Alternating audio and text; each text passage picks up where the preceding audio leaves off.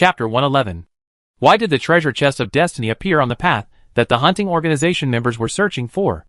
It was naturally because Chen Kuei had chosen the location in advance. The members of the hunting organization looked after each other. If they did not focus all their attention on a certain member, it would be difficult to defeat them one by one. But there were also limitations to doing so. First of all, she only had 3 treasure chests of destiny, and there was considerable uncertainty about what could be opened from the treasure chests of destiny. Chen Kuei did not expect to find a high-level beast inside to give the enemy a fatal blow. As long as there was a moment of disturbance, her plan would succeed. However, it seems that the evil in the prediction actually played a role in an unexpected place. The place where the little surprise was triggered just now was shocked. Chen Kuei even heard a short exclamation from the follow-up, which made Chen Kuei curious about what happened over there. After killing the member of the organization, who was forced to be alone, the other party's figure turned into light particles and gradually dissipated in Chen Kuei's sight. Chen Kuei frowned uncomfortably. This was her first time to truly kill someone. In the faction war, although mermaids have many similarities with humans, Chen Kuei can distinguish them from humans in appearance. In essence, she has always regarded mermaids as NPCs. As a game host, Chen Kuei has played most immersive games on the market. Killing people in the game is as natural as killing monsters. But in the Lonely Island game, according to the information currently available, death is the end. Members of the hunting organization are also players. Chen Kuei cannot look at it with the mentality of killing monsters. Even after spending a long time with the NPCs, Chen Kuei could no longer simply regard them as game consumables. The NPCs in this game are so vivid that the more Chen Kuei spends time with them, the more he feels that they are no different from players. If there is no player panel to distinguish, it may be impossible to tell the difference between players and NPCs. Chen Kuei doesn't understand why the production team of the island game made the NPCs so vivid, and what is the meaning of giving them too many human-like modules. Killing the players made Chen Kuei feel nauseous for a while. In order to make herself feel less uncomfortable, she could only tell herself that these people had the blood of ordinary players on their hands.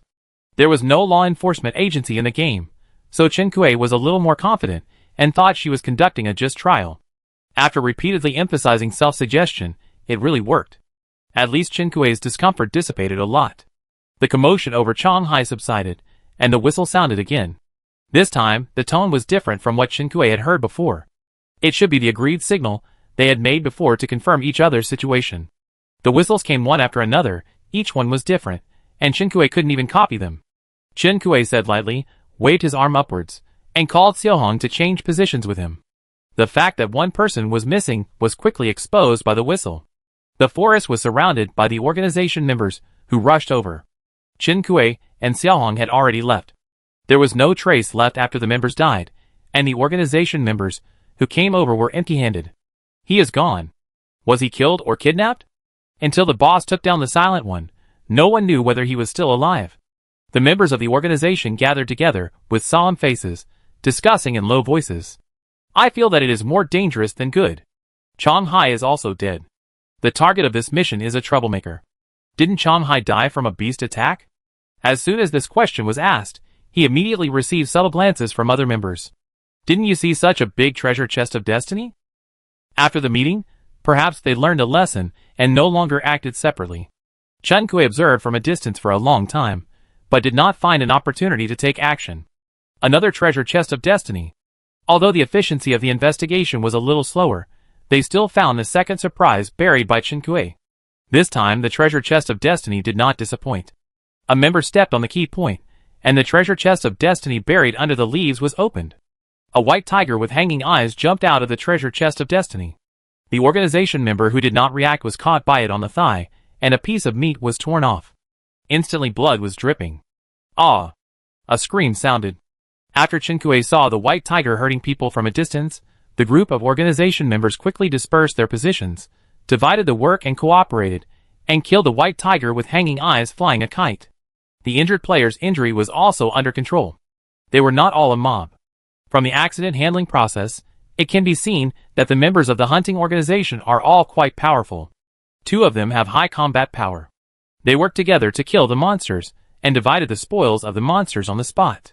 At this time, Chen Kuei heard a whistle from afar, coming from the location of Chen Hua's shelter. They were members of the hunting organization, who had not yet appeared. Judging from the reactions of these people, they were probably of high status, at least above them. When the hunting organization members heard the whistle, they looked at each other, stopped searching, and returned to the shelter. Chen Kui, we've already searched here. Why don't you continue searching? Xiao Hong looked up at the sky. It's almost dawn. Chen Kui looked at the time on the panel, and then realized that Xiao Hong's voice was a little hoarse. Chen Kui realized something was wrong at this time, and she looked at the red mermaid. His condition was very bad. His face was pale, and it was covered with fine and dense sweat. His scales had lost their luster, and even the red color on his body was much duller. Shortly after the rain stopped, the temperature rose again, and the air humidity gradually decreased until it seriously affected the mermaid's activities on land. Xiao Hong didn't say a word the whole time, and Chen Kui didn't even notice it. At this time, I don't know if it was Chen Kui's illusion, the mermaid's movement speed was even a little slow. Now the entire island is controlled by the hunting organization, and they can only continue to fight with the hunting organization on this island. Originally, Chen Kui wanted to defeat them one by one, but unexpectedly, after losing 2 players, the opponent resolutely gave up the search and no longer gave Chen Kui a chance. The high temperature is coming. Chen Hua's shelter has a generator and other heat relief equipment. He can just stay in the shelter and wait for Chen Kui and the others to die. Chen Kui frowned when she saw Xiao Hong, who was already seriously affected before dawn. According to her calculations, there are at least 4 members of the hunting organization in the shelter. If Xiao Hong's situation is left unchecked, she will inevitably die in the high temperature. There is only one adjustment bracelet, and Chen Kui can't not use it herself, so she took it off and gave it to him. Maybe he can only stay in the sea. But Xiao Hong rejected Chen Kui's proposal. Even before Chen Kui finished speaking, he was rejected without hesitation. Most of the time, he was very obedient. But when he was stubborn, he really couldn't be persuaded no matter what. Chen Kui had a headache, and could only think of another way. Fortunately, she didn't say anything else, but there were a lot of messy props. Chen Kui turned his pigskin backpack upside down, and found 2 medium-sized rain charms. These 2 charms were obtained during the camp war. At that time, Chen Kui thought that there was probably no chance to use these props. I didn't expect it to be so useful now. Use medium rainfall talisman +1, item effect countdown, 5 hours 59 minutes and 59 seconds. This item may cause corresponding risks. Please use it with caution. As the system prompt sounded, there was also a roar of thunder. A large number of clouds quickly gathered in the sky, and at the same time, purple lightning could be vaguely seen flashing in the clouds. Drip. Raindrops hit the back of Chen Kui's hand. It worked. The power of the medium rainfall talisman is no greater than that of yesterday's natural rainfall. But when the rain began to fall, Chen Kui still felt relieved. Chen Kui took out his raincoat and put it on again, asking the mermaid next to him, "Do you feel better?" Xiao Hong nodded, her expression a little dull. "In that case, let's go and meet up with Aole and the others now." Chen Kui looked up and looked around. As the sky gradually brightened, the rainfall range of this thunderstorm came into view. The effect of the medium-sized rain charm was limited, and the rainfall range could only cover most of the island. Chen Kui and Xiao Hong braved the rain and returned to the western mountain again. As Chen Hua said, this mountain is easy to defend but difficult to attack, because the terrain is steep and climbing is particularly physically demanding. Chen Kui finally climbed to the place where she had parted with Chen Hua and the others, panting, but she didn't see a single person. "Chen Kui, where are they?"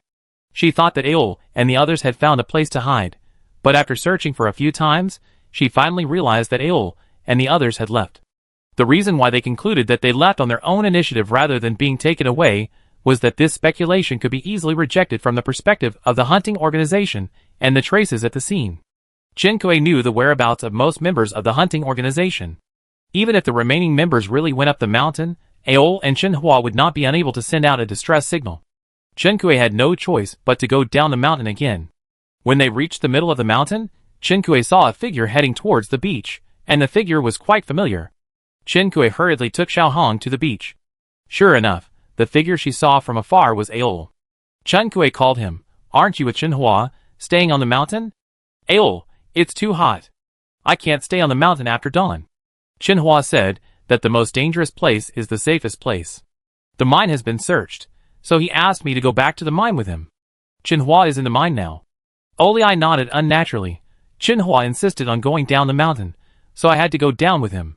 I felt that the mine was not safe, but he didn't listen. I didn't want to stay in the mine with him. Chen Kui asked again, "Where are you going now?" Of course I leave now.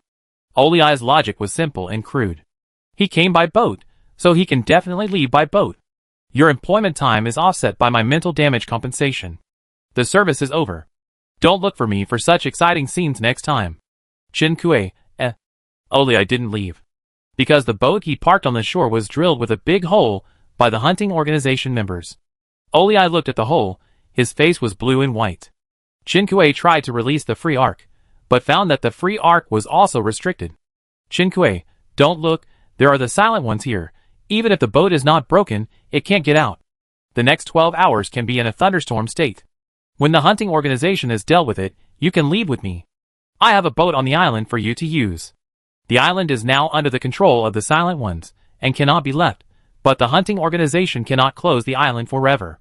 The other party does not know how many of them are on the island, and they can still leave with the Ark of Freedom. But if she ignores Chen Hua will definitely have no way to survive. Oliai took a deep breath, wiped his face, and confessed to Chen Kuei, I separated from Chen Hua in the mine, but on the way here just now, I saw two people heading towards the cave. Chen Kuei, shock. Chen Kuei cursed inwardly, and hurried to the direction of the cave. This rainfall will be of little use later. When the temperature rises, small-scale precipitation will be heated or even evaporated. Aolei was well informed. While following behind Chen Kuei, he told Chen Kuei that even if there was a relief from the rainfall, they didn't have much time left. Chen Hua's idea made sense. The most dangerous place is the safest place.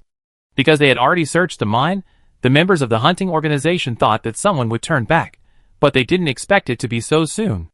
They came to the mine to set up traps and force teleportation arrays in advance. The purpose was to make people who returned to the mine step on the trap as soon as they entered the cave, and then teleported into the cage carefully built by their organization. Unexpectedly, they ran into Chen Hua. As soon as Chen Kuei and his team arrived at the mining area, they heard a sharp whistle. Chen Hua had fallen into the hands of the other party. This place is not far from the shelter.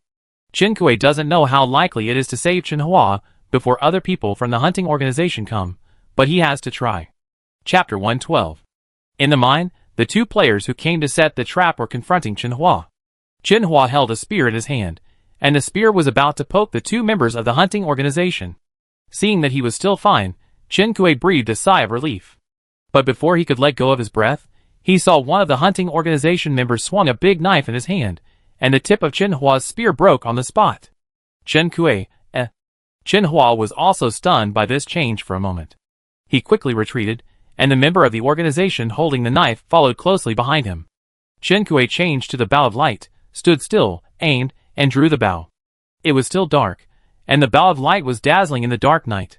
Chen Kuei's eyes were firm and calm, and the bow and arrow reflected gold in her pupils.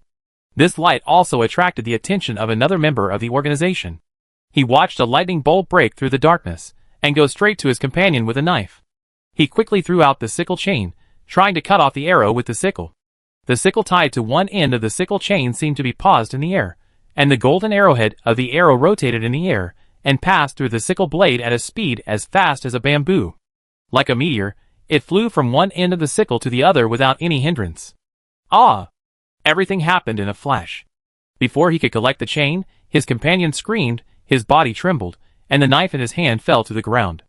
It turned out that the shoulder of his companion's hand holding the knife had been hit by an arrow. His companion reflexively bent over to cover his exploded shoulder, and he also saw Chen Hua behind his companion with a dazed look on his face, and he had not yet reacted to what happened. At this time, his developed reflex nerves came into play. With a flick of his wrist, the sickle at the end of the chain sickle was retracted. He took 2 steps forward at high speed, stretched out his other hand, and pulled Chen Hua, who had not yet reacted, in front of him. The next second, the blade of the sickle that had just flown back to his hand was against Chen Hua's neck. When the sickle was in front of him, he saw a big hole on the blade. The sickle against Chen Hua's neck tightened a little. This sickle was forged by the person with the highest forging bonus in their world before the world merged. He used the chain sickle to cut off the heads of many players, and also used the chain sickle to cut off the opponent's weapons when the opponent was struggling to death, and admired the opponent's desperate eyes. At this time, the blade of the sickle was already in tatters. He used the remaining blade to hold Chen Hua, feeling sorry for the high price and rare materials he spent. What kind of weapon did he use? It's too outrageous. Who are you? Before he went to the island, he didn't know there was such a person on the island. Chen Kui saw that Chen Hua was finally blocked in the middle as a hostage, and he couldn't help frowning. At this time, other members of the hunting organization in the shelter also arrived. Chen Kui still held the bowstring, and Xiao Hong quickly stepped forward to block Chen Kui. The two people came, one tall and one short, with the taller one following half a step behind, and the status of the two people could be seen in a glance. The two stood at the entrance of the mine, and the one in front took off the wide rain hat, revealing a white and tender face with fleshy cheeks. Because of the fleshy feeling, she looked a little immature. This was a face that Shen Kui was not unfamiliar with. Shen Kui slightly widened her eyes. Tao Yuan? That's right, this person who seemed to be of high status was Tao Yuan, who had met Shen Kui once, and was even a good friend of hers. Shen Kui's small mumbling was very obvious in the mine. Tao Yuan heard the sound and stopped pulling the raincoat. She turned her head towards Shen Kui. It's you. She also looked a little surprised, and then called out the name with some playfulness. Sister, why are you here? Chen Kui felt that she should ask the other party this question. Tao Yuan looked around the scene in the mine, her eyes swept around the tattered sickle on Chen Hua's neck, and then fell on the tattered shoulder of another subordinate. The other party shouted in pain, Boss! Tao Yuan nodded in response. After seeing the situation of the two members of the organization clearly, her eyes fell on Shen Kui. To be precise, it fell on the bowstring in Shen Kui's hand. Sister, your bow is really powerful, can you lend it to me? Her expression was so natural that it seemed that the two of them were not enemies, but close friends. It seemed that Shen Kui didn't need to answer the question just now. The next time she opened her mouth, she wanted to borrow a weapon, and her tone was more natural than when she borrowed the excavator. Chen Kui, Chen Kui ignored her last sentence, and the action of drawing the bow in her hand was unambiguous. Are you the leader of the hunting organization? Tao Yuan didn't like the word leader and changed it to describe it. Yes, I am their leader. What a coincidence, I didn't expect you to be on the island too. Tao Yuan's attitude told everyone present that she had a relationship with Chen Kui, and the relationship was very close. The tense atmosphere in the mine cave suddenly relaxed, and Chen Hua's eyes were already quite wrong at this time. Chen Kui caught his eye, but she didn't care now, and didn't want to explain to him anymore. Tao Yuan's attitude made Chen Kui feel uncomfortable. If Tao Yuan confronted Chen Kui with the attitude of a hunting organization leader, Chen Kui might not have felt this way. Why did you lead people to hunt players? Chen Kui frowned and looked at Tao Yuan, with a hint of vigilance in her eyes. Tao Yuan, sister, don't talk like we are bad people. Chen Kui was speechless. So you led people to hunt on the island in the middle of the night for charity? Sister, you visited his island to mine monazite, right? This island will be mine from now on, you can come anytime. Speaking of this, her eyes fell on Leo behind Chen Kui, and a flash of understanding flashed in her eyes. If you don't have time, you could also ask others to help you mine. She just said it. The island owner is still here, and she has already regarded this island as her own. Chen Kui looked back at Chen Hua. Chen Hua's eyes now are no longer angry after discovering that he was fooled, nor are they disappointed with Shen Kui. On the contrary, after Tao Yuan said that, he seemed to have foreseen what he was about to encounter. The light in his eyes faded. Chen Kui, if you are not after the solitary stone, why do you want to kill Chen Hua? Chen Kui did not know Tao Yuan, nor did he know much about the hunting organization behind her. But Chen Kui noticed something on the ground of the mine. It seemed that they were originally members of two organizations who came to set traps, and perhaps they ran into Chen Hua when they were about to set them. Therefore, the traps and array supplies in his hand were thrown aside. There were even explosives among them. Based on his many years of experience in blasting mines in the game, Chen Kui knew that the amount was definitely not for blasting mines. In addition to what Tao Yuan just said, she very calmly invited Chen Kui to mine the ore on this island. Apart from the fact that Tao Yuan herself was a very generous person who was willing to share, there was only one explanation. Obviously, Tao Yuan and the others did not care about this mine. Then their purpose of landing on the island was not for the monazite resources. In a flash, Chen Kui thought a lot. Chen Kui looked uncertainly between Tao Yuan and Chen Hua, and she seemed to have come to a conclusion that subverted the perception of the forum players. Tao Yuan did not respond to Chen Kui's words, and still smiled innocently. Sister, I am doing this for your own good. I don't want to be your enemy. Don't worry about other people. She looked at Chen Kui. I like the bayberry you gave me last time. Chen Kui interrupted her. Do you have a personal grudge against Chen Hua? This is the most plausible explanation she could think of. Chen Kui saw Tao Yuan's eyes flashing. Chen Hua was gasping for breath with the blade against his neck, but after hearing what Chen Kui said, he raised his voice to refute. What personal grudge? I don't even know them. Tao Yuan tilted her head and glanced at Chen Hua. Chen Kui thought she was thinking in the wrong direction. The next second, Tao Yuan put her hands behind her back, completely ignoring the bow and arrow in Chen Kui's hand, and walked straight to Chen Hua. The man who had been following her silently walked between them, and used himself to build a flesh wall for Tao Yuan. Tao Yuan looked at Chen Hua carefully and nodded. You are right. You have never seen me, you don't know us. Chen Hua didn't understand what she meant by saying this. Yes, we have no grudges. Even if you want to find someone to take revenge, you shouldn't find me. Chen Hua's words were sincere, but Tao Yuan was not shaken at all. After appreciating Chen Hua's dying struggle, she finally smiled sweetly and sentenced him to death. You know Wang Jiexiong, right? Chen Hua was originally excited to explain his innocence, Wang Jiexiong. When the name came out, he was stunned for a moment, his lips trembling. He is my student. Tao Yuan clapped her hands and proudly showed Chen Kui. Look, I didn't find the wrong person. As she said that, Tao Yuan waved her hands with lightning speed. Chen Hua's eyes went dark before he even had time to groan. The island has changed its owner. The player's visit itinerary needs to wait for the new owner to confirm. At the same time, a thunder sounded. It was the sound of something being struck in the distance. Chen Kui had no time to consider the source of the sound. The system prompt itself had knocked Chen Kui unconscious. Chen Hua's figure turned into a light spot and disappeared on the spot. Tao Yuan actually killed Chen Hua directly. The action was neat and straightforward, completely beyond Chen Kui's expectation. Chen Kui frowned and understood the relationship between Tao Yuan and Chen Hua in this series of changes. Chen Hua's student had an old grudge with Tao Yuan, so Tao Yuan killed Chen Hua. Chen Kui, if you have a grudge against Wang Jiexiong, go find him. Chen Hua has no grudge against you. Tao Yuan looked surprised. How do you know I went to find him? Where is Wang Jiexiong? Of course he died too. This psychopath is also using the collective responsibility system.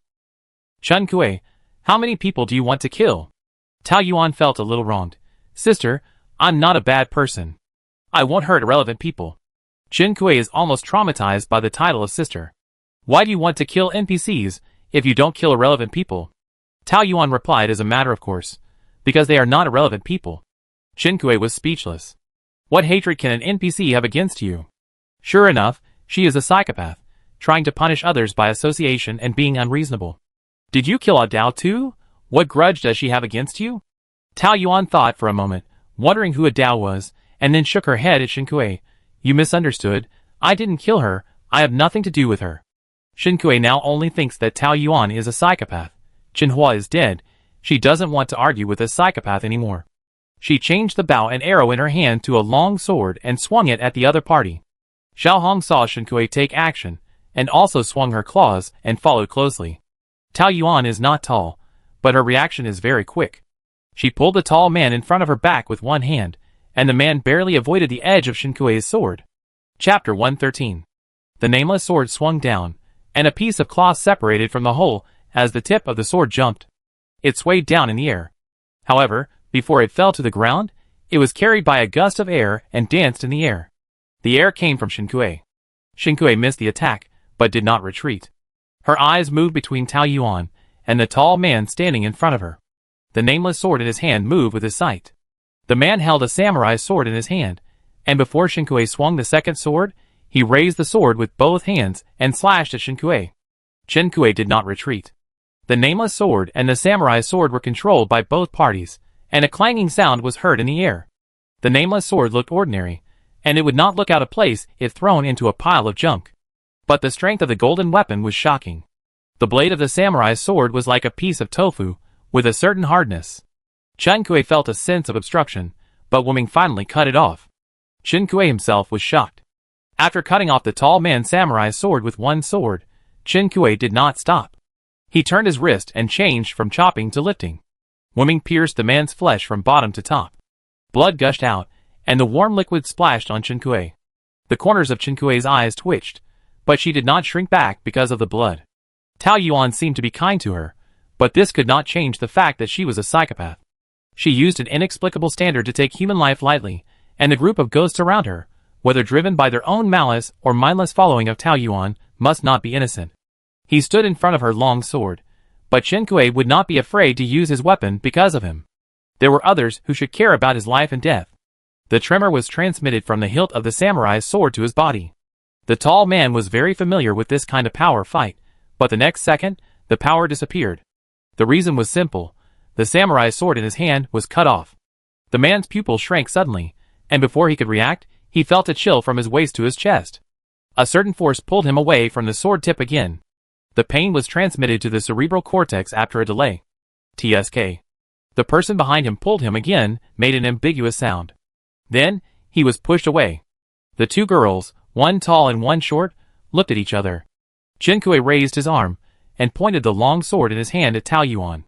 Tao Yuan, however, was empty-handed, with both palms spread out. "Sister, I have no ill will towards you." Chen Kui's answer was to hold the sword and move forward again.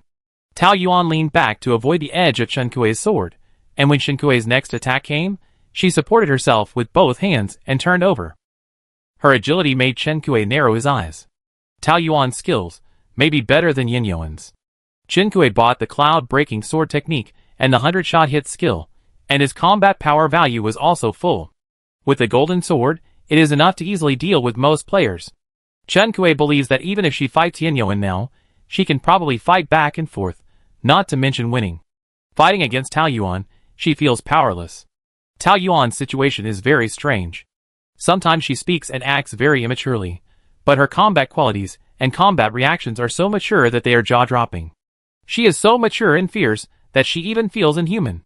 So much so that Chen Kui feels that she is not fighting a normal human being, but fighting a war machine. The Red Mermaid was a beat slower. After evaluating Tao Yuan's strength, she frowned and did not rush into the battlefield. Instead, she waved her claws to attack other members of the organization who tried to join the battlefield to attack Chen Kui. Aol was unwilling to participate in the battle, but some members of the organization could not bear to see him doing nothing. Aol could only helplessly cooperate with Xiao Hong's actions. Even if these players had a certain combat power, they were still as fragile as paper when facing the Red Mermaid. Chen Kui saw a hint of red from the corner of his eye. Xiao Hong and Aol had already seriously injured the remaining members of the organization, or turned them into light particles. He cooperated with Chen Kui's attack and stretched out his claws towards Tao Yuan.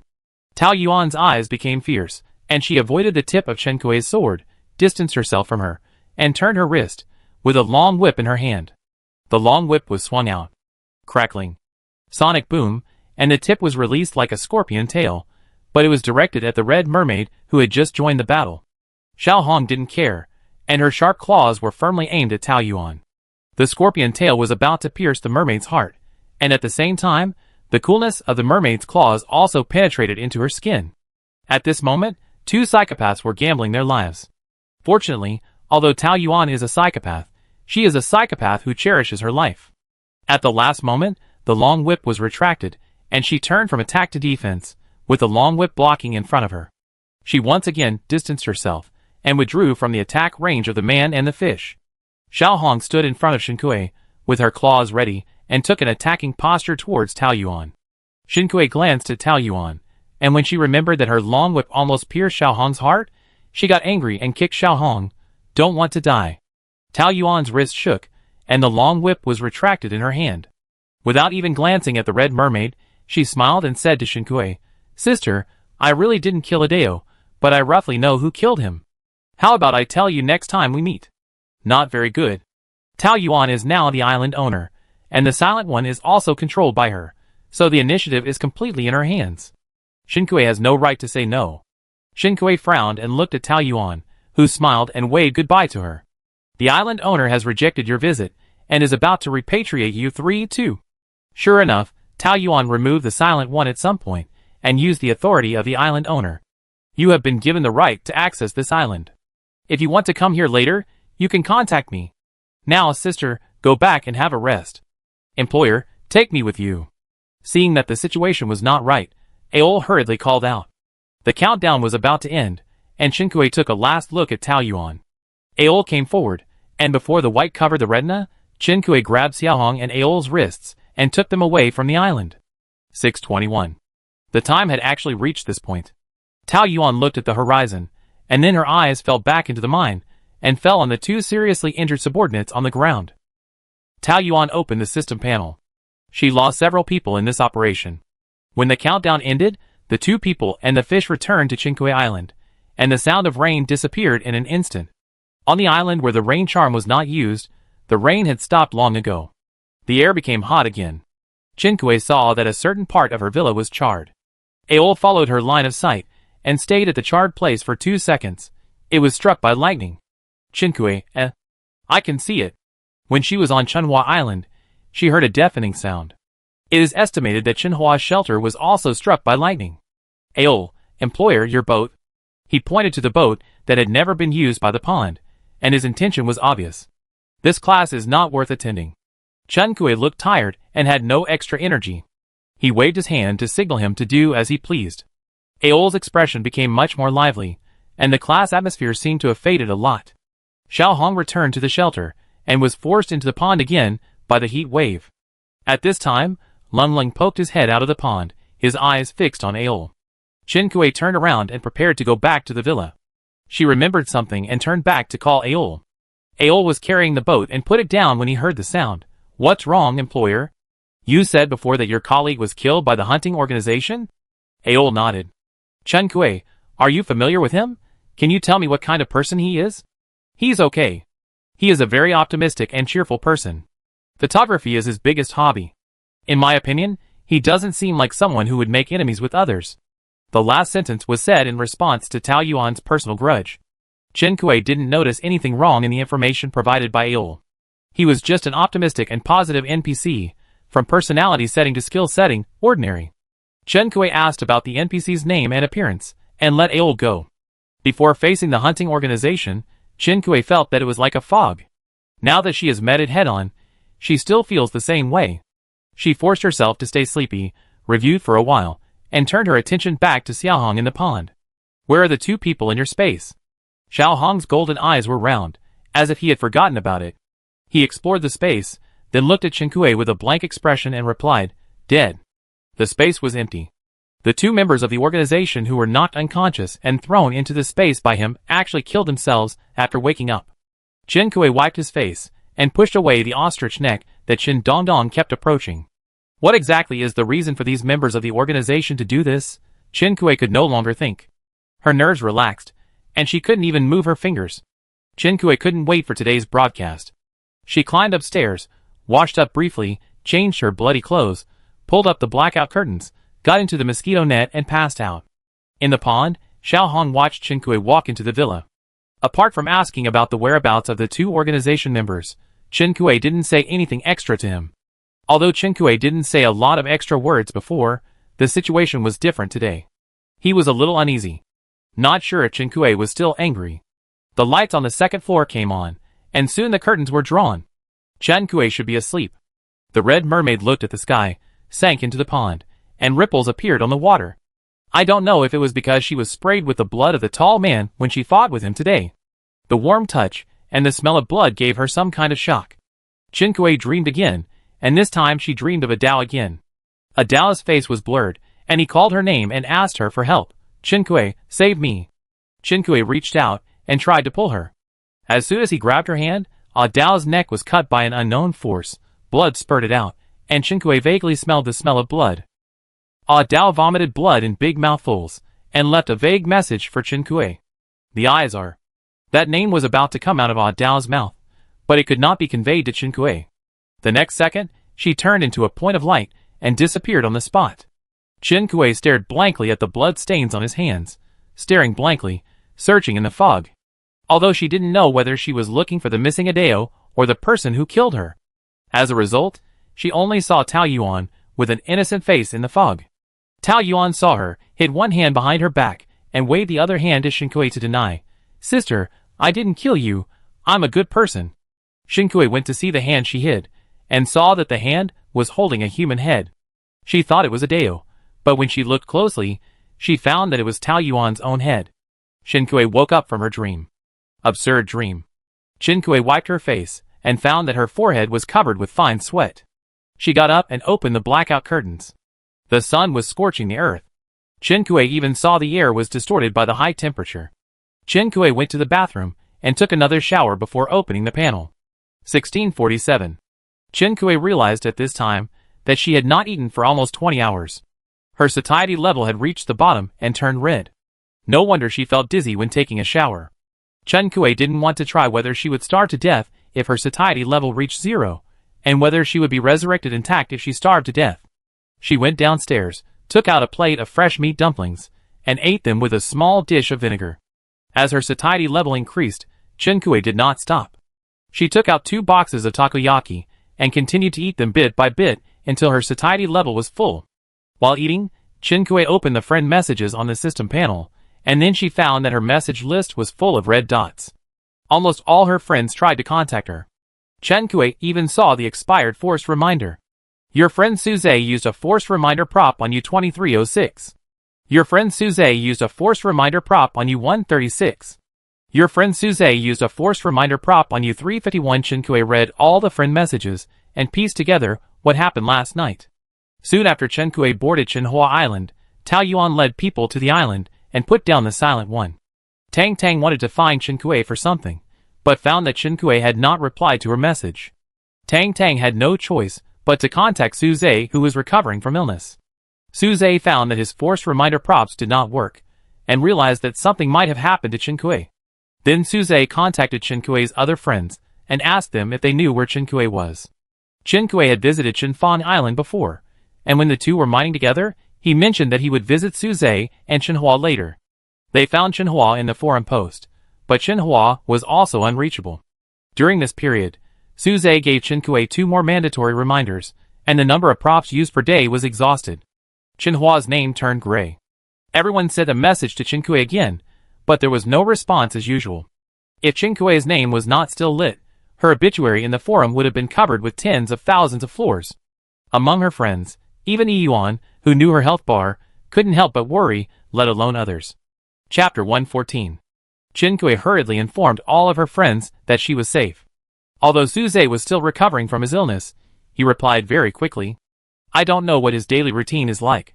Suze, I'm glad you're fine. Chenhua's profile picture and name turned gray. I thought you were in trouble too. What happened to him on the island last night? Before Chen Kuei could tell others about the hunting organization, when Suze asked, she told Suze everything that happened on Chenhua's island.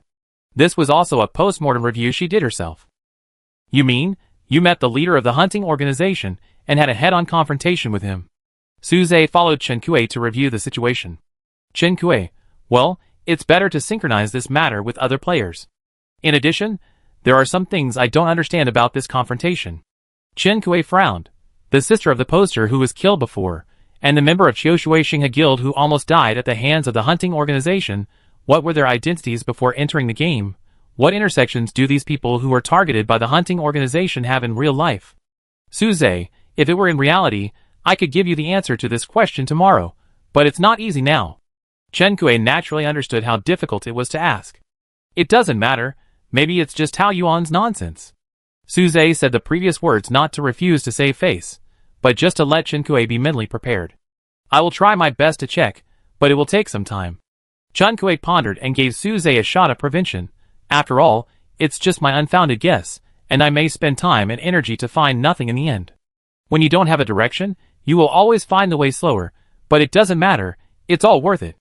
Chen Kuei had to say that Suze was really comfortable to get along with. Okay, then I trouble you. By the way, what's the information on today's broadcast?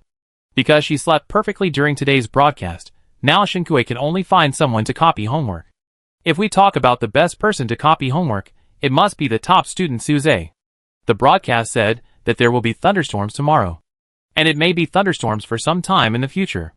Suze finished talking to Chen Kuei about his class notes in a concise manner, which also included extra lessons from the top student. Many players' shelters were struck by lightning and caught fire. The fences of some shelters were deformed in thunderstorms, and could not resist night attack beasts. It is best to install lightning rods in the shelters. The guild has ordered a batch of lightning rods, and put them in the warehouse.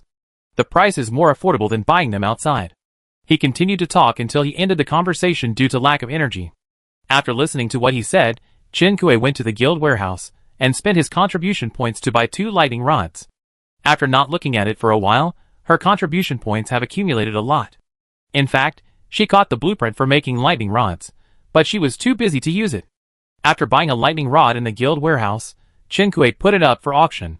Of course, she can make money by making lightning rods, but she has more to do, so her eyes are not limited to this lightning rod. After communicating with Suze, Chinkue edited the post on the forum. She thought about it, and hid the information related to Hideo's death in the post. It's not that I believe what Tao Yuan said, she has nothing to do with Hideo's death. But Chinkue feels that there is a thicker fog behind the hunting organization. That fog is poisonous, hiding under the calm appearance. After Chinkue posted the message, she didn't look at her friend's messages again. After reporting that she was safe, she still had a lot of things to do. The sun was scorching outside, and Chinkue rubbed the adjustment bracelet on her hand with her fingers. She held an umbrella and went to the beach. Chin Dongong nagged Chinkue, wanting to go out with her, but Chinkue stuffed its ostrich head and neck back into the villa and closed the door. It's too hot. Chinkue felt that the sun was like a baking lamp in a baking oven that continuously emits heat. She was the only one who dared to go out in the sun. But she didn't dare to stay outdoors for too long. Bronze treasure box +1. Silver treasure box +1. Silver treasure box +1. After fishing 3 treasure chests, Chinkue took back the fishing rod and quickly returned to the shelter. After returning to the shelter, she began to open the boxes. Before last night, she had 3 destiny treasure chests in her backpack. But she used them all to make traps. Although only 2 were used in the end. 2, right? Chinkue thought uncertainly. If nothing unexpected happens, there is still 1 fate treasure chest left to be placed on Shenhua Island. Oh, now I should talk about Tao Yuan's island. I don't know if there are beasts or some living supplies inside. But it doesn't matter anymore. Because she will never go to that island again. Burn ointment +1, bottled vitamin C +1. Small fan +1, air humidifier +1, ice cream model +1. Fruit jelly making recipe +1. Spicy strip making recipe +1. What I caught today is mediocre, but better than nothing. After opening the box, Chinkue roughly understood her luck for today. After thinking about it, she still used divination. Ping sure enough. Next time, don't waste divination on such meaningless things. After opening the box, Chinkue put the things she drew away in order. The upgrade materials on the workbench were taken down and hung up on the trading center. She glanced at the system panel and confirmed that she was no longer a conspicuous 1. After a few days of settling down, there are already 5 more players who have reached level 5. Chinkue cheated and became the first for a while, but these 5 people are different from her. They are definitely powerful players. Selling upgraded materials at this time would not be so eye-catching. Chinkue sorted out the materials on hand and extracted rare earths with the monazite he mined. Most people were sleeping at this time. Chinkue opened Tang Tang's chat page and started forging according to the order given by Tang Tang while thinking about all the problems he encountered after entering the game. When it got dark, Chinkue was making ice cream. Although the treasure chest gave jelly blueprints and spicy strips blueprints today, Chinkue didn't want to eat spicy strips or jelly on such a hot day. The villa was filled with the aroma of milk, and all the milk and chocolate in her refrigerator were used to make ice cream. Because Chinkue had little time for forging now, Tang Tang had already compressed the orders she received to the limit. It didn't take her long to finish the orders arranged by Tang Tang. It was still early, and Chinkue didn't know if Tang Tang was still sleeping. Therefore, after forging, Chinkue began to study recipes and desserts. Since Chinkue invited Wang Ma to cook for her, she hadn't touched the villa stove for a long time. Now that she had time, Chinkue unlocked the remaining few pork recipes. Pork recipe unlocked successfully. Cooking skill plus 300, advanced cooking 52. 5000. Chinkue's cooking skill has finally been upgraded. Chinkue clicked on the system panel to check the advanced cooking bonus. Advanced cooking. There is a 15% chance of getting physical bonus results when cooking. In fact, Chinkue is not the first player to upgrade to advanced cooking. There are many people who have upgraded to advanced cooking on the forum. Even Bai he upgraded much earlier than Chinkue. People's energy is limited. The first player who upgraded to advanced cooking has obtained the gold title, and is selling food publicly. Chinkue also knows how much the skill bonus is after upgrading, but he can't help but click to take a look after upgrading. After unlocking the pork recipe, Chinkue started to make ice cream. As the sun sets, the temperature drops sharply. Chinkue finally went out to deal with the trivial matters of the shelter. As soon as he left the villa, Chinkue heard the sound of water. Chinyi took Chin-error to play with water by the pond. No, not playing with water. The veins on Chinkue's forehead throbbed, and he gritted his teeth and shouted at the big bear that was about to dive into the pond. Chen-Yi! Chen-Yi shook his whole body and fell into the pond, splashing water. Before Chen-Kui could fish him out, Chen-Yi had already swam a circle and climbed ashore. He did not disappoint his innate swimming talent at all. Chen-Yi shook off his thick hair and shook off all the water droplets. Occasionally, some water droplets were thrown onto Chen-Kui. Chen-Era squatted on the ground obediently to be scolded. There were several fish flapping their gills on the ground. They were thrown to the ground at random, covered with dust and mud. There were also several fish that were bitten and scattered all over the ground. Chen-Kui slapped Chen-Yi's head, not hard. You have made progress, Chen-Yi, and you can go into the pond to fish for fun. The pet home allows it to understand human language, but if it is not taught, humans will still be weird. Chen-Yi was scared by the dark energy behind Chen-Kui. Seeing it lower its head, Chen-Kui softened her heart again. She squatted beside Chen-Yi and reasoned with it. It's okay to want to eat fish, but don't waste it. Catch as many as you can eat. Chen-Kui pointed at the ground and said, Look at what you have ruined. The red mermaid heard the sound and swam out of the Haichao house. She watched Chen-Kui finish explaining the truth to Chen-Yi and the others, sighed, and patted the two bears' heads again. Okay, go play. Chen-Yi and Chen-Era carefully collected the fish that they had thrown around in the courtyard, threw the still alive ones into the pond, and ate the ones that had been bitten. Chen-Kui turned his head, looked at the pond, and met Xiaohong's eyes. Xiaohong pursed her lips, swam to the shore, and stretched her hand out of the pond, with a bag of medium size in her hand. The bag was made of cotton, but it was very dry. Chen-Kui raised an eyebrow, took the bag and opened it. Inside was a densely packed collection of peeled pine nuts. What? Why was she given pine nuts for no apparent reason? Xiaohong, are there any more that need peeling? Chen-Kui remembered that she had given Xiaohong some pine nuts to peel before, but then she was busy attacking the mermaid realm and forgot about the part of pine nuts she had given away. She didn't expect that after so long, there would be another story. Chen-Kui put the bag of cleanly peeled pine nuts into her backpack, thought for a moment, and gave him her own dry green-skinned walnuts. I have nothing to do anyway.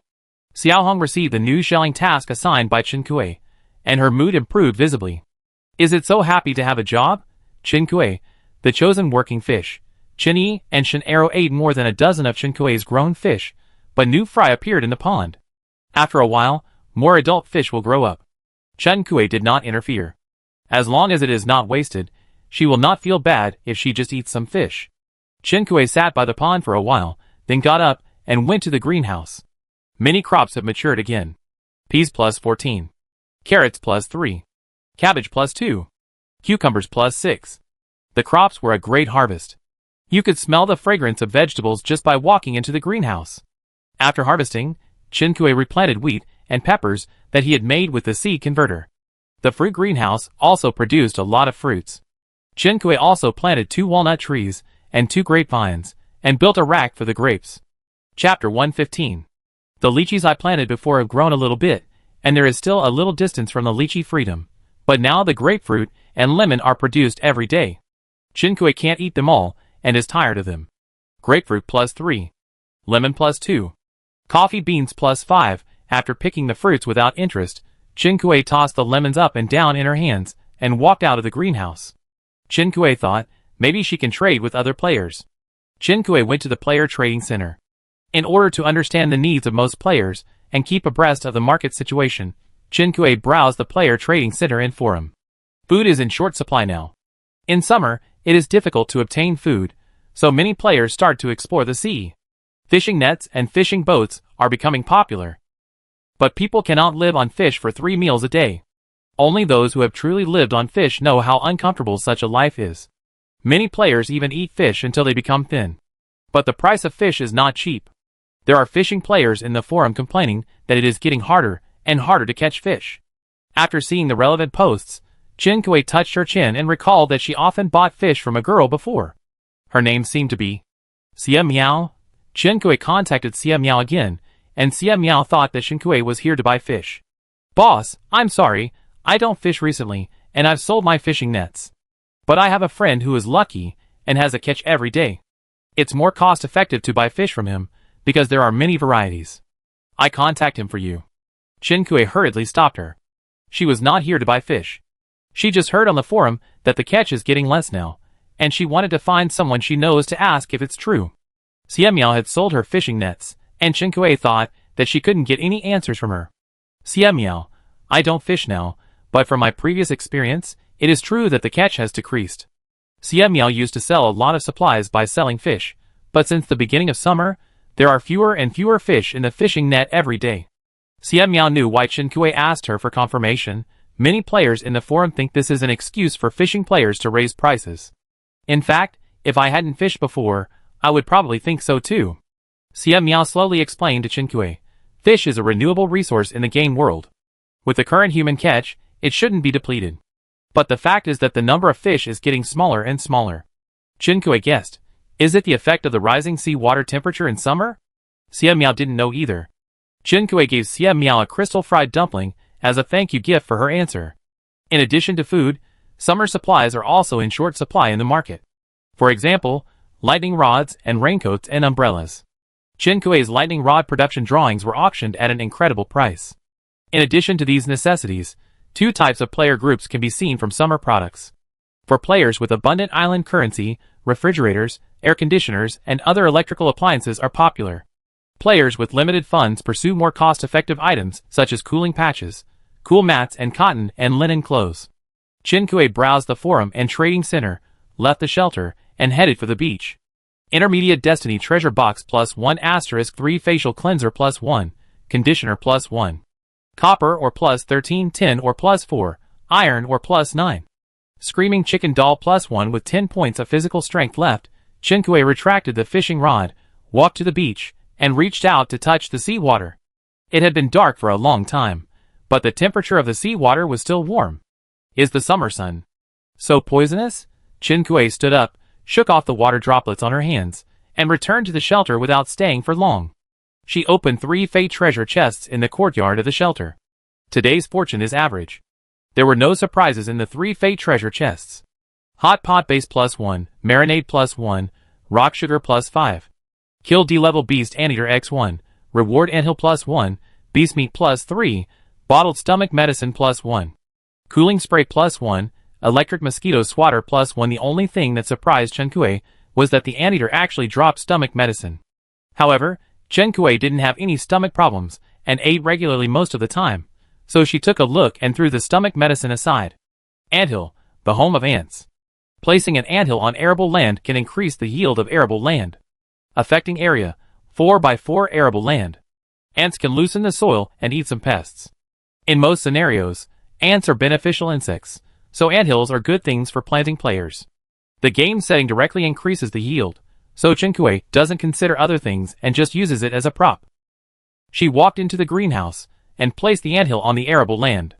Several ants emerged from the small earth slope and began to crawl up and down to work. After handling the unpacked materials, Chen Kuei washed her hands and disinfected them and began to milk the cows and sheep. The sow that Chen Kuei deliberately left behind seemed to be about to give birth. It should be in the next 2 days that Chen Kuei will have a litter of piglets. After milking, Chen Kuei went to the poultry house to pick up eggs.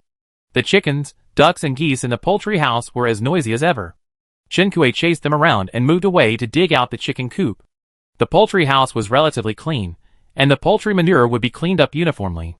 Chen Kuei could choose to destroy or keep it. Chen Kuei needed animal manure to make arable land, so she generally chose to keep it. After cleaning the chicken coop, Chen Kuei put the eggs and cow and sheep milk in the refrigerator. It would rain again tomorrow, and there would be a lot of time for foraging. After dealing with the trivial matters, Chen Kuei left the shelter with a long sword. This time, the 2 bears and Shen Dongnong would go with her. Chen Kuei thought that she hadn't taken them out for a long time, so she acquiesced. Xiaohong also wanted to go out with him, but Chen Kuei asked, "Have you finished peeling the walnuts?" She was like Cinderella's wicked stepmother, assigning him heavy work and refusing to take him out to the ball. Xiaohong, The answer was no. Xiaohong was speechless, and in the end, she could only watch her slowly leave her sight with a piece of tail. Shen Dongnong was curious about everything, and occasionally ran out of Shen Dongnong's sight, and was chased back by Chen Yi. Soon, Chen Kuei brought them to the swamp. This was the first time that Chen Kuei came here after the summer came. The swamp had dried up, and the octopus inside had disappeared. Chen Kuei didn't know if it had also been killed by the sun. Chen Dongnong staggered around on the dried purple-black soil. Chen Kuei waved his arm and called them together. Let's go and see the wild boars. The wild boars were still alive. During the time when Shinkui didn't come to sweep them, they quietly upgraded themselves. Shinkui looked at the wild boar leader, who was as big as half a hill, and twitched his mouth. When Shinyi said she wanted to fight it, Shinkui stood by with a long sword. She sent a message to Oriai, and Oriai finally added her as a friend before he left with her fishing boat. Shinkui, you mine in this wild boar den every day? In front of the wild boars, why dig? Oriai, we live in peace. Don't hire me today, I'm making a fishing boat, which will be ready in 2 days. Shinkui hadn't hired an NPC today, so after hearing what Oriai said, she operated the hiring panel and hired the lumberjack Lambert. Hiring successful, NPC is on the way to the island, please wait patiently.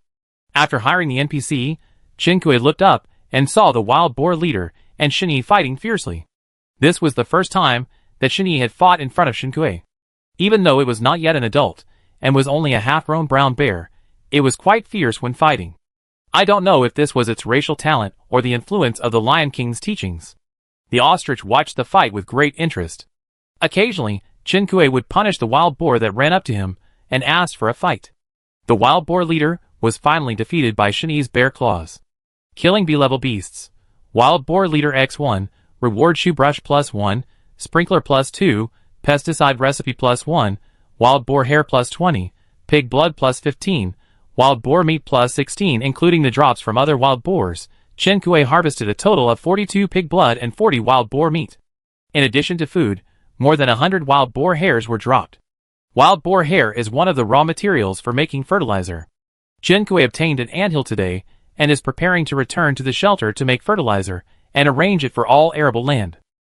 After watching the fight, Shin Dongdong walked forward and combed Shinyi's hair with his beak. Quite attentive and considerate. After brushing the wild boar resurrection point, Shinkui led 2 bears and a bird to another hill. The roar of the bear could be heard from afar. Shinkui glanced at Shinyi and found that it was eager to try and quite excited. Shinkui also let it go this time, and just stood on the sidelines to watch. The 2 brown bears that Shinkui killed before were both B-level, and this one seemed to be stronger. Shinyi, a half-grown brown bear, was not afraid of the attack of the adult brown bear. But the size and strength are different. Even if Shinyi was fearless, he gradually lost the upper hand. The little bear watching the battle saw Shinyi being caught again, blood seeping out of his fur, and he cried anxiously. Shinkui helped and killed the adult brown bear with 1 sword.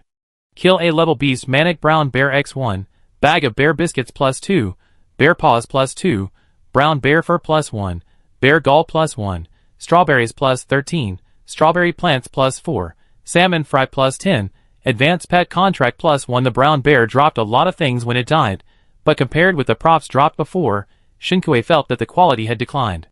However, this does not mean that these materials and props are useless to Shinkui. On the contrary, the strawberry plant that dropped today is what Shinkui needs to unlock the leisure area. So far, Shinkui only needs a loquat tree and 2 blueberry plants to collect garden materials. Shinkui touched Shinyi's depressed bare head. It is already very powerful. At present, it seems that its strength is between B and A. When it grows up, it will be A-level. Shinkui does not expect it to protect him, but with its strength, it will definitely have no problem protecting itself. Shinyi was injured, so Shinkui didn't take them for a stroll. He left the brown bear's den and went to see the wild beehive first. Thanks to the wild bee's protective behavior and the structure of the hive, the honey was not greatly affected even after a whole day of thunderstorms. But Shinkui noticed that the size of the hive was not much different from the last time he cut it. The number of wild bees was even visibly reduced by at least half. The high temperature stopped them from collecting honey and reproducing. Some wild bees died due to heat stress. Shinkui did not climb the tree to get honey, but took them over the hill to see her beehives. During this time, the 2 bears smelled the honey and almost used their racial talents to climb the tree to grab the honey, but Shinkui quickly stopped them. She pulled Shinyi's ear. Just be quiet. Shinkui's 9 beehives were placed in the sea of flowers, but now the sea of flowers is all withered and yellow. Shinkui simply put them all in his backpack and took them back to the shelter together. The beehives were placed next to the pond, and Shinkui specially built a canopy for them to protect them from rain and sun. Because it was not made using system drawings, it felt clumsy, but it added a bit of interest. There was water and a sunshade in the shelter, and Shinkui felt that it would definitely be more comfortable for bees than outdoors. After settling the bees, Chen Kui put his newly acquired salmon fry into the pond. Salmon is a migratory fish, and Chen Kui felt that it should be no problem to raise them in freshwater until they reach adulthood. After doing all this, Chen Kui spent more than 10 contribution points to rent the guild stairs, climbed up to the roof of the villa, and installed a lightning rod for himself. After climbing up and down and operating well, Chen Kui was exhausted and sweating. At this time, the beast night attack began every day. Tang Tang sent Chen Kui some new forging orders, and Suze also gave Chen Kui half of the produced oil. Chen Kui washed his hands, opened the package of bear biscuits, and started to make electrical appliances and forge while eating cube biscuits. 2 workbenches were making refrigerators and generators respectively. Chen Kui bought materials from several channels in the intervals between forging various purple weapons, preparing to build a submarine. Chen Kui has the talent of a mermaid, so she doesn't need a submarine. She didn't build it for herself. In fact, she decided to make this submarine today when she was browsing the forum and saw a player asking for a high price. Some top players have mermaid pearls and don't need submarines. The player who asked for the submarine was so generous that Chen Kui was amazed. Generally speaking, someone with this ability should not be unable to afford a mermaid pearl. Chen Kui was a little curious, so she decided to spend some time to make a submarine for him. Chapter 116. Everything that can be solved with money is a small matter. Not to mention the work that costs a lot of money with the left hand and earns more money with the right hand. If this island game has an exam on how to collect production materials in various trading channels, Chen Kui thinks she must be a top student. Some materials cannot be found directly, and it is necessary to find its lower-level materials to complete extraction or processing. Chen Kui's time is allocated to such links. When Chen Kui gathered all the materials and made the submarine, it was already past 2 in the morning. Chen Kui had been staying in the shelter, except for the time when Lumberjack, her hired man, came to the island to eat a working lunch. She was so focused that even Chinny and Dongdong had to stay away from the villa when they were playing, for fear of disturbing her. Lumberjack brought some special products to Chen Kui, as he said, when they parted last time. They were all food. Chen Kui took a look and found a bag of dried mushrooms, with a rich variety of mushrooms, and a bag of dried bracken and bamboo shoots. Chen Kui could use the mushrooms to make soup later, and the dried bracken and bamboo shoots could also be used to stir-fry meat or make cold dishes. In the current situation where most players are short of food, the gift from Lumberjack can be said to be precious. After the submarine was made, Chen Kui was too lazy to try it out first, so he studied it briefly and sent it to the buyer. The buyer said 350,000 island coins. That's right, a mermaid pearl costs 100,000 island coins each, and the submarine can only accommodate 2 people when it is launched. But this buyer spent 350,000 island coins to buy a submarine. The buyer is not a well-known person, and there are only help posts and resource exchange posts posted by himself on the forum. Chen Kui guessed that this player might be a purchaser in a large guild. So, Chen Kui went to take a look at his guild. Ping Guild. It was not the previous 0003 world. Chen Kui did not care about the guild information, so he did not know the strength of this guild. After the submarine was handed over, both parties were quite satisfied with the transaction, but the purchaser was very tight-lipped, so Chen Kui did not get any useful information. After the submarine was finished, Chen Kui clicked on the forum and posted a post for submarine orders. The oil sent by Suze was also useful. She put the oil on the workbench and began to refine the materials. There are many petroleum derivatives. Chen Kui first picked the materials needed for the diving suit production drawings and refined them. Some of the insufficient materials were supplemented with island currency. Chen Kui carefully recorded every expense in her notebook, which made it easier for her to calculate the production cost of the diving suit and price the diving suit. In addition to forging and making electrical appliances tonight, Chen Kui also had an important thing to do. Her coal ore was running out. In addition to the use of electrical appliances in the villa, the street lights on her island also needed electricity. After Chen Kui settled the machines in the shelter, he asked Xiao Hong, who was still peeling walnuts in the pond, to eat first. Their goal today was to go to the sea mine to mine coal ore. This was a very physically demanding job, so Chen Kui prepared a lot of high-calorie food for himself and Xiao Hong. When he went out, he dealt with a beast that came to attack at night, harvesting 7 beast meats and a dragon fruit. There was a small boat on the beach, which was Lumberjack's boat. After Lumberjack had his work lunch, he went to chop trees. In order to prevent him from being hungry when he was not in the shelter, Chen Kui also gave him the next meal. Chen Kui looked at Lumberjack's ship on the seashore, and thought of the ship that Oriai had been pierced on Taoyuan Island. She sighed. Taoyuan and the others' appearances were no different from NPC players. This also reminded Chen Kui. Enemy invasions may be silent, and even on one's own island, one must be careful of enemy invasions. Chen Kui took 2 lights with her to go out, which was to facilitate her and Xiao Hong's mine operations. The mine was pitch black during the day, not to mention at night. After so long, the seawater temperature finally returned to normal. Chen Kui noticed that the number of fish in the sea did not seem to change much. 1 man and 1 fish did not pick up clams or corals today, but went straight to the mine. The sea snake in the mine was refreshed, and Xiao Hong cleaned up the mining area first. Chen Kui was waiting outside while cutting kelp. Kelp +2. Kelp +1. When Chen Kui stuffed the 7th kelp into his backpack, Xiao Hong signaled that Chen Kui could enter the mine and start mining. Chen Kui didn't miss the kelp, and went into the mine with Xiao Hong to dig coal ore. Coal ore +2, aquamarine +1. Coal ore +5. Coal ore +3. If the oil production was higher, Chen Kui might use oil to replace coal or for power generation, but now oil is relatively scarce, so she still uses it to make other things.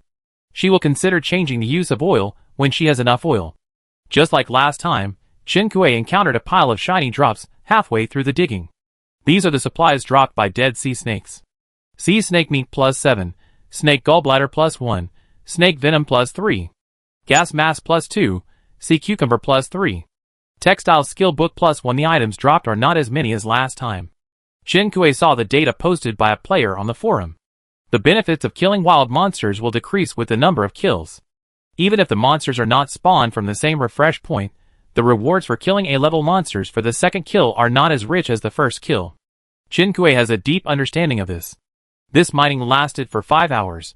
Because of the master level pickaxe, the efficiency of this times 1 man 1 fish operation was greatly improved. The harvest was obviously a little more than last time, and it was enough for Chen Kui's island to use for a long time.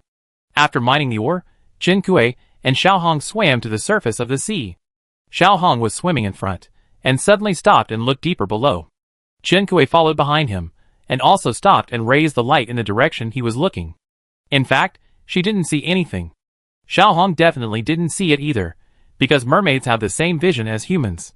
Chen Kui was still holding the lantern and looking around, but Xiao Hong had already quickly pulled Chen Kui's wrist and swam towards the island. Chen Kui saw the nearby fish fleeing in panic along the way, as if he also sensed some danger. Xiao Hong was very fast, and Chen Kui was pulled by him, so the time to get out of the water on the return trip was reduced by half. 7:52. It was already dawn, and it was raining again. Chen Kui wiped the rain off his face, took out an umbrella from his backpack and opened it. "Why are you in such a hurry to pull me out?" After Xiao Hong got ashore, she still stared at the sea surface. Hearing this, she explained to Chen Kui, "The sea water is not right." Chen Kui cast his rod, and caught 3 treasure chests in the rain. Silver treasure chest +1. Silver treasure chest +1. Silver treasure chest +1. Today's luck is good, all 3 are silver treasure chests. Chen Kui didn't delay for long, put all 3 treasure chests into his backpack, and quickly dragged Xiao Hong back to the shelter. The rain was not heavy, but it must have been falling for a while. Chen Kui took off his bracelet to feel it, and felt that the heat had dropped a lot. If there was no thunder and lightning, rainy weather would be more comfortable for players. Chen Kui hadn't looked at the current number of surviving players for a long time, but when copying Suzai's notes yesterday, Suzai mentioned that nearly 110,000 players died of malaria. Most of those with severe cases died. In addition to malaria, the recent deaths of players probably also included those who died of lightning and murder. Back in the shelter, Chen Kui didn't open the box. His body was soaked by the rain. He would take a shower soon, and he was not in a hurry to find a towel to dry himself. "What do you mean by the seawater is not right?" Chen Kui asked Xiao Hong. "Maybe an underwater volcano erupted." Chen Kui hesitated, but there are no signs. "Are you sure?" Xiao Hong shook her head. "If the volcano erupted in the deep sea, it is normal that there is no sign on the sea surface." Thinking of what has happened recently, Chen Kui felt that it was possible. She returned to the second floor of the villa and took a hot bath first. Thinking of the volcano on Suzai Island, Chen Kui sent him a message. "Chen Kui, is there any movement on the volcano on your island recently?" "No, it's quiet for now." "Chen Kui, the recent decrease in fish catch in the sea, do you think it could be related to the eruption of an underwater volcano?" Suzai was a little surprised. He exited the chat channel and searched for the word volcano. Suze, no players have reported it. Have you discovered anything? Not really a discovery. Xiao Hong felt that the seawater was not right today. He guessed. Xiao Hong is a mermaid. As a marine creature, her perception of seawater is definitely more sensitive than humans. Suze, it feels a bit dangerous. You said that I was planning to organize a few players with mermaid pearls to go to the sea to explore. Now it seems that we have to make a long-term plan. Chen Kui, shock. She knew why the players of the Ping Guild spent a lot of money to buy a submarine instead of buying more mermaid pearls. This guild must have sent players with mermaid pearls to check it out, and decided to switch to a submarine because of what happened. Chen Kui told Suze her thoughts. Suze replied after a while, so whether it's a volcano or something else, it's not a problem in a single sea area. Can you build another submarine? I buy it from you in the name of the guild. Of course, no problem. Chen Kui still had some materials left after building the last submarine, and he also figured out how to extract and synthesize some materials, so Chen Kui readily accepted the order. After taking a shower and changing clothes and going downstairs, Chen Kui collected the oil derivatives on the workbench and started to make the second submarine. She had posted a post accepting orders on the forum before, but she hadn't received a single order so far, and all the replies were for watching the fun and checking in. Her second order was actually from an acquaintance. The second submarine hadn't been built yet, but the broadcast had already started. Good morning, listeners. Welcome to GD Channel, which brings you the latest gossip and weather forecast every day. I'm Agu. The rain has arrived as expected. In addition to high temperatures, summer is also characterized by heavy rains. All listeners should have deeply experienced that we are entering a rainy period. I would like to make another suggestion to everyone. Reduce travel during thunderstorms and stay in shelters as much as possible. At the same time, lightning protection measures in shelters must also be in place. I believe everyone has noticed today's hot topic. Yes, it is the hunting organization. According to insiders, the real identity of the leader of the hunting organization is actually a girl named Tao Yuan. The hunting organization does not attack indiscriminately. Their target group has old grudges with them. Many listeners left messages asking us to investigate whether this is true. GD Channel is currently investigating. I will tell you the results. In addition, Agu, I checked and found that Tao Yuan was a lucky listener of our radio station. This makes me feel that the world is quite small. The insider and the disclosed object have had intersections with GD Channel. If the news is confirmed to be true, I guess GD Channel will also arrange an interview with Tao Yuan. Are you interested? You can leave us a message, and we will decide whether to do this interview based on the message. Chapter 117. Before this, GD Channel had left a good impression on Chen Kui. After all, most of the time, they spoke for humans and helped them focus on the various problems they encountered in reporting. This was the first time that Chen Kui realized that GD Channel was set up as a media. Like real media, profit-seeking is their nature. However, it must be said that if GD Channel interviewed Tao Yuan, Chen Kui would be the one who would spend $500 island to buy it. Agu, please leave a message after the survey results come out. Now let's talk about the weather. It will be a thunderstorm tomorrow. Everyone must pay attention to safety. After the broadcast, Chen Kui opened the forum and found that the post he posted yesterday had been pushed up. As the broadcast mentioned it, the popularity continued to rise. Chen Kui breathed a sigh of relief. The hunting organization was demonized before, and now that their mysterious veil has been torn off, human cooperation can probably leap to a new level. Chen Kui rubbed his eyebrows, endured the sleepiness, and made the second submarine and sent it to Suze. Suze quickly transferred back 350,000 island coins.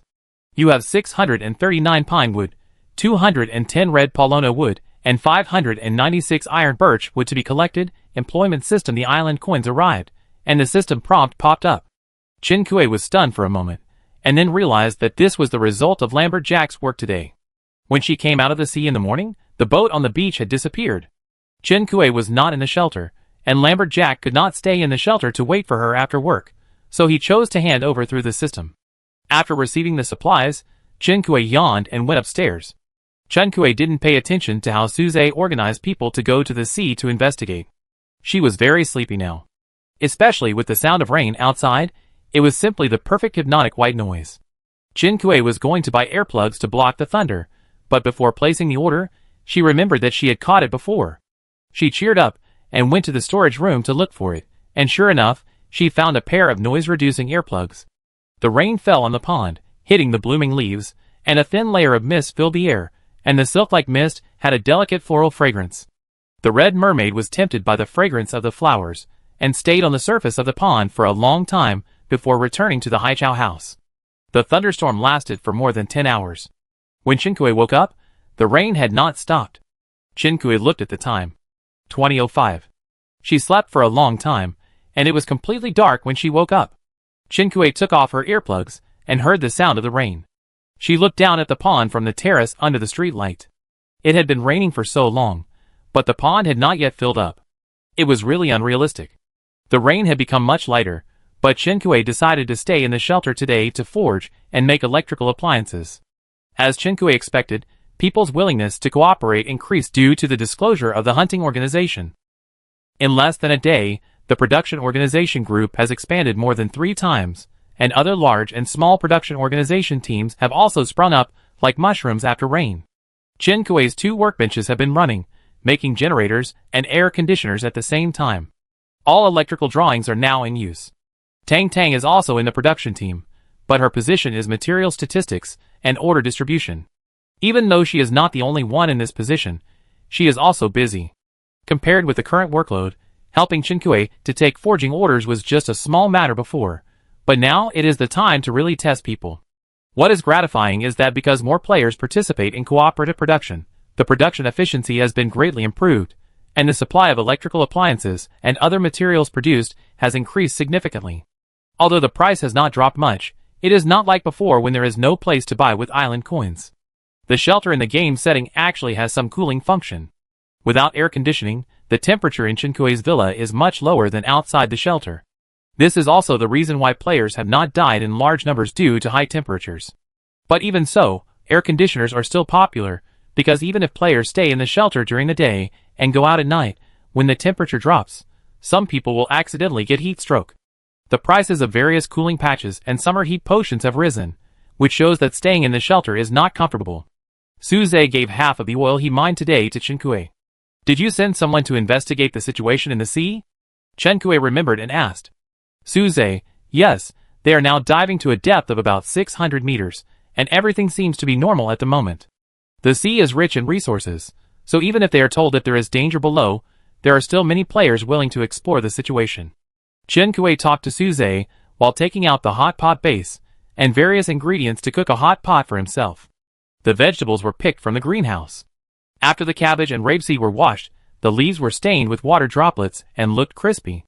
Potato slices and tomatoes rolled in the red soup. Wang Ma came for the second time and helped Qinkui process soybeans into several kinds of soy products. Qinkui found tofu and bean skin and threw them into the soup pot. Beef balls and various meat slices were placed on a plate beside them. The fragrance in the villa attracted Chen Yi and the others. Qinkui fed them some food and asked Xiaohong to get a piece of lotus root from the pond, wash it, peel it, slice it, and throw it into the pot. The mermaids accepted the hot pot well. Qinkui prepared a lot of ingredients, and 2 people definitely couldn't finish them. Qinkui didn't want to have hot pot for the next meal, so he shared some with a few friends. Those who had cooking skills were asked to cook by themselves, and those who didn't have cooking skills were helped by Qinkui to scald it and send it over. The meat slices taken out today are high-quality ingredients. Qinkui received the System Stamina +1 prompt while eating for the first time in a long time. After eating a hot pot, Qinkhui's stamina increased by 13 points. After eating, she burped, touched her belly with satisfaction, put on her raincoat and went out. The 3 treasure chests tonight have not been caught yet. Qinkui declined the team application of the ostrich and the 2 bears, and went to the beach alone to cast the rod. Intermediate Destiny Treasure Chest +1 * 3 Men's Windbreaker +1, Shirt +1. Banana +2. Tissue paper +1. Yellow fever vaccine +1. Bag purple rice +1. With only 3 points of stamina left, Qinkui put away the rod and returned to the shelter. The purple rice caught this time was a small bag, and the specification was written on the bag, 750 grams. But for other players, it was a very rich harvest. 6 treasure chests were placed in a row in the courtyard of the shelter. Qinkui washed his hands and began to open the boxes. Pain relief cream +1, bone breaking pills +1, wanhua oil +1. Bagged corn starch +1, bagged cassava flour +1. Employment card can be specified +1. Nylon cloth +1. Anti-ultraviolet cloth +1. Kill D-level beast goshawk +1. Reward eagle feather +3. Bird egg +1. Duck meat +1. Kill B-level beast black panther +1. Reward venison +5. Antelope meat +3. Special skill, eat as much as you can. Eat as much as you can. Special skill, there is a probability of obtaining additional corresponding prey organs when hunting animals. Food is precious, don't waste it. Chen Kui had no reaction to this skill, because she was not a fanatic about internal organs, nor was she the type who could not accept internal organs. Delicious is king, Chen Kui said. She sorted and put away the items she got from the unboxing.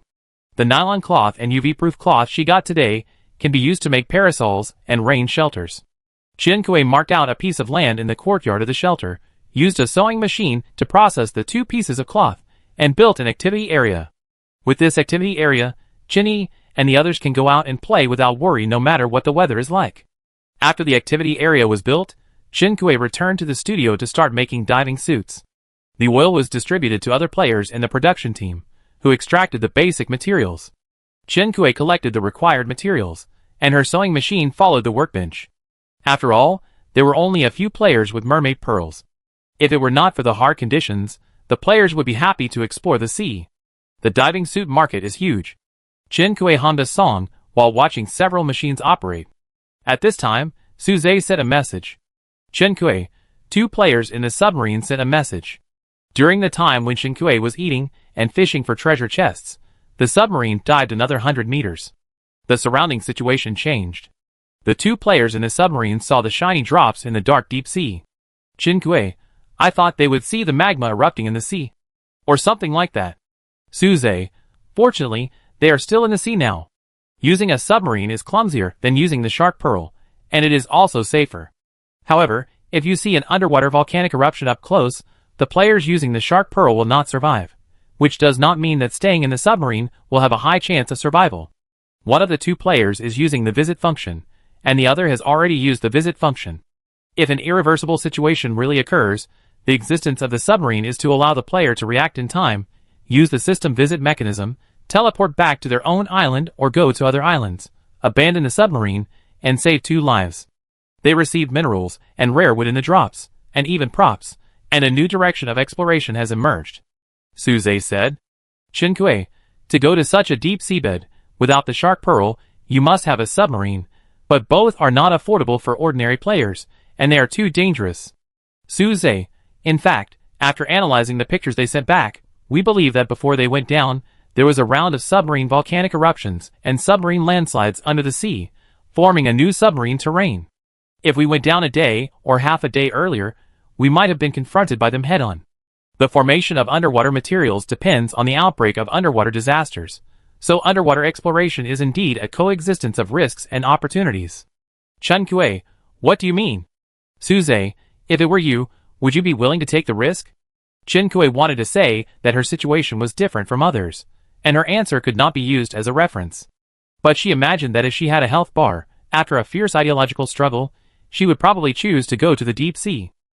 As Suze said, a new direction of exploration has emerged. Risks and opportunities are clearly placed in front of the players, and it is another screening. Chen Kui also put the air conditioner production drawings into the production team, and according to the rules set by the production team, he obtained island coins by providing drawings. Air conditioning is still scarce, but Chen Kui doesn't want to spend any more time on it, because her workbench will be used to make submarines next. She has made submarines twice before, and during the production process, she took notes on the basic materials needed for submarines. Chen Kui gave the notes to Tang Tang to facilitate Tang Tang's arrangements. Just after communicating with Tang Tang, the player who had traded with Chen Kui before, the purchasing staff of the Ping and Guild contacted Chen Kui again. Chapter 118. Chen Kui rejected his cooperation proposal. Because before this, she had reached a cooperation with Suze. Compared with a player who had only traded once, Chen Kui preferred to deal with familiar people. That night, Chen Kui's workbench was busy making submarines and generators, and the sewing machine did not stop making diving suits. Chen Kui herself was processing forging orders at the forging table. She seemed to have returned to the time when she entered the game not long ago. Yuan contacted Chen Kui and said that his Yin Yang scalpel materials were gathered and hoped that Chen Kuei would help forge it. This was the first time that Chen Kuei accepted a golden weapon forging order. The previous 2 forgings were for himself, so he had no clear idea about the labor cost. Now Chen Kuei's purple weapon forging labor cost is about 2,600. If the price is calculated by time, the forging of golden weapons can be set at about 35,000 island coins. In the end, Yuan's forging labor cost for this order was set at 30,000. Some of the forging materials were provided by Chen Kuei, but Chen Kuei was still a little surprised. You gathered the forging materials much faster than I expected. Yuan readily paid the labor fee and the island currency exchanged for Chen Kuei's part of the materials. Don't underestimate the money-making power of doctors in the game. His consultation fee is no less than Chen Kuei's forging fee. Yuan's yin-yang scalpel is 1 black and 1 white, with the same handle and slightly different blade shapes. Chen Kuei didn't try it out first this time. Asking someone who usually uses a long sword to use a small scalpel, she felt like she was Zhang Fei being forced to use an embroidery needle. The results of a night's work made Chen Kuei lose a lot of blood. Chen Kuei liked being able to forge and earn money peacefully in the shelter. So much so that even after dawn, the sound of rain outside the window did not affect her mood. Chen Kuei ate a bowl of fish porridge for breakfast. The mermaid did not seem to like the fish porridge, so Chen Kuei gave him another portion of grilled lamb chops. After breakfast, Chen Kuei started to deal with daily chores. Beans +8. Eggplant +3. Taro +4. Coffee beans +5. Lemon +2.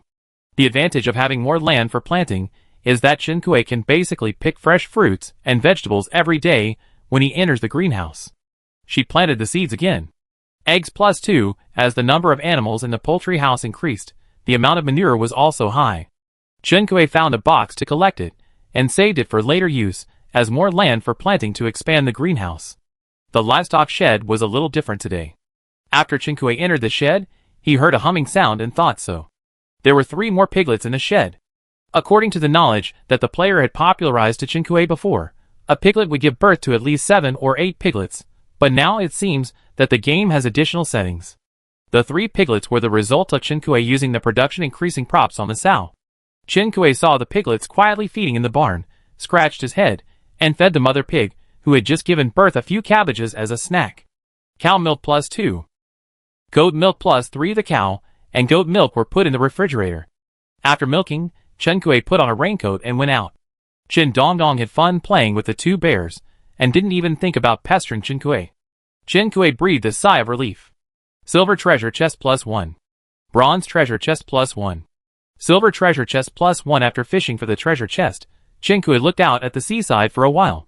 Just like before, it was impossible to tell what was happening under the sea from the surface. Maybe she can go down and take a look later, but not now. Chen Kuei returned to the shelter. There are still very few submarines circulating on the market, but posts about underwater supplies have quietly appeared on the forum, and have been highly recommended. Chen Kuei originally thought that this was Su Zhe's work, but after checking several posters, Chen Kuei knew that she was wrong. There are several players from the Ping and Guild among the posters. It seems that the Ping and Guild has found a partner. Yes, with more than 200 million players, she must be more than the only one who has submarine blueprints. She checked the time. 8:19. Chen Kuei opened the box first. Dried seaweed +2, abalone +5, yellow croaker +4. Soy sauce liquor +1, craft beer +3, cooking wine +2. Flag gun +1, flint +1, signal mirror +1. One of the 3 treasure chests is for food, 1 is for drinks, and the last treasure chest contains useless things that look useful. If she was really trapped in the wild in reality, using a signal gun or a signal mirror would allow rescuers to find her, and using a flint would increase her chances of survival. But the current situation is that these things can only be thrown into the storage room and put together with a pile of miscellaneous items.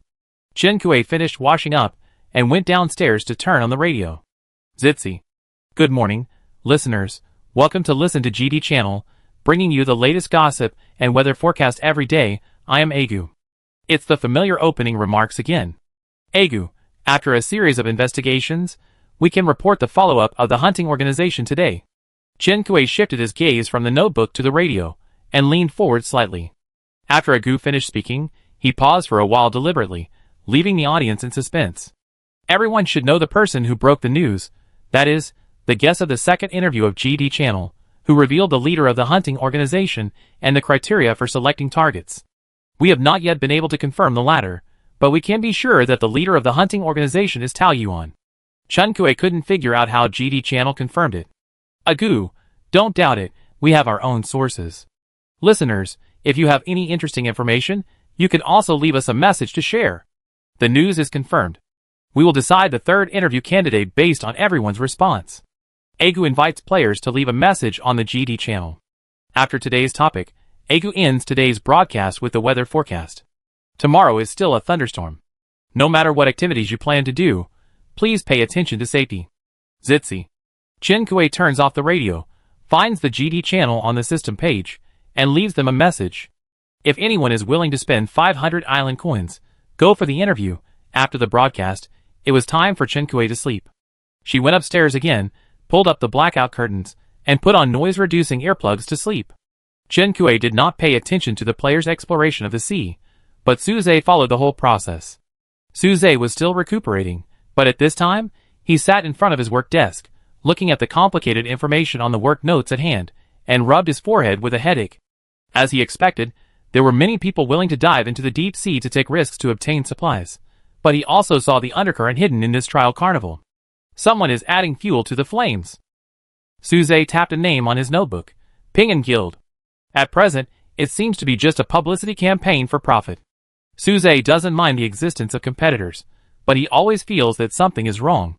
He looked at the various underwater supplies, and the highly recommended posts in the forum and frowned. Too fanatical. It was already past 5 in the afternoon when Chen Kuei woke up. It was not dark yet. Chen Kuei washed up and went downstairs to eat a bowl of wontons first. The workbench stopped working, and the materials she put on it were used up while she was sleeping. Chen Kuei sent the finished generator and submarine to Tang Tang, and Tang Tang sent a bunch of materials again, as well as Chen Kuei's production reward and share of the electrical drawings. Chen Kuei, is the submarine easy to sell? 350,000 island coins per unit. There shouldn't be many people buying it, right? Tang Tang replied. It's okay, currently various guilds are buying it, although there are people who offer lower prices, but because the market supply and demand relationship is seriously mismatched, it is still a seller's market, which is beneficial to us. Chen Kuei was not surprised that the buyers were all guilds, because at this price, only guilds could afford it, except for the top players. Chen Kuei went to the forum to look up the charges of other submarines, and indeed found several ways to lower the price. Chen Kuei compared their prices with the calculated cost on his notebook, and found that they were not making any money at all. There were even a few who could not even get back the material costs. Are these people doing charity? Not only do they have to pay for the materials, but they also have to sacrifice their own time. Chen Kuei doesn't care whether others are willing to make money or not, she just needs to take care of her own business. Chen Kuei also handed the diving suit to Tang Tang, and put a batch of materials on the sewing machine. Many players are concerned about the deep sea, and it should be popular to go to the shallow sea, which is relatively less dangerous. There are also many undiscovered resources in the shallow sea. For example, Chen Kuei's coal mine is a resource located in the shallow sea. After processing the production results, Chen Kuei began to collect materials, preparing to build the 4th greenhouse materials and make more arable land. Meanwhile, she found all the rice she had, washed it, and put it in the rice cooker. She didn't plan to go out in the rain tonight, so she could unlock the fried rice recipe in the shelter. When Chen Kuei collected the materials and put them on the workbench, it was getting dark, and Shin Yi and the others woke up. In the newly built activity area, Chen Kuei added 2 spoons of honey to the bowls of the 2 little bears. It is much more difficult to get honey in summer than in spring, and Chen Kuei hasn't given them snacks for many days. Shin Dongdong was not very interested in honey, and Chen Kuei did not favor one over the other, and gave it a fresh cabbage. When Chen Kuei selected the location and started to build the 4th greenhouse, it was completely dark. Greenhouse, under construction, please do not approach. 2 hours Shin Dongdong pecked down the construction sign. Chen Kuei gave it a slap on the head.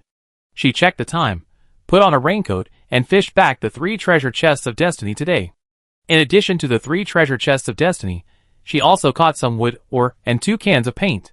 She returned to the shelter and put away the things she caught.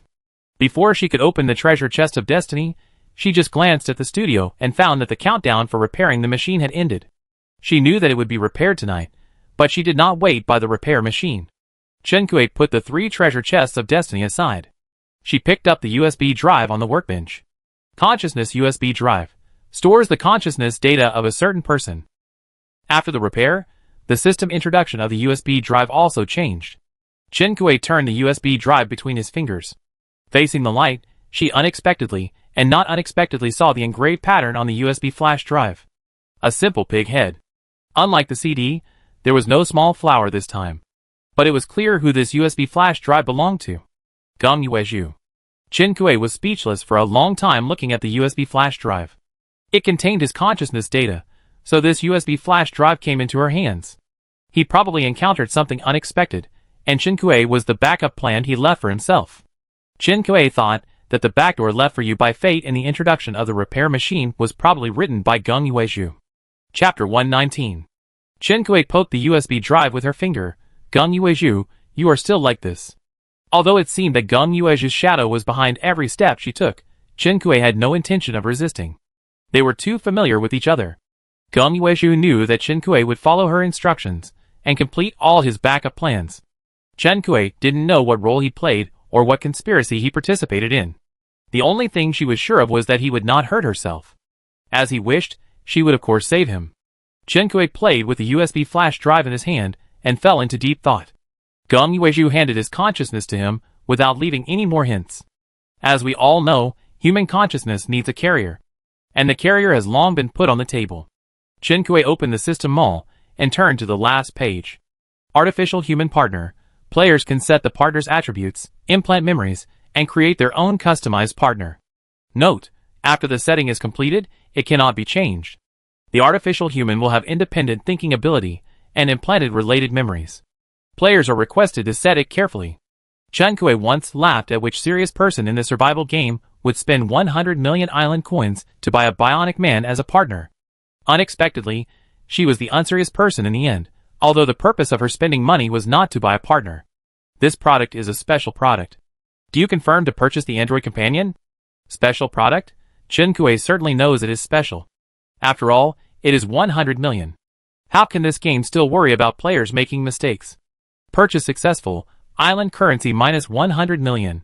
Balance 30,260,540. Chen Kuei watched as his island currency balance was cut by one digit. Before he could feel sad, he saw the system mall artificial companion under the column. Sold, 1. A few words. Chen Kuei, Other products don't show sales. Do you need to stimulate sales for a product worth 100 million? Successful purchase of artificial companion. Consumption of island currency 100 million. Congratulations to the player for becoming a level 9 VIP in the mall. VIP upgrade reward. Level 7 VIP, visit cooling acceleration card plus 1.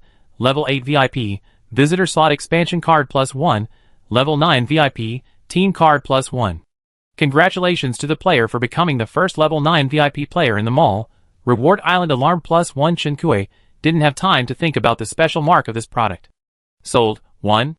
The influence behind was diverted by the continuous system prompts. Chen Kuei himself became a level 9 VIP, but did not receive the first 7 and first 8 reward prompts, so he knew that there were players who had become level 7 and 8 VIPs in the mall, but he didn't know who was so low-key. Chen Kuei looked at the system panel again, and there were now 21 players who had upgraded to level 5. Probably 1 or 2 of these 21 players. Since he had looked at the number of people who had upgraded, Chen Kuei also looked at the number of people who survived. Just over 200 million, less than 220 million. In the short time since the fusion of the world, more than 10 million people have died. Perhaps some of them died of diseases, wild animals, thunderstorms, or players. However, this period of time was a rare time for players to develop peacefully. The string of numbers representing the number of survivors decreased in an irreversible manner. Chen Kuei thought he would get used to it. But deliberately not paying attention is a kind of self-deception. Chen Kuei closed the system panel. Visit cooling acceleration card. The number of times it can be used, 3/3.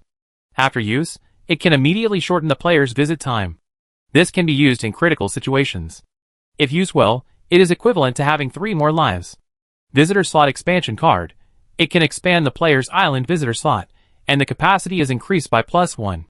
Now you can ask someone to play mahjong with you, and you will never be short of one person. Great.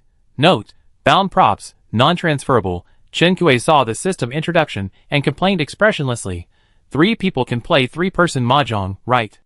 No, that's not the point. Who would use the visiting function to call people to play mahjong in a survival game? No, that's not the point either. Chen Kui saw the note in the brackets and looked serious.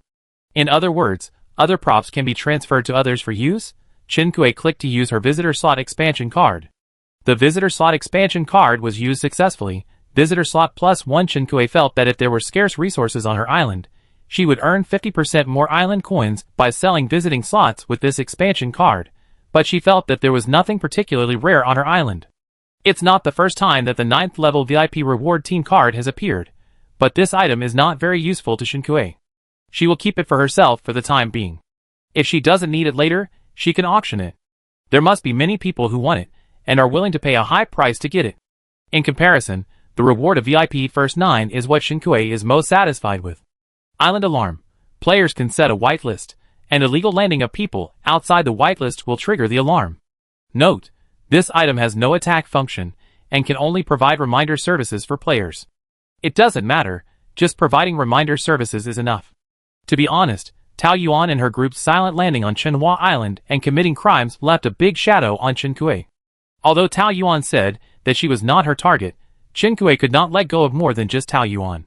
Now with this island alarm, even if it does not automatically attack people who land on the island, at least it gives Chen Kui time to react. The island alarm is a prop, and the entity looks like a palm-sized black cylinder. Chen Kui clicks to use the alarm, and the cylindrical object disappears. There was an extra line of text on Chen Kui's panel. Island alarm in use. Current trigger count 0. Chen Kui closed the system panel again. She began to check the Android partner she had purchased for 100 million island coins. After the player selected the gender, the Android partner had an initial appearance, with sword-like eyebrows and star-like eyes, broad shoulders, thin waist and long legs, which was a type that was very popular with rich women. This product even had an initial personality that was very considerate, for those rich women who were too lazy to spend energy and time to customize it. The initial personality is a caring and warm man. As long as the buyer confirms to use the initial personality, it can be officially put into use. Of course, the biggest selling point of this product is that buyers can customize the appearance and personality according to their own preferences. During the period when the product came out and was not banned by the federal government, a large number of cases involving celebrity data infringement were reported in court every day. Later, when the federal ban came down, a large number of artificial people were destroyed, and artificial people became the finale of many black market auctions. The trend changed instead, and many celebrities were proud to sell their own data.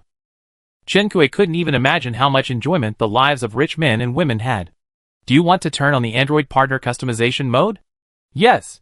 Please select manual modulation or template import mode. Template import. Chen Kui connected the USB flash drive with a simple pig head pattern in his hand to the Android data import interface. Data template detected. Do you want to start importing? Note, this operation cannot be undone. Chen Kui paused and finally clicked to confirm.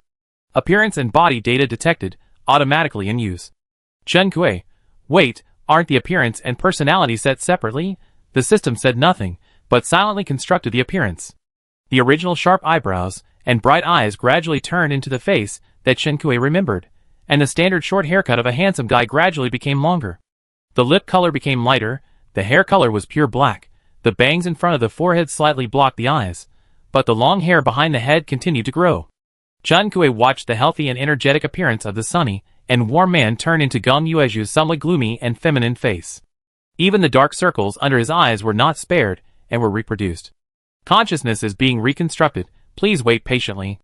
Estimated reconstruction completion time: 29 hours 39 minutes and 21 seconds. Compared to appearance, human consciousness and brain are actually larger and more sophisticated data. It took more than a day, which was beyond Chen Kui's expectation. Chen Kui put the Android version of Gong Yuezhu aside. Artificial human technology was perfected after humans entered the post-era, and the federal ban was also issued after the emergence of artificial humans. Artificial human technology and human consciousness datization appeared in the same period. Chen Kui also waited until the artificial human became like Gong Yuezhu before he remembered that in the history of artificial humans, experts raised objections before the production of artificial humans, worried that someone would combine the two technologies of consciousness data and artificial humans, use artificial humans to transform appearance and even genetic functions, escape legal sanctions. and endanger social order. Later, the rectification plan given by the technology company was that human data access could not modify the appearance and genes, and the appearance and genes of artificial people were constructed by data analysis. The technology company said, if criminals want to evade sanctions, it is more useful to have a full facelift than to buy artificial people. Although there are various objections, the Federation still approved the production approval of the technology company. As for why they quickly changed their minds and issued a strict ban, recalled artificial people and destroyed them, Chen Kuei was not very clear, but only heard that it involved ethical issues.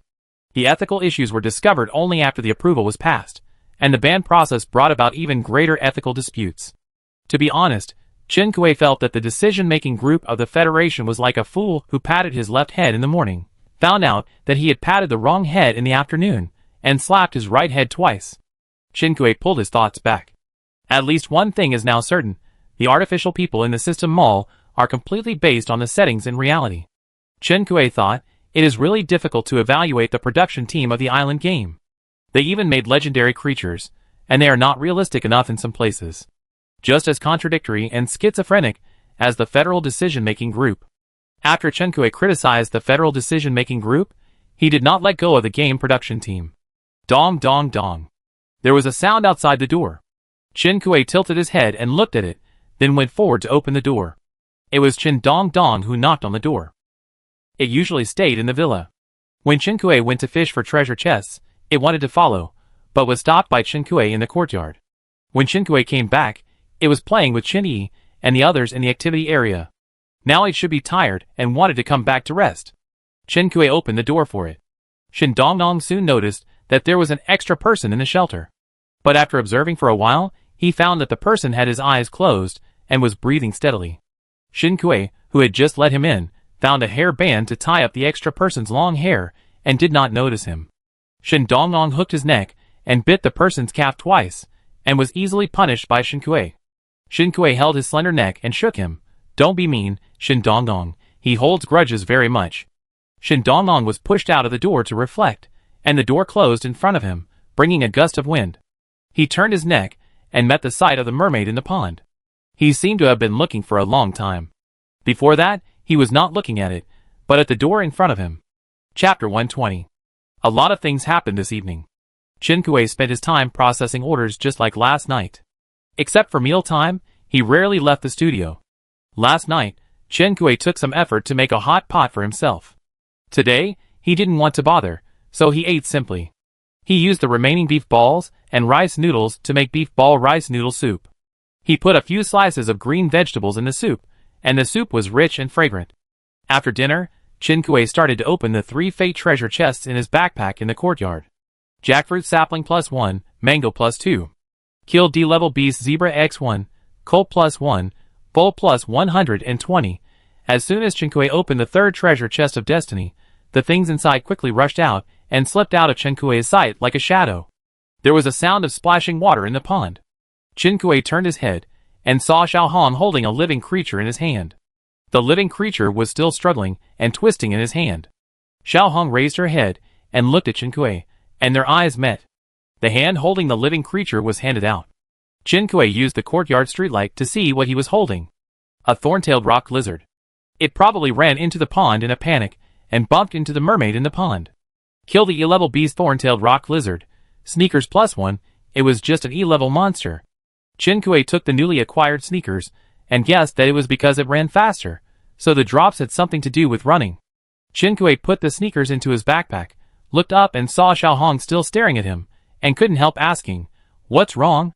The red mermaid's eyes moved to the villa. There's one more person. Who is he? Chen Kuei turned his head and looked at the villa along his line of sight, and understood. He should have caught a glimpse of the figure inside when he opened the door for Shen Dongdong. Chen Kuei, he's my friend. But you treat him differently from others. When Chen Kuei was with Chen Fang and Yi Yuan, he wouldn't be like this now. The red mermaid thought for a while, but couldn't find an adjective that satisfied her. Is there? Although Chen Kuei didn't feel any difference, after hearing what Xiao Hong said, she also propped up her chin with her fingers to compare, and gave an uncertain answer. Maybe it's because I've known him for so long, so it's more natural to get along with him. The red mermaid looked at her silently. She was already lowering her head to deal with the supplies, and didn't say anything to the extra person. After checking the 2 mangoes, Chen Kuei was delighted to find that both mangoes were ripe, so she prepared to process the flesh, take out the core and soak it, and plant it in the greenhouse when it sprouted. A not-so-obvious sound of water was heard, and Chen Kuei looked away from the mangoes, only to see the ripples gradually spreading on the surface of the pond. Chen Kuei first entered the animal shed, and put the foal in the animal shed. After cattle, sheep and pigs, new species moved into this animal shed. Fortunately, this was in the game. If Chen Kuei dared to raise animals like this in real life, these animals would have rebelled long ago. Chen Kuei added some more fodder to the animal shed and poultry house, collected coal ash and feces of small animals, and went into the studio to make land for planting. As soon as the countdown for the construction of the greenhouse ended, Chen Kuei arranged the newly made land for planting in the greenhouse, and planted the newly obtained jackfruit seedlings and other crop seeds. Her planting skills were still at the intermediate level, but she was not far from advanced planting. After arranging the 4th greenhouse, Chen Kuei returned to the villa, took out the cooked rice, and let it cool, preparing to start making fried rice while forging to light up the recipe. If we ignore the extra gumyueshu in the shelter, Chen Kuei spent this night in a dull and fulfilling way. However, there was an extra hot post on the forum. The reason was that a certain player was bored and started to browse the mall as usual, and then watched a line of small words suddenly appear under the last item in the mall. Sold. 1. He rubbed his eyes. He had already counted the number of zeros after the product. It would be better to say that there are few players in the world who have not counted them. Oh my god! Online fishing, which big guy spent 100 million to buy a robot companion at 2103 today. The title was too explosive, and soon there were a lot of top posts in the forum. 13th floor, it's actually true. Big guy, if you have that money, buy me. What's so rare about customizing a robot? I'm different. I'm versatile. I give you new tricks every day, which will definitely keep you fresh. 14th floor. Same, the above one has priority. 23rd floor. We are still struggling to survive, mining, hoarding materials and upgrading, while others have already spent 100 million island coins on toys. 25th floor. Homunculi are also people, don't objectify homunculus.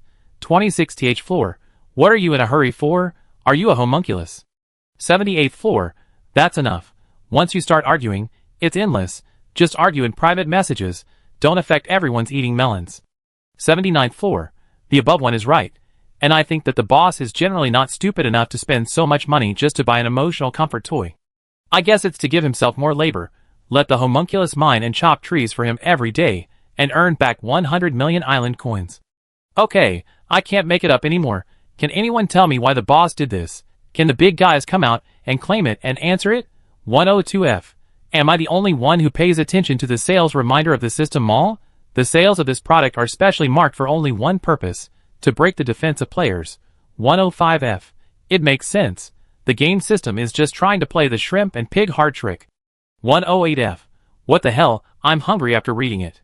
The post next to this post is also a hot post that is highly recommended, but this one is another kind of craze. Dear diving players, what resources have you fished up in the sea? Ever since a player said that he fished up supplies in the sea, the whole world has fallen into a carnival. Various teams for submarines were formed, and diving suits were sold out. Some high-end players with mermaid pearls did not use submarines or diving suits, but went into the sea with mermaid pearls and courage. The ocean is now a gold treasure trove in the eyes of players. People discussed fiercely, and shared their experiences. In comparison, Chen Kuei's days of focusing on making submarines and diving suits in the shelter seemed dull. Chen Kuei unlocked the fried rice recipe in one night, and his cooking skill increased by 300 points. At dawn, Chen Kuei finished eating a bowl of seafood fried rice, and her physical strength increased by 27. Now Chen Kuei's cooking skill points are advanced cooking. For 72/5000 the seafood is ordinary seafood, and the rice is also ordinary rice. But today this bowl of seafood fried rice has that 15%. After breakfast, she drank a cup of hot milk, and went to the beach to cast a fishing rod to fish for treasure chests. The rain is still falling, and it will not stop today. It is troublesome to go back and forth twice a day to fish for treasure chests in this weather. It's a pity that Chen Kuei tried to fish out treasure chests in the fish pond of the shelter, otherwise Chen Kuei would not even have to go out every day. Bronze treasure chest +1. Wooden treasure chest +1. Bronze treasure chest +1 Chen Kuei? ? She cast her fishing rod again in disbelief. Pure cotton socks +1. Enamel pot +1. Sandalwood bracelet +1, they are all useless things. Chinkue caught a pair of slippers and a ball of yarn and gave up. She had 47 stamina left today, which she would save for the night. Back in the shelter, Chinkue opened the 3 treasure chests in the courtyard. Pinewood +7, stone +5, silver or +1. Dry bread +1, mineral water +2. Pine oil +4, pine cone +1. Chinkue, it is really rare for her to have such bad luck. Chinkue packed up all the materials and messy things, went into the greenhouse to pick ripe fruits and vegetables, then went to the poultry house to pick eggs, and milk the cows in the livestock shed. Her work every morning was the same, and she had even formed muscle memory, and the milking movements were extremely skilled. Seeing that it was still early, Chinkue went upstairs to take a nice bath, and then went downstairs in pajamas to listen to the radio. Agu, we have read everyone's messages yesterday. After collecting and sorting out everyone's opinions, GD Channel decided to set Tao Yuan as the 3rd exclusive interview guest. Please stay tuned, this result was not unexpected for Chinkue. I just don't know what questions the GD Channel will ask her. If it's Chinkue who asks, Chinkue will definitely ask about the disputes between her and those hunting targets. Agu, diving activities are very popular recently. Don't be careless when you appreciate the mysterious scenery of the ocean. Be sure to pay attention to safety. This is said as if the players are really tourists. Then today's broadcast ends here. Now let's start the last item of today, weather forecast. Tomorrow will continue to rain heavily, and the thunder and lightning weather will intensify. Everyone be careful. Chinkue turned off the radio, went upstairs to draw the curtains, put on noise-proof earplugs, and crawled into the mosquito net to sleep. Since the outbreak of malaria, players have been extremely vigilant about mosquito bites. No mosquito coils or toilet water are allowed to stay in the trading center for more than 2 minutes. Chinkue did not squat in the trading center to buy mosquito repellent materials. Her mosquito net is very useful. The mosquito net in the trading center is already an auction-level item. It is said that a player obtained a mosquito net production blueprint, but he did not have a sewing machine, so he sold it to a level 5 boss at a high price. At present, the boss has not started selling mosquito nets, and he should still be collecting materials. As Chinkue thought about it, her thoughts became blurred. She was already used to her current routine, and she could fall asleep quickly in the morning as soon as she closed her eyes. After an unknown amount of time, Chinkue was sleeping soundly when a current passed through her body. Chinkue got up from the shock, and in a daze, she thought she was struck by lightning. No, she had installed a lightning rod. Chinkue finally woke up. She opened her eyes and took off her earplugs. Someone not on the whitelist has landed on the island, and the island alarm system is being activated. Chinkue then discovered the source of the current. Is the reminder method of this island alarm system so hardcore? Of course, at this moment, Chinkue had no time to complain. After realizing what happened, she quickly got up and went downstairs, and opened the system panel to try to contact her friends. The result was just like finding a blank in the Wi-Fi column during a power outage in the old days. Chinkue's island was closed, and the message could not be transmitted. The person who came probably used a prop similar to the silent one in Tao Yuan's hand. The rain was still falling. Chinkue thought about it, put on the invisibility cloak that she had not used for a long time, and then stepped out of the door and left the shelter to check the situation. The people who came to the island must have come by boat. Chinkue did not see any trace of the boat on the coast around the shelter. Chinkue went over the layout of her island in her mind, and guessed the direction of the other party's landing. Her island has 3 boarding points. One is here where she just checked, one is the dock at the human ruins, and the other is the beach near the pine forest where the brown bears live. Other places are basically cliffs. Chinkue wiped her face, returned to the shelter, and used the teleportation array that she had hardly used since it was installed. She teleported to the human ruins to check it out, and did not see any landing ships at the dock here, so Chinkue returned to the shelter again. Chapter 121. Since the ship was not on these 2 beaches, it must have landed on the island from the beach on the other side of the pine forest. Boom boom. Just as the white lightning died down, a loud thunder sounded. Chinkue was startled by the thunder. She took a deep breath to calm herself down, and shouted to the tide house that was exposed in the pond, "Xiao Hong, wake up!" Chinkue shouted twice, and the red mermaid quickly emerged from the pond and looked towards the shore. Chinkue pulled open the invisibility cloak and revealed her figure. "Xiao Hong, there is an enemy attack." She saw the red mermaid's eyes widen slightly, and pursed her lips. "The enemy's situation is unclear now. I need to go investigate. You stay in the shelter to protect Shani and the others, and she looked towards the villa. And my friends, they will definitely disperse to investigate after landing on the island. I will temporarily hide the shelter. During this period you will deal with the enemies who come alone. With me confusing them, they can't determine the location of our shelter for the time being. We can kill a few more people. I will come back to move the shelter to another location after the situation is confirmed. Chen Kui spoke quickly about his arrangements. The mermaid responded, you stay here, I go out to investigate. Chen Kui, no, you have space, you have to stay here. If necessary you can hide my friends in your space, you hide in the sea. Chen Kui was firm. Although the game system regarded the androids as commodities, after the androids were activated, they were automatically classified as humans by the game, and humans could not be put into the backpack. Xiao Hong was the last protective barrier she left. If the shelter was really found and broken by these players who landed on the island, Geng Yuezhu, whose consciousness data was still being transmitted and portrayed, would not even have consciousness. Chen Kui could not protect him even if he had a health bar bug. It would be better to leave Xiao Hong here, or take him to the sea if necessary, and Chen Kui will go and try. He is really important to me. I will give him to you. Please help me protect him. Chen Kui squatted by the pond, leaned over and looked at him, and explained to him word by word. The red mermaid's eyes were dark, and the golden eyes were covered with a trace of gloom. But in the end, he lowered his eyelids in the eye contact and nodded to agree with Chen Kui's arrangement. I understand. I will help you protect him. The red mermaid's pupils were hidden under her fine eyelashes, and she answered meekly, protect yourself and don't get hurt. Don't worry, I have an invisible cloak. It's daytime now, and I can use the bow of light to assassinate. I won't be exposed to the other party's vision. It's safe. The person by the pond said so. She woke up and was anxious to check the situation. She was still wearing pajamas under her raincoat, and her long hair was just messy. After talking to him, she quickly returned to the villa, changed her pajamas into a long sportswear that was convenient for movement, and when she went downstairs, she bit a rubber band in her mouth, combed her hair with one hand, and tied a high ponytail for herself with a rubber band in her mouth. Chinny, there are enemies coming. If they attack, you should take Arrow and Dong Dong to the island to find a place to hide, understand? Chen Kui knocked bears to wake up the two bears, but Chinny was still confused. Chen Kui didn't care to give it time to wake up, and opened the pigskin backpack to look for something while giving instructions. Until she found what she was looking for. Master of Disguise uses.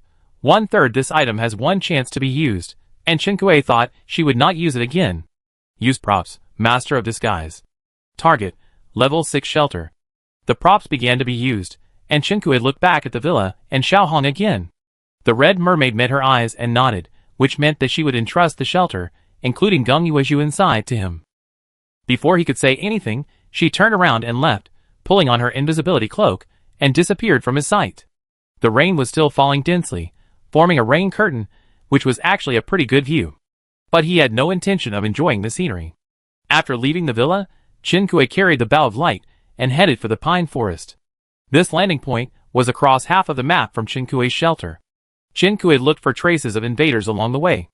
In summer, players' daily routines were reversed, and Chen Kui's previous tracks on the forum could easily deduce her daily routine. As Chen Kui expected, they were exploring the island in a division of labor after landing. Target number 1 has a golden weapon in his hand, and may have a large number of props. There are S-level fighters around him. It is estimated that she is more dangerous than number 2. Don't act rashly and alert the enemy. Notify others immediately after discovering her shelter. At the same time as Chen Kui was taking action, on the beach near the pine forest, a group of people gathered together, and there were people on the edge watching the surroundings. They covered their faces, and could not see their appearance clearly. Some people were passing short distance calling devices to others.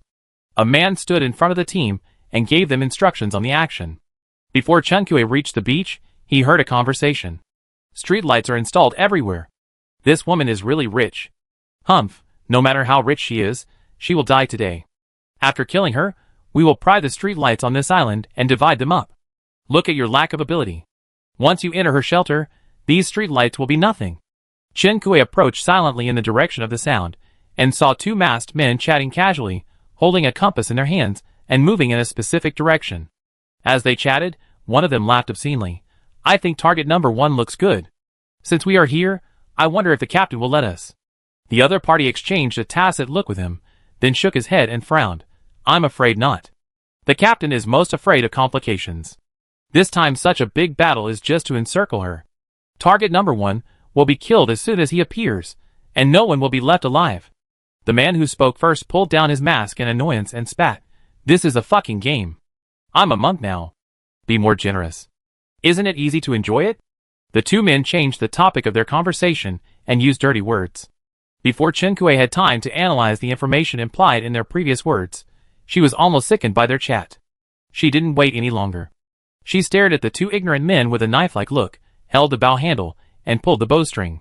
The golden arrow gathered between her fingers, and disappeared into the air when it was released from the bowstring, flying silently towards the two men walking together. The invaders had never expected that Chen Kui, who was supposed to be sleeping, would appear beside them silently. Next time, come with us, and we have something exciting. The person who spoke in front did not get a response, and turned back in surprise, only to see that his companion's throat had a hole, and blood was splattered all over the bushes beside him. You? The companion who was shot through the throat looked at him, opened his mouth, but did not make a sound.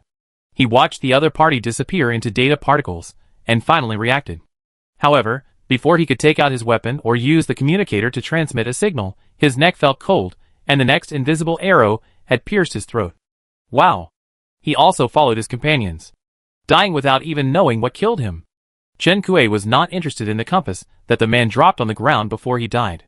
She shoveled some fallen leaves with her feet to cover the blood on the ground. As a result, she turned around and found that the leaves of the bushes around her were all covered with blood, which could not be covered at all. TSK. She gave up the idea of cleaning the scene. Holding the bow and arrow, she went to find the next target. About 20 minutes later, the players on board found that their team members were missing. When Chen Kui's invisible bow and arrow took the lives of another group of exploration members, the walkie-talkie in one of the members fell to the ground. Chen Kui walked to the intercom, looked down at it, and heard a buzzing noise coming from it. A5 and A6 did not respond, and the two groups of people A4 and A6 went to see what was going on. A4 and A6 heard the reply. Chen Kui didn't know what number he had just killed until another voice sounded in the intercom. A4 received. Where's A6? Is A6 deaf? The person on the other end of the intercom finally realized that A6 and A5 were in trouble. Chen Kui heard him give some vague instructions, and then the intercom was left with only noise. The other party was worried that the intercom would fall into the hands of the enemy, and if they saw something was wrong, they would immediately cut off the signals of the intercoms in trouble. It can be seen that they are very experienced and capable. The intercom on the ground was useless. Chen Kui kicked it into the grass, identified the direction, and went to find the next group of members. The third group of members found by Chen Kui were moving quickly in the woods. I don't know what instructions the leader gave. They moved quickly towards a certain location with a firm goal, and the two people looked at each other in two directions, alert to possible dangers while moving. As Chen Kui moved, he bumped into a fallen branch, and one of the players immediately noticed the abnormal shaking of the branch. The next second, he turned his arm and shot a crossbow arrow in the direction of the shaking branch. The crossbow arrow shone coldly, with a sound of breaking through the air, and nailed into the tree trunk fiercely. Another player looked in the direction of his shooting for a few seconds and found nothing. What's wrong? Maybe the wind blew the branch. I saw it wrong. He pulled the brim of his raincoat. Let's go, let's hurry up. Chen Kui's pupils turned with his head, looking at the crossbow arrow that almost pierced his head. The airflow caused by the crossbow arrow passed by his face. After the numbness, there was a slight itch. Chen Kui's pupils moved away from the direction of the crossbow arrow, and his eyes fell on the two team members again. They continued to move forward, and they were getting farther and farther away from Chen Kui. Chen Kui raised his arm and drew the bow to aim. He let go of his finger at the player who had just activated the crossbow. Puff! The player was thrown forward by the impact of the invisible arrow. The weapon was invisible, but he heard the sound of his flesh being pierced. Who is it? The teammate next to him reacted immediately, turned around and looked behind him, holding the weapon tightly in his hand, and took a defensive posture. Captain, A7 is under attack. The intercom finally came in handy at the first time. He lowered his center of gravity, holding a scimitar in his hand, and his eyes kept patrolling among the bushes and branches, looking for hidden enemies. In the corner of his eye, the crossbow player, who had just been with him, turned into data particles and dissipated. His eyes trembled, and he held the scimitar in his hand more tightly. However, he did not know that when the source of the attack could not be captured by sight, traditional defense methods were useless. The next second, A burst of impact came from the chest. The pain came into his mind belatedly. In the last scene of consciousness, he saw an invisible person passing through the bushes and various branches, and came to his side, with water droplets falling and branches shaking. His walkie-talkie slowly floated in the air. The other party picked up his walkie-talkie. In the last disappearing hearing, he heard, "I'm here to catch you." She said so. Chapter 122. The person on the other end of the intercom was one of the captains of this operation. After 2 teams of team members were killed silently in succession, Gao Xiang realized that this land siege was more dangerous than he expected. He immediately changed his tactics and summoned all the scattered team members, and during this period, the 3rd team of team members died.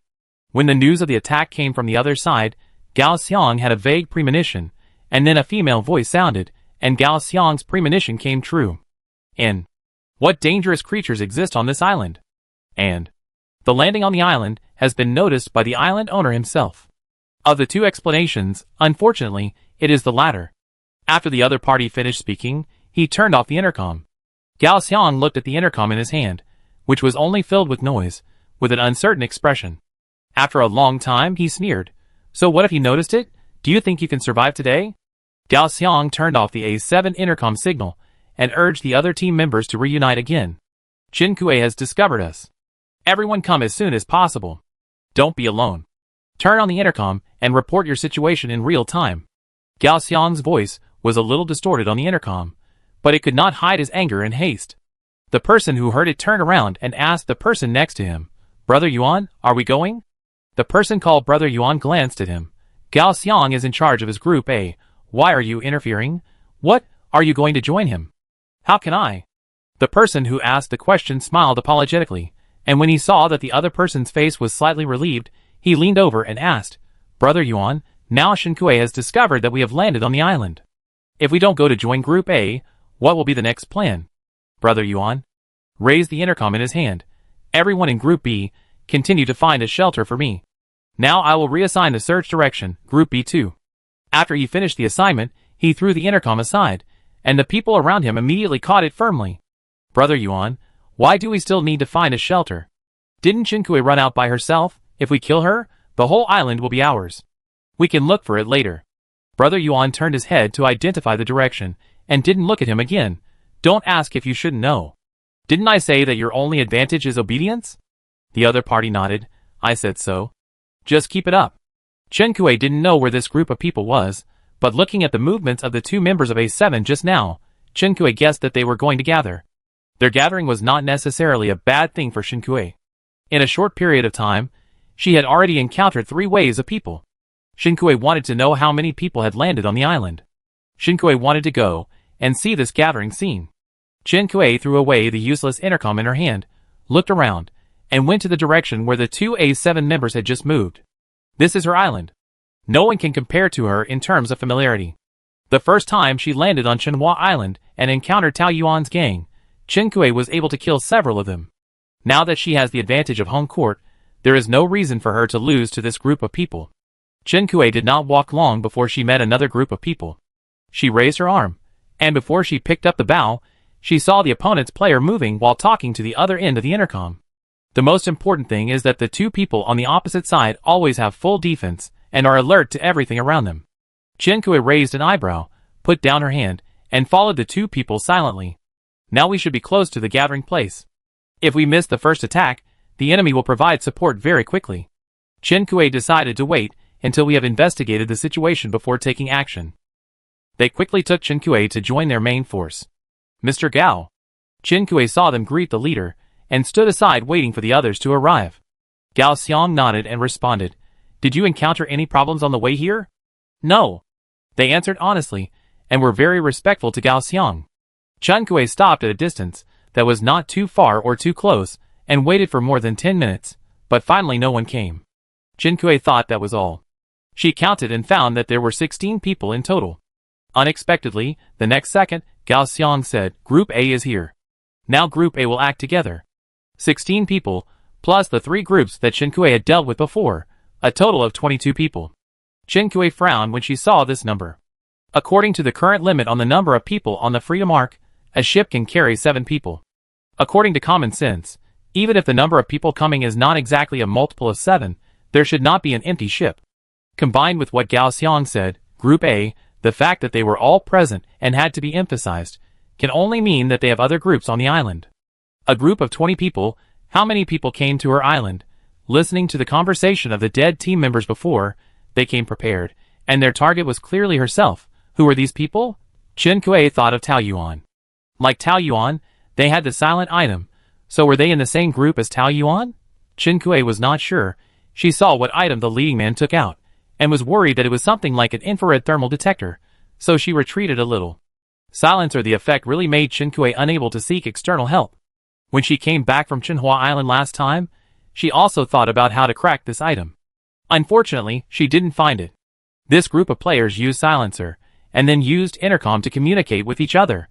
Chen Kuei didn't have an intercom, but she had something with similar functions. Chen Kuei took out the sound-transmitting conch from the pigskin backpack and tried to contact the mermaid in the shelter. This conch was originally a pair. Chen Kuei took one herself and put the other in the shelter.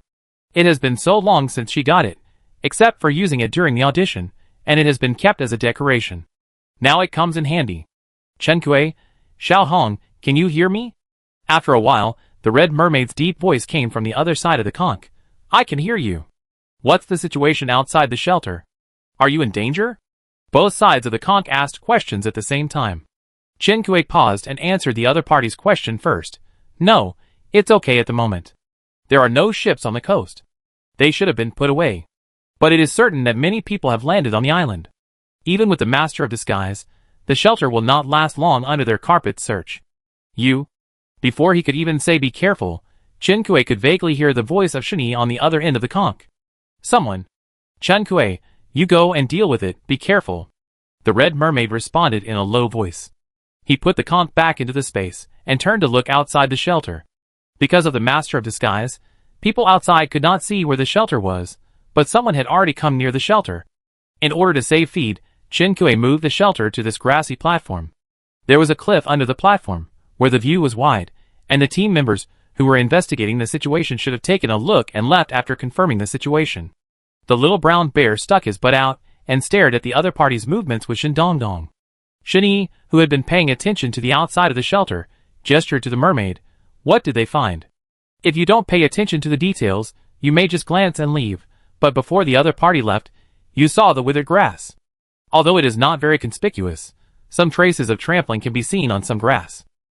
This is not a recent phenomenon, proving that the island owner has been active here before, and the activities are frequent. The Red Mermaid was not surprised. It is only a matter of time before they are discovered. Now I am leaving the shelter, you take them and find a place to hide. Shini, I want to join the battle, to protect my brother and Chen Kuei. The other party didn't care what it said, nor what they arranged. There was coldness in his eyes, and the golden color seemed to carry an unapproachable sense of distance. He said, whatever you want, and turned to go into the villa. After a while, he came out again, and went to the courtyard door. As he said, he was leaving the shelter. The players who found the abnormality of the grass were very excited. They had studied Chen Kuei's information, and one of the props she used in public was used to hide objects. They didn't know what it was called, and they didn't know if it could still be used. They had made all the preparations before they came, and they also anticipated the possibility that the other party would use props to hide the shelter. None of this mattered. There were so many of them, enough to turn the entire island upside down. But now it seemed that there was no need to work hard. He seemed to have found the place. In the intercom, Brother Yuan praised him, and asked the other members of Group B to rush to his position immediately. Good job, you really found the shelter here, so I give you credit. Brother Yuan and his team arrived quickly. Brother Yuan squatted down and fiddled with the grass with his hands, then stood up and gestured to the members of Group B who came over to wait. A dozen people lined up and began to explore the grass. The rain had subsided unconsciously, and Brother Yuan vaguely heard something in the rain. The sound was vague, and he carefully identified it, but immediately his stomach surged, and a bloody smell surged into his throat. It's a mental attack. Brother Yuan reminded loudly, reacted quickly, took out the mental attack shielding props and used it, and shouted to other members, come closer to me. The next second, he saw a red mermaid appear out of thin air. What's going on? Yuan Ji's eyes flickered slightly. Chen Kuei's data clearly showed that the mermaid was dead. The mermaid who should have died long ago, no longer concealed her mental attack. She opened her mouth and screamed again. The scream seemed to penetrate the pattering rain, turning into a life-threatening rope, wrapping around their necks and strangling them on the spot. The players who failed to get close and hide in the shielding props in time were pierced by the sound, and their blood surged. They couldn't help but vomit blood. The blood and chi diffused in the rain and soon disappeared. Chen Kuei succeeded in one strike and immediately drew his bow and aimed again. After the team members gathered, Gao Xiang took out a prop, which was a soundproof protective shield. The soundproof protective shield could control the range of use. He expanded the soundproof protective shield to cover the dozen people. The 6 dead team members were a lesson, so he decided to arrange a joint action next. There are pros and cons to acting together. Although it is safer, the target is too big. He just put up the protective shield and prepared to explain the next arrangement to the members of Group A, how to show the loopholes and lure out Chen Kuei. As a result, before he could arrange it, he heard a crisp sound. The aorta of the team member next to him had been shot by something, and warm blood splashed all over him. The crisp sound was the sound of the soundproof protective shield he placed breaking. The soundproof protective shield can not only prevent the sound from being exposed, but also provide a layer of protection for the people inside the shield. The larger the range of the protective shield, the smaller the defensive ability will be, but even so, it should not be so fragile. Under Chen Kuei's attack, it was like paper. Chen Kuei didn't know that the other side had a protective shield, but it was a little strange that the previous targets were killed with one arrow. The person she just shot looked seriously injured, but he was still alive, just covering his neck and spewing syllables for help intermittently. Her knuckles loosened the bow, and the second invisible arrow went towards Gao Xiang. Kill the king first to kill the thief. Chapter 123. Ding. The sound of metal and stone colliding sounded. Gao Xiang was knocked to the ground by the force that appeared out of nowhere. The strong impact almost made him suffocate. The veins on his neck were exposed, and his face and neck were flushed. The players on the side were shocked by this change for a moment. Soon, they gathered in a circle facing the outside, surrounding Gao Xiang and the injured player in the middle. The players with healing skills bent down and checked their injuries in the human wall. "Mr. Gao, are you okay?" Someone tilted his head slightly in defense and asked Gao Xiang. Life shield use times. 0 out of 1. Gao Xiang didn't have time to respond and saw the system prompt first. Life shield is a super rare item given to him by the organization, which can resist a fatal injury. He didn't have time to feel sorry for the scrapped item, and fear filled his heart first. If there is no life shield. Puff. A player in a corner of the human wall was penetrated by the attack force again, and turned into a particle-light spot, and disappeared before falling to the ground. A corner of the human wall was missing. After Gao Xiang was knocked down, many thoughts went through his mind, but in fact, from the time he was knocked down to the time when the human wall changed again, the second hand had just moved a circle. Gao Xiang finally caught his breath.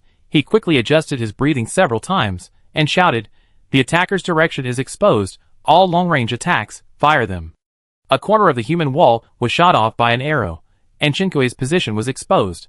They could not see the arrow of the bow of light, nor could they see its movement trajectory. With the invisibility cloak, Chen Kuei's figure could not be captured either. If they can't hit accurately, they will attack in a large area. They have more people, which may not be without advantages. Chen Kuei heard Gao Xiang's order, and even drew his bow again to aim at one of the opposing players. He seemed to not care about the dense attacks flying towards him. Unlike the silent and invisible arrows of light, these players' long-range attacks include darts and arrows, as well as various spells. From Chen Kuei's perspective, there is a sense of gorgeous oppression. Chen Kuei loosened her knuckles and raised her eyes. The various spells and arrows gradually enlarged in her pupils, before the cold light at the tip of a certain arrow completely occupied her pupils. 2, 1, 0. The countdown is over. The deadly net woven by various darts, arrows, and spells failed to capture the prey, and the target prey disappeared silently under the net. At the same time, a player who had just launched an attack and was waiting for the result felt a sharp pain in his neck. Before he could call for help, his eyes went black. He followed his teammates and turned into light particles and disappeared in the air. The other teammates were not paying attention to him. All attacks failed and nothing happened. Chen Kuei turned his eyes to the weapons and spells that had missed their target, and saw the colored powders scattered in the air. Chen Kuei's invisibility cloak had been exposed to other players during the faction war, and these people who had specially collected their information would not fail to notice it, and they had indeed made preparations for the invisibility cloak. Number of times fixed-point teleportation was used. 2 out of 3. Chen Kui dared to expose her position and used arrows to attack again. Of course, she had a backup plan. Silence or the item not only blocked her from communicating with other players, but also blocked her right to use them all. Chen Kui could only use the various props in his hands as much as possible. Fixed-point teleportation was arranged for himself in the early stage of the faction war when Chen Kui was about to leave the free arc to explore the Amadeo Trench. He was worried that he would die and live again at the bottom of the sea, so he arranged it in advance. This backhand spanned time and space and was used today. Chen Kui was behind a group of players who landed on the island, raised his arm again, and aimed at one of the players. Except for the players who hid in the prop protection, the rest of the players lay on the withered grass, rolling and wailing, losing their combat power. The Red Mermaid gave up the mental attack and went forward to engage in close combat. The bear cub and the ostrich squatted in the iron fence of the shelter to observe the situation while the two sides were fighting. The people who besieged the Red Mermaid were not simple. A group of people cooperated and could fight back and forth with the S-level mermaid. The battle did not last long, and soon the Red Mermaid began to gain the upper hand. Seeing this, Brother Yuan, the leader of the enemy, gritted his teeth and half withdrew from the battle, took out the powder from his backpack and sprinkled it on the Red Mermaid. During the camp war, Chen Kui and his men used this method to subdue the Red Mermaid, but at that time, they smeared the weapons with meta grass pulp. Even so, Chen Kui still used a lot of drugs to knock him out. His current drug resistance is not significantly reduced compared to the faction war. Therefore, after Brother Yuan spread the drug, the Red Mermaid did not fall to the ground, but instead tore open a player's chest with its sharp claws. Brother Yuan gritted his teeth and used all the sleeping pills prepared in his backpack on the Red Mermaid. The Red Mermaid's movements were stagnant and slow. The attacking crowd seized the opportunity and cut 2 long wounds on him with a knife and a sword. You lowly NPC who should have died long ago, I can still spare your life if you survive. You can only blame yourself for following the wrong person. Since you are so loyal, these drugs used to deal with Chen Kui will be used on you. Brother Yuan had a twisted malicious look on his face. If they had known that Chen Kui was still alive, they would have prepared the meta grass pulp and would not have wasted so many drugs. But it doesn't matter, as long as they cut off Chen Kui's right-hand man. With so many people around, Chen Kui can't do anything. Thinking of this, he cut the Red Mermaid again, blood flowed out, pain surged, Xiaohong was stimulated by the pain, and the paralyzed nerves had some reaction. He waved his claws to attack Brother Yuan, but the brief sobriety quickly dissipated. His attack did not miss, but the force was reduced by 30%, and only a bone-piercing wound was left on Brother Yuan. Brother Yuan felt the pain, looked down at the wound on his body, and clenched the long knife in his hand, slashing at the mermaid's heart. The Red Mermaid's pupils were dilated, and she was no longer able to resist. At the critical moment, a strong impact came, and Brother Yuan was knocked 2 meters away. A brown shell came to the battlefield at some point, and saved the Red Mermaid at the critical moment. Brother Yuan. Brother Yuan heard the team member calling, grinned and looked over to find that it was not a brown shell that hit him, but an underage brown bear. After hitting him, the other party did not choose to chase him, but bit the mermaid. The mermaid's dilated pupils focused again, and the remaining consciousness was awakened by the sharp pain. The next second, the mermaid and the brown bear disappeared in front of him. Brother Yuan covered his wound and stood up with his long knife. He looked at the remaining players with a bad look. What are you doing? The person who met his eyes hurried forward to help, but was pushed away by him. Why don't you find a shelter quickly? A bunch of tactless things. Except that Chen Kui killed more people before the first teleportation, the members of Group A in the high lane behind reacted quickly, and attacked Chen Kui's position almost at the same time as the team members died. After Chen Kui used up 3 fixed-point teleportations, only half of the members of Group A were killed, and it became increasingly difficult to kill with invisibility cloaks and displacement. What's more, Chen Kui's displacement props were used up. Every time these people found her position and launched an attack, they would bring colored powder. Chen Kui ran out of displacement props, and did not rashly launch an attack. Instead, she counted the number of remaining players again, and shot an arrow at the fork of a branch, making some noise. The sound successfully attracted their attention. Mr. Gao? Gao Xiang glanced at the location where the sound came from and sneered. You want to trick me by diverting your attention from a high place? If everyone had not seen the wounds, and was killed in one blow, he would have believed it. Unfortunately, he saw the player's injury. The location of the wound could not have been caused by an attack from a high place. The other party's behavior just showed that she had no props to avoid their attacks. No matter how hard it is to catch a mouse, it will die because of its own cleverness. If you come out now, I will let you die quickly. Gao Xiang's mouth twitched, and he felt that he had taken control again. Chen Kuei did this to divert the other party's attention, but the other party did not fall for it and attacked the tree. Chen Kuei was not disappointed. As long as it can temporarily divert attention, it will be fine. Chen Kuei took out a bottle of potion from his backpack, and while their attention was on other things, he quickly and lightly pulled apart the leaves and drew a circle around himself with the potion. The potion was a strange pink color, and it was not absorbed by the soil when it fell on the ground, which was quite eye-catching. Class gathering prohibited. Within a 20 by 20 area, when there are 10 people, fish, on the scene, use this potion to trigger poisonous fog. The poisonous fog attacks indiscriminately, so be careful not to accidentally hurt friendly forces. Usage. The number of people, fish, on the scene is limited to 10 people, otherwise the potion is invalid. The maximum distance between 10 people cannot exceed 10 units. The user draws a circle around himself with the potion. The circle is a safe area and can be immune to the poisonous fog. Please do not step out of the circle before the poisonous fog dissipates. Note: due to the harsh conditions for use, the potion color cannot be improved. It is regarded as a failure by the mermaid witch, so the antidote for this potion has not been developed. Please use it with caution. The potion comes from the prop mermaid witch's tongs. It has great lethality, but you can tell how difficult it is to use by looking at this long text description. Normally, it is indeed a failed product. The conditions for use are indeed harsh. The player shot by the first arrow turned into light particles because of the failure of treatment. Chen Kuei killed and counted while using the fixed point teleportation point and the bow of light to deal with the extra people, and then he barely met the prerequisites. After drawing the circle, Chen Kuei pushed the leaves back to cover the pink. Fortunately, the continuous rain prevented the fallen leaves from making noises due to being touched. The forest began to fog up. Gao Xiang realized something was wrong almost the moment he noticed the fog.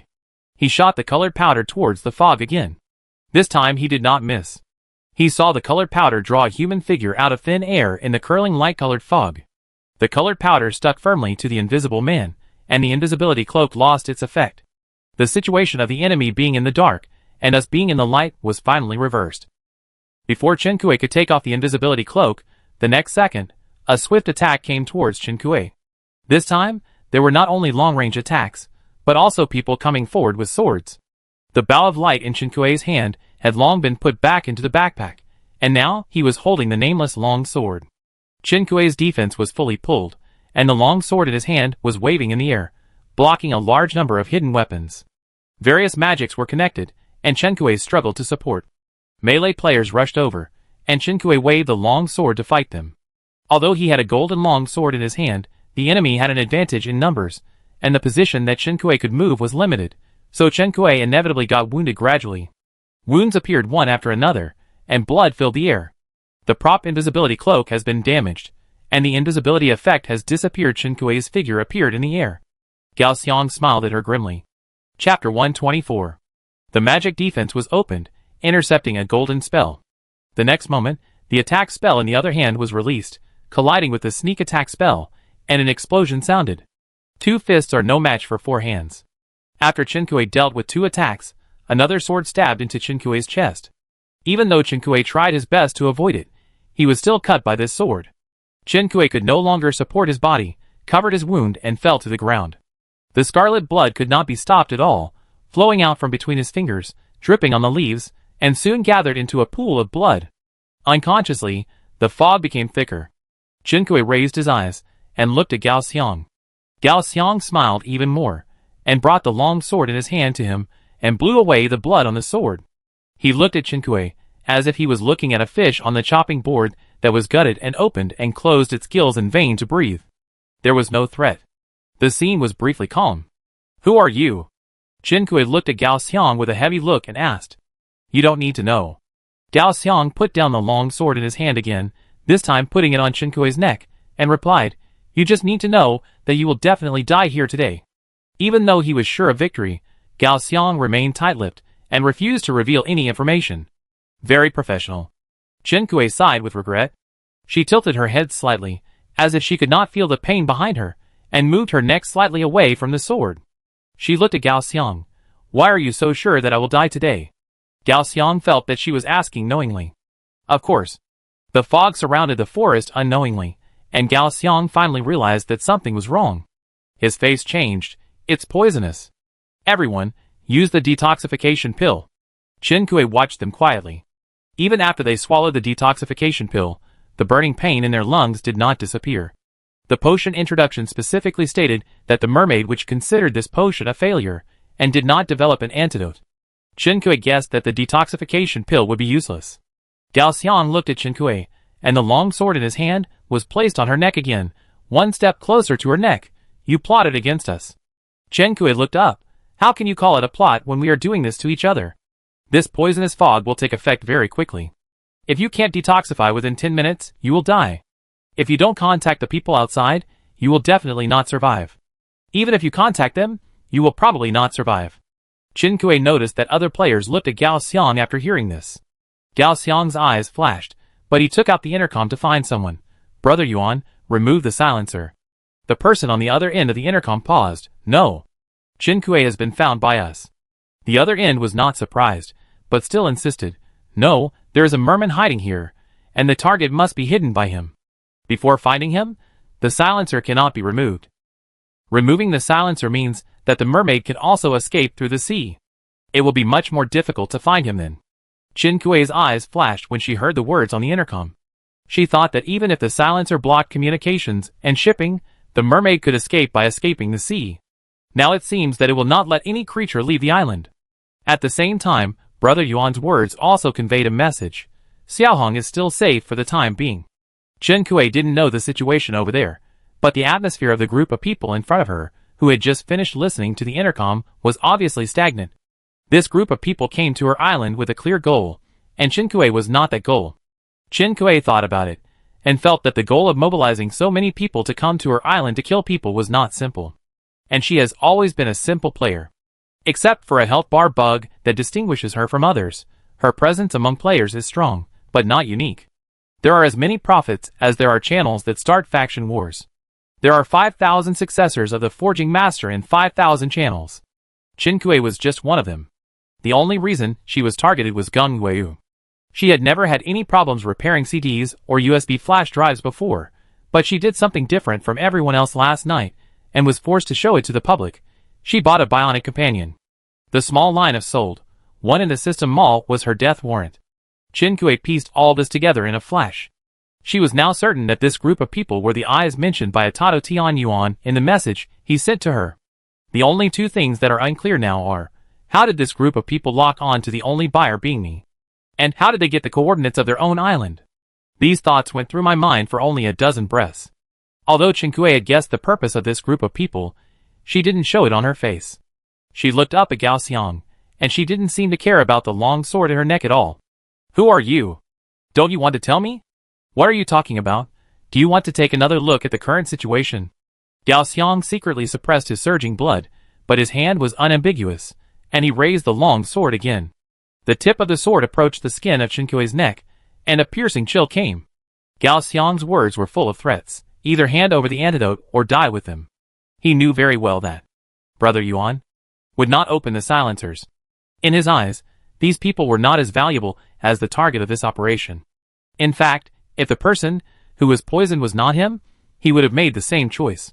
Therefore, getting the antidote from Chen Kui turned out to be the only way out. Unfortunately, the woman in front of him, who was covered in wounds and in a state of embarrassment, was not someone who would obey obediently. Chen Kui chuckled. If you have any respect for my intelligence, you would not threaten me with death at this time. Chen Kui spread her hands, and the blood stains on her body were shocking.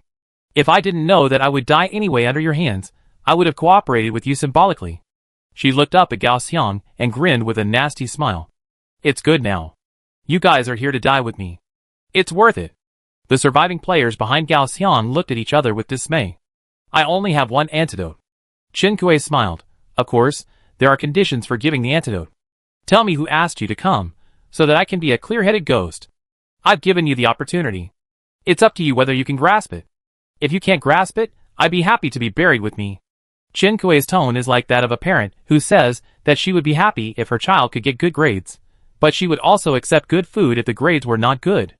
The attitude of not caring is obvious. Even if they claim to be desperate, they are rarely unshakable when facing death. Gao Xiang looked at her with a flickering gaze, obviously weighing the pros and cons. If you want to disintegrate an alliance, the method is very simple. In the early days of the old times, someone had already demonstrated it clearly. 2 peaches can kill 3 warriors, and Chen Kuei's antidote is also effective. Does Chen Kui have an antidote? The answer is no.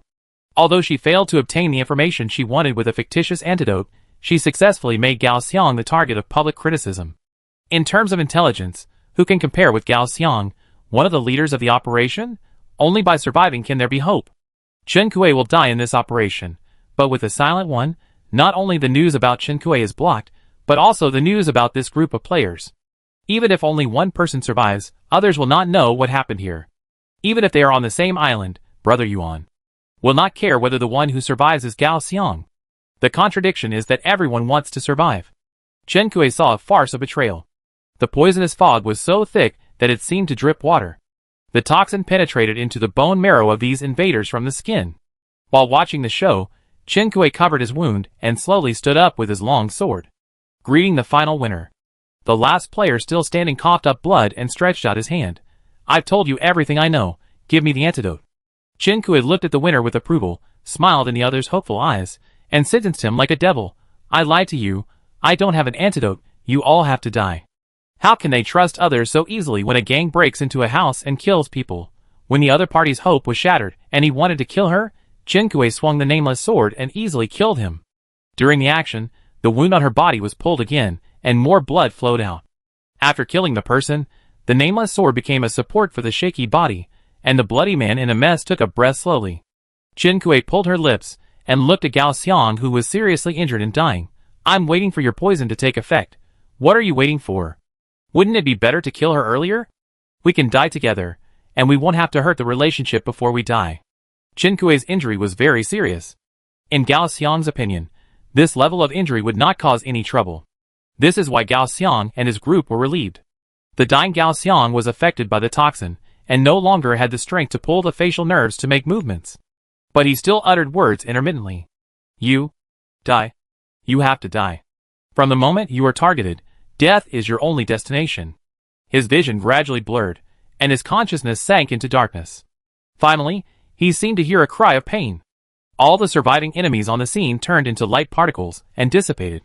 The breath that Chen Kui had been holding on to finally dissipated. It hurts. It hurts so much. So much. So much. This was not the first time that Chen Kui was injured, but most of the time the injuries were fatal. In the past, when she was seriously injured and on the verge of death, adrenaline would block her pain. It was rare for her to experience such pain as now, when she could not die for a while. She was like a person who jumped from a tall building but didn't die, but was paralyzed. Death might be a relief. But she didn't kill herself like she did last time when she had malaria. Death is a relief, but there is a blank period between death and resurrection. There are still invaders on her island now, and Xiaohong and the others are in an unknown situation. Chen Kui can't die peacefully. This is why she chose to stay in the circle. Fortunately, after dealing with the group of players in Group A, Chen Kui is still alive. Although the injury was serious, it was not a big problem. Chen Kui stayed in the circle, waiting for the fog to dissipate, and took out bandages and medicine to treat her wounds. After the people outside the circle died, the poisonous fog would soon dissipate. Chen Kui finished bandaging her wounds, and felt that her whole body was covered with bandages. She glanced up and down at herself, and her mind was still thinking about something irrelevant. Now, it would be no sense of disobedience to cosplay as a bandaged spirit. The wound was treated, but the pain and weakness did not disappear. Chen Kui took out the painkillers from her backpack. After taking the painkillers, Chen Kui looked at the gradually dissipating fog outside, and waited quietly for the painkillers to take effect. Chapter 125. Before returning to the shelter, Chen Kui first met Shen Era and Shen Dongnong. A bear and a bird hid in the woods, leaning against each other, shivering in the rain, and looked frightened. Chen Kui was covered in bandages, and the ostrich didn't recognize her, but the bear cub sniffed, opened his eyes wide, and immediately ran towards Chen Kui. Chen Kui couldn't get any relevant information from them. After she comforted the two, she held the long sword Wuming and went towards the shelter. Before she walked out of the woods, she had seen the situation on the platform from a distance. The grass was yellow, but compared to before, The ground grass and mud were turned up, and it could be seen that a fierce battle had just taken place here. The camouflage master set by Chen Kuei before failed, and the shelter on the lawn had been revealed. There was no doubt that the enemy had occupied the shelter. Chen Kuei waited in the woods for a while, and sure enough, he saw a figure walking from the villa to the courtyard of the shelter. I don't know if it was to welcome the owner Chen Kuei, but the door of the shelter was wide open. This woman is so rich, there are 4 greenhouses alone. More than that, go and see the chickens, ducks, and geese she raises. Brother Yuan sat in the pavilion by the pond, looking at the pond with a heavy gaze. The other 2 turned their eyes to him and paused. The group of people in Group A had contacted Brother Yuan through the intercom before, wanting him to turn on the silencer, but Brother Yuan refused, and later they could not contact the group of people in Group A. Let's get some food first. A player didn't want to offend Brother Yuan, so he suggested, with all the food and kitchen appliances, we don't know when we meet again next time. The 2 hit it off immediately. They assumed that everything here would belong to Brother Yuan in the future, so they did not cause any destruction even after occupying it. They just held the idea of, eat this meal, and there will be no next meal, and did not show mercy in catching chickens and slaughtering sheep. Chen Kuei saw through the iron fence that the other party caught a chicken from the poultry house. He ignored the chicken's fluttering and sat in the yard with a knife and started to kill the chicken. Chen Kuei, robber, that was her egg-laying hen. After watching the chicken being killed, they went to the livestock shed again and pulled a sheep out this time. The sheep was dragged away while chewing grass in its mouth and looked defenseless. Chen Kuei, She didn't have time to rescue the silly sheep, who was sharpening a knife next to it while chewing grass peacefully, but counted how many people there were while the other party was moving. Including the one in the pavilion, Chen Kuei counted twice. She took out the conch. Hey, can you hear me? She didn't know whether the other conch was placed in the shelter or on Xiaohong, but no matter where it was, it had communication value. Chen Kuei shouted twice, but there was no movement from the other end of the conch. When she almost gave up this communication tool, there was finally a sound from the conch. Bang. It was a collision sound. Then, there was a rustling sound of flipping. I can hear it. Chenyi's voice. Are you with the mermaid? Where are you now? Chenyi, we are together, in a very dark place. The mermaid seems to be dead. Chen Kuei's heart sank at first, and then she realized something was wrong. What does it mean to seem to be dead? Dead is dead, alive is alive. Chenyi, the mermaid has wounds on her body and no consciousness. That means she is in a coma and is hiding in the space now.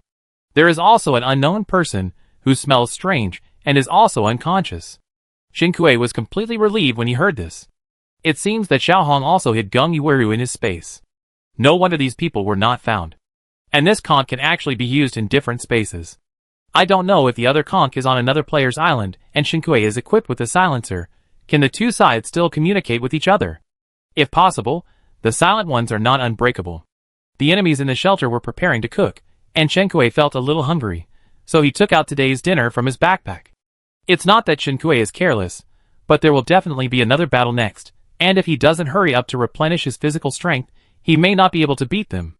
After Chen Kuei finished his meal, several players in the shelter hadn't started eating yet, and it seemed that they were still processing the ingredients. A player was fishing for fish in the pond. There are fish and sheep, and these invaders know how to eat. Chen Kuei did not delay any longer, and drew her bow to aim. An invisible arrow flew into the courtyard from the shelter gate, and shot at the player by the pond. Before the player could react, he had already fallen into the pond silently. But before the other person fell into the pond, he had already turned into light particles and disappeared. Chen Kuei did not intend to give the other players time to react, and continued to shoot the next arrow. Unexpectedly, the man in the pavilion was very sensitive to danger. Before Chen Kuei released the next arrow, the other person's eyes had already swept to her position. Brother Yuan, finally here. Chen Kuei drew his arrow and aimed at Brother Yuan. Brother Yuan stood up and looked outside the shelter. When the members of Group A lost contact, Chen Kuei's island could not be selected by the island stone, and the system prompted that the island had an owner. Brother Yuan knew that the useless waste of Group A could not defeat a woman with so many people. Chen Kuei lost her invisibility cloak, and Brother Yuan quickly locked his eyes on her and smiled at her. He raised his hand and said, Miss Chen, let's talk. If they were not intruders, his posture would look non-threatening and friendly. The 2 players who heard the noise came to the courtyard, but were stopped by Brother Yuan before they could do anything. Chen Kuei kept drawing the bow in her hand and approached the shelter, but did not enter through the open door. The 2 of them, one inside the shelter and the other outside the shelter, looked at each other. Chen Kuei, what do you want to say? Brother Yuan's eyes fell on her suspended posture, and a trace of contemplation flashed across his eyes, but it was not visible on his face. Miss Shen, don't be so cautious. There are no eternal enemies in the world. We can cooperate. You want to cooperate with me? Brother Yuan still raised his hand. Of course, it is our honor to cooperate with Miss Shen. In fact, if Gao Xiang and his friends hadn't acted on their own, our relationship wouldn't be as tense as it is now. This is a lie that no normal person would believe. It doesn't stand up to scrutiny at all. Brother Yuan didn't expect Chen Kuei to believe it. His purpose was to give both sides a way to ease the relationship. Who are you? Chen Kuei raised her eyebrows and chin, looking as if she was willing to follow the steps given by the other party. In the poisonous fog circle before, Chen Kuei also asked this question, but the person who answered her could not give an answer. The other party was just a thug who followed orders. After entering the game, he was hired by Gao Xiang and followed his orders to complete a series of tasks to get rewards. He only knew how many people there were in this operation, divided into Team A and Team B. The captain of Team A was Gao Xiang, and the captain of Team B was Yuan Ge. They didn't know much about the rest of the information. Yuan Ge seemed to have learned from Chen Kuei's questioning that she didn't have much information. Yuan Ge, we are from the Federal Supervisory Council. It is our fault that this operation caused misunderstandings. In fact, we have no ill will towards Miss Shen herself. Federal Supervisory Council, an official organization of the Federation. It has a good reputation in the Federation. Chen Kuei narrowed his eyes. You said you are from the Federal Supervisory Council. Do you have any proof? Yuan Ge smiled bitterly. If it were in reality, I could show you my ID, but now in the game, I can't prove it. Without waiting for Chen Kuei to say anything, Brother Yuan continued.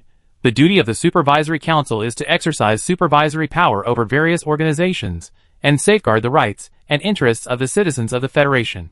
For a certain purpose, we have no choice but to land on the island. Chen Kuei didn't believe what he said at all, but still raised his chin and signaled him to continue. Miss Chen, can you put down the things in your hand for a while? Brother Yuan's eyes swept across Chen Kuei's hands. Chen Kuei glanced at the bloody bandages on the other person's body, and stopped raising his arms, and slightly lowered them, but the bow and arrow of light did not retract the backpack. Chen Kuei, let's not talk about whether you are from the Overwatch Council or not. Tell me the purpose of your landing on the island? Brother Yuan couldn't see the bow of light, but when Chen Kuei put down his arm, the feeling of his hair standing on end eased a little. He looked relieved and smiled at Chen Kuei. Miss Chen, don't be nervous. Let's sit down and talk. Chen Kuei's answer was to raise his arm again and shoot an arrow. This time the target was the two players who had just run out of the villa to check the situation. One of them opened his eyes slightly, and the next second he had turned into light particles and dissipated. The remaining player looked at Chen Kuei with a horrified look on his face, and almost shouted, "Spare me." Brother Yuan couldn't hold back his smile. It seems that Miss Chen has a quick temper. Chen Kuei nodded. I have a short temper, and now you have another chance to talk nonsense. Her arrow pointed at the remaining player, and the meaning was self-evident. Brother Yuan, then I get straight to the point. Miss Chen, we suspect that Geng Yuezhu, a federal wanted criminal, is on your island, so we urgently landed on the island and hoped to get your help. Geng Yuezhu, a first-level wanted criminal. Chen Kuei repeated calmly. What crime did he commit, and when was he put on the wanted list? Brother Yuan looked at Chen Kuei deeply. He committed crimes against humanity. The Human Fortress project was kidnapped by the island game, and he was one of the planners. It was the decision of the federal high-level officials to put him on the wanted list. I know you were friends in real life, but Miss Chen, do you want to choose to shield the criminal? Chen Kuei chuckled. Shielding the criminal? I'm just an ordinary citizen. How come such a serious crime suddenly fell on me? Yes, Geng Yuezhu and I were friends in real life, but I haven't seen him since I entered the game. Have you searched the island yourself? Have you found the criminal? If he had found him, he wouldn't have wasted his time talking to her here. Miss Shen, you and I know it very well. Geng Yuezhu will only be here with you. Chen Kuei shrugged. It's unfair, Mr. Prosecutor. From the old times to the present, the Federation has always advocated the principle of allocating the burden of proof. Even if you are really a prosecutor, you can't wrongly accuse me, an ordinary citizen, without any evidence. As far as I know, in court, knowing it very well cannot be used as evidence. What is the repair machine in your shelter used for? Do I need to repeat it to you? Chen Kuei nodded. As you can see from the display in my shelter, I have a bear. It destroys the house every day when it has nothing to do. This machine has helped me a lot. May I ask if it has any other uses that I don't know? Chen Kuei's eyes were sincere. You bought the artificial companion just to protect Gong Yuezhu. You can't refute this. Chen Kuei didn't fall into his language trap. What is an artificial companion? I haven't bought one. You may have misunderstood something and found the wrong person. Chapter 126. 100 million island coins. How many players in the world do you think can come up with that? Brother Yuan sneered. Ms. Chen, can I understand that you are determined to be an enemy of the Supervisory Council and protect Gong Yuezhu? Chen Kuei, I am not an enemy of the Supervisory Council. Then you should cooperate. Brother Yuan paused, and he saw Chen Kuei pull the bow without hesitation. The last chance she gave him to talk nonsense turned into light particles and disappeared. What do you mean?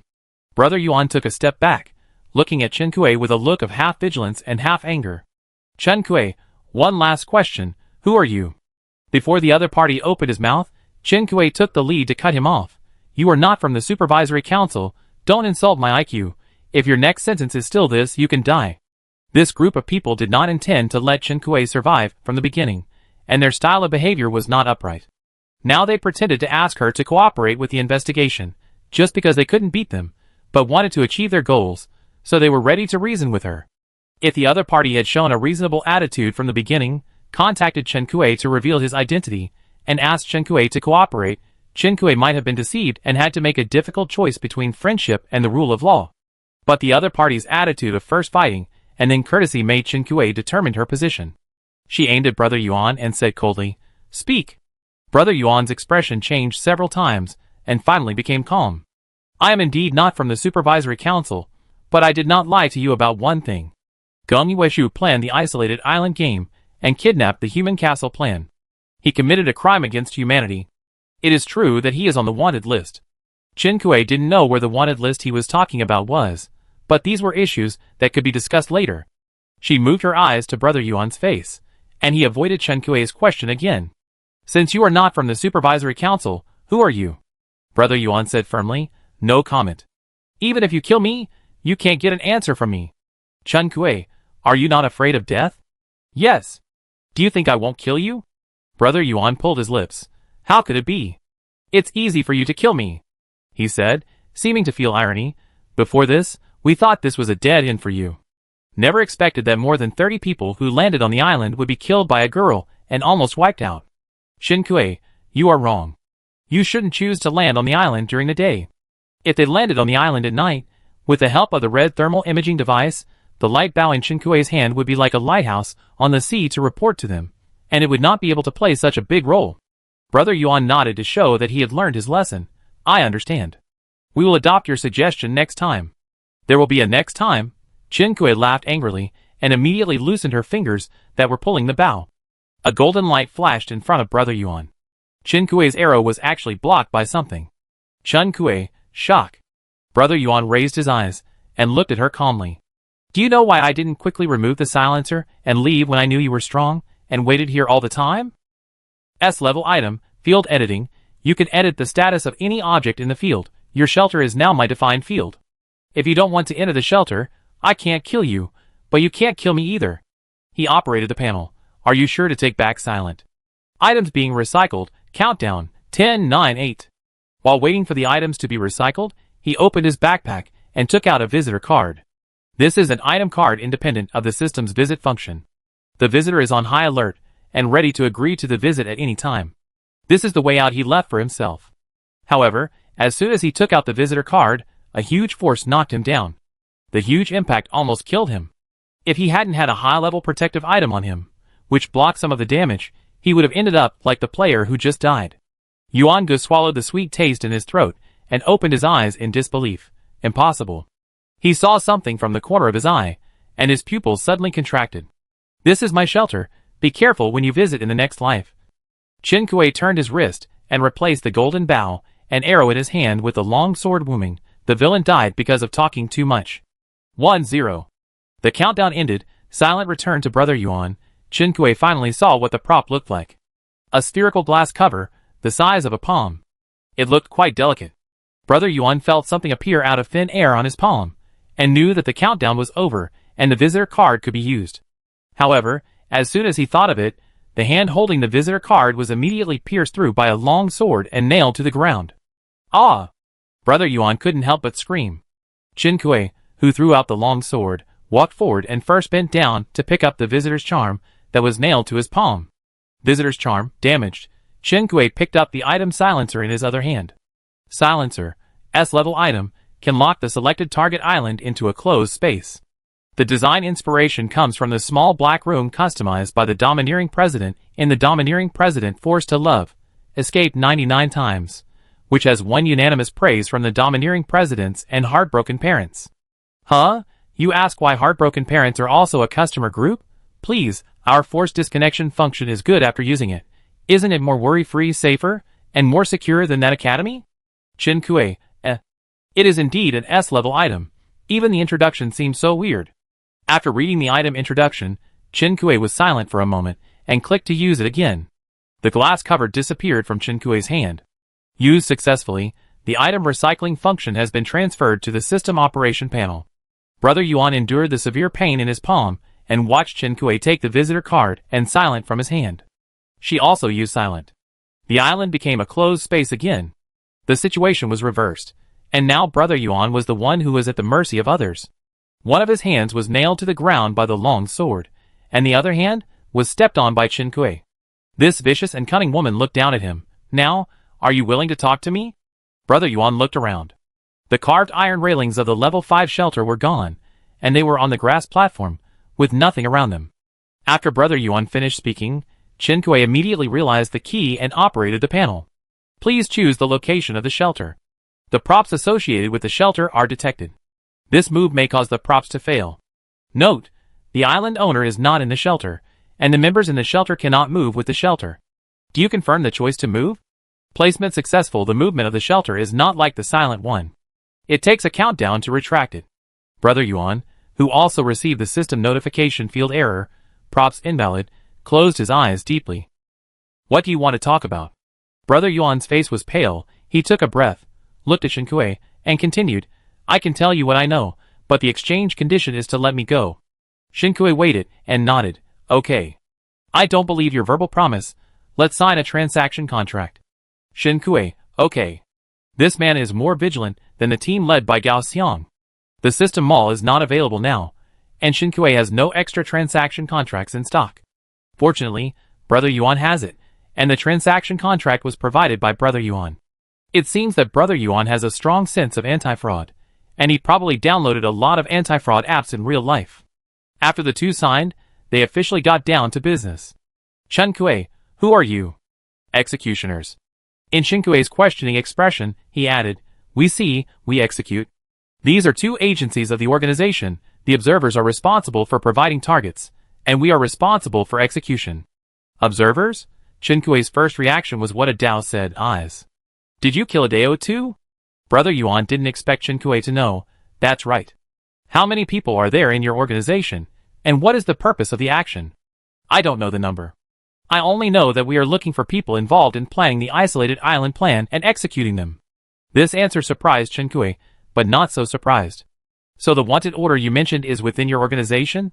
Brother Yuan nodded, his face becoming more and more ugly. Chen Kui, how did you find me? The change in sales of artificial companions is a code implanted by the federal programmers. Among the observers, someone remembered that you and Geng Yuezhu had an intersection, and you meet the purchase conditions. Chen Kui, how did you know the coordinates of my island?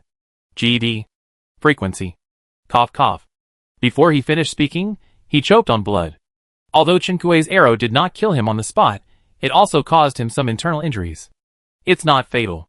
After he leaves Chen Kui's island, he can let the doctor and the healing magician deal with it. Chen Kui connected the words he said himself, showing a little humanistic care. You have people in the GD channel, among the staff who came to the island to interview last time? Ahem. Yes. Brother Yuan stopped coughing, but the pain of coughing pulling the wound still took him a while to recover. Chen Kui, is Tao Yuan in the same group as you? I don't know. This is an ambiguous answer. Chen Kui thought that perhaps Brother Yuan's level was not that high, and he could not access relevant information, so he asked questions that he should know. Who is the leader of the observers and executioners? Yes. Unexpectedly, This question was like a tape in Brother Yuan's brain. Yes. His eyes were bloodshot and wide open, as if they were about to jump out of their sockets.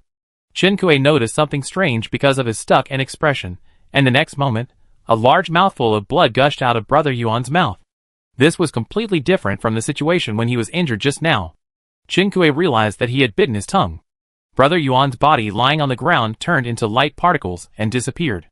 The characters of the transaction contract he signed with Chen Kuei turned gray automatically.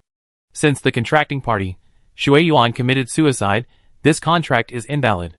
Chen Kuei kicked the grass hard and cursed. She rarely loses control of her emotions like this. But Shui Yuan's death immediately reminded her of Ah Dao, who also committed suicide. Shui Yuan had said so much before, but it was okay. But when he mentioned the name of the leader of the observers and executioners, he committed suicide. It was hard for Chen Kuei not to think about it. The last invader who landed on the island died, but Chen Kuei did not immediately take back the silencer. She looked out at the sea from afar on the grass platform, holding the sword in her hand, and went to her new shelter. It doesn't matter, Geng Yuexiu can complete the consciousness transmission today. Chapter 127. Just now, when the shelter was moved, Chen Kuei was in a hurry. Without thinking too much, he moved the shelter back to its original location. Back in the shelter, Chen Kuei picked up the Master of Disguise prop that he had used before in the corner of the shelter. Master of Disguise, damaged. Usable times 0/3. The system prompts Chen Kuei that this prop is no longer necessary to repair. Chen Kuei uses the conch to contact Chen Yi again. They are still in Xiaohong's space, and Xiaohong has not woken up yet. Chen Kuei then remembered that she could check Xiaohong's status through the system panel. Debuff, injured debuff, coma. It was the same information she got from Chen Yi. Chen Kuei breathed a sigh of relief and began to count the losses in the shelter. There was one less chicken in the poultry house, one less sheep in the livestock shed, and some less vegetables and fruits in the greenhouse. The only consolation was that the players who had invaded Chen Kuei's shelter before only picked food and did not destroy her greenhouse and other animals. After checking the courtyard, Chen Kuei walked into the villa. As soon as she entered the villa, she could smell the aroma of stewed chicken and roasted lamb. The two aromas mixed together, and Chen Kuei paused and checked the kitchen first. The kitchen was still on fire, and chicken was stewing on the stove. There was also a lamb roasting in the oven. Chen Kuei didn't have a machine to roast a whole lamb, so the player who was cooking cut the whole lamb into small pieces, marinated it, and put it in the oven to roast. Chen Kuei glanced at the time. 16:37. She took back the silencer on the panel, went to the bathroom, wiped her body carefully, and changed her medicine and bandages. When confronting Shui Yuan, Chen Kuei's wound split open, and blood soaked the bandage. Worried about the wound getting infected, Chen Kuei took some medicine from the medicine box again. She thought she would not use these medicines, and even wanted to sell them. Fortunately, Chen Kuei no longer lacked money, and her friends worked tirelessly to replenish her medicine store. After treating the wound, Chen Kuei opened the chat channel. When she went to Chenhua Island before, someone soon discovered that Chen Kuei had lost contact. This time, Chen Kuei went through a fierce battle, but the chat channel did not respond. This was one of the reasons for choosing to land on the island and attack during the day. If Chen Kuei failed to kill, it is estimated that others would not know that Chen Kuei was killed until they saw that Chen Kuei's avatar and name turned gray. Since no one found out, Chen Kuei would not deliberately publicize it. While Chen Kuei was scrubbing and treating the wound, the chicken soup on the stove was cooked. Chen Kuei turned off the fire. The chicken soup was very fragrant, but Chen Kuei did not want to drink a bowl. She checked Xiaohong's status again. Xiaohong was unconscious, so they couldn't come out for the time being. Even if Chen Kuei had a contract with Xiaohong, there was nothing they could do now. The rain got heavier again. Chen Kuei sat on the sofa and waited while browsing the forum and world chat channel. Now was the sleeping time for most people. Compared with the previous dazzling eyes, the eyes were not so tired when checking the messages. Submarines and late-night diving were both hot topics, but this time Chen Kuei found a post from a player who had escaped death. While diving into the deep sea to obtain supplies, he encountered a submarine landslide and escaped at a critical moment by relying on the visit function. Therefore, he specially posted a message to tell other players to be cautious when diving into the deep sea without the visit function. After reading the post, Chen Kuei remembered that he should be automatically making submarines on his workbench. According to the production efficiency, there should be more than 70 submarines on the workbench, but there are only a dozen finished products on it. The sewing machine next to it is in the same situation. They are even working diligently, continuing to produce submarines and diving suits. It is estimated that the group of players who landed on the island want to wait until the finished products are made before dividing the spoils. Should I be thankful that these players did not take away her production materials? Chinkui originally thought that she only lost a little food, but she didn't expect that the biggest loss was here. Chinkui converted the loss. Nearly 20 million. Because most of the production materials came from other players, Chinkui converted it, and found that she accounted for 1/3 of the 20 million, and the rest needed to be compensated to the players who provided the materials. Chinkui explained the situation to Tang Tang painfully, saying that an accident occurred on her island, which resulted in the failure to deliver the submarines, and that she would pay for it with her own island currency. According to her schedule, Tang Tang was still sleeping at this time, so Chinkui was not in a hurry if she didn't receive a reply. Let the workbench and sewing machine continue to operate. Chinkui left the studio and went to the storage room. These damn invaders, Chinkui killed them with one arrow, which was a bargain for them. In this game, killing monsters can drop supplies, but killing players is not the case. If I had known, I would have asked them to spit out all the supplies they had taken from their own island before sending them to die. After a comprehensive inspection, except for a lot of things missing from the studio, nothing was missing from other places. Most of the persimmon cakes and sour plum soup she made were missing. No one was interested in apple cider vinegar. Chinkui took a deep breath and barely suppressed her anger. She sat back on the sofa, opened the forum, and searched for posts related to Executioner and Observer, but found nothing. It was quite hidden. Then she had to check it out.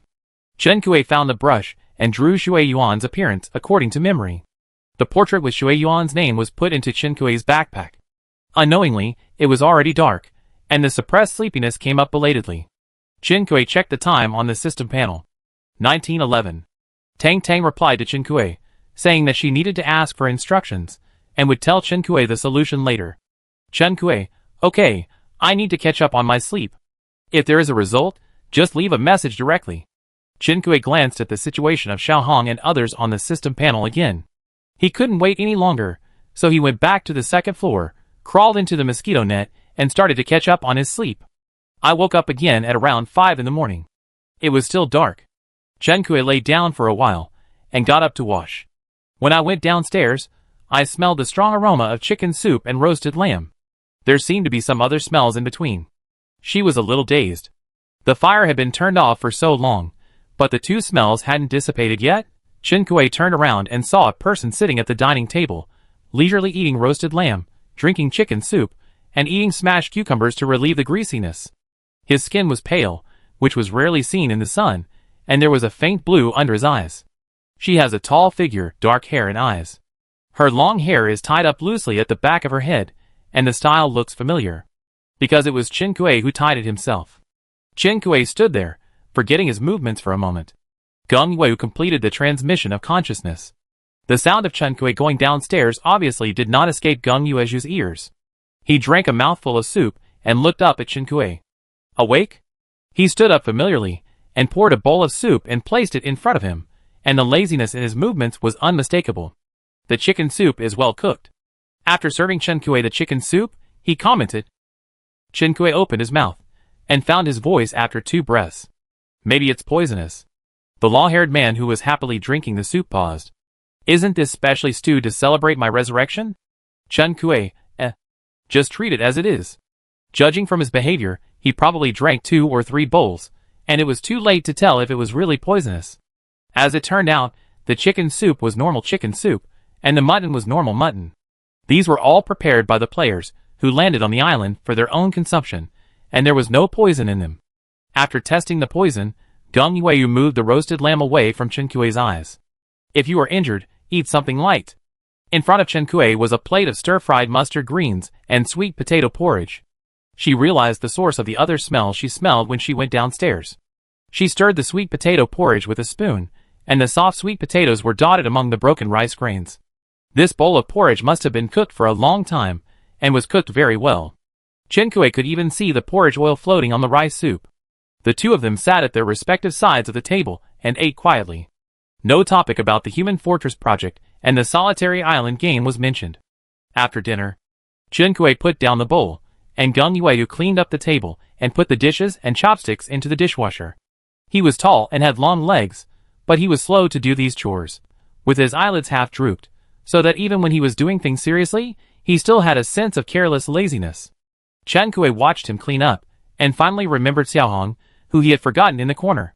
She opened the system panel and checked the pet status. The fish is in the pond outside. As if she understood what Chen Kui was doing, Geng Yuezhu said, while wiping the table.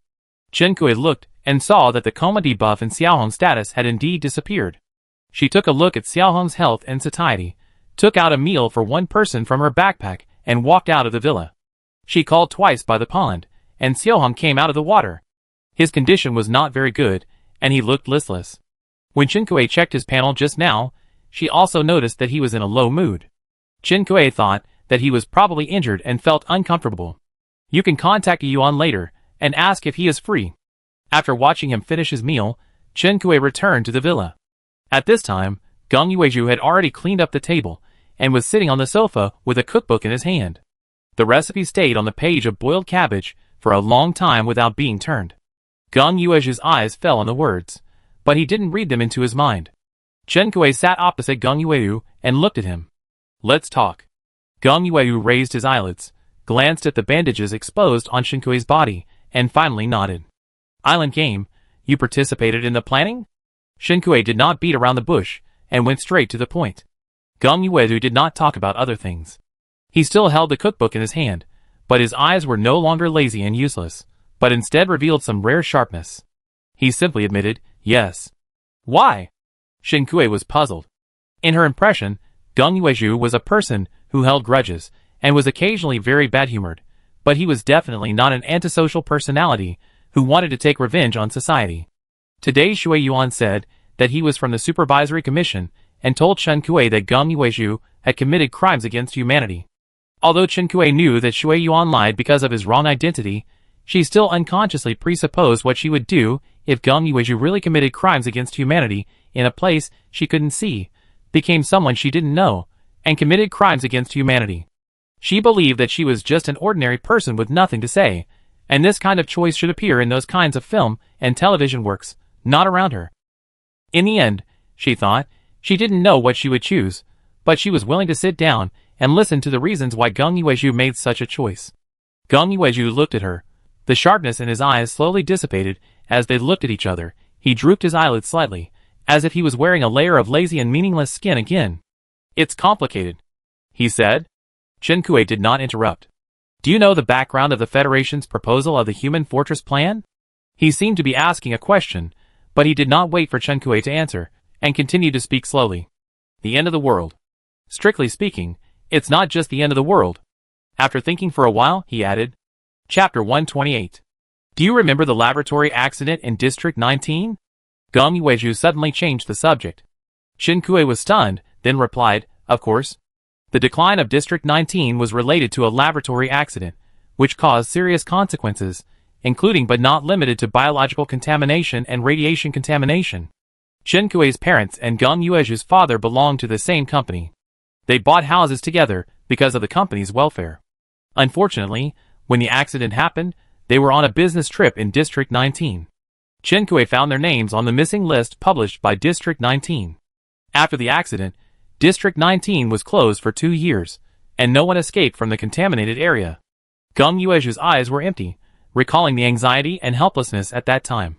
Chen Kui was still young at the time, and based on the white lies and shallow cognition of the people around her, she could not really understand what happened, and she asked Geng Yuezhu to go with her to find her parents, who could not go home. Outside District 19, they were found by kind police and sent back home. As a family member of the accident victim, Chen Kui received a considerable amount of compensation, and thanks to this compensation, she can grow up well. Geng Yuezhu looked at Chen Kui. After I joined the reality copy construction team, I accidentally learned about the laboratory. I can't let the reality copy run. Chen Kui didn't understand why the laboratory where the accident happened was related to the reality copy construction team. The federal investigation results revealed that it was just an accident. There was no conspiracy and no perpetrators. So what is the relationship between the laboratory and the reality copy? Hideo said that the Human Fortress plan was a scam. Chen Kui had expected that the reality copy was fake, but looking at Geng Yuezhu's reaction, the Federation did build a reality copy. Gong Yueyu raised his eyelids, and that sharp feeling was revealed again. The background of the human fortress plan is not only the end of the world, but also the objective problem of insufficient resources. The essence of the reality copy is a resource allocation and survival screening. Chen Kui opened her mouth, but was speechless. After a while, she found her voice. Is there any difference between the island game? The difference is fairness. Gong Yuezhu leaned over and looked at Chen Kui. They want to use the reality copy to screen the survivor list. At that time, except for the families of federal politicians and technology giants, everyone else will become the screening object. You never know whether a wildfire or a laboratory accident is a screening method set by the consortium. The Federation has only one central district, but there are countless 19 districts. The advantage of the real copy is that the consortium has the same financial resources as the real world, and the military deterrence and technological means in the real world are still readily available, and the uncontrollable factors in the real world are as simple as removing defective gene fragments during gene editing in the real copy. So Adeo said that the Human Fortress project is a scam. Is it because of this reason? Gong Yuezhu was stunned for a moment when he heard the familiar name. He nodded and then shook his head. In the plan released by the Federation, human bodies are placed underground, and consciousness is transmitted back to their bodies after the extinction era. Gong Yuezhu explained, but in fact, the technology for preserving human bodies is not perfect.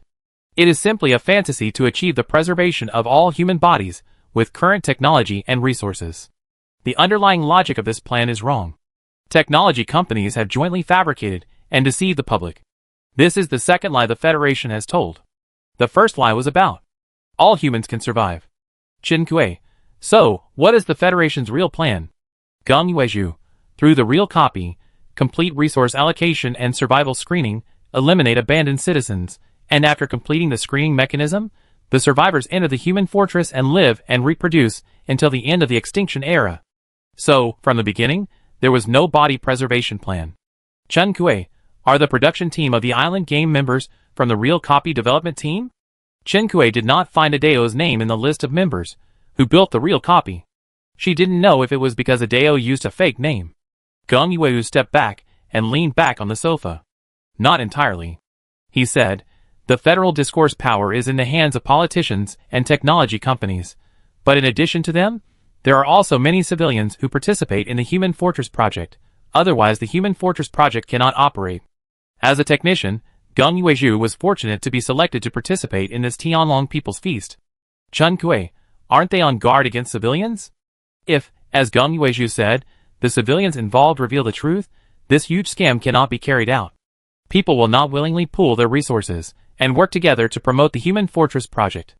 As soon as Chen Kui asked, he realized that he had asked a stupid question. The media and public opinion are in the hands of technology companies. They can weave information cocoons and also curb mouthpieces. Those who notice abnormalities and raise objections are either bought or replaced. It is not easy to form an island game development team. Gong Yuezhu pulled a smile from his lips. Thanks to the help of those who struggled to climb up and still had some empathy, and some Tianlong people's traitors, our plan succeeded, and the island game kidnapped the real copy. When Chen Kui heard this, the previous questions were answered. But then, there were new questions. Why is your consciousness stored in a broken USB drive? Why did Adeo become an NPC? According to the information Gong Yuezhu said, Gong Yuezhu should not have become a USB drive at the beginning of the copy. At least like Adeo, he should have an identity and self-awareness. There is a traitor in the development team of the Lonely Island game. Before the dungeon was opened, he noticed this and killed the man. At the cost of his consciousness being damaged, the Lonely Island game was successfully launched. He has always been good at playing with codes, and he claims that he is not a righteous man who is willing to sacrifice for the greater good of mankind. Chen Kui is the backdoor he left for himself. If I die, you will really be finished, or have you ever thought about what you would do if I don't have money to buy a human companion? You won't die. Before Chen Kui could figure out what he meant, Gong Yuezhu stood up and ended the conversation. You go and lie down to recuperate, I take care of the rest. Chen Kui saw him take out Chen Kui's and used fish-pattern knife from the storage room, walked in front of her, and stretched out his hand to her. Give me the tool. Meeting Chen Kui's puzzled eyes, Gong Yuezhu lazily raised his eyelids.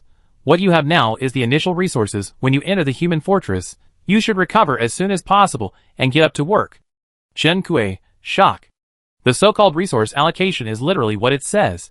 Chen Kuei was so shocked by the news that he even forgot to think about what Geng Yuezhu said before.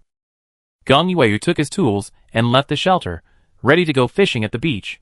Chen Kuei looked at the direction he was going, thought for a moment, and followed him with an umbrella. The raincoat was chopped into pieces by the group of players with swords yesterday, so Chen Kuei had to search for a while and found an umbrella.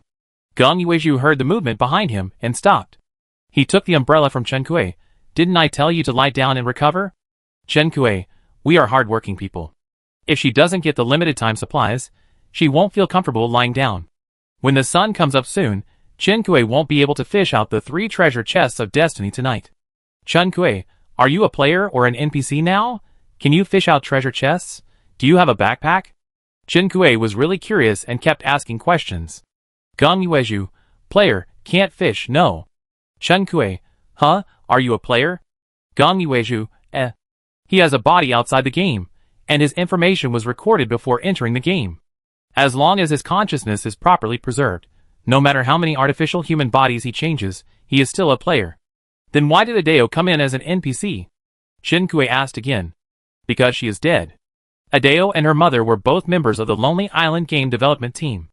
After she died in reality, her mother decided to put her consciousness data fragments into the Lonely Island game, edited them into the radio channel NPC data, and set up her self-awareness. In essence, she is just an NPC. The difference between her and other NPCs is that she carries the love of a mother and the expectations of the development team of the Lonely Island game. Chen Kuei remembered that when they first met, Adao told her that she was a human. Thinking about it now, it makes people feel a little sad. Chen Kuei did not ask any more questions. The two walked to the beach, each holding a fishing rod, and started fishing. Intermediate Destiny Treasure Box, Night Limited, +1 * 3 Outdoor Barbecue Grill +1. Chen Kuei ran out of energy and looked at Geng Yuezhu. He had been using an ordinary fishing rod. When he arrived at the beach, he took out a chair and sat on the shore to watch. He actually came here to fish. Unfortunately, fishing is not as simple as fishing for treasure chests with survival tools. He has been casting the rod for a long time, but he has not caught a single fish. Chen Kuei, you are a player. Where are your islands and shelters? If your survival tools are not fishing rods, what are they? Geng Yuezhu did not look back. His eyes fell on the sea, and Chen Kuei could not see his expression. I don't have an island or a shelter. Except for the player identity, I don't have any player privileges. The android is your property, and my level is bound to yours. That is to say, if Chen Kuei is eliminated by the system because of her low level, Geng Yuezhu will also die with her. Chen Kuei then remembered what she had forgotten before. I don't have a health bar. Does this have anything to do with you? Geng Yuezhu was silent. Silence was already an answer. Chen Kuei, is it part of your plan? The wind started to blow on the sea. Chen Kuei caught his answer in the sound of the wind.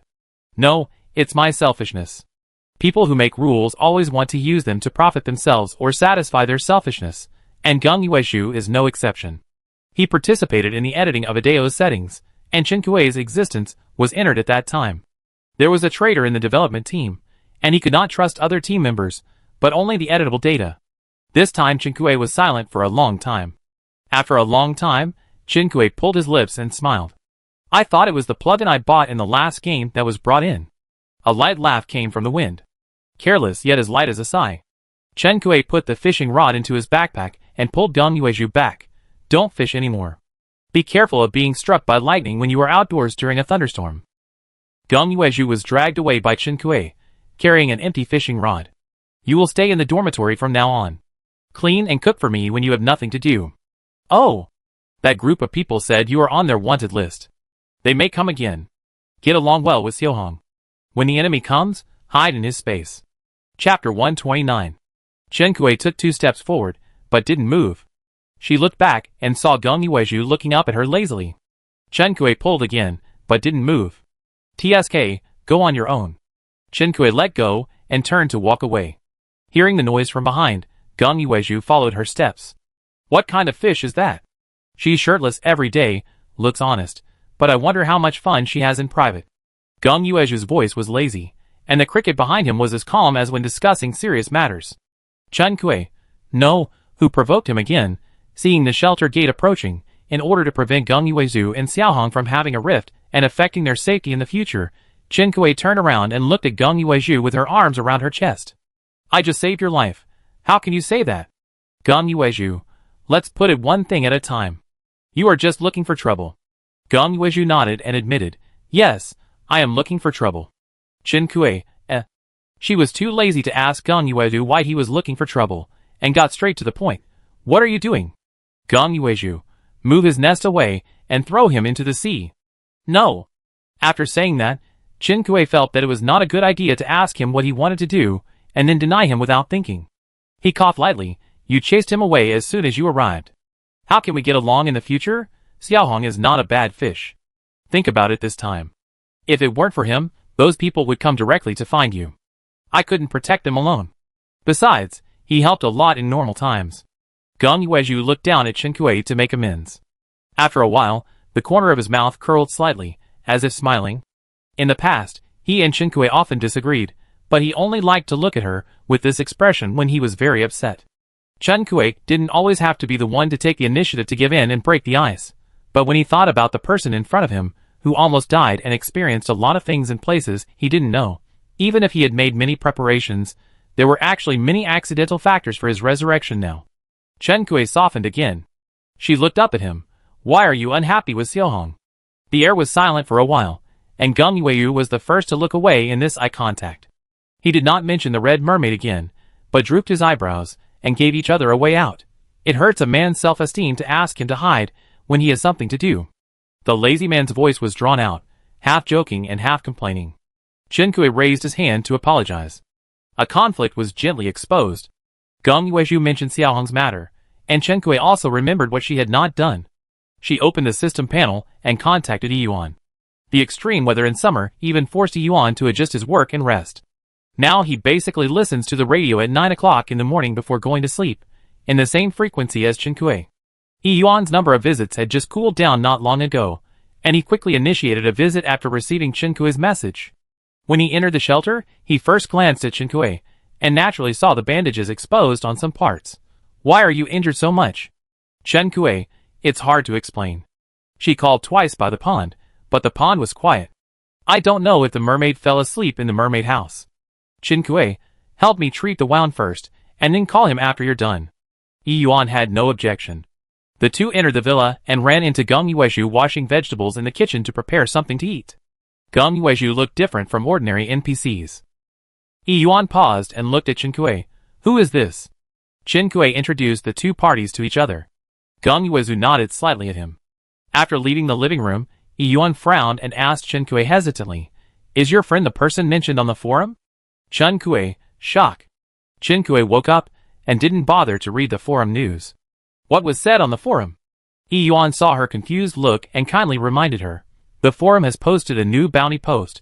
The bounty target is Gong Yuezhu, and the bounty is 5 million island dollars. Chen Kuei opened the forum and searched, and indeed found the post that Yuan mentioned. In fact, there are many bounty posts on the forum. The reason why this bounty about Gong Yuezhu is so popular is because the identity of the poster is different. In addition to often appearing in the federal parliament, this poster is also active in the media.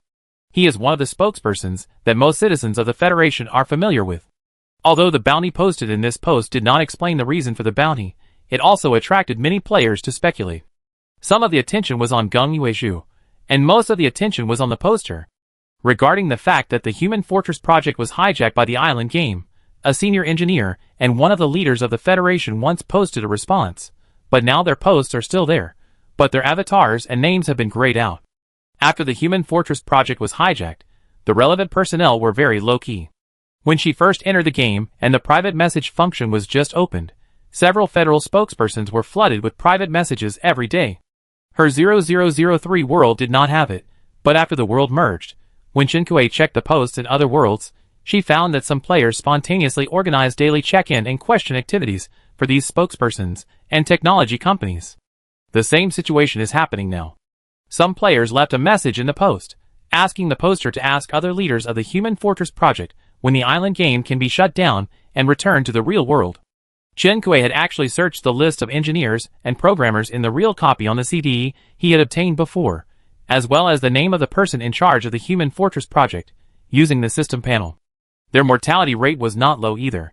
Yuan saw her reaction and immediately confirmed Gong Yuezhu's identity. While taking out the things he was going to use, he told Chen Kui, 5 million island coins is not a small amount. There will definitely be players who will take risks for the bounty. Try not to let others know that you have a relationship with him recently. Chen Kui nodded. I know. She was a little curious. He is on the bounty post, but you are not afraid at all, and you are not worried that he is a bad guy. Yi Yuan looked calm and motioned Chen Kui to remove the bandages on his body. I believe in my own judgment. Having worked with Chen Kui for so long, he believed that he had a certain understanding of Chen Kui's character. Although he did not know Chen Kui's friends, even if he was not a good person, Chen Kui would not let him hurt himself. While the two were talking, all the bandages on Chen Kui were removed. Large areas of skin were exposed, but neither of them had any romantic thoughts. Yi Yuan reapplied medicine to her. Why is the injury so serious? Yi Yuan was treating the wound carefully, and suddenly remembered something, and he paused. Could it be that you have met someone who wants to kill him for the bounty? Chen Kui coughed lightly, and Yi Yuan looked at her disapprovingly. What happened yesterday? Why didn't I receive any news from you? Chen Kui told her about the silent one. Yi Yuan was silent. Chen Kui had a new idea. After Yi Yuan helped her treat her wound, she took out a pair of conch shells from her backpack and handed one to Yi Yuan. Is this the medical fee? Yi Yuan raised his eyebrows. Chen Kui, no, you can take this back later. If it is useful, I will use it to ask you for help when my island is placed with the silencer again. Okay. Yi Yuan was obviously very pleased with Chen Kui's trust, and the atmosphere was very harmonious. The two went downstairs to the pond, and Chen Kui called twice again. This time, the mermaid surfaced and obediently left the pond, allowing Yi Yuan to check the wound. Because the mermaid's wounds were not treated in time, some parts had been soaked in water and turned white, and there was a tendency to inflammation. No wonder he looked so bad. Chen Kui put his palm on his forehead and found that he really had a fever. Yi Yuan treated these wounds with ease, and Chen Kui watched him operate from the side, and his heart fell back into his stomach. Perhaps it was because Xiao Hong's injuries were relatively minor, so Yi Yuan's 2 yin-yang scalpels were not needed. He easily solved the problem, thought for a while, and told Chen Kui he can move more on land in the next 2 days. Chen Kui agreed and found the medical fee to give to Yi Yuan. Although they were friends, Chen Kui always paid his friends for help. Similarly, Chen Kui also charged for their forging. In Chen Kui's opinion, friendship also needs to be settled clearly in order to maintain long-term. Of course, there is no such thing as giving out some specialty snacks and free meals. After Yuan finished his visit and left her island, Chen Kui found the silent one again and used it on her island. Yi Yuan, can you hear me? After a short silence, Yi Yuan's voice came from the conch. You can hear me. Chen Kui clenched her fist and waved it. Well done. The red mermaid sitting by the pond with half of her tail immersed in the pond saw that she was in a good mood, and her tail also swayed, and the sound of water splashing came from the pond. Chen Kui looked at him when she heard the voice and met his gaze. Chen Kui. The red mermaid rarely called his name. Chen Kui approached and asked, What's wrong? Only when he got closer did he see that the red mermaid's dark skin was slightly red, and he looked a little embarrassed. Can you make a dress for me? Chen Kui, Chen Kui's first thought was, did Xiao Hong hear what Geng Yuezhu whispered to him behind his back? It was hard to confirm with him, but Chen Kui felt that it was almost certain. Chen Kui was embarrassed for a moment, but he quickly reacted and agreed with a smile. Of course. What style do you like? The red mermaid's eyes flickered when she heard this question. It's all right. Mermaids' clothes are usually made by their closest relatives or partners. I've been doing this all along. Am I embarrassing you? It's confirmed. He really heard it. Chen Kui comforted. How could it be? Xiao Hong's muscles are quite pleasing to the human aesthetic, and his dark skin adds a bit of wildness. Mermaids prefer white skin, but apart from the skin color, his figure should not be hard to see among mermaids. After being comforted by Chen Kui, Xiao Hong was indeed in a better mood. His bright red fishtail swung in a small arc again, splashing a little water. Your friends don't seem to like me very much. Tomorrow I will move the Haichao house to the sea, and live farther away. Chen Kui, it was Geng Yuezhu who started the trouble. Xiao Hong is so sensible, how could she follow him and chase him away? She squatted aside to comfort him. He doesn't dislike you, you don't have to move. I don't want you to quarrel because of me. Chen Kui felt a little awkward for some reason. Although he was dark-skinned, Xiao Hong's lost and aggrieved look really made people feel helpless. She was not really good at comforting people, so she could only repeat the same thing over and over again. Finally, she promised to make him a few more sets of clothes. One said a day to change. Chen Kui patted the red mermaid on the shoulder. Don't think too much, I will make clothes for you now, and you can wear them tomorrow. After that, Chen Kui stood up, removed the silencer, and walked into the villa. Gong Yueyu was stewing soup by the stove. When he heard the sound of Chen Kui coming back, he raised his eyelids and looked over, only to see Chen Kui heading straight to the studio. He asked casually, Xiao Hong has no clothes to wear, make some for him. Gong Yueyu. Is it his first day without clothes to wear? Chen Kui entered the studio, and he seemed determined to make clothes. Gong Yueyu did not say anything to stop him. He threw the recipe book in his hand aside, making a loud noise. He left the cupboard he was leaning against, stood up with his long legs, and walked out with his hands in his pockets. He wanted to meet this troublemaker. By the pond, the mermaid was leaning against the wooden bridge pillar with her back to the villa, and half of her tail sank into the pond. The abundant rain made the whole view look more beautiful. The red mermaid was obviously in a good mood, and her tail was gently slapping in the pond. The sound of water splashing continued. He had obviously heard the footsteps early, but he didn't turn his head until the other party stood behind him for a while. The man and the fish looked at each other. Sparks seemed to burst out in the air. Boom! Thunder sounded. Chapter 130. Chen Kui took the finished diving suit and materials off the sewing machine and put the shark yarn on it. If he wanted to make other props or equipment, he might need to spend some effort, but if he just wanted to make a few simple clothes, Chen Kui could buy a bunch of design drawings from the player trading center in a few minutes. This kind of material is similar to the plastic lily bouquet that Chen Kui threw in the storage room. Chen Kui even found the design drawings of the fairy style and Duan Huang style cosplay costumes in it. She put the design and the shark yarn on the sewing machine, and after selecting the color of the finished product, the sewing machine automatically started to make it. Chen Kui opened the system panel, began to deal with friends' messages, and checked the forum trend. When she didn't notice, Tang Tang reported the situation on Chen Kui's side. Suze, what happened to you? Did you encounter a hunting organization again? Tang Tang notified others, and Suze would naturally receive the news. However, the production team is not now decided by Suze alone, otherwise Chen Kui would contact him directly, and Tang Tang would not need to pass on the message again.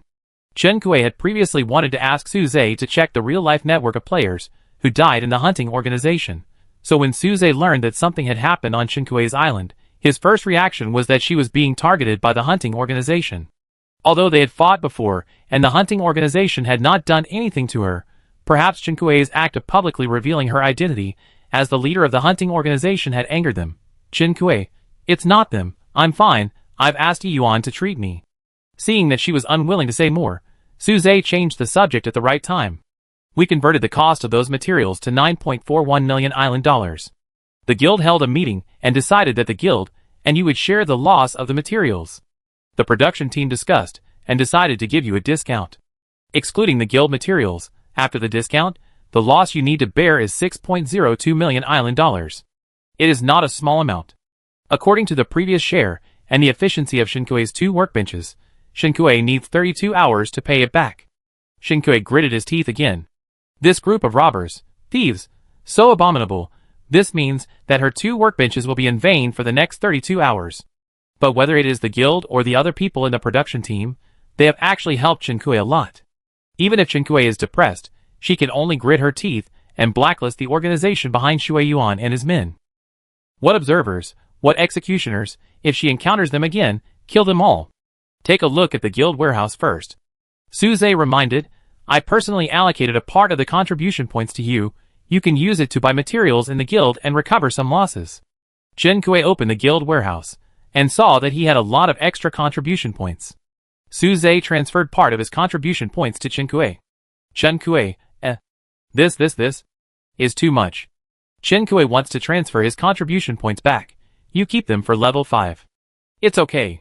I can still afford the loss this time. Suze, I have already reached level 5. These are gifts for you. Thanks to you for discovering oil, I was able to gather the upgrade materials so quickly. After he said that, Chen Kui stopped refusing. Chen Kui checked the number of people who had completed the upgrade. The countdown was more than halfway through. Although the growth rate of the number of people who had completed the upgrade was not in seconds, it was much better than the gap in the few days when Chen Kui had just completed the upgrade. There is another thing. Suze paused. The target selected by the hunting organization seemed to be related to a laboratory. Chen Kui, What laboratory? When Shinkui heard about the laboratory, his first reaction was the accident in District 19. But she was wrong. In the network of relationships between these targets, the core laboratory is not the one in District 19. The name of the laboratory is the Potential Development Center. Perhaps because Shinkui never paid attention to this information before, she had never heard of the name of the laboratory. Shinkui first praised Suze. You are so reliable. You really found it out in such a short time. The targets of the hunting organization include not only players, but also some NPCs. Shinkui also sent the NPC information she collected to Suze, but Suze did not find any connection between these NPCs and the Potential Development Center. NPCs are virtual characters. In reality, they may get results through the producer's investigation. However, they are in the game and don't even have information about NPCs, let alone find the producers behind them. When Geng Yuelu asked Suze to check, it was still the data on the USB flash drive. Now Shinkui can ask him directly. While staring at the sewing machine and making the forging order, Shinkui silently sorted out his thoughts. Logically speaking, the NPCs in the island game are all made by the game development team. What is the relationship between the game development team and the Potential Development Center? These forces are so complicated that Shinkui is like holding a ball of thread, unable to sort out the clues. After making a few clothes, Shinkui took the clothes and left the studio. He looked into the kitchen. Geng Yuelu was no longer in the kitchen, and the soup on the stove was still stewing. Shinkui walked out the door and found Geng Yuelu by the pond. The man and the fish were talking. Hearing the movement of Shinkui coming over, they stopped talking tacitly. Xiahong, see if you like it.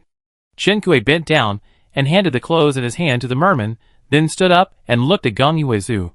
You are still stewing soup on the fire, don't mess around. There is no fire awareness at all. This game is so real, who knows if it will cause a fire. Geng Yuelu silently grinded his back teeth, without even looking at the mermaid, and pulled Shinkui to the villa. Shinkui wanted to curse, but when she thought that she came out just to deliver clothes, and she really had something to say to Geng Yuelu, she gave up struggling. Shinkui, what did you two talk about outside? Shinkui thought he was definitely going to pick a fight with Xiaohong again, but looking at the atmosphere before she went over, it didn't seem like that. So he was a little curious. Geng Yuelu looked at her with a half smile. Are you afraid that I will bully him? Shinkui, not really. Shinkui coughed lightly. Let's talk business. Do you know Tao Yuan?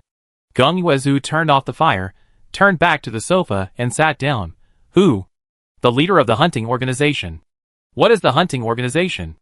Shinkui saw that he really didn't seem to know Tao Yuan, so he checked the time, sat on the sofa, and started to tutor him. You made the game of Deserted Island. Why are the NPCs in it related to Tao Yuan? Can you contact other producers of the island game? Knowing the specific NPC producers, we should be able to know what the relationship is between them.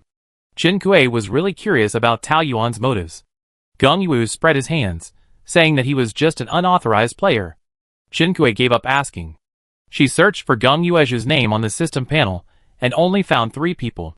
One of the avatars was a girl, and the other 2 avatars, including hers, were gray. It seems that the name is Geng Yuelu. Not auspicious. The remaining Geng Yuelu's basic information was blocked, and Shinkui couldn't tell if it was the one next to her. Shinkui, I don't know if this person is you. If it's not you, he will definitely be implicated because of the same name. As soon as Shinkui finished speaking, he saw that the last lit Geng Yuelu on the system page also turned gray. I just don't know if he was implicated to death. Shinkui, ? God can be my witness, this person was really not cursed to death by her. There were only 3 gray avatars left on the system panel. The name Geng Yuelu is really unlucky. Shinkui turned around and looked at Geng Yuelu for a long time, then took a deep breath. Okay, now you are on the bounty list, and it is a good thing that you have no authority. Shinkui opened the forum to see what people thought about the bounty for Geng Yuelu. It turned out that no one cared. It is estimated that everyone is busy, and there are few people who have time to browse the forum like her. The hottest topic now is submarines. Shinkui skipped it directly. It happened to be late now. During the time Shinkui and Geng Yuelu were chatting, it was already bright outside. Shinkui went into the greenhouse to harvest crops and fruits. He also planted the processed mango seeds. The grape seedlings in the greenhouse were already climbing vines, and the lychees were also bearing fruit, but it would take 2 days before they were ready for picking. Apples +3. Coffee beans +5. Lemons +2. Chrysanthemums +6. Edamame plus 67. Today, there was a bumper harvest of edamame, and Shinkue planted a lot of green beans. Stir-fried green beans with meat or stir-fried green beans go well with rice. Shinkue bought a lot of seeds on purpose. In the poultry house, the 15 furry chicks have grown to half their size. They are not as cute as the yellow balls before, but they should be able to lay eggs soon. Shinkue looked at them and felt that the death of his previous laying hen was not so regrettable. There was one less dairy sheep in the livestock shed, but the animals still had to eat and drink as usual, without any impact. Shinkue carefully checked the horse she kept in the back. She felt that it was out of place and not very sociable. After thinking about it, Shinkue finished milking the cow and goat and prepared to make a stable for it. It was almost time for the broadcast. Geng Yuizhu asked Shinkue to listen to the radio and leave the stable business to him. Shinkue happily left. She put away her notebook and pen and turned on the radio. Good morning, listeners. Welcome to Listen to GD Channel, bringing you the latest gossip and weather forecast every day. I am Agu. A familiar voice sounded. Before, at everyone's strong request, we arranged a face-to-face interview with Tao Yuan herself. When Shinkue heard this, he thought that the next step was to promote the interview product process. Unexpectedly, the next content surprised Shinkue. But this interview did not go smoothly. Tao Yuan led people to attack and killed our radio staff, and the interview was forced to stop. After a meeting of the GD channel, it was decided to cancel the interview plan with Tao Yuan and put Tao Yuan on the GD channel blacklist. Sorry, dear listeners, we can't meet your request this time. To apologize, the GD channel will draw 100 compensation gift packs from the listeners who left messages before. Each compensation gift pack will contain essential summer medicines and Shinkue had no intention of listening to what was in his compensation gift pack. Tao Yuan actually attacked the GD channel staff. According to the process of the previous interview with Shinkue, GD channel should have reached a cooperation relationship with Tao Yuan when it landed on the island, but Tao Yuan chose to destroy the cooperation. Did those people who landed on the island have some unpleasantness with her after landing? Or did she agree to this cooperation for someone from GD channel? Chapter 131. Recently, the Earth's crust has been moving frequently, and a large number of accidental deaths have occurred. We would like to remind everyone to pay attention to safety. Hearing this, Shinkue put her thoughts aside and shifted her attention to the broadcast itself. She opened the system page to check the number of survivors. Less than 210 million. In just less than 2 days, several million people died. Such a high death rate is obviously not caused by lightning or wild beasts. For players who have survived to this day, the threat of low-level wild beasts is not great, and the probability of high-level wild beasts appearing is not that frequent. Lightning rods are not expensive and are basically affordable, but they can only protect shelters. Players who leave shelters may indeed be struck by lightning. The thunderstorm lasted for a long time, but the death rate has suddenly soared recently, probably because of the crustal movement mentioned on the radio. Next, the last item of today, weather forecast. The thunderstorm will end tomorrow, and it will be a sunny day. Listeners, please avoid the heat. After the broadcast, Shinkue turned off the radio, searched the forum posts, sorted out the current situation, and sorted out his thoughts on his notebook. Survivors, 210 million. Shinkue drew a circle. Geng Yuizhu walked in at some point. He stood aside, leaning back on Shinkue's desk, looking down at the notebook in her hand. Shinkue opened the forum again to check the posts about submarines that she had ignored. Sure enough, there were some clues. Many players mentioned that their relatives and friends had their names and avatars turned gray after they dived into the sea. Submarine for sale, rental. 69th floor. Didn't I say that? Hold the visit function in your hand before going into the water. If there is a problem, use the visit function to run away. 74th floor. The visit function has such a long cooldown time. Who can wait? Now the upgrade time is half over. If you don't hurry to obtain resources, you will die when the time is up. It's better to fight. 78th floor. Who can you blame for your greed? 81st floor. Life is still more important. I would rather live a little. Shinkue left the forum and stood up. Geng Yuizhu, who was standing at the side, yawned. Are you going to fish for treasure chests? Shinkue nodded. Also, I have something to ask you. Don't sleep yet. Geng Yuizhu paused and said nothing. However, when Shinkue fished for today's treasure chest and returned to the villa, Geng Yuizhu was gone. There was a note on the table. Too sleepy, wake up and talk. Shinkue was unhappy, TSK. And threw the note aside, went to the courtyard and started opening the boxes. The 3 treasure chests that were fished before dawn were not opened yet, so Chen Kuei took out the sword and opened the Fate treasure chest first.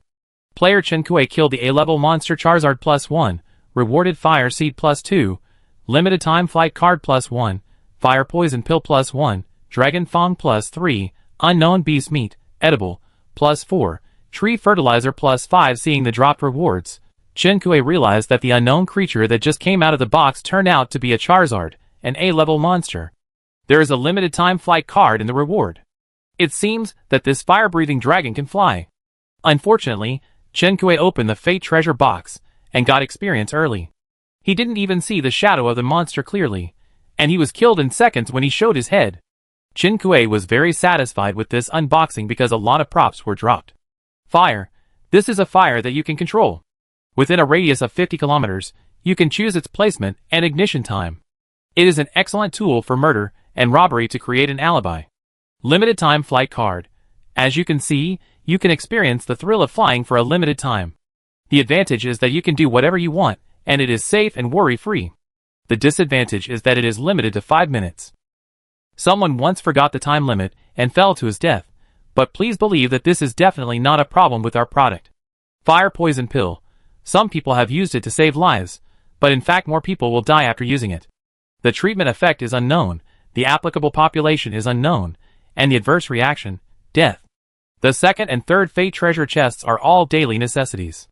Chen Kuei opened a barrel of oil, a bag of white sesame seeds, and a set of eye masks and earplugs. The 3 treasure chests just caught are 2 bronze treasure chests, and 1 wooden treasure chest. All the materials that were opened were basic materials. Paulownia +54, Iron Birch +23, Tin or +16, Rare Earth +8, Granite +12, Clay +3, Stone +9. Chen Kuei packed up the things he got from the unboxing, took out his invisible cloak that was damaged in the battle yesterday, and put it on the repair machine. Since even the consciousness USB drive can be repaired, repairing a prop should be no problem. Repairing, 18 hours 59 minutes and 59 seconds it can be repaired. Chen Kuei's eyes lit up. The invisibility cloak helped Chen Kuei a lot during the attack on the island. When she returned to the shelter yesterday, the invisibility cloak was in tatters, and she felt sorry for it. Now it seems that as long as her props are not disposable, they can be used frequently and always new. Maybe because she just slept last night, she doesn't feel sleepy now. In order to avoid problems with her work and rest schedule again, Chen Kuei decided to take a nap first. After waking up, maybe she can take Gung Yueyu and Xiaohong to take a submarine to the sea to see. For so long, she hasn't got any resources. She has always been reading forum posts and sharing. After reading so much, she can't help but feel a little tempted. Danger and opportunity coexist. Chen Kuei still has the visit acceleration card in her hand, plus Xiaohong's space. Even if she really encounters an underwater volcanic eruption, she can escape in time. Chen Kuei was not sleepy for the time being, so she simply boiled the edamame harvested today with salt, poured it into a container, and set it aside to cool. After processing the edamame, Chen Kuei went upstairs, washed up briefly, took the medicine prepared by Yuan, closed the curtains, and began to brew sleepiness. Before, Chen Kuei thought it would be difficult for her to fall asleep. In fact, she fell into a deep sleep not long after she lay down. Maybe it was because of the injury and lack of energy, or maybe it was because this reunion made her feel at ease. The various nightmares she had been having recently did not come back. Ah! A scream sounded. Chen Kuei woke up from her dream. The sound came from the next room. Chen Kuei didn't care about her pounding heart after waking up. She immediately got up and rushed to the guest room. What's wrong? The door of the guest room was not locked, and Chen Kuei opened it easily. As soon as the door was opened, she met Gung Yueyu on the bed. Gung Yueyu stretched his long arm to the head of the bed and turned off the groundhog alarm clock that was still screaming. The screams disappeared. Chen Kuei, Gung Yueyu stood up, picked up a t-shirt beside him, and put it over his head, then pulled his long hair out of his collar. It's just the sound of an alarm clock. It seems that the sound insulation in the shelter is very poor. Chen Kuei, who was alarmed, said, TSK. After all, you put this alarm clock in this room, didn't you? You haven't used it yourself? He was actually scared by the sound of an alarm clock. Chen Kuei, I can set the alarm clock using the system panel, there's no need to use it. Because of its cute appearance, This groundhog alarm clock was placed in the guest bedroom as a decoration by Chen Kuei, and he didn't expect Geng Yuezhu to really use it. Geng Yuezhu put one hand in his pocket, opened the curtains, and looked around the bedroom with a light from outside. Even his dreams were filled with the scent of lilies. The guest bedroom not only had curtains with lily patterns, but also lily paintings on the wall, plastic lilies in a vase in the corner, and a lily night light on the bedside table. His eyes moved away from the lily elements in the room and fell on Chen Kuei's face. Chen Kuei's face turned pale, and he looked really scared. Geng Yuezhu couldn't spit out the teasing that was on the tip of his tongue. He walked in front of Chen Kuei, put his index and middle fingers together, pinched her cheek, and drooped his eyelids lazily. "When did you become so timid?" After saying that, without waiting for Chen Kuei to respond, he pulled her away with one hand. "If you are uncomfortable, go back and lie down for a while. There will be no alarm clock to wake you up this time." Chen Kuei heard this, and opened the system panel to check the time. 17:04. "I have slept enough, and it is impossible to fall asleep even if I sleep again at this time." Chen Kuei shrugged, breathed slowly, and went back to the bedroom to wash up. When she went downstairs, Geng Yuezhu was putting the dishes on the dining table, and she was not surprised to see that Chen Kuei did not continue to sleep. The edamame cooked before going to bed had cooled down, and Chen Kuei put it in a sealed container and put it in the refrigerator's fresh-keeping area. After closing the refrigerator door, she came to the dining table and suggested to Geng Yuezhu while serving the rice, "Let's go to the bottom of the sea after dinner." "What are you going for?" "Of course, we are going to get supplies. We don't know what supplies are needed to upgrade the 6th level shelter yet." Chen Kuei thought of something and asked Geng Yuezhu, "You should know, right? What do you need to upgrade the materials?" Geng Yuezhu, "These details are automatically generated by the game system. If you want to know, in addition to the algorithm, you also need computing support." Chen Kuei looked at him doubtfully. "Okay." She continued, "I don't know what materials I will use, so it's always a good idea to make more preparations." "Use a submarine to go down?" The workbench in the studio has been making submarines, so it's not surprising that he knows. "Well, the submarine can seat 2 people. I have a visit cooling card, but you don't have player permissions.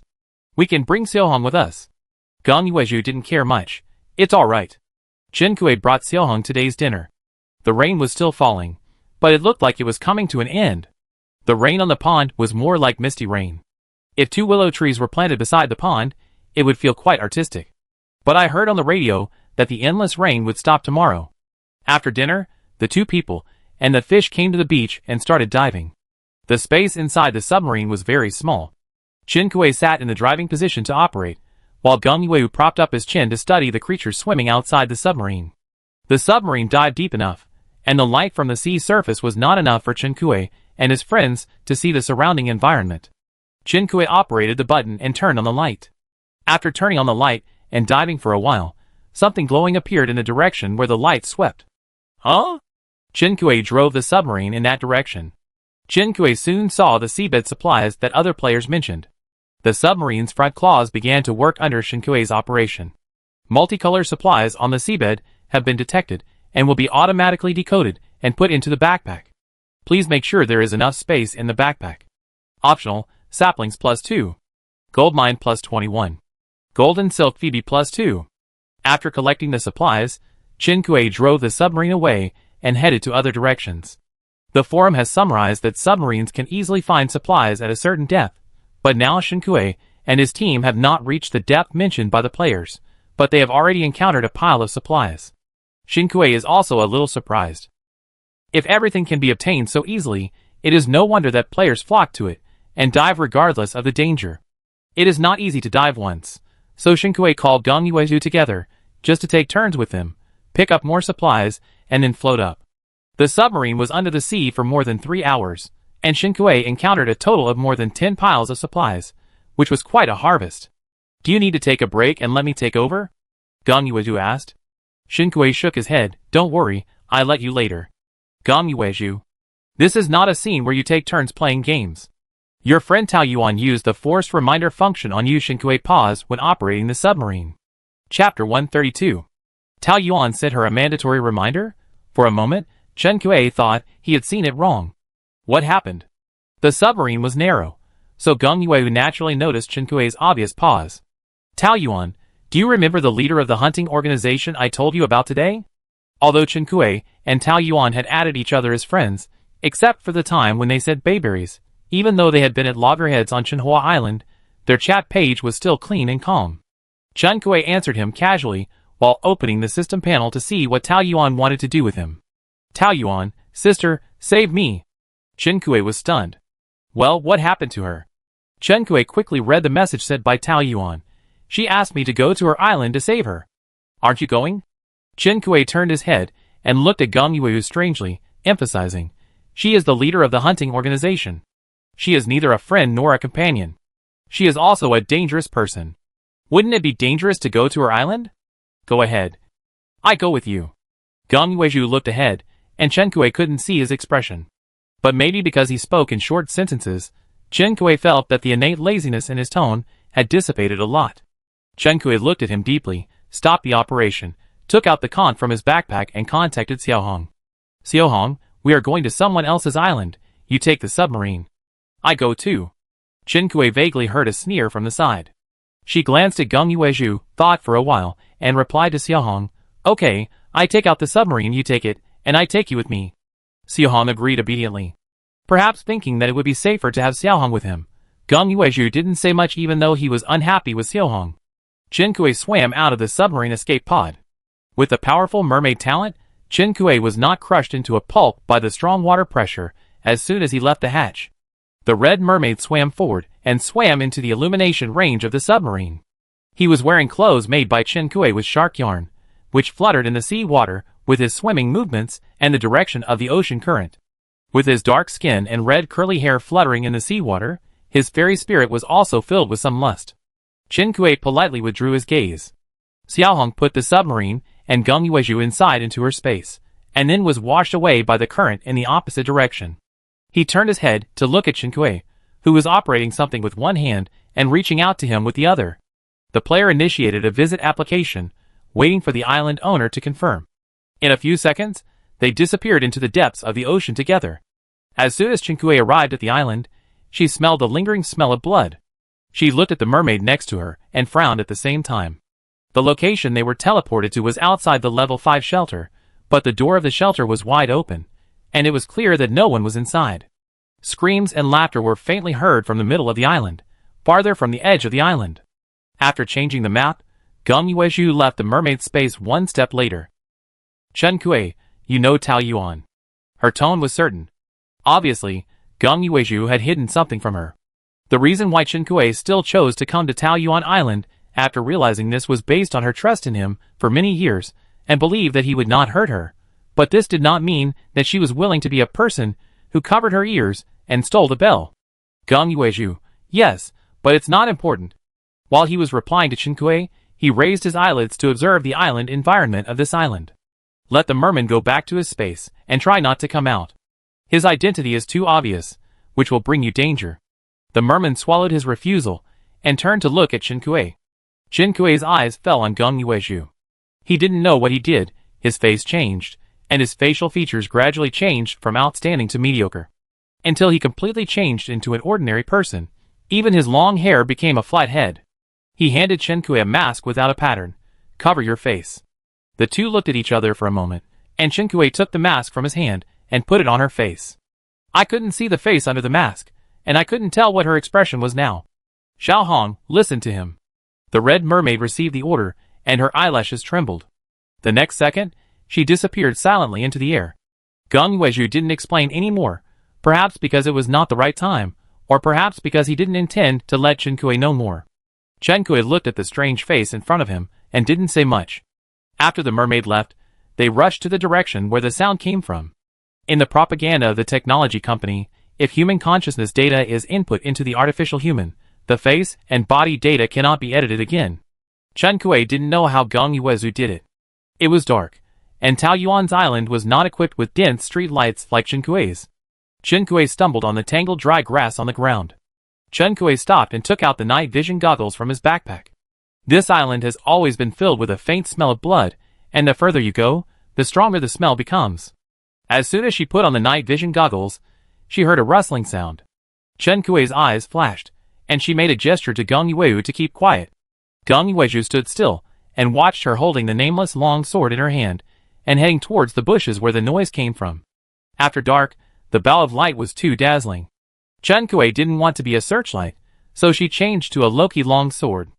The tip of the long sword lifted the jungle leaves, and saw the object of the sound clearly. It was a bloody man. The other person was soaked in a pool of blood, and his hair was tangled in blood. Chen Kui couldn't even tell whether the bloody man was a man or a woman. The strong smell of blood almost made Chen Kui vomit. Although he couldn't tell the other person's gender, Chen Kui glanced, and saw 2 palms falling in the grass. No wonder the island has no barriers now, and this person didn't leave. Chen Kui watched the other person die. The bloody man and the broken limbs turned into data light spots and disappeared, leaving only a pool of blood at the scene. Flocks of birds were startled in the forest, flapping their wings and leaving. Chen Kui and Geng Yueyu looked in the same direction at the same time. Someone is coming. A bloody man with both hands broken at the wrists was pale and running in the forest covered in blood, looking back from time to time. Behind him, a light figure was jumping in the forest in the distance. Then came a softly hummed nursery rhyme. Little hippo, big mouth, all day long. Crocodile is coming, hippo is scared, open your mouth, run away. Her voice was cheerful and joyful, as if she was not playing a tracking and killing game, but playing hide-and-seek with friends. Blood spilled on the bushes, and the ground along the road. The owner of the blood, the player who lost both hands to escape the pursuit, had blurred vision and felt that all the trees were shaking. Sweat and blood mixed together, stinging his eyes. He did not notice the man and woman standing together not far away, but the girl who was hanging behind him, and singing a nursery rhyme leisurely almost immediately discovered them, as soon as they entered his field of vision. The nursery rhyme paused. Tao Yuan's eyes shifted from the man's ordinary face to the blank mask, and she tilted her head. The game that she had been having fun with just now suddenly became boring. She swung the long whip in her hand, and the tail of the whip pierced into the man's back like a scorpion's tail, and pierced out from his chest with spurting blood. He trembled and lowered his head, looking at the tail of the whip on his chest. His blood dripped onto the ground along the tail of the whip. The last image he saw was his body disappearing into light dots bit by bit. Humph. Tao Yuan shook her wrist and swung the long whip, shaking off all the blood on it. She didn't care about the player who just died in front of her. She tilted her head and looked at Chen Kui for a while, and called her uncertainly, Sister? Chen Kui didn't respond yet, but she seemed to have confirmed Chen Kui's identity. Sister, what a coincidence. What's a coincidence? Didn't you send a distress message? Thinking of this, Chen Kui glanced at Geng Yueyu beside her. Tao Yuan, you called me here. What do you want to do? Seeing Tao Yuan having so much fun playing the hunting game, Chen Kui naturally didn't believe that the other party sent a message to him for help. As for the people hunted by Tao Yuan, Chen Kui thought that they were nothing more than Tao Yuan's subordinates, or came to the island to hunt her. It was a consensus of the whole world that Tao Yuan was not a good person.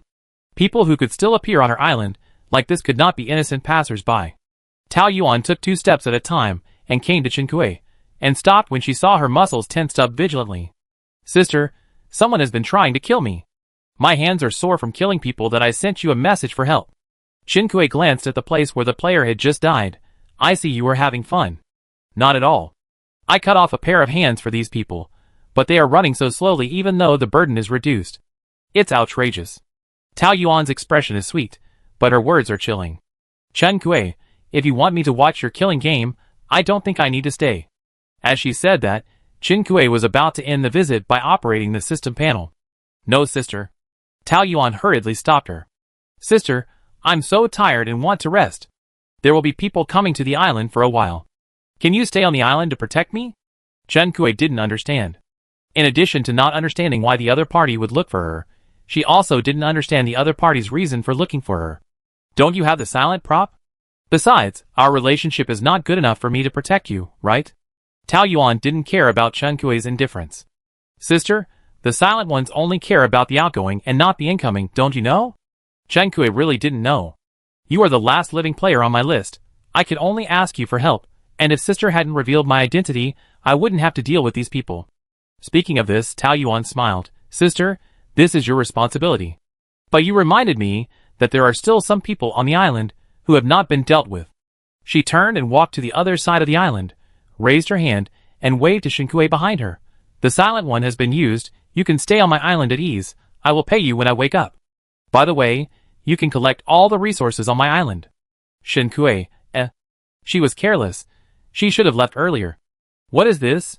Is there any force buying and selling when arranging bodyguards? Until Tao Yuan left her sight, Shin-Kuei turned and looked at Geng Yuezhu. He had not spoken a word. Tao Yuan probably thought he was another NPC, and didn't pay much attention to him when negotiating with Shin-Kuei just now. Let's talk now. The ordinary face turned to Shin-Kuei, and they looked at each other in silence for a moment. Geng Yuezhu, don't be so eager to explore. Chapter 133. Shin-Kuei narrowed his eyes slightly under the mask. Although Geng Yuezhu asked Shin-Kuei to come to Tao Yuan's island, he didn't seem to want Shin-Kuei to really accept Tao Yuan's request and be her bodyguard. He glanced at the startled birds in the woods in the distance.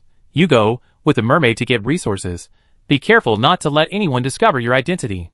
Seemingly feeling that this was not safe, he thought about it and changed his words. If you meet other players, don't hesitate, kill them all. This means we need to split up and act separately. Shin-Kuei frowned and called him by his full name. Geng Yuezhu, what are you going to do? Geng Yuezhu did not answer this question. He stretched out his hand and pulled Shin-Kuei's hair, just like when he was not specially recruited into the Federation reality copy. His movements were natural and casual, and there was a kind of itchy feeling. I will come to find you later, and we will leave together. Since the mermaid is coming, let him dig more minerals before I come. Shin-Kuei saw that he turned around and was about to leave after he finished speaking, and hurriedly called him. You asked me to come, not to protect Tao Yuan? Geng Yuezhu tilted his head slightly. Of course not, just protect yourself. As for that lunatic. He spoke casually, as if it was a matter of course. You didn't promise her. Xiaohua, you don't need to bear the responsibility of anyone's life. Shin-Kuei was stunned by the name he hadn't heard for a long time, and when he looked at Geng Yuezhu again, he found that he had disappeared from his sight. Shin-Kuei looked around in disbelief, but couldn't find him. Did this Geng Yuezhu practice the art of escaping the earth? Shin-Kuei kicked the tree trunk next to his feet in annoyance, then his facial features tightened, and he bent over to cover his toes. Ah! Not knowing what Geng Yuezhu was planning, Shin-Kuei felt upset and limped away, cursing. The man whose figure was hidden by the thick tree trunk walked out from behind the tree, and his eyes drooped slightly, as he looked at the limping figure walking away. The ordinary face showed some strange calmness. When he raised his eyes again, that calmness disappeared, as if even his figure was a little slack, and his lazy temperament permeated again. He put one hand in his pocket, and turned to leave. Shin-Kuei did not go to the direction where birds flew frequently, and laughter, and screams came from afar. Tao Yuan said she was tired of killing, but she was actually having fun now, and she had no interest in watching. Tao Yuan asked Shin-Kuei to deal with the players, who came to the island while she was sleeping and resting, to protect her safety. She didn't know what prejudice she had against Shin-Kuei, so that even if Shin-Kuei didn't agree, she thought Shin-Kuei would do it. Shin-Kuei just felt that everything was inexplicable. Not only Tao Yuan who talked to herself was inexplicable, but also the mysterious Geng Yuezhu. Not long after separating from Geng Yuezhu, Xiao Hong came out of the space. Perhaps because he saw that Shin-Kuei was in a bad mood, he just followed behind Shin-Kuei silently, alert to the surrounding environment. He met two players by chance, and both were killed by Shin-Kuei with one sword. He saw that although Shin-Kuei looked very bad, he was still very alert, and his tense muscles relaxed a little. Where are we going? He stepped forward and asked Shin-Kuei. But he saw that the pressure on Shin-Kuei was even lower, so he knew that he had said the wrong thing. Fortunately, Shin-Kuei did not have the habit of taking out her anger. The anger in her eyes revealed by the mask was restrained, revealing a calmness before the storm. Go mining? Let them die. Before Shin-Kuei initiated the visit, Tao Yuan sent her the coordinates and map of her island. She probably sent the coordinates because she thought that Shin-Kuei could come on the Freedom Arc if she didn't have enough visits. She probably sent the map to increase Shin-Kuei's chances of coming? Shin-Kuei couldn't understand the brain circuit of a psychopath, and she didn't intend to pursue it. She followed the instructions on the map, and went to the mine cave on Tao Yuan Island. There are two mines on Tao Yuan Island, a tin mine and a silver mine. The value of these two ores is similar, but Shin-Kuei chose the tin mine without hesitation. Tin ore is used in forging. Shin-Kuei had been trading with others before, but now he can collect more and store it. On the way, he encountered another pool of blood, which is a common thing on Tao Yuan Island. Shin-Kuei glanced at it, and her originally indifferent expression suddenly stopped. With the blessing of the collection skill, she saw the name of the plant next to the pool of blood. Blueberry bush. Blueberry bush affected by the hot summer weather, the branches and leaves of these bushes are yellow and lifeless. Perhaps because they were seriously injured before, even after so many days of rain, they looked lifeless. There happened to be 2 blueberry plants in the supplies needed to unlock Chen Kuei's leisure area. But Chen Kuei looked at the blueberry plants stained with blood on the ground, and the disgust in her eyes almost overflowed. When she thought that the plants in her garden had been stained with the blood of unknown people, Chen Kuei felt nauseous. She picked and chose, and finally found 2 plants that looked healthier and had no blood on their branches and leaves. She took out a hoe from her backpack and started digging. Chen Kuei dug the plants, and Xiaohong stood by to help her guard the surroundings. Blueberry plant plus 1, a blueberry bush with mud all over it was put into Chen Kuei's backpack. She stretched her arms, and turned to see Xiaohong killing a player. The strength of S-level mermaids on the island is not as good as in the sea, but it is more than enough to kill players with average strength. The main attraction of hatred is Taoyuan, but Chen Kuei and his team still encounter players from time to time. It is unknown how many people have come to this island, and how many of them have died. Chen Kuei saw the player's figure disappear into a light spot and retracted his sight. Continue to dig blueberry plants. This Taoyuan is more likely to attract hatred than she thought. Blueberry plant plus 1. After digging 2 blueberry plants, Chen Kuei called Xiaohong to continue moving forward. After walking for a while, they finally arrived at the tin mine. Chen Kuei gave him mining tools, and the two began to mine. The mining efficiency of tin ore is similar to that of silver ore. Chen Kuei and Xiaohong mined for nearly 2 hours, each with a fish, and obtained a total of 512 pieces of tin ore, as well as some byproducts of tin ore mining, such as stones, zinc concentrate, fluorite, etc. The reason why Chen Kuei stopped to count her spoils was because she received another forced reminder from Taoyuan.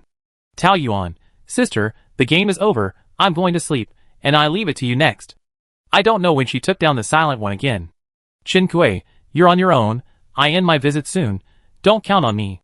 Taoyuan responded by sending Chen Kuei a Hado stone. Sister, this is a deposit, if I die, this island will belong to you. Chen Kuei felt that Taoyuan's attitude was very contradictory.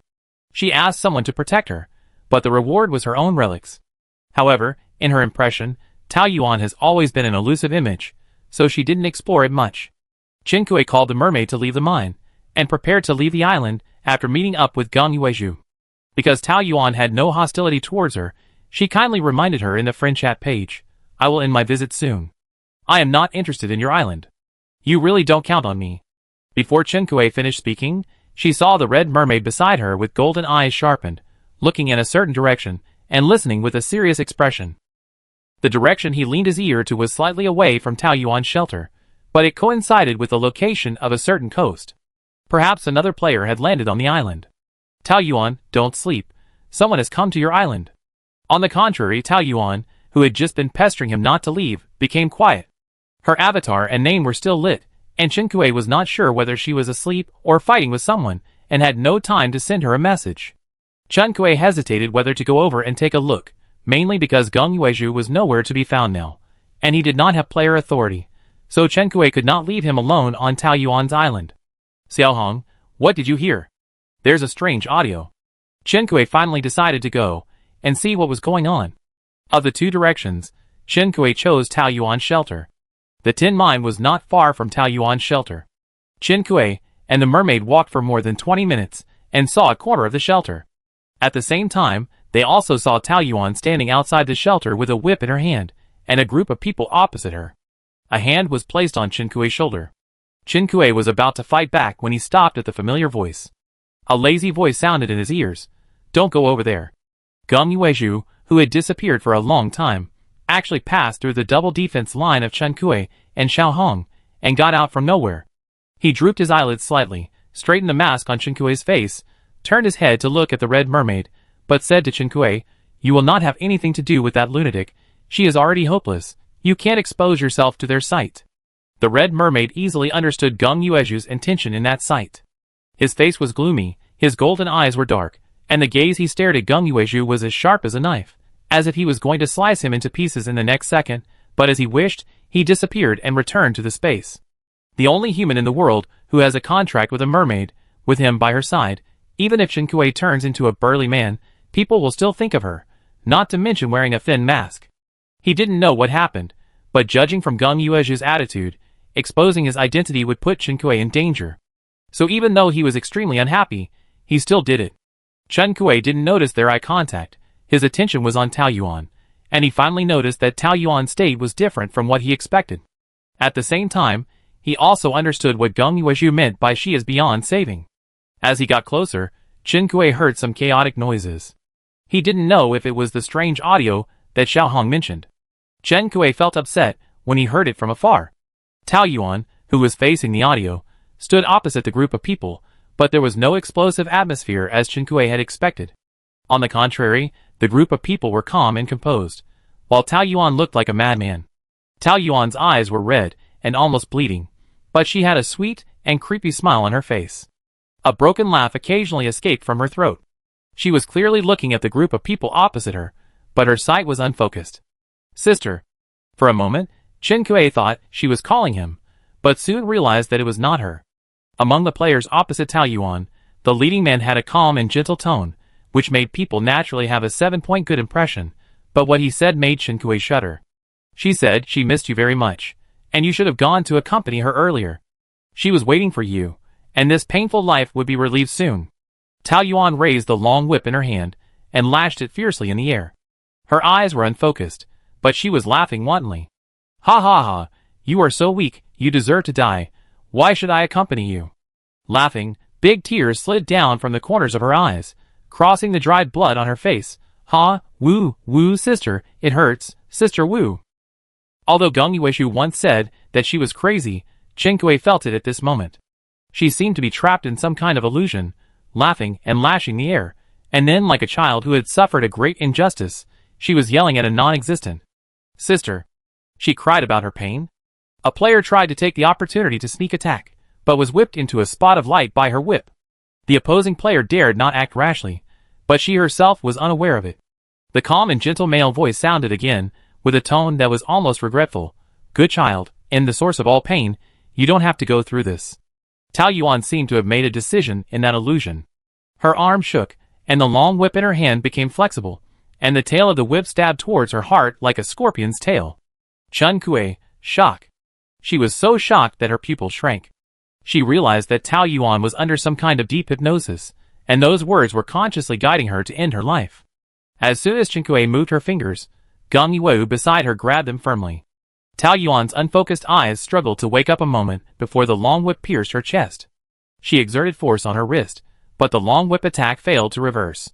Her pupils slightly opened, and in an instant, Chen Kuei felt that she met his eyes. Sister. This time, Chen Kuei didn't know whether the person she was calling was him, but he felt that he heard her crying of grievance hidden behind this name. Because of the last bit of power, the whip didn't kill Tao Yuan on the spot, but even if the players didn't kill her, she would probably die soon.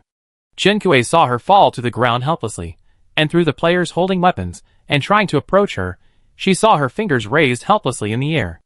The next second, she knew what Tao Yuan was doing. The island owner rejected your visit, and will be repatriated soon. 3-2. Player Tao Yuan wants to give you an item. Note, there is not enough space in the backpack. Please clear the space in your backpack before receiving it. In the player group, the man looked down at Tao Yuan's fingers, and the last light in his pupils disappeared. The thin body turned into a light spot, and gradually disappeared into the air. The man seemed to have sensed something, and turned his head to the direction she last looked at. The wind blew, shaking the branches, and there was nothing unusual in the field of vision. Chapter 134. Tao Yuan's name, an avatar turned gray. When Chen Kuei returned to the shelter, the first thing she did was to open the system panel to check Tao Yuan's status. Although according to the last scene she saw before leaving Tao Yuan's island, it was impossible for the other party to survive in that situation. Chen Kuei looked at the gray avatar for a long time without moving. Are you sad? Geng Yuezhu kept staring at Chen Kuei after returning to the island, but all of Chen Kuei's expressions were hidden under the mask. He leaned over to Chen Kuei, took off the blank mask on Chen Kuei's face, and saw the face under the mask. That face was not the sad and weak one he expected. Chen Kuei's face was calm, but only Geng Yuezhu, who had known her for so many years, could see that her cheeks were tense. It probably took a lot of self-control to make herself look so calm.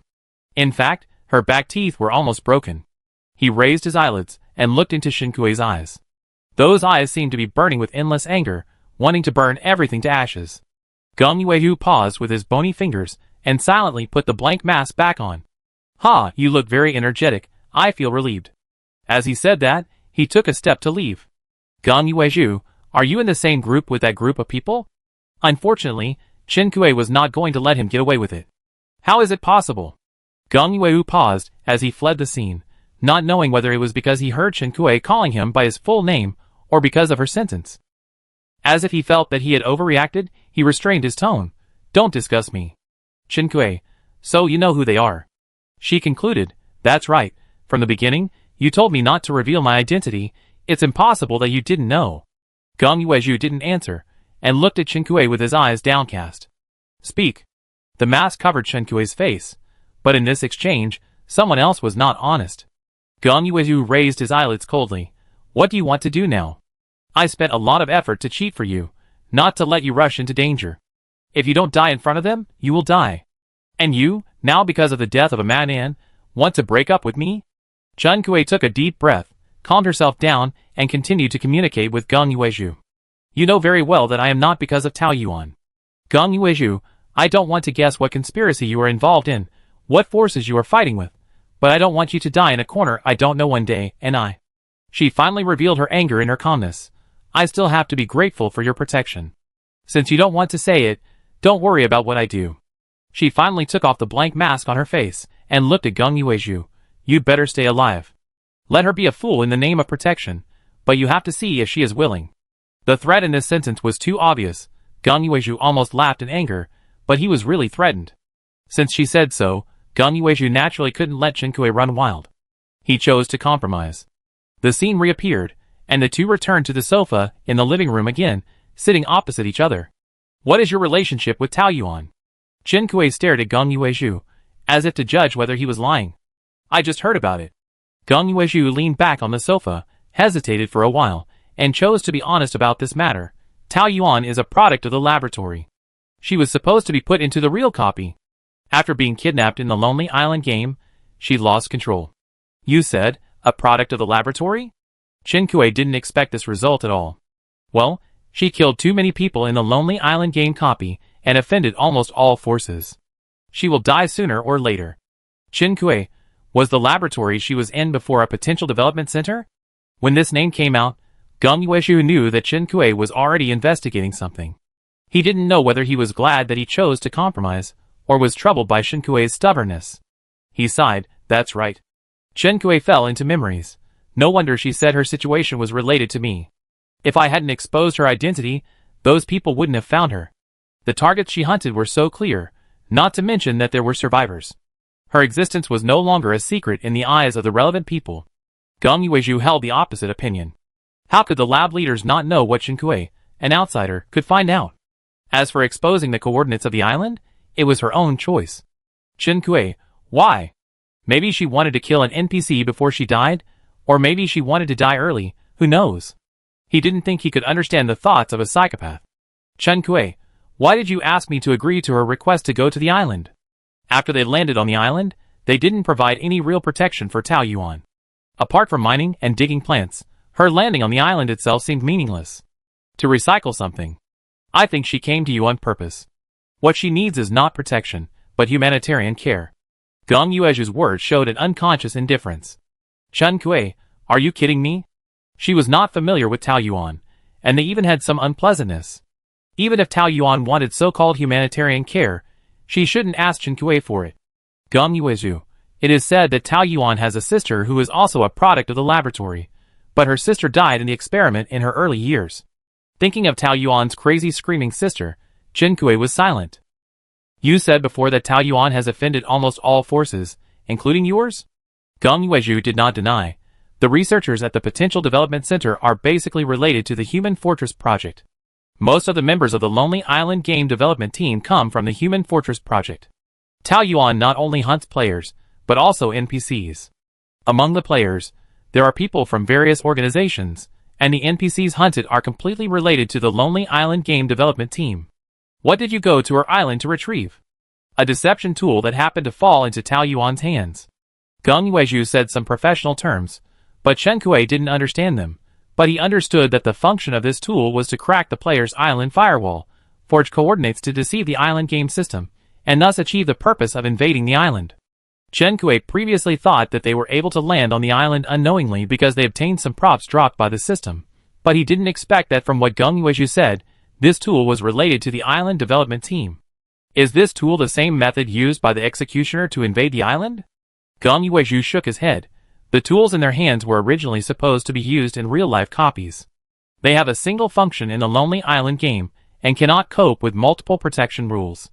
Chen Kui felt as if he had grasped something. The Lonely Island game development team deliberately created a tool that can invade the island. What is the purpose? Intuition told Chen Kui that this was a very important question. But the tall, long-haired man opposite him lowered his eyelids, and his eyelashes cast a shadow under his eyes, blurring the emotions in his eyes for a moment. Just in case. Chen Kui looked at him quietly, with a look of scrutiny unconsciously in her eyes. Gung Yuezhu raised his eyes in that look. There is no violent mechanism in the game setting of the island, but there are the supervisors and executioners who are watching covetously, so we naturally have to keep countermeasures. It is reasonable, and perhaps not a lie. Chen Kui pondered for a moment, and decided to leave the question at that. She thought of the people on Taoyuan Island today. Who is the man who led today? Xia Tan, the leader of the supervisors. Gung Yuezhu seemed to know everything, but Chen Kui was a little confused. Aren't you just a player with no player privileges? How do you know so much information? Chen Kui even thought that he had no connection with other players. Gung Yuezhu glanced at her coldly. You wouldn't be happy if I didn't tell you, but you'd keep talking if I did. He stood up, put one hand in his pocket, and looked at Chen Kui with half-closed eyelids. I've said everything I want to say. I told you all this today just to stop you from committing suicide. If you are dissatisfied with someone, you can tell him what we talked about today, and someone will help you silence him. After saying that, he left the living room. Chen Kui was quick to notice that he was a little angry. Chen Kui almost emptied her backpack to receive all the things Tao Yuan gave her. It was impossible to complete the operation at the last minute with so many things given. She should have finished packing early. Only then could she send these items out at the last minute. Chen Kui received and sorted them out in silence. Then I saw a recorder among a pile of supplies. Chen Kui was a little surprised, holding the recorder in her hand, and made some mental preparations before opening it. Sister, if you hear what I said in the recorder, congratulations, you made a wise decision. These supplies are my reward to you. Are you thinking about what you did? Anyway, I'm dead, so I tell you generously. I made a decision. If you come to my island, I will give you all my supplies before I die. If you don't come, I will tell them that you are in the same group with me, and this is a punishment for you. Who told you to ignore my advances before? I killed a lot of idiots in white coats, who acted superior. It was so refreshing to see them, and their families, friends, relatives, and teachers running around in panic. Sister, we are all artificial products grown from the same embryo. Why are you so useless? Bayberries are delicious. You really gave me a bayberry tree. I knew you were back. You still couldn't let me go. But living to the age of 18, as we agreed, is so tiring. I count down every day. There are still 131 days left. What a pity. Chen Kui felt mixed emotions after listening to the recording. In the recording, Tao Yuan seemed to be confused and recognized the wrong person again. Tao Yuan's kindness to her came from the fact that Chen Kui dug a bayberry tree for her when they first met. Chen Kui didn't know whether it was better for her to have a false spiritual sustenance or to face reality soberly. Perhaps these two choices, like being manipulated into entering a real copy and serving the people she hated, or entering an island game and dying early after a good fight, never had a happy ending for her. Chen Kui put away the recorder and sat there to sort out the supplies until dawn. The mermaid went into the pond when she returned to the shelter, and Gung Yuezhu did not come back until dawn after leaving the villa. Chen Kui finished sorting out the supplies, stood up and glanced at Gung Yuezhu, who was stirring the wok with a cold face at the stove. She walked to his side in silence. Gung Yuezhu glanced at her from the corner of his eyes, and his lazy voice was cold. What? What cruel things do you want to do again? The tail tone disappeared in his throat. A pair of arms wrapped around his back, and there was another person in his arms, and the warm body temperature was transmitted to his mind. This is a hug. Pa! The spatula in his hand fell to the side. Ignoring the spatula and the sizzling dishes on the stove, Gung Yuezhu's pupils shrank suddenly. The next second, he heard Chen Kui's voice, as if coming from a distant cloud. Thank you, Gung Yuezhu. He lowered his eyes, and his sight fell on the top of the girl's head. The silly hair seemed to be hit by frost, drooping weakly. Gung Yuezhu's Adam's apple moved, and he reached out to turn off the stove. After a moment of hesitation, he responded to the hug. Thank you for what? He heard his own voice. Thank you for being alive. Geng Yuezhu was silent for a long time after receiving the inexplicable words of thanks. He gently patted Chen Kui's back with his palm and put his chin on the top of Chen Kui's head, a posture of mutual leaning. Yeah, he said, you're welcome. He responded to Chen Kui's inexplicable words of thanks. Let's eat. This sentence is like the ice-breaking signal after all family quarrels. This Cold War is over. Chapter 135. Geng Yuezhu's dissatisfaction with Xiaohong was written all over his face. Don't worry about the mermaid. He will eat the water plants by himself. It's useless and wastes food every day. This was a bit too much. The door of the villa was open. Chen Kui looked out and saw the red mermaid by the pond, looking at them with a confused and helpless expression. He heard it again. Chen Kui felt that he instantly empathized with the feeling of the dog owners when they heard that someone wanted to eat dog meat and they were at a loss. Sometimes having good hearing is not a good thing. Chen Kui pinched Geng Yuezhu with a headache. Hiss. Geng Yuezhu couldn't help grinning, and quickly rubbed his waist twice after Chen Kui let go. When the pain finally eased, he looked out and saw that Chen Kui had walked to the edge of the pond and squatted down to talk to the mermaid. Geng Yuezhu smacked his lips in dissatisfaction. Don't think he didn't see the way the mermaid looked at him fiercely before Chen Kui turned around. An S-level mermaid, why pretend to be pitiful and harmless? After a while, he saw Chen Kui finish chatting with the mermaid. Chen Kui patted the mermaid's head and took out a meal from his backpack and handed it to him. It's just an NPC. Why are you so concerned about it? After Chen Kui fed the mermaid and returned to the villa, Geng Yuezhu had already finished the plate and was serving the bowl. His voice was lazy, but it could not hide his malice.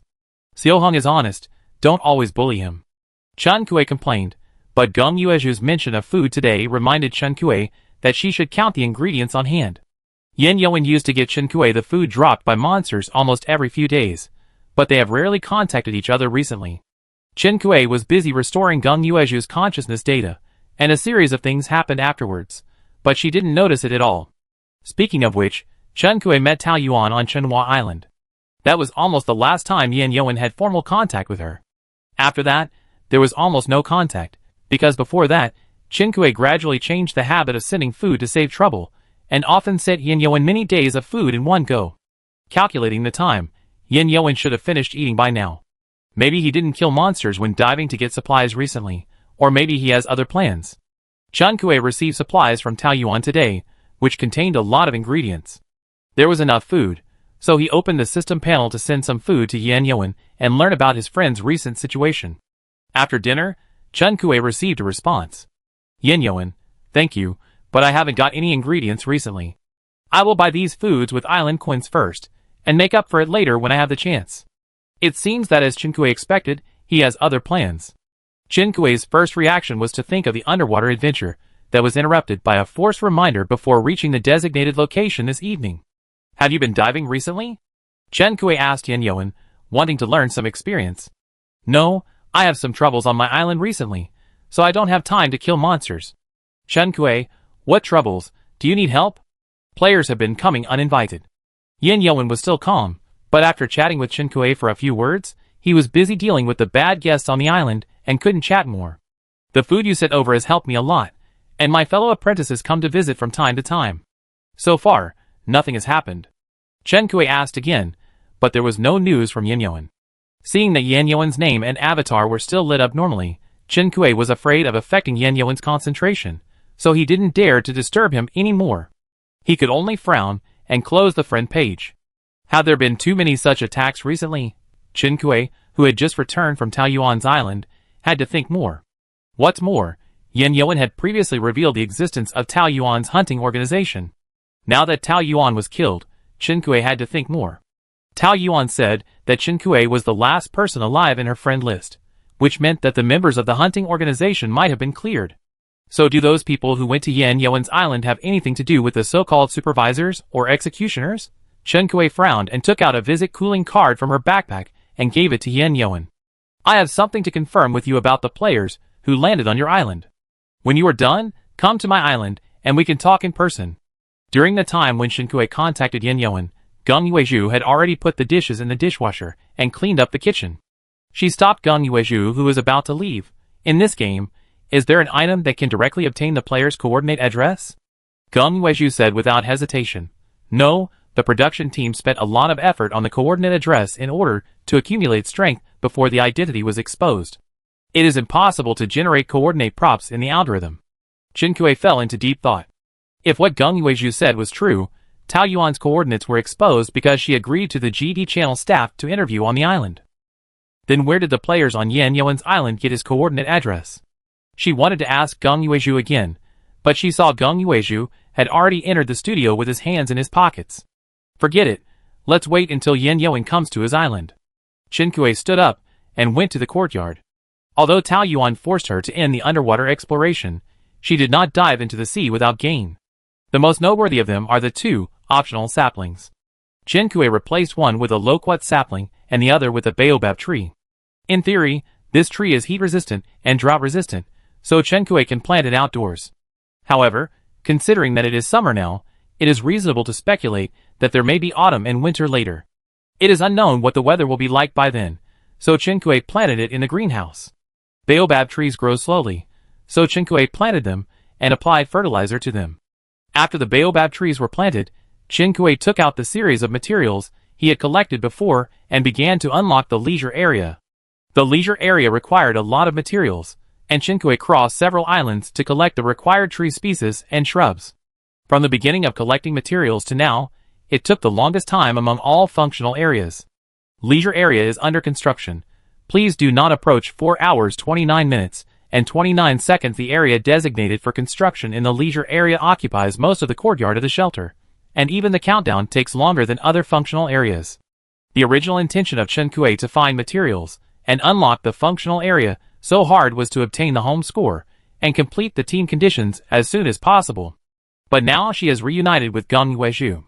Geng Yuezhu has no island, and the team card seems to be useless, but there will definitely be rewards for unlocking it. The large area of the courtyard and most of the corners are strictly wrapped. The rain has stopped. The two bears and ostriches are warned by Chen Kuei one by one not to approach. After Chen Yi promised to help take care of them, Chen Kuei was relieved and entered the greenhouse to pick mature crops. Chen Kuei consciously planted a lot more soybeans. Now there is another batch of soybeans in the greenhouse that have matured. After Chen Kuei harvested them, she planted a batch of beets and sugarcane. Another batch of cabbages has matured. Now that there are more in the greenhouse, the supply of green leafy vegetables can fully meet the daily needs of Chen Kuei and her friends. She even has some left in her backpack. After Chen Kuei harvested the mature cabbages, she picked out some, cut them up casually, and threw them into the poultry house and livestock shed. After dealing with trivial matters, Chen Kuei returned to the villa and walked into the studio. Geng Yuezhu was still in the studio. The finished products and materials on one of the workbenches were placed on another one by Geng Yuezhu. On the vacated workbench, someone was making something. He was also holding the forging table. Chen Kuei took a closer look and found that he was using the self-designed module of the forging table. Chen Kuei had never used this module, but she saw that what Geng Yuezhu was making did not seem to be the prototype of a weapon. I was very curious before. You have no cooking skills and no forging skills. Why are you so easy to use? Geng Yuezhu focused on the forging table. When he heard Chen Kuei come in, he only gave her a look at first. There's no need to be surprised by such a small thing. Not having player authority is not a bad thing. At least it means that some places will not be constrained by the rules. Chen Kuei looked at the number of players who have completed the upgrade. The countdown is halfway through, and this number has been changing in seconds. Chen Kuei, normal players are getting supplies and want to upgrade quickly, but the so-called supervisors, executioners, and the players in your development team, have they all completed the upgrade?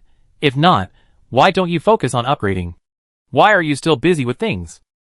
Chen Kuei sat in front of the sewing machine, with nothing to do, so she started making clothes.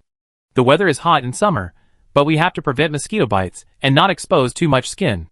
Chen Kuei has an adjustment bracelet and has no requirements for clothing, but sometimes she needs to take Xiaohong with her.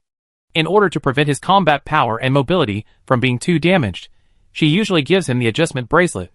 At this time, wearing long sleeves in this weather is very painful. To this end, Chen Kuei found her short-sleeve shirt, specially used lace and shark yarn, and used a sewing machine to modify the short-sleeve shirt. When Chen Kuei made clothes for Xiaohong before, she found that the texture of shark yarn was like a combination of sea water and moonlight. In hot weather, wearing shark yarn has a good cooling effect. However, Because the material of shark yarn is somewhat transparent, when Chen Kuei made clothes for Xiao Hong, she used a lot of layers, so she didn't have much shark yarn left, so she could only use the few materials to partially modify her clothes. The two of them were quietly in the studio, each busy with their own things, and the atmosphere was surprisingly harmonious. Player Yen Yoan has initiated a visit application. Do you agree to allow the player to land on the island? The system prompt interrupted Chen Kuei's thoughts.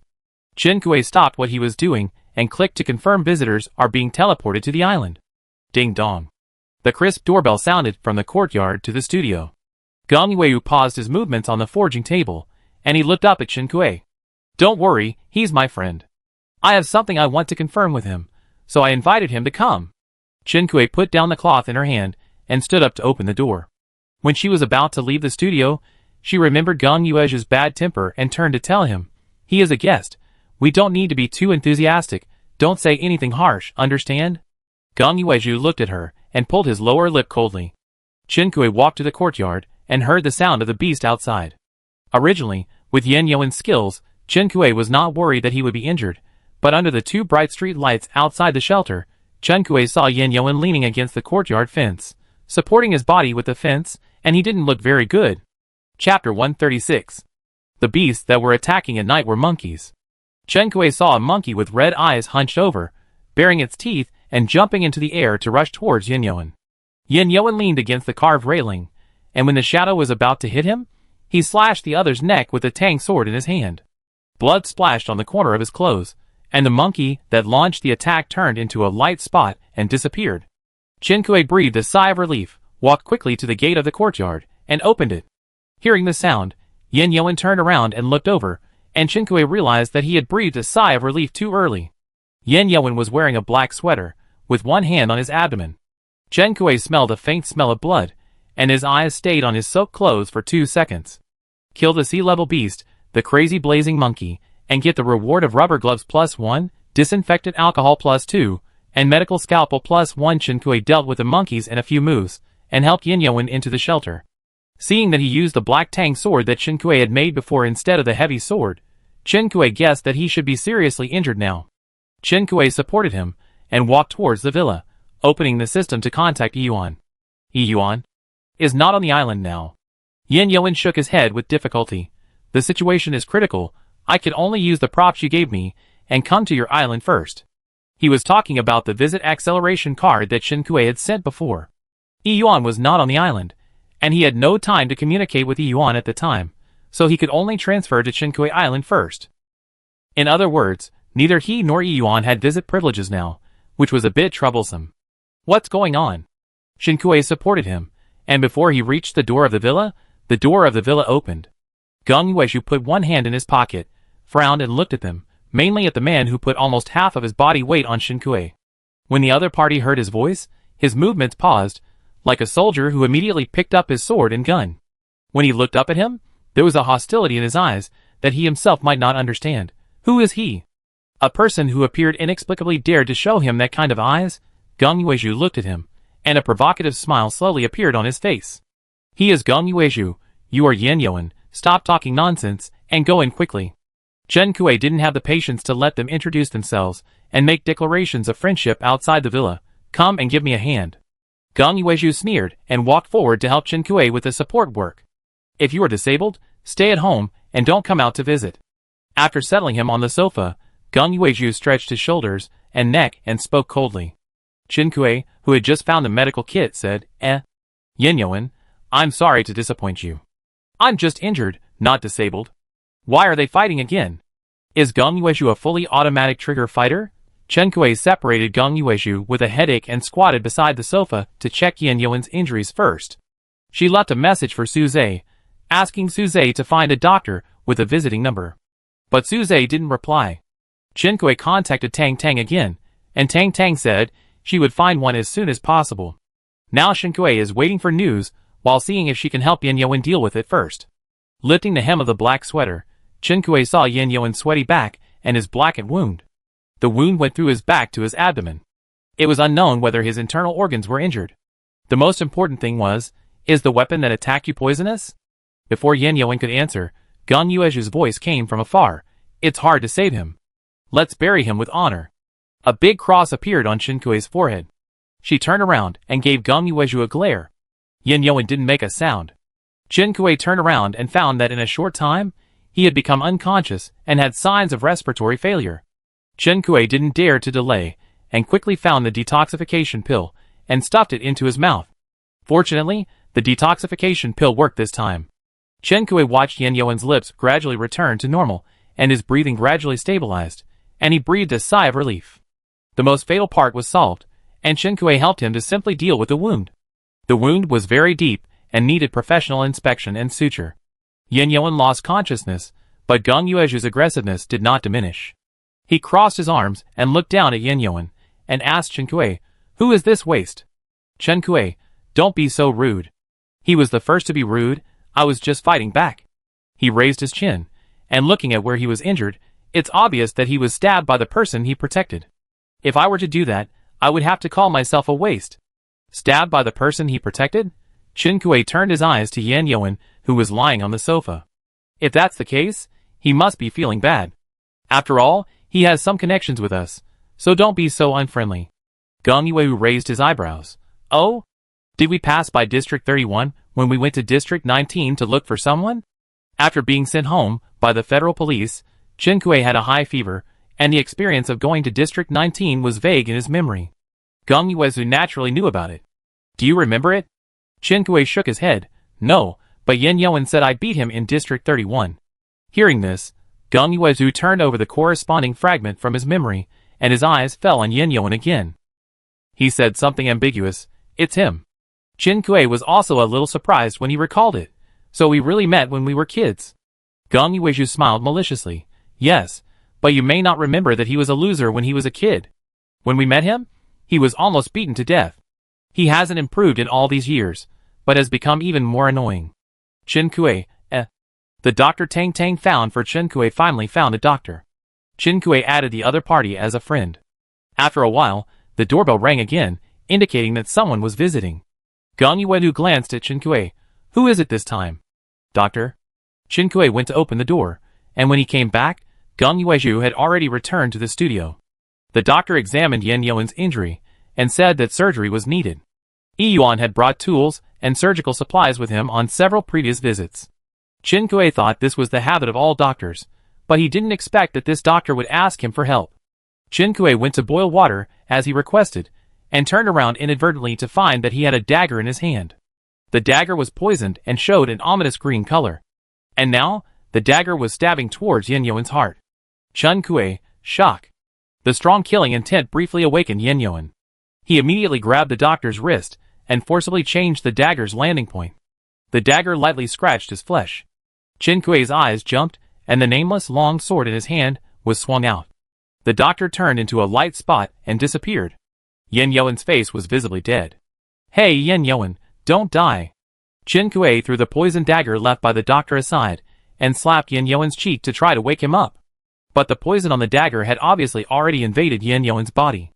And Chen Kui no longer had any detoxification pills in his hand. Chen Kui gritted his teeth and took out the props he had kept in his bottom box. Heart of Rock. After use, it can increase the user's health by 60 points. Note: the health increased by using the Heart of Rock will be immune to poison damage within 48 hours. Choose the user, Yin Yuan. Chen Kui has never used this prop because the prop introduction mentioned health. Chen Kui had no health bar, so he was not sure if the item was useful to him, nor was he sure if the immunity to poison damage in the introduction included the poison that the witch said had no antidote. That's why he went to so much trouble to use the no-class gatherings made by the witch's tongs pot last time. When the enemy was numerous, and we were few, even if we could kill half of the enemy with one death, there would still be half of them alive. The heart of stone in Chen Kui's hand turned into a phantom, and dissipated around Yin Yuan's body. Yin Yuan was like a suffocating person, who suddenly gained the right to breathe freely. Fresh air filled his lungs, and Yin Yuan began to cough. He coughed and watched his health gradually decrease. 63, 61, 60. The last number stopped at 60, as if he had reached the end. And the end was an ominous and bright red 60. Yin Yuan looked down at the wound cut by the poison dagger, and then looked at Chen Kui. Chen Kui was operating the system panel with a serious expression. Yin Yuan's health had never dropped below 60, but after seeing enough deaths, All players now knew that the health would only turn red when it dropped below 20. Now he was still alive, probably because Chinkui used some props. Thank you. Yin Yoan thanked him sincerely. You're welcome. It's my fault for not noticing that there was something wrong with the doctor. Your health bar can only be locked for 48 hours. I checked the situation first and send you to Yuan Island with the Freedom Arc later. The biggest problem now is that the doctor was found by Tang Tang, and Chinkui is not sure whether Tang Tang is in the same group as the person who came to assassinate Yin Yoan. The more subtle point is that Suze can't be contacted at this time.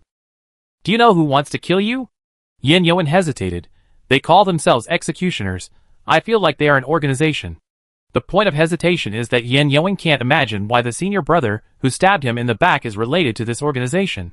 Executioner. Why do they want to kill you? Chinkui was puzzled. From what she knew, Yin Yoan didn't seem to have anything to do with any forces, right? I think it's because I'm tracking down the forces behind Taoyuan. Before, I was commissioned by Suze to discover the existence of the hunting organization. Later, the hunting organization involved the Potential Development Center.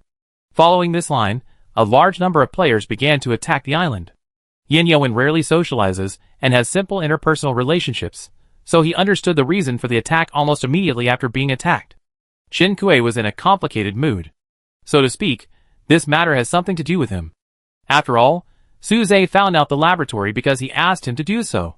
Yin Yoan had previously cooperated with Suze to investigate the hunting organization, so it was not surprising that he knew the clues of the laboratory.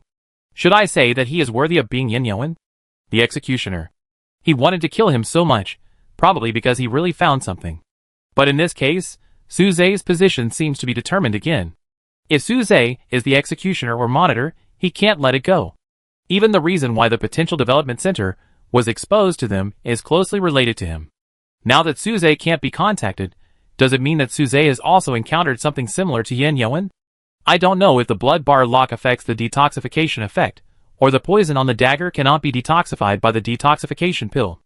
After Yin Yoan bought a detoxification pill at a high price and ate it, his health value is still 60, and the bright red number has not changed.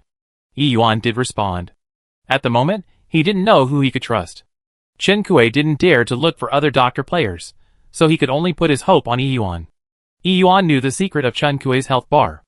All the attacks Chinkui had encountered were caused by various complex power struggles, but they had nothing to do with the health bar. For now, Chinkui felt that Yuan was trustworthy. Chinkui checked the time and went to the studio to call Gung Yuezhu. I'm going to take Yin Yoan to find someone to detoxify. Can you come with us? No. I don't get along with him. Let him go by himself. He can't go without the free arc. I must follow. Gung Yuezhu looked at the forging table, hesitated for a moment, and finally refused. Then you go with him. I stay on the island. Chinkui was speechless. What if there are enemies on the island again? She strongly disagreed. Before the doctor landed on the island, others might not know that Yin Yoan had come to Chinkui Island. The doctor was just a scout with an assassination mission, but now they must know everything they should know. I can protect myself. You can take the mermaid with you. Chapter 137. Gung Yuezhu was too determined, so Chinkui had to compromise. He himself was unwilling, and no one could shake him. But no matter what Gung Yuezhu said, she kept Xiaohong. Contact Hailuo if you have anything. After Chinkui left with Yin Yoan, the red mermaid who was forced to stay, and Gung Yuezhu looked at each other with disgust. The man and the fish looked at each other coldly, and each went about their own business. Chinkui and Yin Yoan went to Yuan Island smoothly. Those organizational players, who were like maggots on the tarsal bone, did not follow this time. Perhaps the doctor's successful stabbing of Yin Yoan was not transmitted back. Or perhaps it was the effect of Chinkui's use of the Heart of Stone. At least from the information that other players could see, it was impossible to judge Yin Yoan's status from a lit avatar and name. When the free arc arrived at Yuan's island, it was already bright. Yuan and Chinkui had just met not long ago, so Chinkui was inevitably surprised when she heard that he was not on the island. Yuan, someone came to see me for treatment, but didn't want to come to my island. When he heard that I didn't have enough visits, he sent me a visit acceleration card. It sounds like this patient is a big customer. Chinkui opened the system panel to check the time. 8:42. Yuan led the two into the shelter. He examined Yin Yoan, while Chinkui sat in the living room and began to prepare to listen to today's GD channel broadcast. Good morning, listeners. Welcome to the GD channel, which brings you the latest gossip and weather forecast every day. I am Agu. The first news I bring to you today is, Tao Yuan, the leader of the hunting organization, was killed yesterday, and all the other members were killed. Although we still don't know the cause and effect of the hunting organization's demise, Tao Yuan's death has caused widespread discussion. Just received news that a declaration appeared, claiming to be responsible for the demise of the hunting organization. The authenticity of the declaration has yet to be verified, and we will continue to follow up.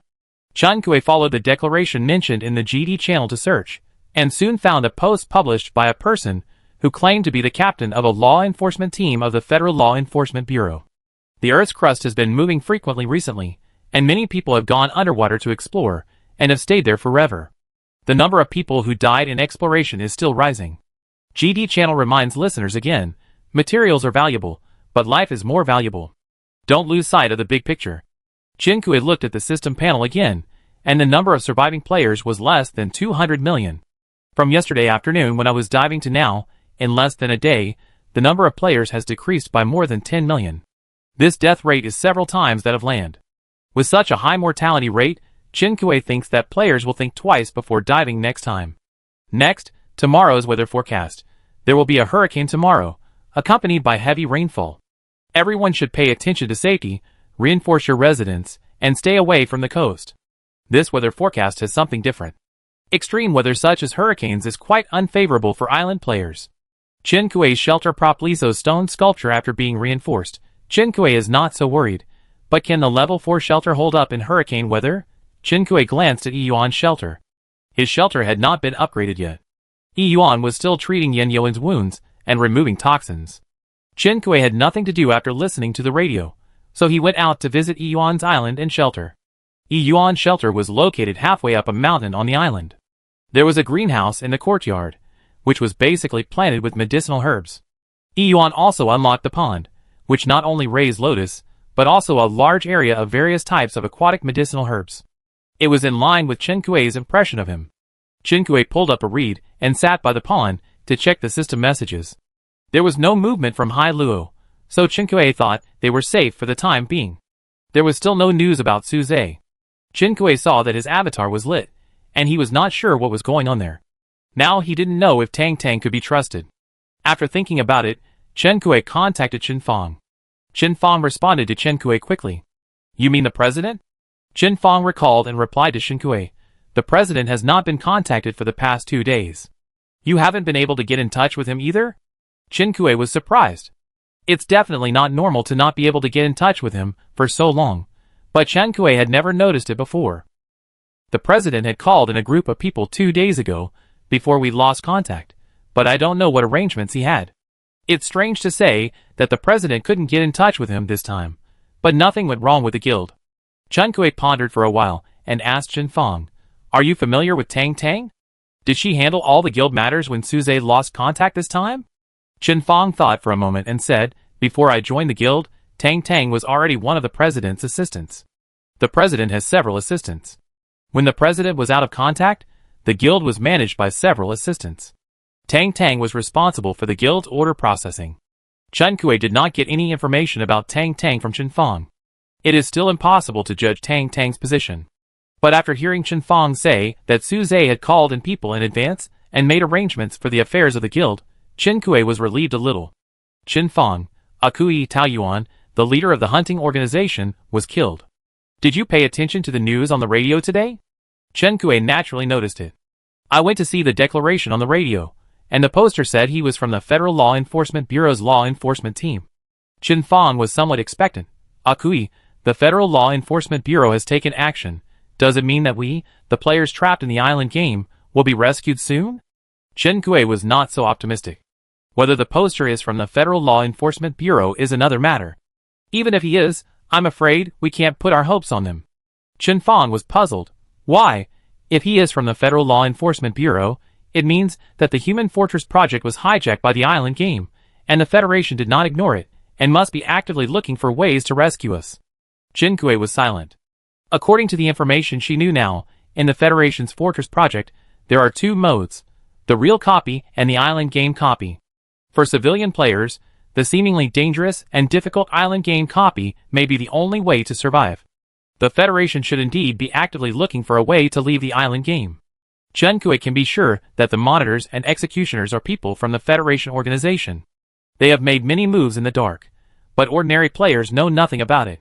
Chen Kui, Fong, please keep an eye on Suze for me. Let me know if you can contact him. Chen Fong agreed without hesitation. Akui, do you have something urgent to ask the president? Don't worry, I'm free and will keep an eye on you. According to the weather forecast, there will be a hurricane tomorrow. Akui, be careful tomorrow and don't go out. Chen Kui had the same idea and wanted to warn Chen Fong, but Chen Fong beat him to it. Chen Fong's shelter had not been upgraded yet. Chen Kui was worried that the level 4 shelter could not withstand the hurricane, so he checked with Chen Fong what materials she needed to upgrade and lent them to her first. He agreed with her that she would return the materials to him after getting them. When Chen Kui finished chatting with Chen Fong and returned to Yuan's small western-style building, Yuan had just bandaged Yan Yuan's wound. He saw Chen Kui coming in and explained the situation to Chen Kui. He needs to stay with me. His health bar is locked at 60 now, and the poison in his body has not been completely removed. Your item should have a time limit, right? If the poison in his body is not completely removed, he will die when the item's effect ends. Chen Kui was not surprised. Then let him stay on your island. Thank you for your concern. There is no other choice at the moment. However, for your safety, you can't let others know that Yan Yuan is on your island. Chen Kui warned seriously. Contact me in time if there is anything. Yuan, protecting the privacy of patients is a doctor's professional ethics. Don't worry, I won't disclose Yan Yuan's information. But I'm a little curious, who wants to harm you? Chen Kui remembered that it was Yuan who treated her wounds when she was attacked. The people who attacked Chen Kui and Yan Yuan were the same group. Chen Kui hesitated. If I tell you, it may bring you danger. If you want to know, I will decide whether to tell you after I contact Suze. She needs to determine Suze's position first, and then decide how to arrange it later. Yuan, you mean Suze? He is preparing to seize power recently, and should be attending a family meeting now. Chen Kui, ? Family seizing power? Is this the setting of some political conspiracy novel? Yuan, yes, the situation of Suze's family is quite complicated. As an outsider, I can't say much. After he entered the island game, he has been building his own power. After the world merged, he should have gained a lot of say in the family. Chen Kui, how do they hold family meetings? Aren't there usually only 2 visiting quotas? Decide on the island for the conference, and use the coordinates of the island to take people there. That's right. She had forgotten about this. Chen Kui, what does Suze's family do?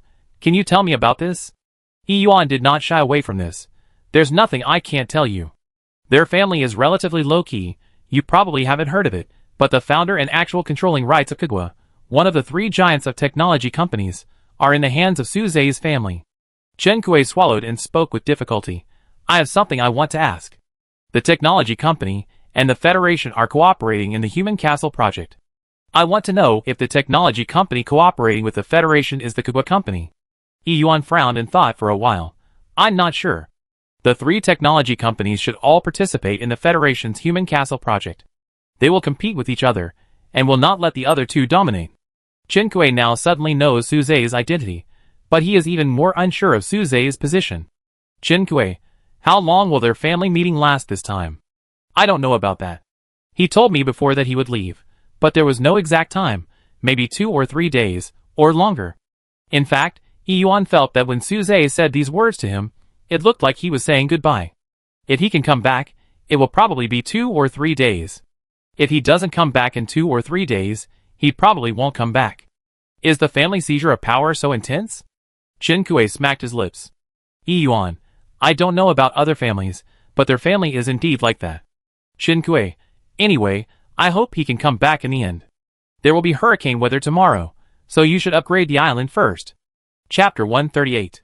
Because he was busy treating Yan Yuan's wound, Yuan didn't listen to the radio, so Chen Kui relayed today's weather forecast and other broadcast content. Yuan didn't delay, replaced all the materials, and upgraded the shelter.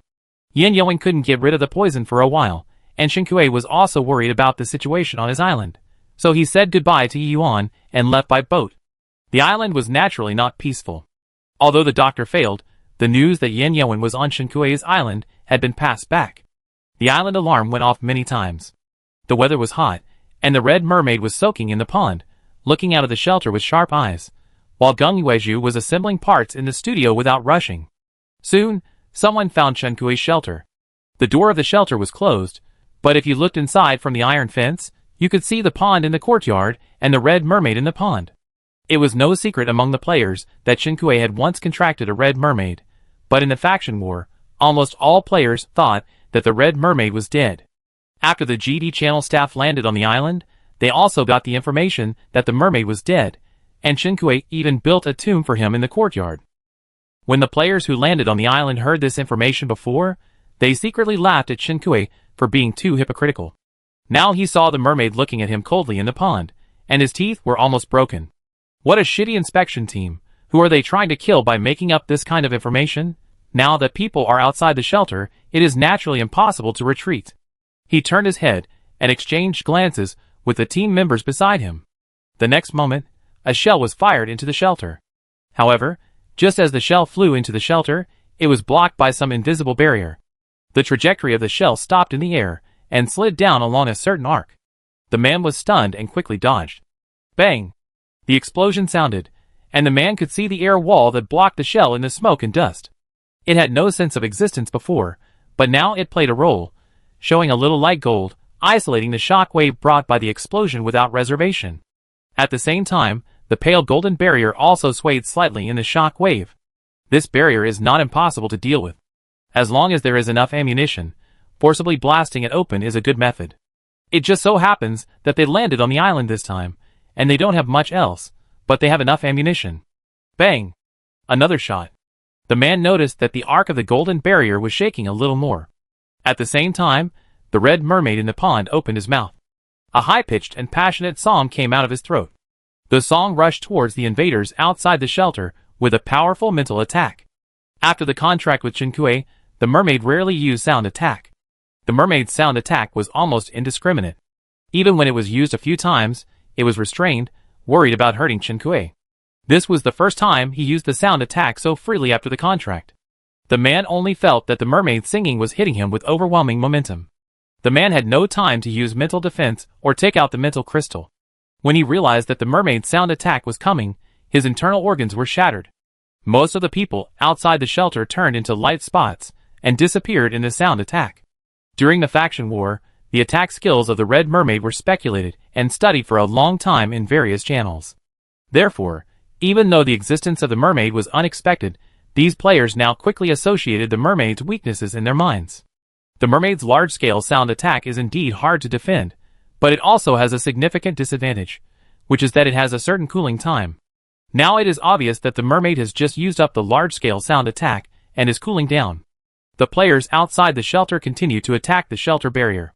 In Bears, Shen-Yi and Shen-Ero were sleeping soundly, but were awakened by a loud mermaid song.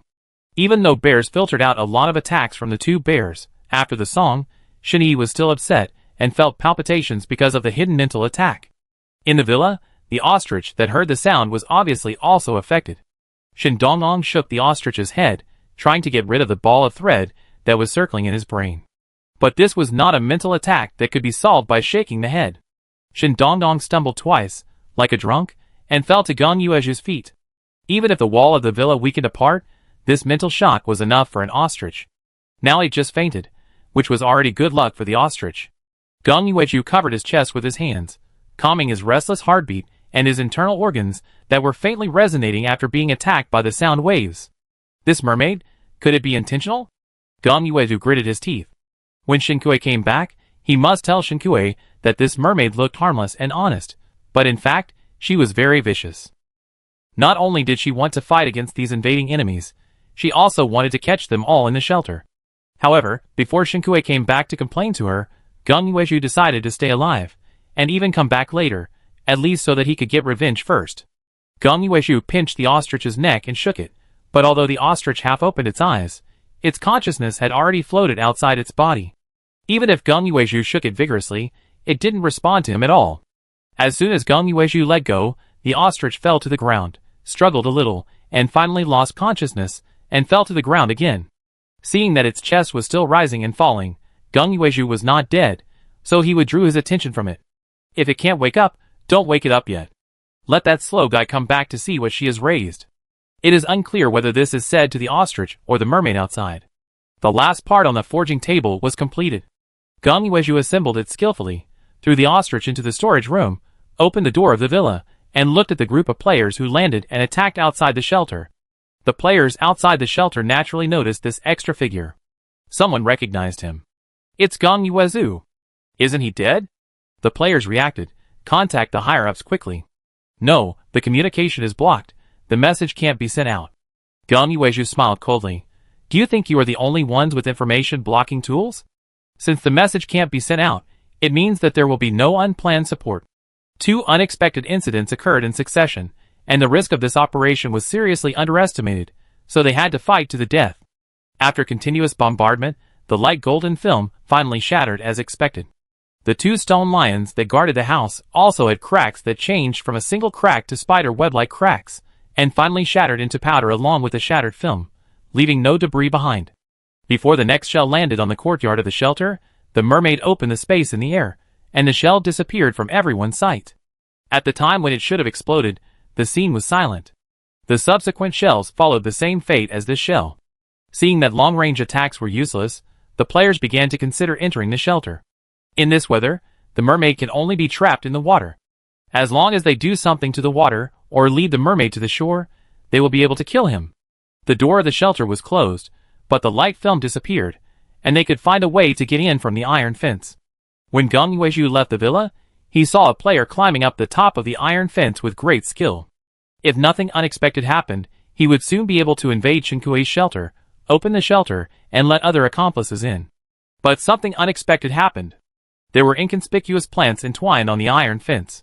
He didn't pay much attention to it. He only paid attention to the situation in the shelter, but didn't notice the changes starting from the point where his palm landed. It wasn't until he felt the awkward feeling of losing control of his body due to his limbs being uncoordinated that he noticed that most of his body had been petrified. The area of the petrified body gradually expanded until he couldn't even feel his own 5 senses, and then he realized that the petrification had spread to his head. A name and a portrait faded silently, but a lifelike stone statue of a human figure appeared on the carved iron fence. The statue's expression was too realistic, and the fear and despair seemed to infect everyone who saw it. So much so that the man's teammates all took a step back at the same time. They swallowed their saliva in tacit understanding, and quickly nominated the second person to climb over the carved iron fence. The second person had not noticed the petrification process of his predecessor. He was not as flexible as the first one, and he climbed up the iron fence with his hands and feet, but he soon followed in the footsteps of his predecessor. There was another humanoid stone sculpture on the iron fence. This time the stone sculpture looked a little clumsy, and the face was still terrified. But these lifelike expressions would never change, and only the name and head portrait that silently turned gray revealed the fact that he was dead. Gong Yuezhu walked forward and checked the 2 terrifying stone sculptures. This expression is good. If we hang 2 more on both sides, we can create a horror-themed shelter for her. What a great idea, Gong Yuezhu lazily suggested to several players outside the carved iron fence. There are still 2 or 3 stone sculpture pendants missing. Anyway, we have to die in the end. It will be easier to die like them, and we can also leave a life-size replica statue. The seats are limited, grab it, and you earn money. Why are you still hesitating? Outside the shelter, a group of people looked unhappy. Don't touch the vine-like plants wrapped around the iron fence. 2 people died in a row, and some careful people finally saw the key to the petrification of the previous 2 people. In the last action before petrification, their body parts more or less came into contact with the inconspicuous plants on the carved iron fence. Petrified thorn seed. The user can plant this seed in a specific area. Growth period, 5 days. Please protect it before it is fully grown.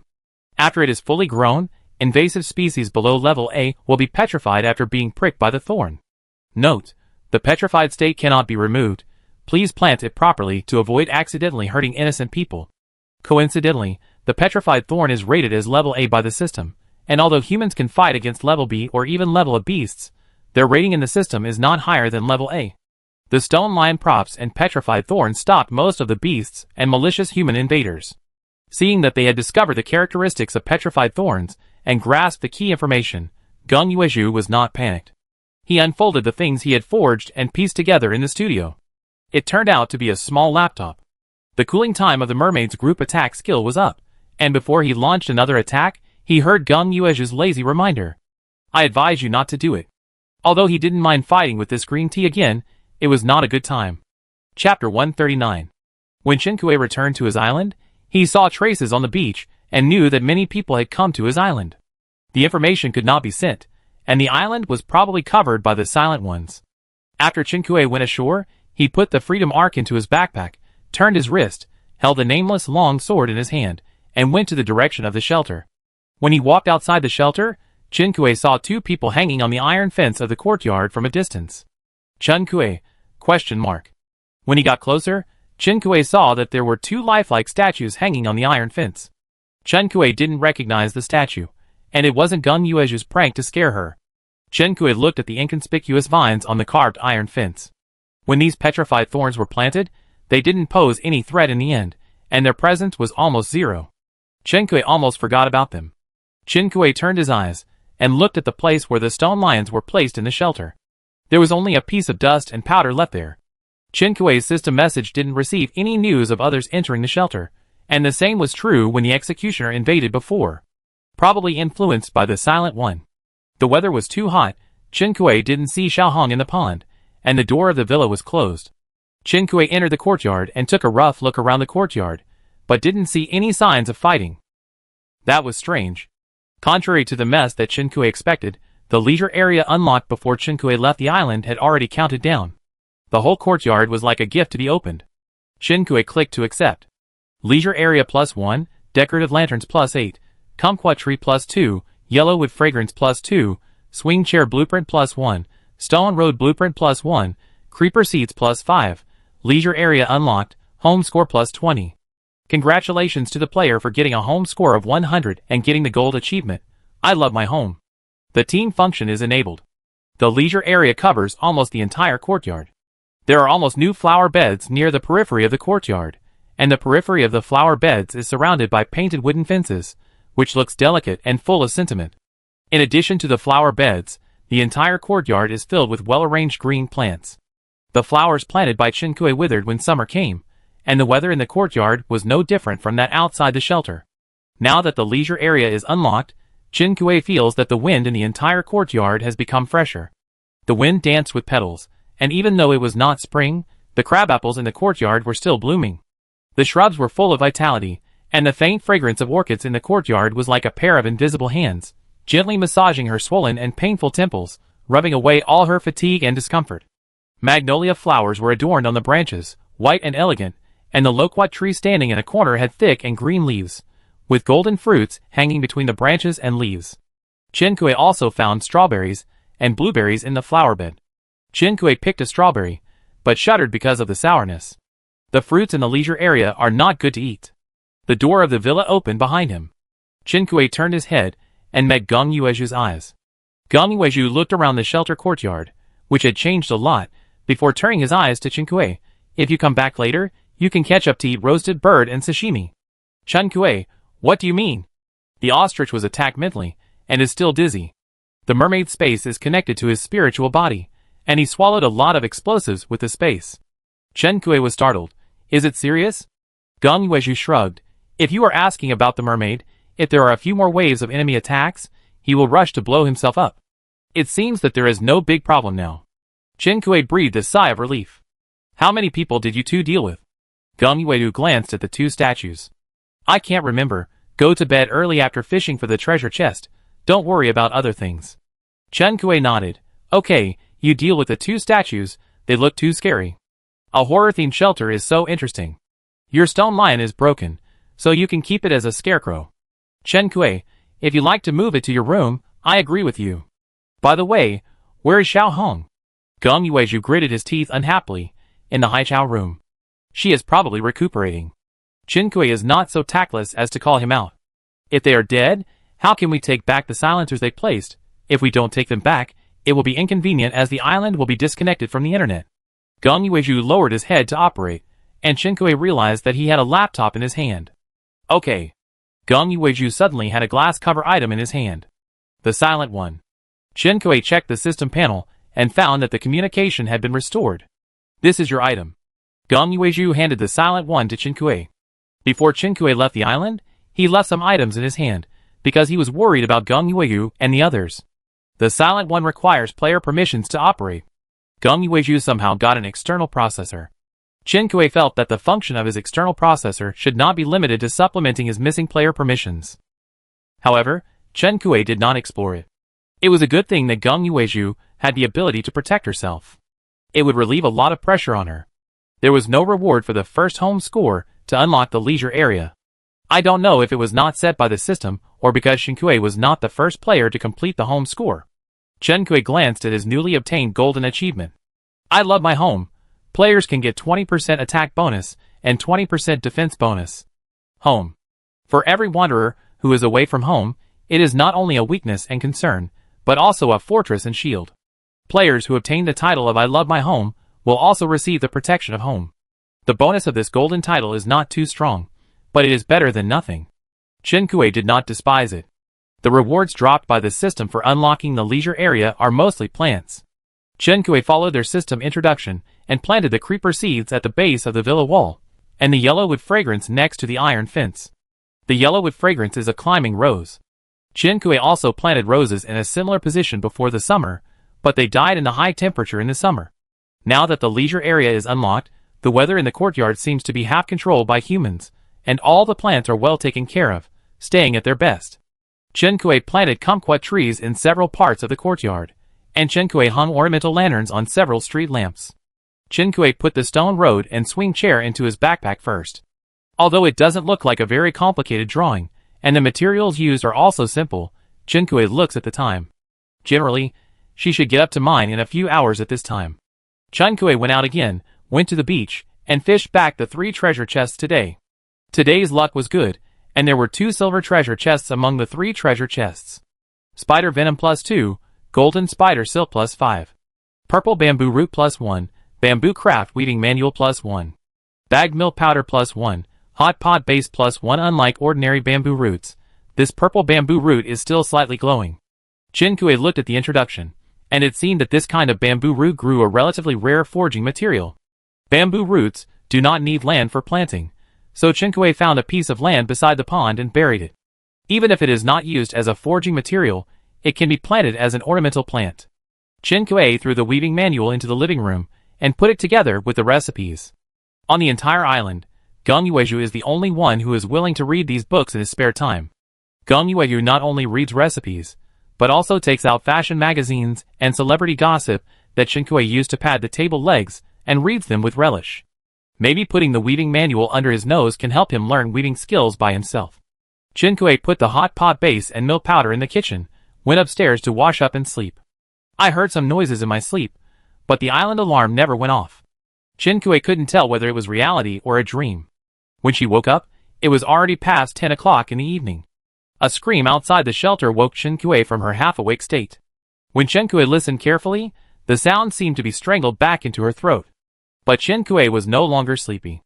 Turning on the lights and drawing the curtains, Chen Kuei got up and went to the terrace to take a look, but found nothing wrong. After Chen Kuei washed up and went downstairs, Gung Yueju was walking into the living room. Chen Kuei guessed that it might be another invading player, but he couldn't tell from his expression. Gung Yueju's brows were still lazy. Are you awake?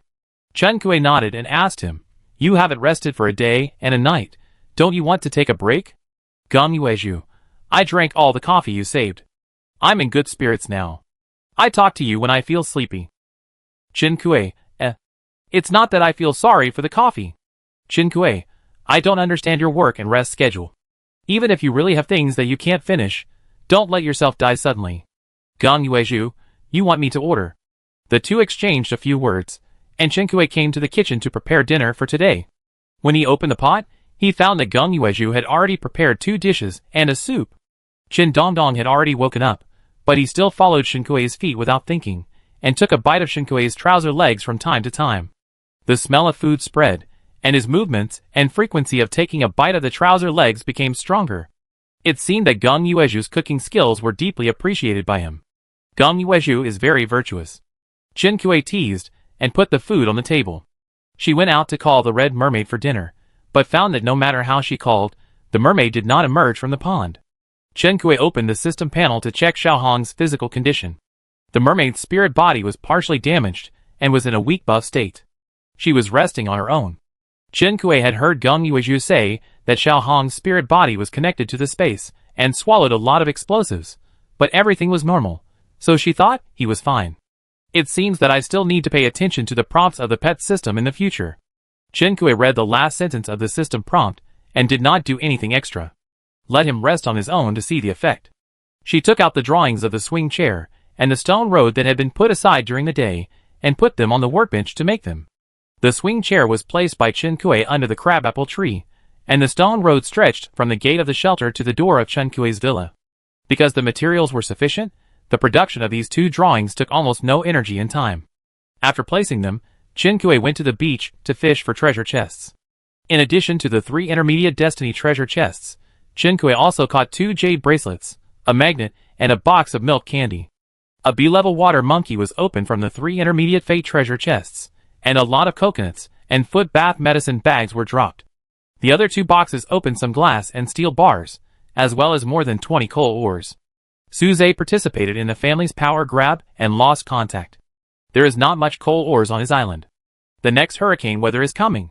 Chen Kuei decided to go to the seabed mine to dig more coal ores before the hurricane comes. I don't know how long the hurricane will last, and I can feel more at ease with sufficient resources in my hands. Thinking of this, Chen Kuei opened the hiring system again after a long absence and hired Aol. It just so happened that Aol should return her ship. Chapter 140. After receiving Chen Kuei's employment reminder, Aolei took a boat towing a small boat to the Chen Kuei island. Chen Kuei was directing Xiao Hong to dig lotus roots and pick lotus pods. The Red Mermaid was originally recuperating in the Haichao house, and Chen Kuei did not plan to ask him to go to the underwater mine to mine, but when Chen Kuei was checking the plants in the leisure area in the courtyard, he emerged from the pond by himself. Chen Kuei could not tell from the pet panel whether his current condition had improved, so he brought him some food and asked him to help him pick up the mature crops in the pond. Dozens of kilograms of muddy lotus roots were piled up by the pond. Chen Kuei sat by the pond, peeling lotus pods and throwing the lotus seeds into a container beside her. Xiao Hong not only picked lotus pods for her, but also picked 2 lotus flowers that were in full bloom. The water in the pond was a little turbid because of the action of digging lotus roots. Xiao Hong handed a fat perch to Chen Kuei. Do you want to catch these fish in the pond? The fish in the pond had been killed by Chen Yi before, but the speed of fish reproduction was beyond Chen Kuei's imagination. Fishing out some fish is also to prevent the fish in the pond from overrunning. Xiao Hong caught a lot of fish, and the half-grown ones were thrown back into the pond. Even so, the fish he caught filled the container prepared by Chen Kuei. Chen Kuei certainly couldn't eat so many fish by himself, so he gave one to each of his friends and sold the others at the player trading center. The same was true for lotus roots. Chen Kuei kept some for himself and gave the rest to friends and sold them at the trading center. The 2 bears were chewing on a fish each. Chen Kuei put the lotus pod aside and picked up 2 for oral. Tomorrow is a hurricane. For your safety, you can go back after digging for a while today. Your wages will be paid as usual. Because we are going to mine in the sea mine today, Chen Kuei also provided work clothes and diving suits. Aol, it doesn't matter. The hurricane won't come so early. I will leave after work.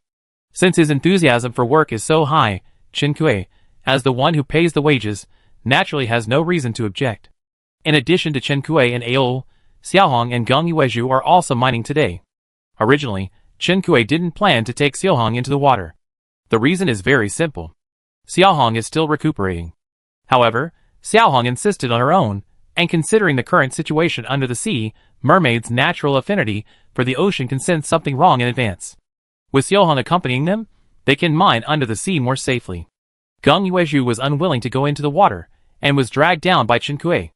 Xiao Hong was injured and had to work hard for the family, while Geng Yuezhu's behavior of sitting on the sofa and reading a magazine looked too leisurely. Xiao Hong felt the ocean current and told Chen Kuei that there was no danger in the nearby waters, and he could go into the water to work. The 3 people and the fish entered the seabed mine cave again. Chen Kuei noticed that there were many things floating in the sea water that were obviously drifting from other sea areas. Chen Kuei first went to the simple breeding farm he built in the sea to collect pearls. The coral branches that had grown well under the sea were broken, and the coral rocks were overturned. Perhaps the weather was bad these days, and when Chen Kuei didn't know, this sea area was hit by a strong ocean current. Chen Kuei and Geng Yuezhu were busy in the seabed mine cave until after 5 in the morning. The 4 laborers worked together, and the harvest that night was quite gratifying. More than 5,000 coal ores and various gems were obtained in one night. Chen Kui did not need much gems now, so he put them on the trading center in exchange for island currency and basic materials. After landing, Chen Kui opened the system panel to check Suze's message. Suze was still out of contact, so Chen Kui contacted Yuan again to make sure he and Yen Yuan were safe. Yen Yuan was unconscious now, and Yuan could contact normally, and his island was not attacked by the enemy. It was a good choice for Yen Yuan to recuperate on his island. Chen Kui guessed that Yuan, as one of the few medical talents in the game, was unwilling to be an enemy of doctors, no matter what force he was in. For Yuan's sake, if there was no definite evidence and certainty, uninvited things would not happen on his island. Working in the water was tiring, and Chen Kui felt exhausted after coming out of the water. After the 3 people and the fish came ashore, Chen Kui took out high-calorie food from his backpack and asked the others to replenish their energy together. After finishing his meal, Aolei took the 2 fishes that Chen Kui had given him and left by boat. The weather was hot, but it was night time, so the temperature was not as high as it was during the day. Everything was calm, at least at the seaside. Chen Kui did not see any signs of a hurricane. However, when he returned to the courtyard of the shelter, Chen Kui noticed that the bees in the beehive he had placed in a corner of the courtyard were a little restless. Chen Kui checked the shed on the beehive and reinforced it, and removed the waterproof cloth that he had previously put up for the 2 little bears in the activity area. The quality of the project he built was not the same as that produced by the system drawings. Chen Kui was worried that the shed he built would be destroyed in the hurricane, which would backfire. Chen Kui also carefully checked the stable built by Geng Yuezhu. The foal was shaking its tail in the stable and chewing hay leisurely. The wooden boat returned by Aol was tied to the pond again by Chen Kui. After the generator energy problem was solved, Chen Kui returned to the villa and began to deal with the fish and lotus roots and lotus seeds that were caught from the pond today. The lotus roots were used to make lotus root and pork rib soup, cold lotus roots and lotus root fried with pork slices, and lotus seeds were used to cook porridge and make desserts. Fish was cooked in many flavors, including braised, sweet and sour, steamed and pan-fried. Crucian carp was also cooked in Crucian carp tofu soup and Crucian carp shredded radish soup. Chen Kui even chopped the perch meat into fish paste and made a complicated perch dumpling. Geng Yuezhu was urged by Chen Kui to go upstairs to sleep. If he didn't rest, Chen Kui was really worried that he would die suddenly. Chen Kui himself was not in a hurry to deal with the ingredients. When the broadcast sounded, the stuffing that Chen Kui had prepared was not finished.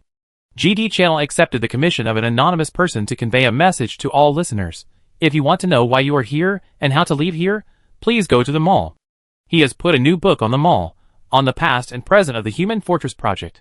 Agu didn't seem to understand what the content of the news broadcast today meant, and some words were a bit tongue-twisting.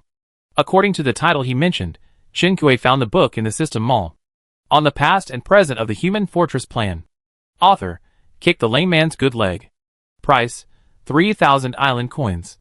Chen Kui's mouth twitched when he saw the author's name, which seemed to be seriously ill. Regarding the identity of the anonymous person, Chen Kui had his own suspects. The first one to bear the brunt was Geng Yuezhu. Chen Kui didn't know what arrangement was behind the appearance of this book, but Geng Yuezhu's goal was probably consistent with the direction of exposing the Human Fortress Plan. Geng Yuezhu had just been resurrected and made an external processor for himself, but an anonymous person revealed the Human Fortress Plan on the GD channel so quickly. Chen Kui looked at the author's name, which seemed to be sick, and felt that it seemed to be related to Geng Yuezhu's bad taste. As for the reason for anonymity, Geng Yuezhu was already dead in the eyes of other players. If anonymity was not adopted, there might be a new climax of assassination.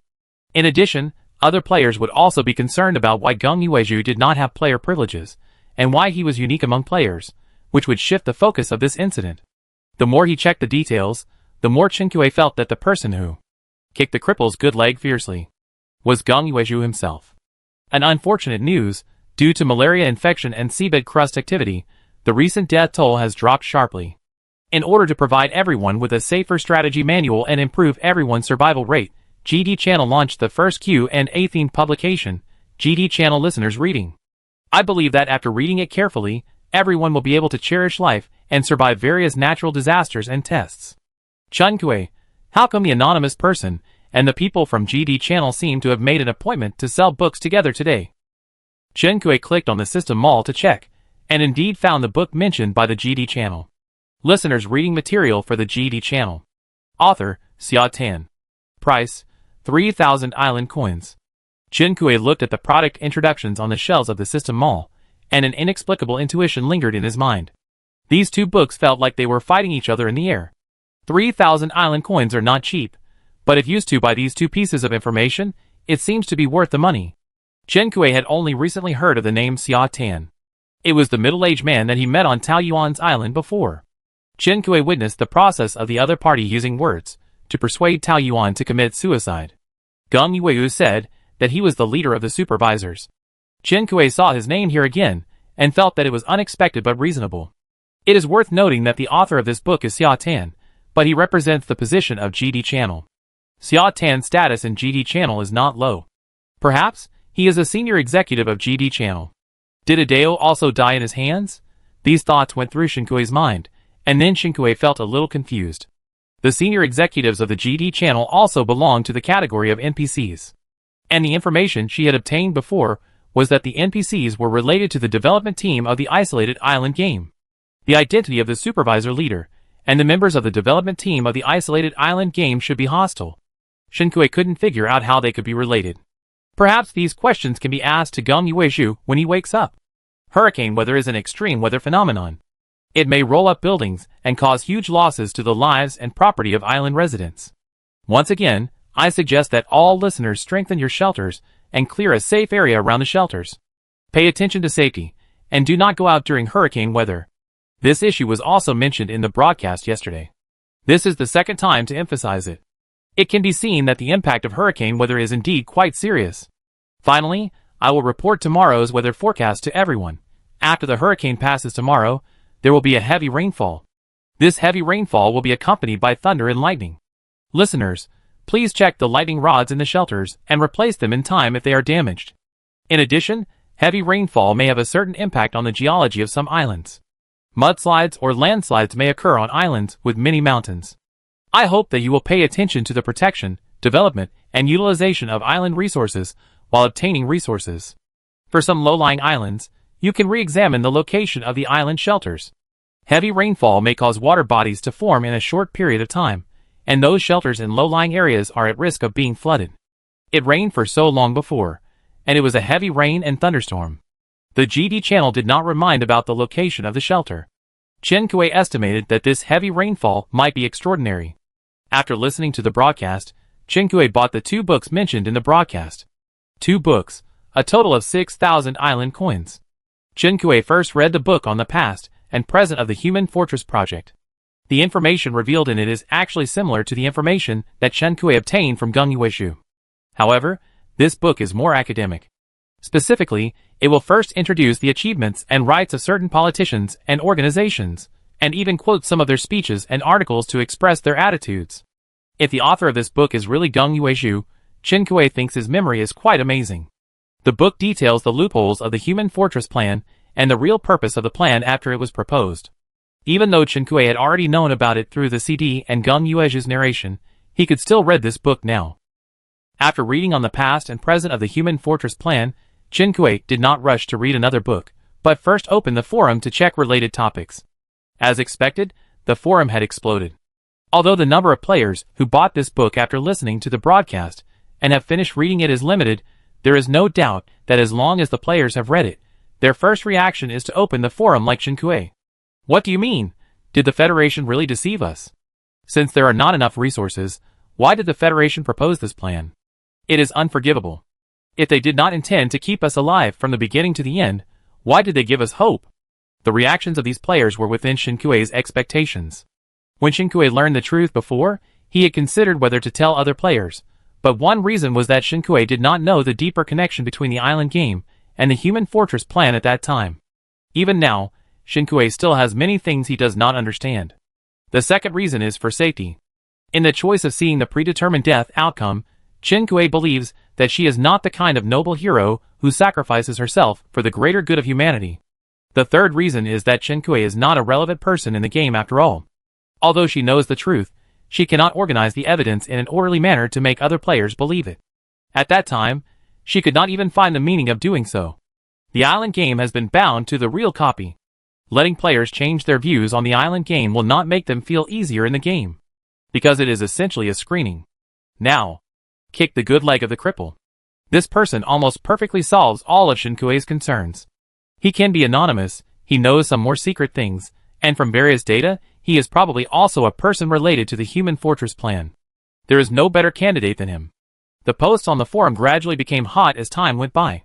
Players who did not have island coins and did not buy books also participated in this discussion. All other irrelevant information was manually blocked.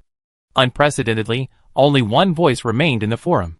Chinkue glanced at a piece of news that was quickly pushed out among the chaotic and abnormal information. Breaking news, breaking news. There are undercurrents in Kagwa Company. Insiders revealed that there will be personnel changes in Kagwa Company in the near future. Even in the game, Kagwa Company still has a sense of presence. Chapter 141.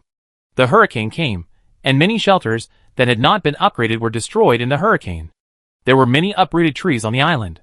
Chinkue's shelter had been upgraded and reinforced, but the terrifying roar of the strong wind could still be heard. Chinkue didn't sleep well even with earplugs. In this weather, there was no hope of going out to get supplies. After waking up, Chinkue stayed in the shelter to forge, and didn't even go out to fish for treasure chests. Is it okay for Xiaohong to stay like this? Chinkue was a little worried. The pet system panel showed that Xiaohong had mental damage. It didn't seem to affect his normal life, but Chinkue always felt that the negative buff on the system panel was always a hidden danger. Gong Yueju had just woken up, yawned and went downstairs. It's just an NPC, don't take it so seriously. Chinkue, but didn't your development team invest a lot of consciousness data in NPCs? Where is the boundary between human consciousness and NPCs in this game? The difference is that when NPCs leave the game, there is no container to hold them. Whether they live or die, their ending will remain in the game. Whatever the direction of the Human Fortress project is, it is the fate of mankind and has nothing to do with NPCs. Gong Yuezu brewed 2 cups of honey water and handed one to Chinkue, and sat on the sofa with Chinkue. When discussing the topic of NPCs, his expression was casual, and he didn't care. But Chinkue's ears automatically caught the key words. You said leave the game? Do you know how we can leave the game? Gong Yueju. Both the real-life dungeon and the island game are for selecting candidates for the Human Fortress project. Naturally, we won't let everyone be trapped here forever. Chinkue, what are the conditions for leaving? We have gone through spring and summer. Will there be autumn and winter later? Can players who survive the 4 seasons leave the game?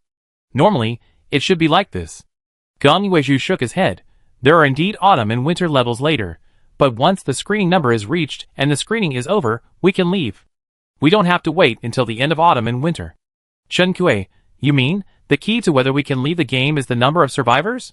When the number of survivors reaches how many, the screening game ends? Gong Yueju, this part was deliberately left blank when the copy was built. I don't know the exact number, but I estimate that no more than a handful of people in the entire Federation know about it.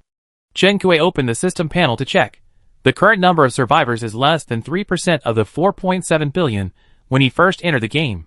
From the CD information that Chinkue saw before to the book The Past and Present of the Human Fortress project that Chinkue read today, the problem of insufficient resources was mentioned.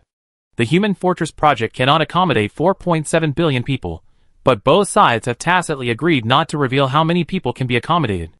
With the current number of survivors, it is impossible that there are insufficient resources. Why are we still in the game? Gong Yueju drooped his eyelids. Maybe it is because when the rules were made, the hope was that the survivors could live a more comfortable life. It's not a bad thing to be more comfortable. Gong Yueju drooped his eyelashes, and Chinkue couldn't see what emotion he was in when he said this. Chinkue looked at Gong Yueju for a long time without saying a word. The latter looked back at her. His expression was normal. He raised his eyebrows. What? Chinkue felt that Gong Yueju, who said such words, was a little strange. She lowered her head and took a sip of the water in the cup. There was honey in the water, and the sweet taste bloomed between her lips and tongue. However, Chinkue felt that the root of her tongue was a little bitter. She took out the 2 books she bought today, and the one on the front was The Past and Present of the Human Fortress project. Chinkue pushed the cover of the book in front of Gong Yueju. Is this your arrangement? Gong Yueju picked up the book and flipped through it twice. It turned out well. I don't know if he was talking about this book or the reactions of the forum players. Chinkue guessed it should be the latter. As he expected, The appearance of this book has disrupted the situation, and the federal high-level and ordinary players have been divided. The book reveals that human resources are insufficient, and the Human Fortress plan is a scam. The real copy is mentioned briefly, but there is no content related to the island game development team. Another book listener's readings for GD channel was left on the table. Chun-Kuei lowered his eyes and glanced at it. What is the significance of the appearance of this book? Gong Yueju put down the book in his hand and placed it next to another one. Except for the different covers, the paper size and thickness of the two books are similar, and they are quite harmonious when placed together. This is the document of compromise and transaction of the Federation. Chun-Kuei, you said that you and the concept of building a real copy are not in line with each other. He said that the emergence of the island game is to break the unfairness. For this reason, he secretly joined the development team of the island game. Gong Yueyu put down the cup in his hand and looked at Chun-Kuei. Whether it is through the real copy or the island game screening, even if there are objections to the screening process, the lucky ones who survived in the end are all vested interests.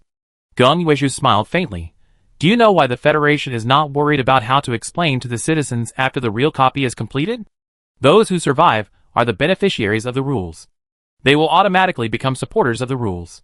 Gong Yueju pointed at the GD channel listeners reading and said faintly, the difference now is that the Federation cannot tell these surviving players that most of them were originally scheduled to be eliminated in the real copy. Therefore, this is the easiest way to ensure that this group of rule beneficiaries will not get out of control. Tell the survivors that their screening criteria are GD games, not real copies. Chun-Kuei, did the GD channel development team reach an agreement with the Federation? Gong Yueyu flipped through the book reading materials for GD channel listeners and glanced at the content. The book was thrown back on the coffee table. Chun-Kuei heard his low voice. I'm afraid so. Most of the members of the GD channel development team were born from real copies. A certain competition was unfolding silently in a corner that the citizens of the Federation could not see, and the winner was decided when they did not know.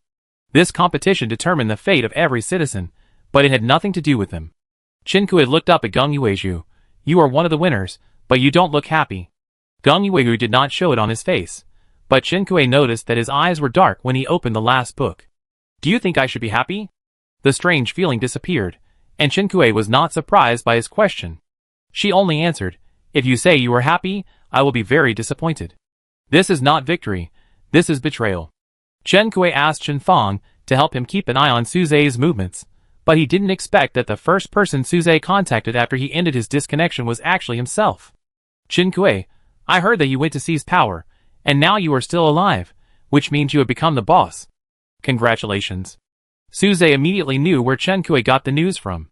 He chuckled. It's not that exaggerated. Chun-Kuei, what company is now under your management? Can you tell us when we can go out? Suzai saw this question and had a complicated expression, but it was not revealed in the chat box. Maybe soon. Chun-Kuei, you really know some inside information. Suzai sighed, but did not avoid Chun-Kuei's question. The existing rules and order are too chaotic, but no one wants humans to be extinct, and everyone should know when to stop.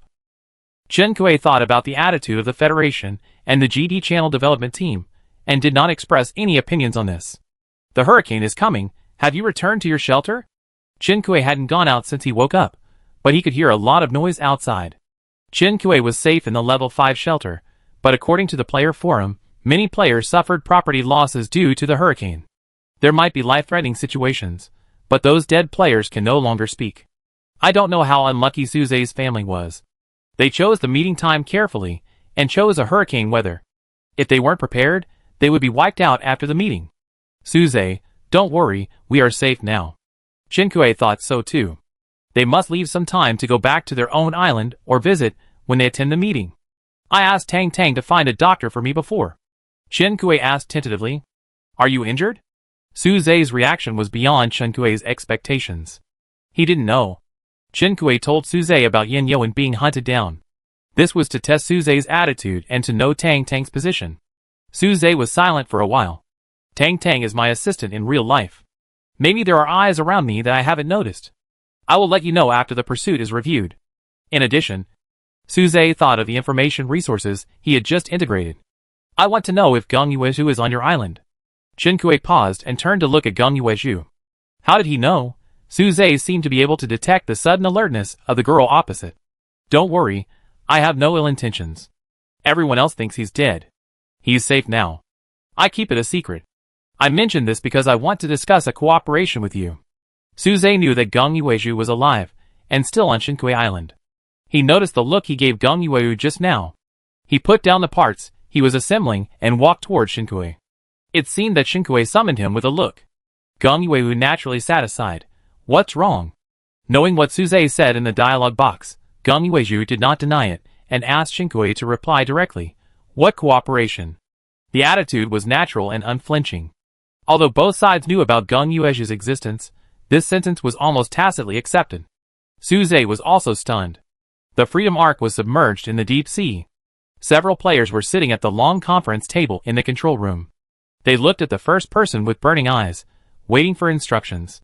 Suze did not pay attention to them at the first person. After being stunned, he supported his forehead with one hand, and a calm smile appeared at the corner of his mouth. Perhaps, you will be interested in re-establishing the order? He said this in the chat box. Shinkui glanced at Gong Yueju. Gong Yueju was uninterested. I don't care anymore. The Tianlong people and the new Tianlong people are essentially the same. It's just a matter of seeing who draws the rounder pie. Shinkui, you mean reject? Gong Yueju lowered his eyes and glanced at Shinkui, peering into the depths of her eyes. It was as if he saw the fire hidden in his chest when he decided to join the development team of the Lonely Island game. He sighed secretly and pinched the back of Shinkui's neck. No, it's up to you. Just like when Shinkui decided to go to District 19, no matter what the final result was, he would bear it. Chapter 142.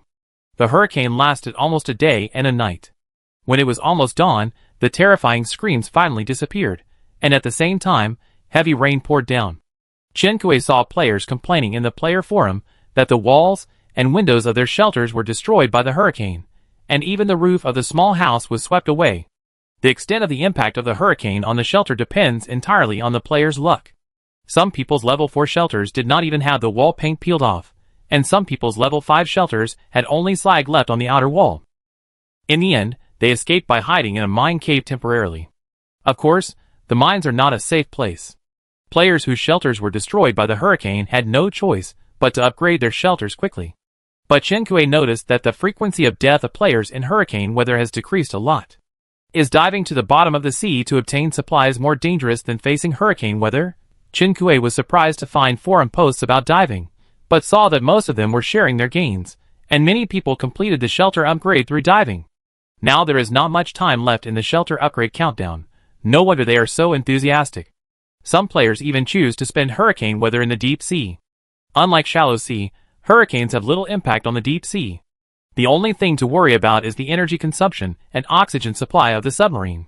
Shinkui asked around, and her friends have basically completed the upgrade. Some are still level 4, and the materials are almost gathered.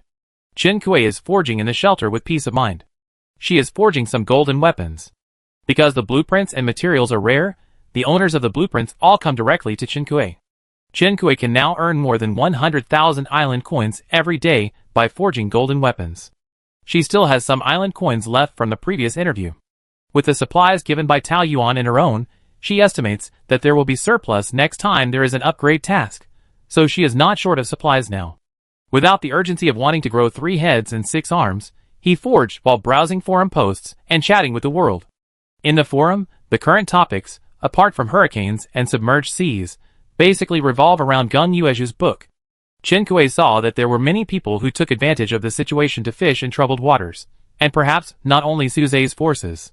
With the efforts of this group of people, the character merger of the Federation and the island game was not completed as expected. There are many players who follow the crowd, but there are also many who tend to think deeply. Under their instigation, many posts called conspiracy theories appeared in the forum. Shinkui actually saw some of them that were close to the truth. He didn't know whether the players were too crazy or it was a deliberate arrangement. People with federal positions issued a statement, but not many people bought it, and the related posts were all national treasures. Shinkui saw it with a grin. The development team of the island game was scolded to the point of losing the family tree, and the Federation still insisted on putting on this layer of skin for itself. Is this the legendary palm and back of the hand are all shit? Real-life dungeons and island games, neither of them is a plan worth praising. The difference is that the island game has 2 slaps, while the real-life dungeon has 18 dragon palms. The hurricane stopped before dawn, and Chen Kuei was finally able to go out to fish for treasure chests. It was raining heavily, and Chen Kuei braved the rain to the edge of the island, and found some trees destroyed by the hurricane along the way. Chen Kuei put them into his backpack. Wood +3. Wood +2. It saved Chen Kuei the effort of cutting wood. It was more than 5 in the morning when he arrived at the beach, and Chen Kuei fished 3 treasure chests of destiny. The rain was too heavy, and Chen Kuei didn't want to go out again soon, so she waited for a while on the beach. When it was past 6 in the morning, Chen Kuei caught 2 bronze treasure chests and 1 silver treasure chest. During this time, the sky was like a broken container, pouring rain continuously. Chen Kuei felt that she was almost suffocating in this rain curtain. On the way back to the shelter, Chen Kuei saw a certain color from the corner of her eye. She paused and then walked towards that place in disbelief. She saw it clearly in the blurry rain and fog. That was the street lamp that Chen Kuei had placed on the island, but now it was lying on the ground in a twisted and broken posture. Chen Kuei blinked and confirmed that she was not mistaken. It was dawn, and Chen Kuei used the light to look around the surrounding situation. This street lamp should have been swept from other parts of the island by the hurricane. Although the street lamps nearby were twisted by the hurricane, they were still standing. Originally, Chen Kuei should have relocated them, but with such heavy rain, Chen Kuei felt that the rain would hurt her even if she opened her eyes. Chen Kuei left the mess behind and turned to the shelter. Bad weather is not without its benefits. At least there were no wild beasts attacking at night. After returning to the shelter, Chen Kuei took a bath and waited until the sticky feeling of the rain on his body faded before going downstairs. Gong Yuedu was in the kitchen, the stove was off, and there was instant noodles in the pot. He lowered his eyelids while making coffee. Instant noodles and coffee combination, what kind of heaven-chosen cattle and horse feed? Chen Kuei, drinking coffee now, are you going to sleep later? Gong Yueju shook his head and handed Chen Kuei a bowl, indicating that she should serve the noodles in the pot herself. After the rain stops, there will probably be more players attacking the island. Take advantage of this rain and have a good rest. Chen Kuei still had a lot of food in her backpack, including various dishes and exquisite desserts. But she still finished a bowl of noodles. Gong Yueju took a sip of coffee. Right now, the Federation and several technology companies are fighting fiercely. I keep an eye on it to be more at ease. In addition, the database of the island game and the real copy use the same system, and I need more time to crack it. Chen Kuei then knew what he was doing every day. Chen Kuei couldn't help with this kind of technical problem, so she didn't discuss it with him. The topic turned to other places. Gong Yueju didn't talk much, and most of the time it was Chen Kuei who talked. In fact, the two of them hadn't been apart for long in reality. In reality, Chen Kuei was a home-based game-up master. Her life was plain and simple. Chen Kuei felt that there was nothing to say, so the topic of the two naturally turned to the people and things they encountered after coming to the island game. Are those who were eliminated and wiped out really dead? Chen Kuei had an inexplicable expression. In the system, they were just cold numbers. But among these numbers, there were many grayed-out avatars and names witnessed by Chen Kuei. Some of them came to kill Chen Kuei, but were killed by him. Some died in front of Chen Kuei as companions in the faction war, and many more were people Chen Kuei had never met. In real dungeons and island games, all death seemed so careless and weightless. Chen Kuei thought, whether in universal values or in the federal human rights law, life should not be so light as a feather. Gong Yueju was silent for a while, and told the truth. After the consciousness data is disconnected, the life supply of the body placed outside will be cut off synchronously. In other words, even if the isolated island game system is broken, those who are eliminated are already dead. Those who died earlier may have become smelly. This peaceful conversation ended in silence. Gong Yueju knew this result since he entered the Human Fortress project, so he looked lazy and tired, not happy, nor depressed about it. Taking advantage of his height, Gong Yueju raised his hand and stroked Chen Kuei's ponytail. The problem of insufficient resources exists objectively. The Federation's calculations are despicable, but all decisions are based on this fact. Gong Yueju's voice was so quiet that it was almost indifferent. Chen Kuei also knew the problem, but there was still some worry between his eyebrows. Gong Yueju glanced at Chen Kuei, and there was unconscious confusion in his voice. Strictly speaking, they have nothing to do with us. But Chen Kuei was depressed because of this. Chen Kuei shook her head after hearing this. It may be a bit hypocritical to say this, but the current situation makes me feel like I'm back to the laboratory accident more than 10 years ago. From an accidental survivor, no, maybe it's not an accident, but it's obviously more tragic. From this perspective, She couldn't make herself feel excited. But Gong Yuezhu obviously didn't feel that way, at least not at this moment. Perhaps at a time and place that Chen Kuei didn't know, he had silently digested and evolved himself into the current state of not being happy with things, not being sad with himself. Chen Kuei sighed and looked at Gong Yuezhu with complicated eyes. The hurricane destroyed some street lights and trees on Chen Kuei's island, but had little impact on Chen Kuei's shelter. This was probably thanks to the Liso's stone sculpture prop. The rain was pouring, and the 2 stone sculptures on the iron fence outside the courtyard disappeared, but soft vines were climbing on the fence. That was the vine of morning glory. The lotus in the pond had always been strong, but now it was trembling and broken. Chen Kuei didn't care about the pain. She ran into the greenhouse and harvested a bunch of mung beans. These mung bean seeds were a summer surprise from the GD channel. After Chen Kuei finished the first wave of harvest, she put them into the seed converter. The seeds doubled in number. After being planted in the greenhouse, a bumper harvest was achieved. This time, Chen Kuei planted yam beans. This is a fruit with a lot of water, and of course some people eat it as a vegetable. Chen Kuei used the extra grapefruit and lemon to exchange for 2 yam beans from other players. After eating it once, she was captured by its sweet and crisp taste. Therefore, Chen Kuei decided to eat the remaining part and convert the rest into seeds, and set aside an exclusive housing for it in the greenhouse. If you can't grow what you like to eat, all the work is meaningless. The ripe vegetables in the other greenhouses were put into the backpack and replanted with vegetable seeds. Chen Kuei threw the peeled vegetable leaves and radish tops into the poultry house and livestock shed to supplement the animals. The chickens, ducks and geese in the poultry house grew very fast. After picking up the eggs, Chen Kuei carefully checked them and felt that he might be only a few days away from the freedom of the chickens, ducks and geese. After milking the cows and goats again, Chen Kuei returned to the villa leisurely.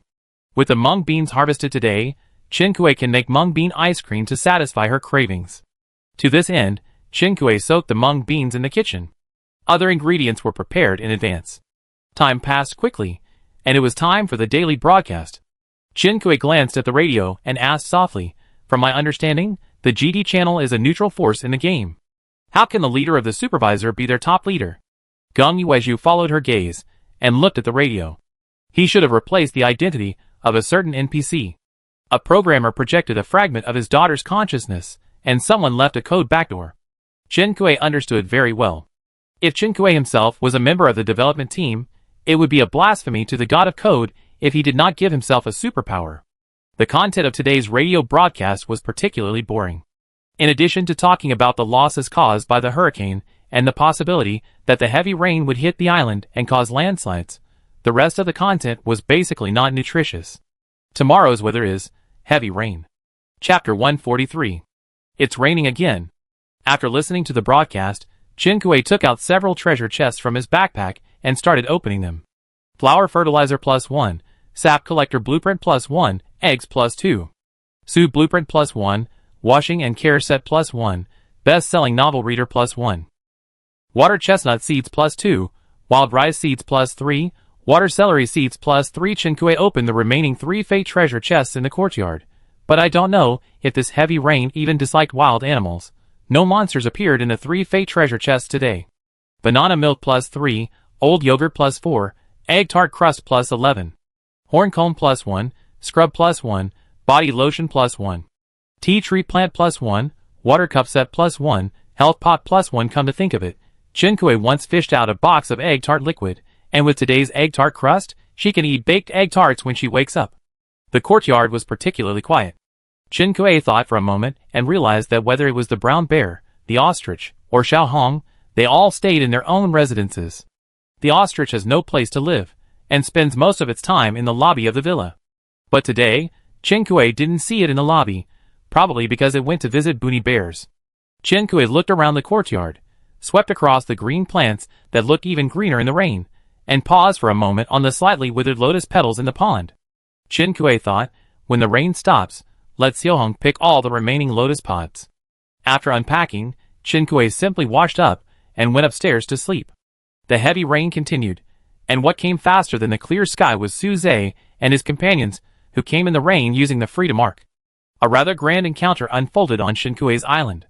Yen Yuan and Yi Yuan came here using the system's visit function. Chen Kuei noticed that Yen Yuan's skin was pale, and at this moment, he showed a sense of fragility. His black eyes met Shinkue's, and he was slightly stunned, and then softened. The effect of the Heart of Stone had just passed, and when the countdown ended, the health value that was forcibly locked at 60 fell with an irreversible momentum. Yuan stared at the blood bar, while twisting the needle with a serious face. Fortunately, his health value finally stopped at the precarious 12 points. Yin Yuan's face was as pale as paper, but Yuan breathed a sigh of relief. Fortunately, he had 2 yin-yang scalpels in his hand, otherwise he couldn't say whether Yin Yuan's life could be saved. Yuan knew about Su Zhe's cooperation with Chen Kui, and Yin Yuan also heard a little about it. When Yin Yuan's condition stabilized, and the number of visits was refreshed, the first thing they did was to go to Chen Kui Island.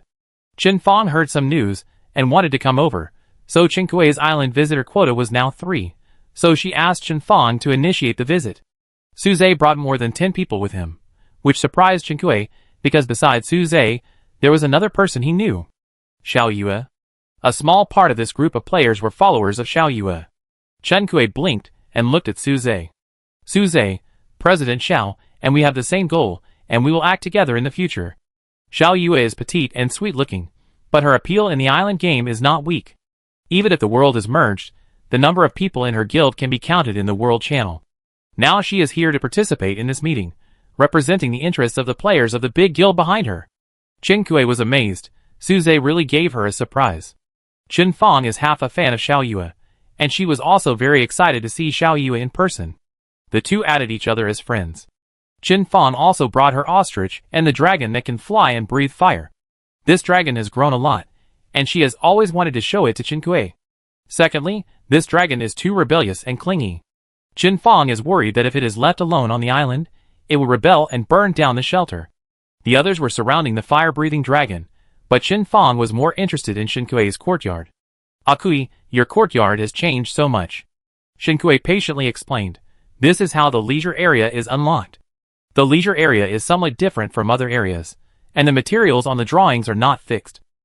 Shen Kui didn't know what materials Chen Fang would require for the drawings she would get later, and her materials might not be of much reference, so she only gave her a brief introduction.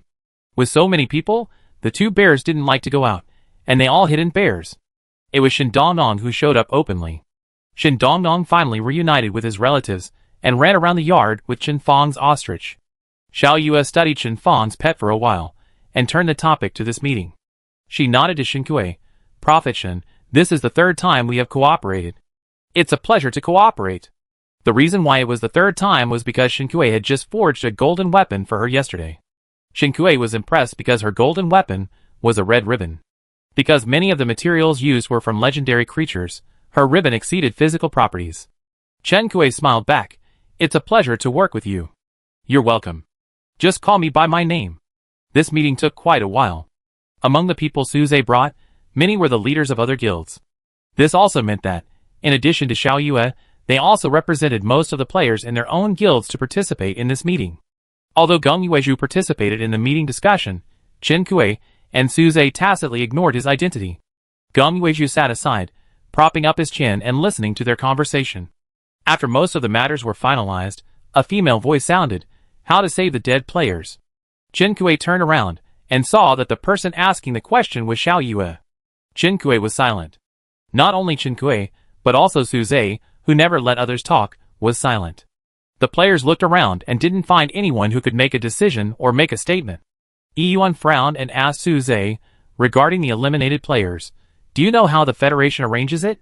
Yin Yuan beside him coughed a few times and answered Yuan's question. It is obvious that the eliminated players are already dead, and the dead cannot be resurrected. Xiao Yue's eyelashes trembled when she heard this, but she still insisted on waiting for the person in charge to give a verdict. Su Zhe finally ended the long and disturbing silence. The Federation has set up a trigger program in the maintenance cabin. If the consciousness is lost, the maintenance cabin will cut off the supply and complete the Federation's screening purpose. Chen Kui heard this from Geng Yuezhu, but she still couldn't help looking at him. Xiao Yue's eyes suddenly turned red. She stood up and kicked the seat. She cursed. Chen Fang also clenched her fist and hammered the table. This is a crime. They were not the only ones who reacted violently, but no one had any objections. It was the first time that Chen Kui saw Xiao Yue so angry. She had always been cheerful and optimistic, petite but inexplicably reliable. At this moment, she was clearly gritting her teeth to vent her anger, But Chen Kuei inexplicably sensed a hint of vulnerability. Is there no other way? I don't know who asked this question, but it's not surprising no matter who asked it. Who doesn't have a few relatives and friends who died in this damn island game? If we were to create a story with them as the protagonists, we don't know if they are beautiful or not, but everyone is miserable. Chen Kuei sighed. The Federation had confiscated the last batch of androids. If the consciousness data of the dead players has not been destroyed, and we can get those androids, we can save them. Gong Yuezhu gave a plan. But the number of those androids is limited. As far as I know, there are only a few hundred, and the number of people who died in the island game is in the hundreds of millions. It is a drop in the bucket and far from enough. Gong Yuezhu just shrugged his shoulders. He looked at Xiao Yue, who was staring at him, and then his eyes fell back to the table. There was a map of the current distribution of the Federation's forces. This was compiled during their previous conversation, and part of it had turned gray. Gong Yuezhu's eyes fell on one of the three technology companies. Homo sapiens Technology, the birthplace of androids. Some people call it the hometown of androids. It is a fact that human resources are insufficient. Even if there is the ability to resurrect, the Fortress Project cannot support so many citizens. Moreover, according to the current situation, it is just a fantasy to revive them. The topic ended here, but Chen Kuei saw all the fragility on Xiao Yue's face fade away. At the end of the meeting, Chen Kuei sent Suze and his group to the beach. Suze looked at the sky and sighed. The rain is about to stop. That's right, Suze and his group stayed on Chen Kuei's island for 1 day and 2 nights. In the middle, they also listened to a radio together. The weather forecast broadcast on the radio was that it would soon clear up. Chen Kuei looked up as he said, and indeed saw the scattered clouds. There may be other spies around you, be careful. Chen Kuei warned worriedly.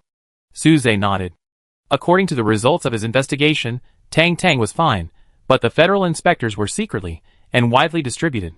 Someone was watching Chen Kuei and would not miss Tang Tang's movements. It is hard to guard against the unintentional. Even if you are careful, you can't guard against thieves for 1,000 days. Xiao Yue came with Suze and left with them. Before leaving, she glanced at the location of the shelter in the distance. She stretched out her hand and shook hands with Chen Kuei to say goodbye. I look forward to our 4th cooperation. This was the 3rd collaboration. Chen Kuei didn't know why she was so sure about the next collaboration. She looked up at Suze, who smiled and said nothing. After they left, Chen Kuei fished for 3 treasure chests before returning to the shelter. Gong Yuezhu didn't send them off with Chen Kuei. Yan Yuan, Yuan, and Chen Fang returned to their own islands at the end of the 8-hour visit. After Yan Yuan's poison was removed, he rested and healed on Chen Kuei's island. His health bar was not a very healthy value before the countdown ended, but he should go back. With Suze's efforts, the pursuit of Yan Yuan will probably not be as crazy as before. The supervisors and executioners will focus their fire on someone who tries to tear open the lid of the box. But when the box is already opened, this action is meaningless. In addition, when Yan Yuan left Chen Kuei Island, it was raining heavily, and there was a hurricane before the heavy rain. Generally speaking, no one would choose to act in such weather. However, according to Yan Yuan, his shelter was destroyed by the hurricane, and only some ruins were left. If he had not yet reached level 5, he would have had to live in a cave when he returned. Chen Kuei was shocked by his bad luck for a moment, and felt sympathy and a little funny. He shared some of the food and drinks in the refrigerator with him. Just treat it as a housewarming gift. Chen Kuei made mung bean ice cream with all the mung beans and milk he had harvested before, and the finished product was well received by other players. After the meeting, Chen Kuei, as the host, consumed a lot of food. Fortunately, everyone was a decent person, and everyone gave Chen Kuei a souvenir. Chen Kuei returned to the villa and began to check. Chapter 144. Time flies. This feeling is even stronger after the players' meeting. The sky cleared up, and peace finally came to Chen Kuei Island. The operation to hunt down Yan Yuan was called off, and accordingly, the players who had been trying to get close to Chen Kuei Island because of Yan Yuan's perseverance finally disappeared. While listening to the radio broadcast, Chen Kuei slowly opened the gifts. Recently, someone published the truth, the silent majority, and the right of civilians to be angry, which attracted widespread attention. The GD channel also received many listener submissions. Here, Agu suggested that everyone stay rational and focus on fighting natural disasters. The heavy rain just past brought mudslides and soil collapse to many islands. Fortunately, there were not many casualties. In reality, everyone is still facing disaster challenges, and survival is the prerequisite for everything. Finally, Let's start the last item of today. Weather forecast. Tomorrow will be a sunny day. Chinkue knew the two posts mentioned by the GD channel. They are the product of the meeting that just passed, and the purpose is to unite other players. After all, there are many guilds, and the number of guilds participating in this meeting is too small compared to the number of surviving players. Obviously, the effect is significant. Chinkue opened a pork jerky souvenir and put the jerky aside. Most of the souvenirs she received were various processed foods. Chinkue, who opened a roast goose, sighed. After the cooking players obtained a variety of food recipes, buying cooked food as souvenirs has become a social trend. The pile of cooked food that Chinkue had unpacked was probably the most popular online celebrity cooked food in the game world of the island. Gong Yuezhu pinched a piece of meat jerky and stuffed it into his mouth.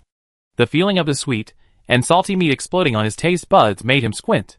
Let's make some bacon. Chinkue held his chin with his index finger and thumb, lowered his head, and looked at the pile of cooked food on the table, and suddenly suggested, Gong Yuezhu was surprised for a moment, and then readily agreed. Chinkue took out the meat in his hand. In addition to wild boar meat, he also took out some beef and mutton, and asked Xiaohong to catch some fish from the pond. After marinating the meat, Chinkue went out to the mine again, and slaughtered the wild boars to replenish the food. The title bonus on Chinkue is quite effective in deterring animals. Generally, the first reaction of animals when encountering Chinkue is to flee. Therefore, when Chinkue opened the fate treasure chest, he waited on the side with the nameless sword in order to slaughter them before they ran away. Not many people attacked after opening the box. In addition to Chinkue's level suppression, there was also the title bonus. The wild boars were completely different. When they saw Chinkue, they attacked her like lit firecrackers. This has a lot to do with her hatred for the wild boar race. After killing the wild boar, Chinkue went to the pine forest to pick up a lot of branches, and would before returning to the shelter. This time, Chinkue also roughly understood the impact of the hurricane and heavy rainfall on her island. The destruction of trees is only one aspect, and most of the pine trees that Chinkue picked up came from this.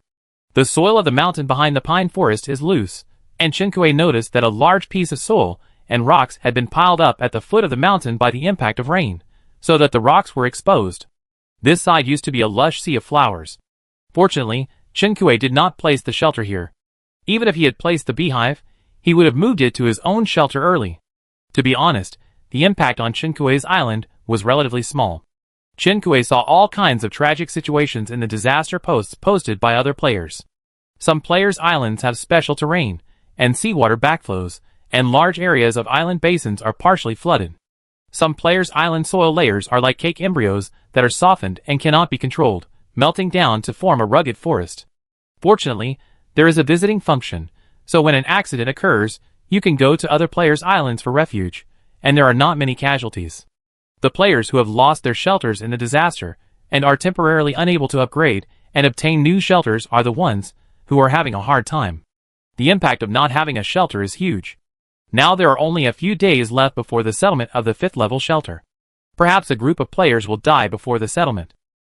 Fortunately, the temperature has improved. The heavy rain after the hurricane seems to have cooled the whole world a little.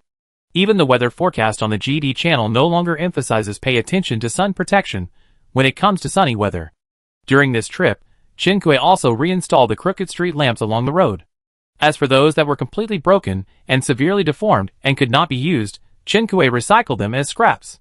When he returned to the shelter, Gong Yuezhu had already built a fence for smoked bacon outside the shelter. He held 2 cups in his hand. When he saw Chinkue coming back, he handed her one of them. It was coffee. The temperature was not as exaggerated as before. Although the body temperature was still hot, it was no problem to move normally. Chinkue and the others decided to adjust their work and rest schedule first. Now they used coffee to keep going during the day. They used the coffee beans that Chinkue had previously stored, which can not only refresh the mind but also increase physical strength. Chinkue tested the temperature and drank it all up. Gong Yuezhu took a sip, took the empty cup from Chinkue, and asked her, "What do you think of what Xiao Yue said?" Chinkue was stunned, and then remembered Xiao Yue's rough plan to revive the eliminated players during the meeting.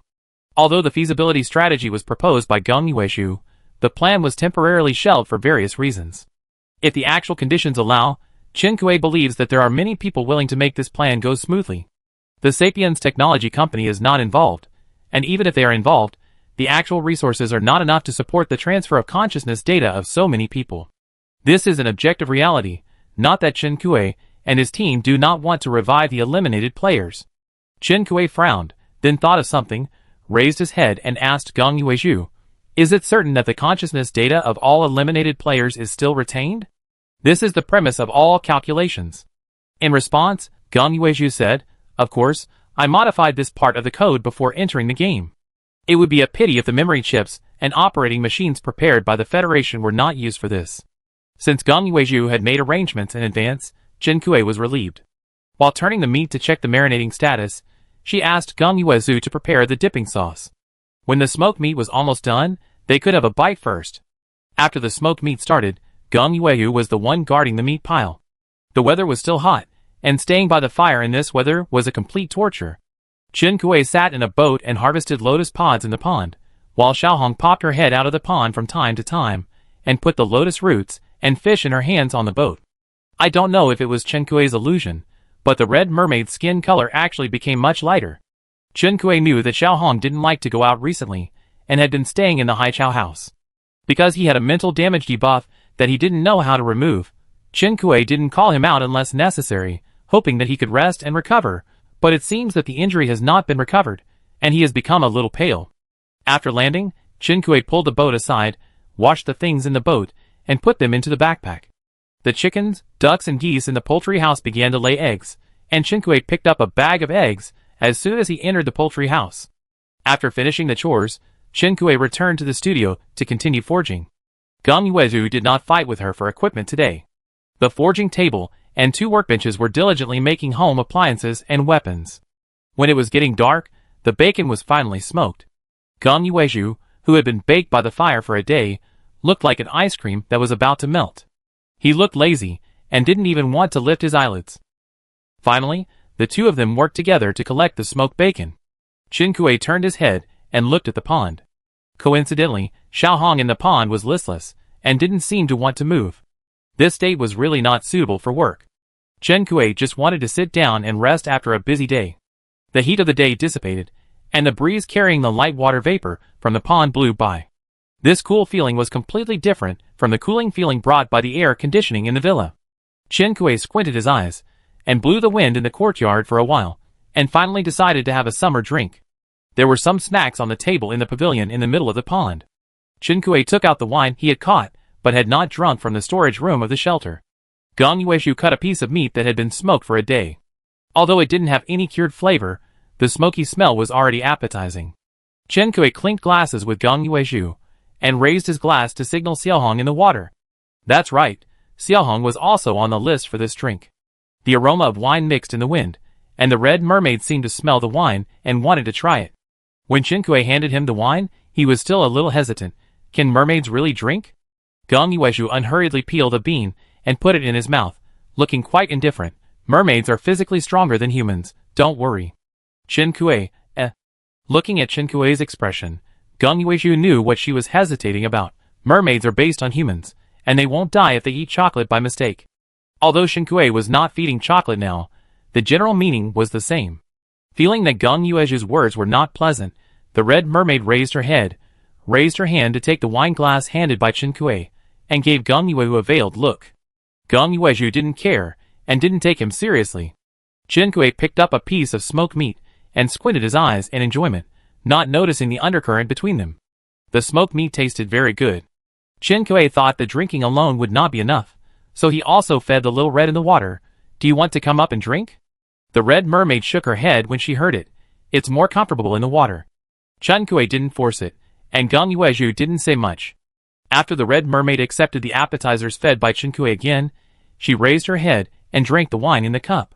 Chen Kuei noticed that he frowned slightly, but seemed to be savoring something. He leaned over the fence of the pavilion and looked at him with a bit of evil interest. How is it? Is it delicious? In fact, he didn't think this bitter and spicy thing was delicious. But he met the other person's gaze and replied against his will. Yeah. Chen Kuei couldn't help laughing. The mermaid actually likes to drink, so when he is drunk, should he be called a drunkard or a drunk fish? Chen Kuei took the bottle and leaned over again to fill the mermaid's empty glass. This bottle is flower wine, better than the one just now. The The mermaid held the wine glass without moving. Chen Kui reacted and picked up some snacks for him. Try the red lotus root slices made from the lotus root you touched. Xiao Hong obediently raised her head, took the lotus root slices that Chen Kui picked up on the tip of the chopsticks, chewed and swallowed, and drank the wine in the glass. The rich and mellow fragrance in the throat disappeared in an instant, leaving only the fragrance of plants and trees in the mouth. The red mermaid was stunned and sniffed the wine glass. What is this? Chen Kui raised her chin with a proud look in her eyes. Dendrobium flower wine. Is it delicious? This wine was unpacked from a gift today, and Chen Kui only thought of drinking it when she saw it. A soft sneer came from the side. Chen Kui turned around, and Geng Yuezhu, who was sitting quietly, took a sip of the wine, and then looked up at her lazily. Baby wine. Chen Kui was not convinced. You don't understand. This wine has a strong after effect. As she said, she was about to pour a glass for Geng Yuezhu to taste. Geng Yuezhu raised the wine glass in his hand high and raised his eyebrows. I don't like sweet water. This was too insulting. Chen Kui stood up, rolled up her sleeves, pinched Geng Yuezhu's chin, and tried to pour him a glass of sweet water. The moon gradually climbed up to the sky, and the empty bottles of wine were scattered in the pavilion. Chen Kui took a piece of cold cucumber and chewed it intermittently, but her eyes were completely unfocused. She felt a little groggy, and the after effects of the wine she had drunk before came. The red mermaid in the pond was already half floating on the water, her face flushed, and she was sleeping soundly. Geng Yuezhu looked between the man and the fish, and chuckled lazily. The girl on the other side didn't have the energy to care. Geng Yuezhu finished the wine at the bottom of the glass, and opened the next bottle. Wild boar. Geng Yuezhu paused and looked at Chen Kui. She had a serious expression, and her eyes were unfocused. To those who didn't know her well, she didn't look drunk at all, but Geng Yuezhu knew that she was really talking drunk now. His hands kept moving, and he continued to pour the wine into the glass, but he responded naturally. Well, what's the matter? Did you want to be the savior before entering the game? Geng Yuezhu's eyes turned, and he knew that Chen Kui was talking about the fact that he had deliberately modified the code before entering the game to retain the data of eliminated players. Geng Yuezhu, no. Chen Kui slammed the table in disbelief. How could it not be? Then why did you? The following words were like a ball of cotton stuck in his mind, and the person questioning could not understand the logic, and only remembered to insist on his unconvinced attitude. Tell me, why? Geng Yuezhu sighed helplessly. Can't I leave a recycling bin for us? You are the garbage. The drunkard who felt he was being scolded turned on his passive defense. Geng Yuezhu raised his eyebrows, but he was not angry. He raised his glass and took a sip. Chen Kui, do you want to be the savior? He didn't hear the answer for a long time. He turned his eyes, and saw the unhappy expression on the other side. Don't scold me. Geng Yuezhu couldn't help laughing. How is this scolding you? Chen Kui no longer paid attention to him, but he seemed to have found some fun game, and had to drag Chen Kui to participate. If some people are destined to stay in this game, who do you want to stay? The girl opposite frowned and didn't reply, with a look of disapproval between her eyebrows. She looked quite bluffing, but Geng Yuezhu knew that she didn't understand what he said because the sentence was too long. Geng Yuezhu asked twice with rare patience. I don't know. Just don't stay. Chen Kui looked a little tired, and the tail sound was blurred in her throat. She was already lying on her arms, her face was calm, and her breathing was long.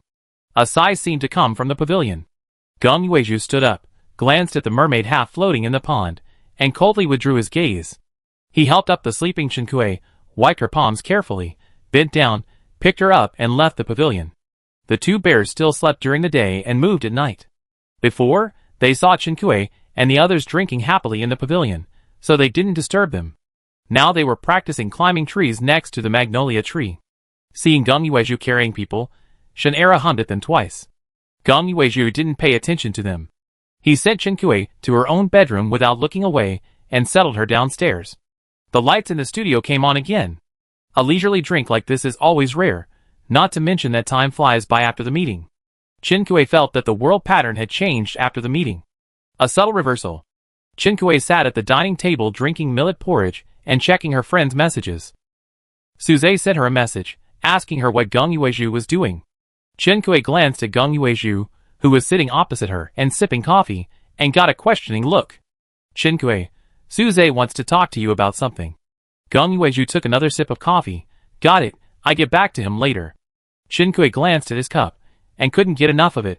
Why are you drinking coffee so early in the morning without breakfast? Gong Yuezhu said nothing, just flipping through the list in his hand. Chen Kuei took a look and found that it seemed to be a list compiled during the meeting. At the same time, he also noticed that Gong Yuezhu's dark circles seemed to be heavier. Has this guy not slept recently? Chen Kuei remembered what Suze asked her just now, and flipped through the pending items in her mind. What does Suze want you to do?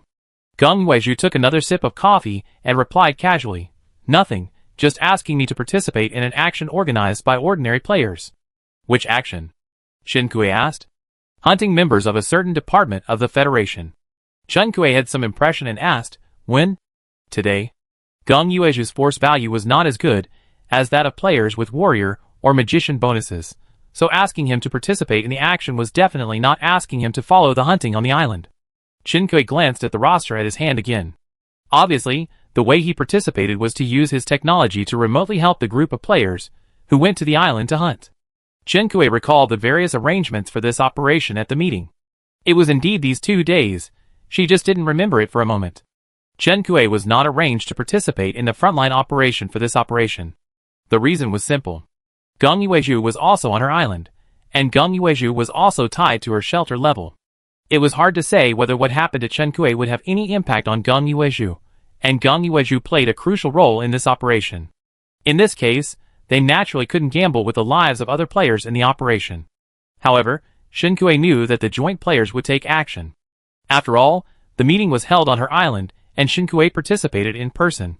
Gong Yuezhu's job in this operation was to provide remote technical assistance, and she was assigned the role of bodyguard.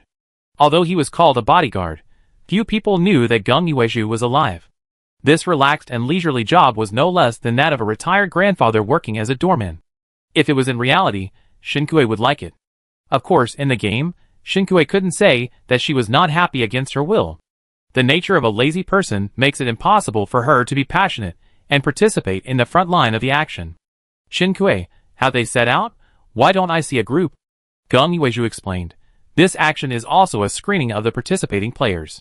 In order to prevent the news from leaking out in advance, no group was established. Perhaps the intelligence obtained by each group of players is different. It is conceivable how high the requirements for command are. Suze is probably very busy today. Chen Kuei feels that there is nothing he can do to help, so he will not go to make trouble for him. Without a group chat to check the progress of the operation, Chen Kuei checked the status of each player by comparing it with the roster. Speaking of which, the discussion on the name of this operation was very interesting. At the meeting, Chen Fong suggested, how about calling it, Sir, the times have changed. Everyone was silent. Xiao Yue clapped her hands and said yes. In the end, this name was passed inexplicably. After saying it twice in a row, someone was embarrassed and thought it was too long. Isn't this too long? Another clever guy pondered, then shorten it and make an abbreviation, call it Big Change. Everyone was silent again. In the end, this abstract and interesting name was preserved.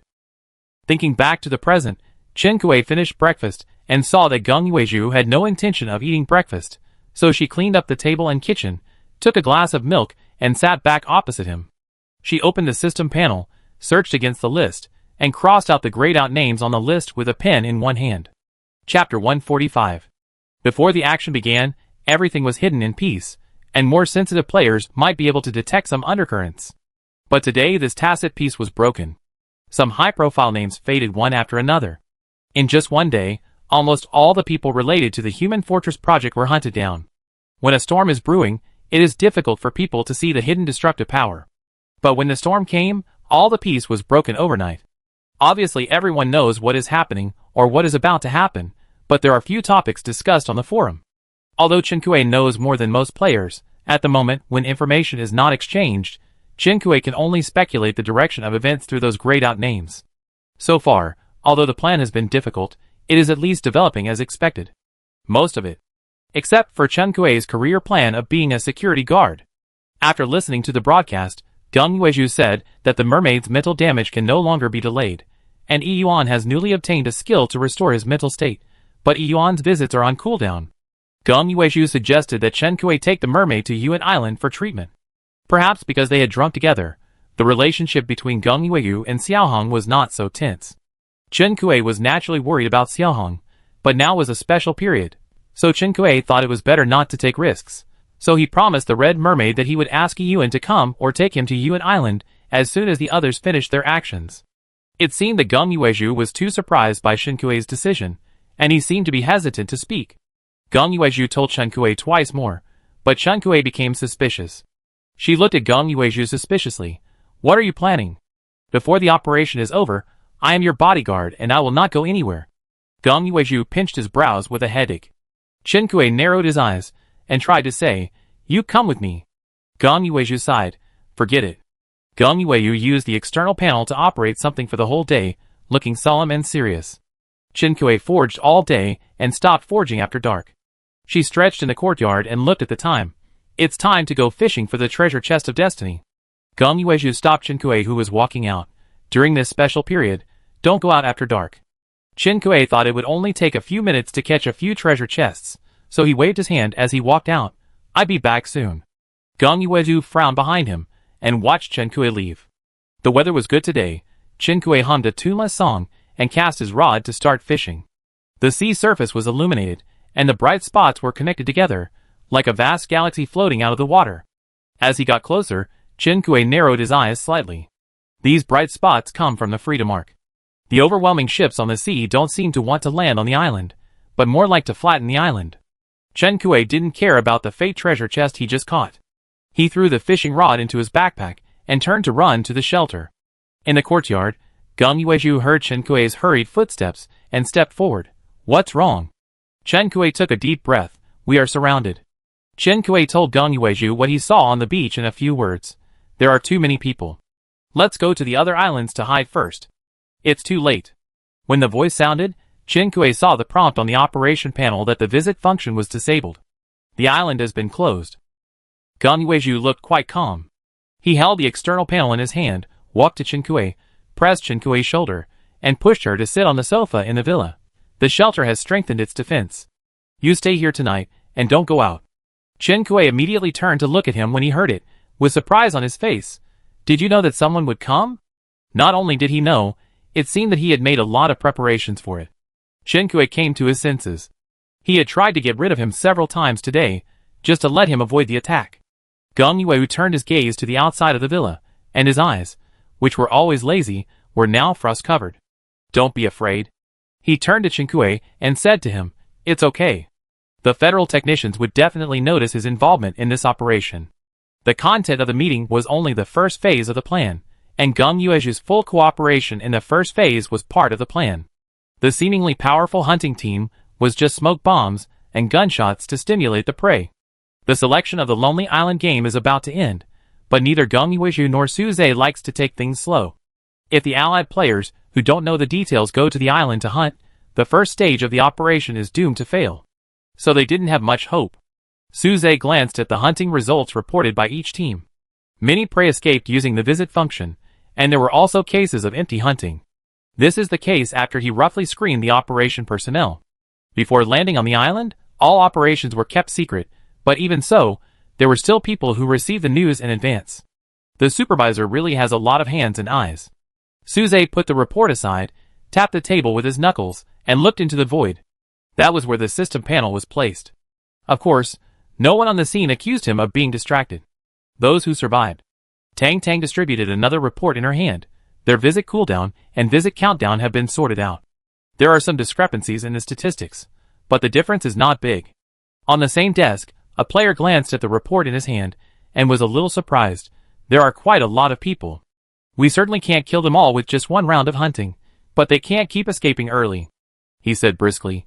Should we set our next action between the two countdowns? He calculated the time according to the report. Not bad, the action team can still get a good night's sleep between the two actions. Su Zhe's attention finally fell back on the conference table. Hearing the player's words, he shook his head.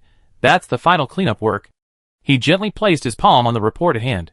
This is just the appetizer, and the main course will be served next. The former looked around, confused. What do you mean? There are also players who only received orders to stand by in the free arc. In addition to this player, some people on other ships also stayed in the first phase of the plan. Chen Fong and Yan Yuan at this conference table knew about the second phase of the plan. But both of them looked a little absent-minded. Chen Fong looked a little worried, muttering, "In the second phase, we excluded Akui from the plan. Even if she won't get hurt, she will definitely be angry, right?" Of course. If it were me, I would be very angry. Xiao Yue on the side confirmed her words. Hearing this, Chen Fang's face became even more worried. Speaking of which, why do we have to hide it from Akue? Yin Yuan sat next to Chen Fang and kept her mutterings to herself. As for why, Yin Yuan thought, probably because he was worried that Chen Kue would not agree to let Geng Yuezhu be the bait. The core of the second stage is also the leader of the plan. Asterisk. After realizing that Geng Yuezhu was quite clear about the current situation, Chen Kue looked at Geng Yuezhu with a dead look in his eyes. What are you hiding? She felt a little tired, and more of a faint numbness. If you knew there would be so many enemies attacking, why didn't you tell me earlier? More accusations were meaningless. The sharp island alarm sounded. The enemy landed on the island. At the same time, the Freedom Ark, which had been lurking around Chinkui Island, also received a command to surround and suppress it.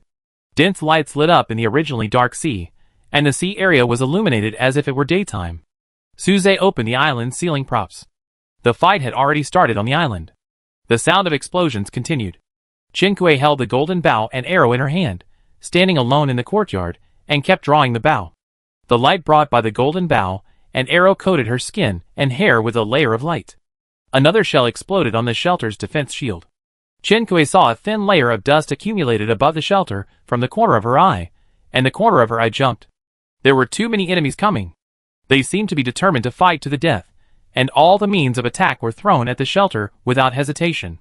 But it was temporarily intercepted by the strong defense of the shelter. Chinkui pulled the bow again, and finally broke a gap in the wall of people outside. Through the gap, she saw a player behind her fiddling with some machine. Chinkui. The gap was quickly filled again, but Chinkui felt a little uneasy. Are you sure that the shelter you reinforced can really defend against these people? That's right. After the enemy attack began, Chinkui found that the shelter had been strengthened by Geng Yuezhu. Although it seemed that the effect was similar to her using the stone lion prop, it was obviously much stronger than that. Geng Yuezhu also saw the machine behind the gap in the human wall. He thought about it, and understood what those people were planning. It seemed that they wanted to bypass the protective shield by digging a tunnel. Strange idea. He still operated the external panel with both hands, and said to Chinkui, "We have reinforcements." They made a wrong decision. Geng Yuezhu had just told Chinkui about the second phase plan. Everyone else had landed on the island, so Chinkui had no need to object. Now he just hoped that the reinforcements would come faster. Although the shelter had been reinforced, every time the shells hit the shelter, Chinkui couldn't help but feel a palpitation. Perhaps it was because of the imbalance in his perception of time. Chinkui felt that the strong attack lasted for quite a long time. Xiao Hong's long-range attack skill only used the mental attack wrapped in sound, which was very limited when Chinkui and others were present. He wanted to leave the shelter and fight these people in close combat many times, but Chinkui refused without thinking. It might work if there were fewer people, but in the case of a large number of people, even an S-level mermaid would probably not be able to get away with it. Shen-Yi was also ordered by Chinkui to stay in the courtyard of the shelter. Its paws rubbed against the ground, wrinkling its snout, and a low threatening sound came from its throat. Chinkui's arrow shattered the defense of a player, and then the next arrow followed, shooting the player to death. How come these players are like the zombies in Plants vs. Zombies, that keep falling one after another? They look like they have been brainwashed, and are not afraid of life and death. When the shelter strengthens its defense, they are blocked outside the shelter like living targets. I don't know what's the point of them praying to their death like this. Something's wrong. The Red Mermaid couldn't help much, so he kept looking around the place, looking for opportunities, and therefore, he was the first to find the clue. Chinkui turned her head and glanced at him while the arrow was being fired. The airflow brought by the arrow lifted her hair. Her eyes were cold, but her voice was indeed calm in contrast. What's wrong? The little red finger pointed to the iron fence of the shelter. There are plants climbing up. Chinkui looked in the direction he pointed, and indeed saw the plant vines that were trying to climb like living things. The plant vines grew taller in Chinkui's sight. Glancing at the plants that were also trying to grow in other directions, Chinkui understood why these players rushed to the shelter like they were risking their lives. The purpose was to cover the growth of these unknown plants. These were not normal plants, Chinkui thought. They might be some kind of props. Like the petrified thorn seeds that Chinkui had used before, there was a growth process. Chinkui turned to look at Geng Yuezhu, who simultaneously called up the plant data. Breakthrough rows, 10 minutes of growth period. The complete growth of the breakthrough rows can break the defense within 2 square meters of the plant. The plants planted by the other party were evenly distributed outside the fence. According to the prop introduction of the breakthrough rows, it was only a matter of time before Gung Yueju's reinforced defense was broken. Fortunately, their reinforcements arrived. Chen Kui heard something, paused his movements, and listened attentively. Outside this group of people, there were sounds of slashing and whistling. A whistle sounded, piercing the sky. It was Su Zhe and his team, and Chen Kui's tense nerves finally relaxed. The group of players outside the shelter also heard the sound, and the team was instantly in a panic. Chen Kui noticed that a small number of players behind them fled in all directions. Chen Kui was injured and kept pulling the bow, and joined the players who came to help. A melee soon broke out outside the shelter. The Red Mermaid had no worries at this time, and left the shelter to join the melee team. Shen Yi, who had been waiting, launched an attack almost at the same time as the Red Mermaid. In a flash, only Gung Yueju, Shen Era and Ostrich, who were weak in combat, were left beside Chen Kui. Chen Kui did not leave the shelter with Gung Yueju, but stood in front of him, using the bow and arrow of light to cover and rescue friendly players in the melee. There were many players who contracted pets and brought them to the battlefield. Chen Kui saw a dragon waving its wings and breathing fire among the animals in the melee. The fire-breathing dragon was here, so Chen Fong would not be far away. Although he was angry that these people excluded him from the plan, Chen Kui still searched for familiar figures in the crowd and escorted them with arrows. Yan Yuan, using a heavy sword, quickly arrived in front of Chen Kui's shelter, and Chen Kui led him into the courtyard. Yan Yuan came to pass on a message to Gung Yueju. The technician's coordinates did not find the person. There is only an uninhabited island, which needs to be relocked. Gung Yueju glanced at the plants by the fence and replied casually, I know. His eyes fell back on Chen Kui. You go back to the villa, I set up a second defense, and you can come out after the finishing. As one of the important combat forces, Chen Kui naturally couldn't hide in the villa at this time. He turned a deaf ear to what Gung Yueju said. The boy holding the external panel sighed imperceptibly. The battlefield of the melee gradually shifted. When the reinforcements arrived, the melee unfolded outside the Chen Kui shelter. As the enemy gradually fell into a disadvantage, the attack team that was originally tangled into a piece of iron plate was cut into irregular shapes by the assault team. The players participating in the Phase 2 plan were superior to the enemy in both quantity and quality. This encirclement plan went as expected. The scattered enemies fled in all directions on the Chen Kui Island. The island closure props had been taken back when the ambush was discovered, but they found in despair that the entire island was still closed. There is no doubt that it was the work of the group of players who landed on the island later. Chapter 146. Seeing most of the players outside the shelter disperse, Chen Kui's hand holding the bow slowly dropped. At this time, Chen Fong also arrived outside the shelter. Seeing Chen Kui, she put away the spear in her hand, raised her hand and greeted her. Chen Kui walked towards her. The girl left the shelter. Yan Yuan's eyes left her and turned to Gung Yueju. Is this your well-planned?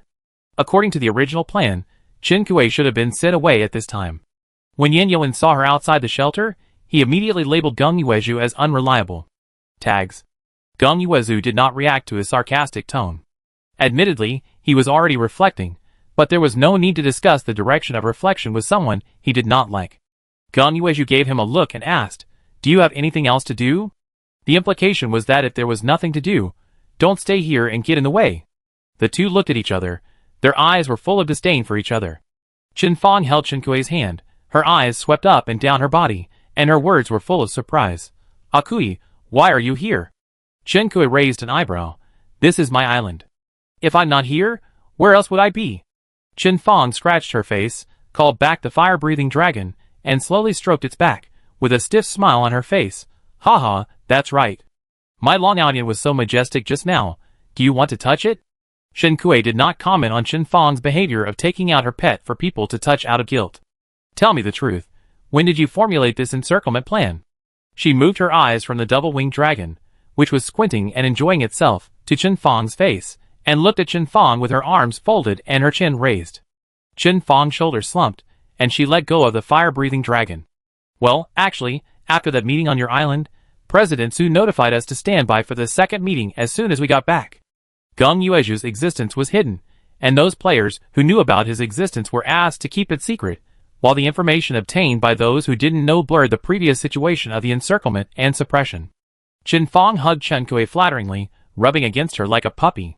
Don't be angry, Next time someone asks me to keep it a secret from you, I will definitely be the first to object, and I will come to you to complain. I swear, I will only wear the same pants as you." The boy who had parted ways with Gong Yue passed by. Chen Kui saw him stop and looked up to meet his gaze. But the boy didn't seem to know what to say, and in the end it was Yan Yuan who looked away with a flicker in his eyes. Perhaps he also came to apologize to her, but because there were other people present or the occasion was not right, he didn't say it. The unspoken words were swallowed back in his throat, and Yan Yuan finally just nodded to her and left in a hurry. Chen Kui's unhappy mood was almost completely dissipated by Chen Fang's coquettish and cute behavior. But she couldn't act too easy to please. She pushed away the round face that kept rubbing against her. Not to mention, it felt pretty good. Chen Kui cleared her throat. "I settle with you later, where is Su Zhe?" Chen Fang regretfully distanced herself and replied to Chen Kui. Chen Kui waved at her and walked towards the coast. Su Zhe was on a ship on the coast waiting for reports from all parties, and saw Chen Kui coming over here on the projection. The invitation to board the ship was sent out quickly. "President Su, long time no see." After meeting, Chen Kui's first words were a bit sarcastic. "Su Zhe, he sighed. "Actually, I advised Gong Yuezhu. No need to say anything extra." Chen Kui raised his hand to stop. "I'm here to tell you that there are many unfair things in your plan this time.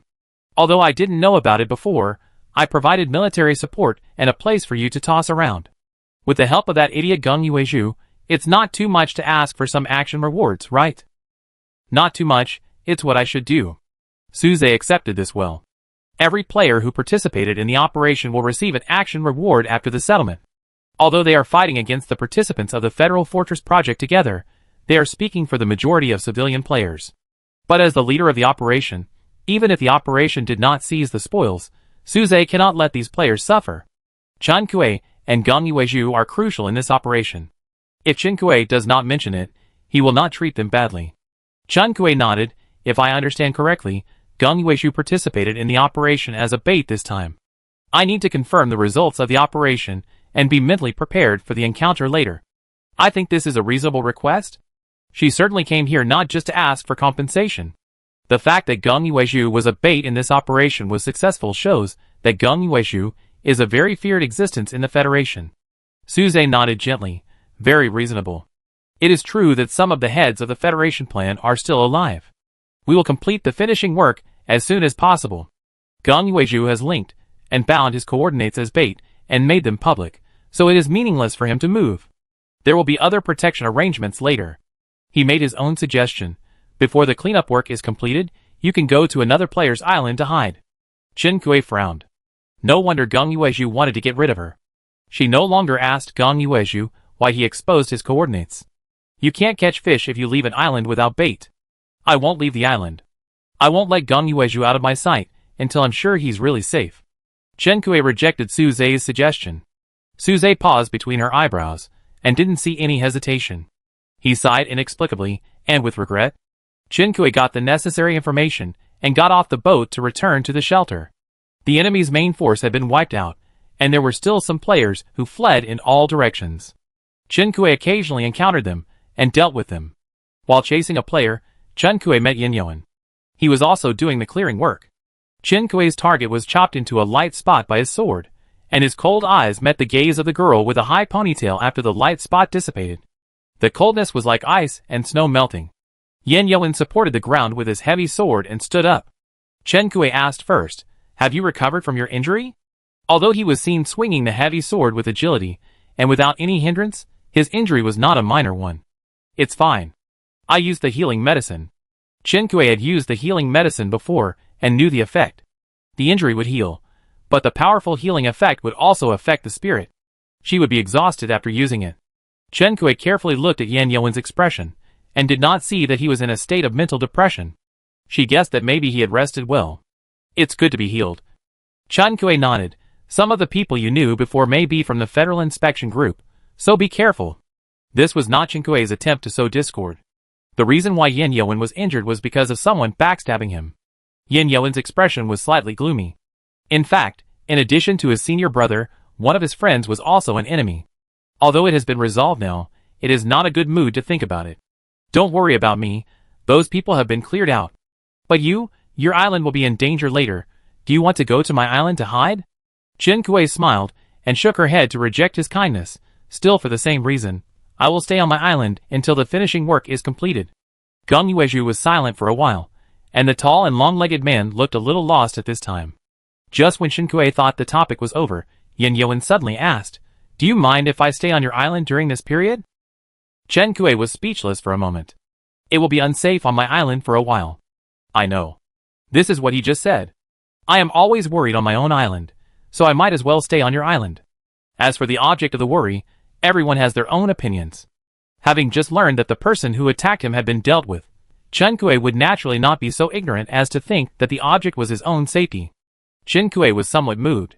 She and Yin Yuan had only really known each other since entering the game. Although Yin Yuan still remembered their childhood, Chen Kuei did not have any real feelings. But Yin Yuan's concern for his safety still warmed Chen Kuei's heart. Even so, I don't want my friends to be in danger because of me. Chen Kuei still wanted to refuse this kindness. I don't want to stand by and watch my friends in danger. Finally, Yin Yuan successfully persuaded Chen Kuei to stay on the island. Yin Yuan was too stubborn, and Chen Kuei could not persuade him at all, so he could only accept it. Back to the shelter again, it was quiet again. Chen Kuei heard some movement in the distant forest, knowing that the clearing work was not over yet. She looked into the distance, and finally chose not to leave. Geng Yuezhu returned to the villa after Chen Kuei left, in case there were players coming back to attack. Apart from his superb technical means, he was just an ordinary person with zero force. The Red Mermaid also participated in the encirclement and suppression and came back. Chen Kuei saw the blood stains left between his fingers, but soon he hid the bloody claws behind him. Chen Kuei tilted his head in confusion, but did not pursue it too much. Are you injured? The Red Mermaid shook her head. Perhaps because she heard Chen Kuei's voice, Geng Yuezhu came out of the villa and looked in their direction. His pupils shrank suddenly. Be careful. The mermaid, whose perception was much slower after the mental damage, only then realized the danger.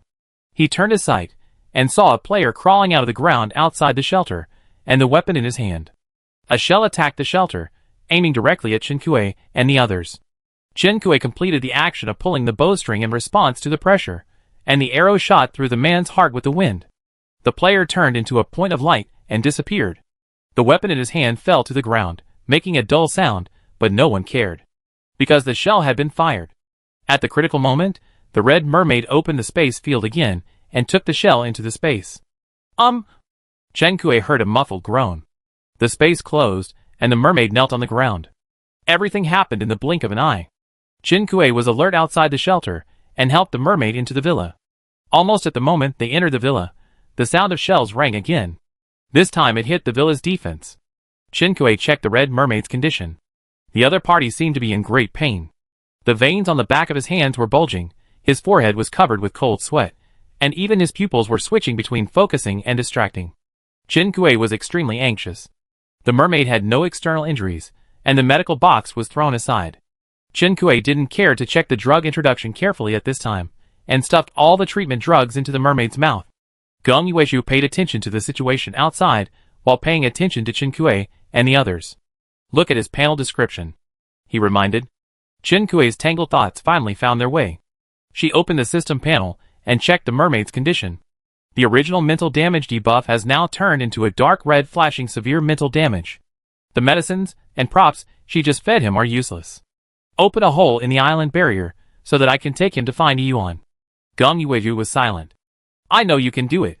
Geng Yuezhu also checked the status of the mermaid. His silence was not because the barrier could not be torn open, but because Yuan could not save him.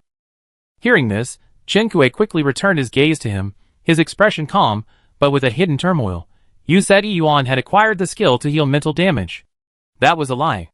In order to ensure that the two sides of the camp war would not be too unbalanced and present a one-sided situation, in addition to the power transition setting for the mermaid royal family, the Red Mermaid naturally also had a fatal point setting. It's just that most world players haven't discovered it, and it's not a necessary condition for passing the level. The faction war is over, and the Red Mermaid didn't die because of it. But the so-called fatal point.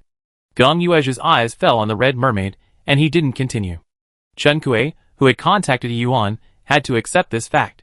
Although Yuan finally came to Chen Kuei Island through the channel established by Geng Yuezhu to treat the mermaid, after confirming the situation, he could only shake his head at Chen Kuei helplessly.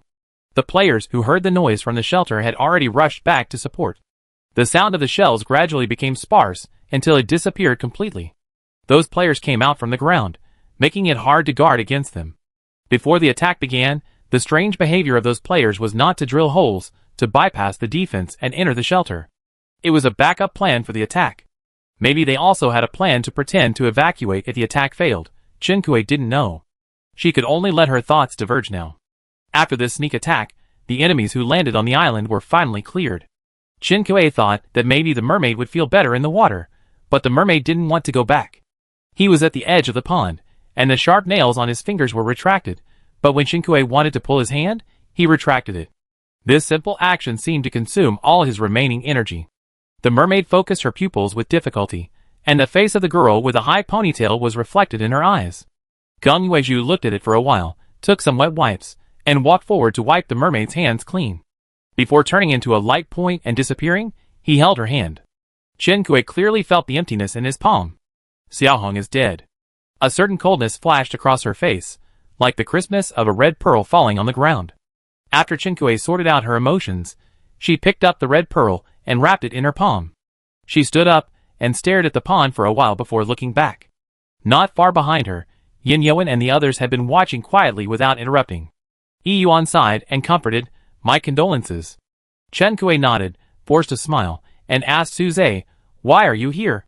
Su Zhe was silent for a while, and replied to her, "We are here to say goodbye. The players who attacked the island have been dealt with. I will arrange to complete the subsequent cleanup work as soon as possible. Before that, you should pay attention to safety." Qinkui didn't have the energy to keep them, and after watching Su Zhe and most of the people leave, Qinkui turned her eyes back to Qinfang. Qinfang held the fire-breathing dragon and stayed there calmly. It seemed that she had no intention of leaving with Su Zhe and the others. "Since Yin Yuan can stay, why can't I?" she said matter-of-factly. "Obviously, we are the ones wearing the same pants." Qinkui was subtly silent. First of all, she had no intention of wearing the same pants with others. Yin Yuan, who had finally convinced Qinkui but let Qinfang take a ride, also fell silent. Geng Yuezhu had been silent from the beginning until now. The air froze for a moment. Qinfang scratched her head and asked, "Did I say something wrong?" The reason why Yin Yuan was allowed to stay was not only because he was too stubborn and refused to listen to advice, but also because Yin Yuan was strong. Qinkui felt that he could protect himself in most situations, but Qinkui rubbed his brows with a headache. Another round of pushing, refusing and pulling. "Qinfang, well, there are 4 of us here. Let's vote to decide whether I can stay. Those who oppose me staying, raise your hands." 3:1, "It seems that only you oppose me staying." Qinfang smiled proudly. "Opposition is invalid." She walked forward, hugged Qinkui, and walked towards the villa. "Don't think of chasing me away. Su Zhe and his boat must have sailed far away. Look at this time. Hurry up and arrange a place to sleep. If you stay any longer, it will be dawn." At this point, Qinkui could only accept it. "There are only 2 bedrooms. You and I sleep in one, Yin Yuan and Geng Yuezhu sleep in one. I sleep in the living room." Yin Yuan, who was following behind him silently, interrupted Qinkui's arrangement. Although the guest should follow the host's wishes, he really couldn't stand spending more time with Geng Yuezhu. Qinkui was quite democratic. "Okay, you don't need a thick quilt in this weather. I find a thin blanket for you later." After washing up, Qinkui and Qinfang lay on the bed. Qinkui had no sleepiness at all. Qinfang looked carefree and heartless, but she didn't fall asleep either. "Akui." She leaned over and hugged Qinkui. "You can tell me if you're sad." Qinkui knew that she insisted on staying probably to comfort herself. Although she felt that she didn't need comfort. Life and death are normal in games. Qinkui patted her back. "You were lucky to be saved the first time, but it's normal that you can't be saved the second time. How can you always be lucky? What's more, there are many things that she can't do anything about, and she has gotten used to it." Qinfang was silent, and arched into her arms again, and then said, "But you are very sad, I can see it." "Yeah." Qinkui didn't mean to deny it. After entering the game, Xiaohong was one of the individuals who spent the longest time with her. They had experienced many crises together. He was always there when she had nightmares or felt sad. It would be a lie to say that she wasn't sad now. What's the difference between NPCs and humans? The topic suddenly jumped to another direction. Qinfang thought for a while and replied, The difference is probably that NPCs are paper people and can't break the dimension? She recalled the pile of games in her reality. I have more than a dozen husbands and several game discs. If they can break the dimension, I probably committed bigamy more than a dozen times. Chen Kuei was amused by what she said, and her heavy emotions actually dissipated a little. The two talked about the topic of reality. As they talked, Chen Fang's voice became quiet, and Chen Kuei heard her even breathing. In the darkness, Chen Kuei held a red pearl in front of her eyes. Red pearl full of love, contains an S-level defense ability.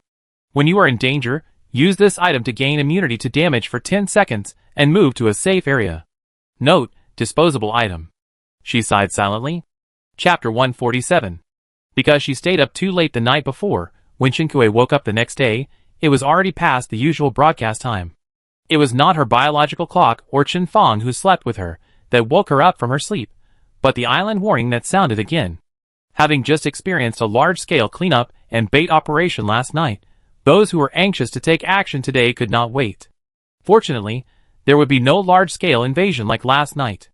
There was only one ship on the island. When Chen Kuei went downstairs, Yan Yuan had already gone out to deal with it.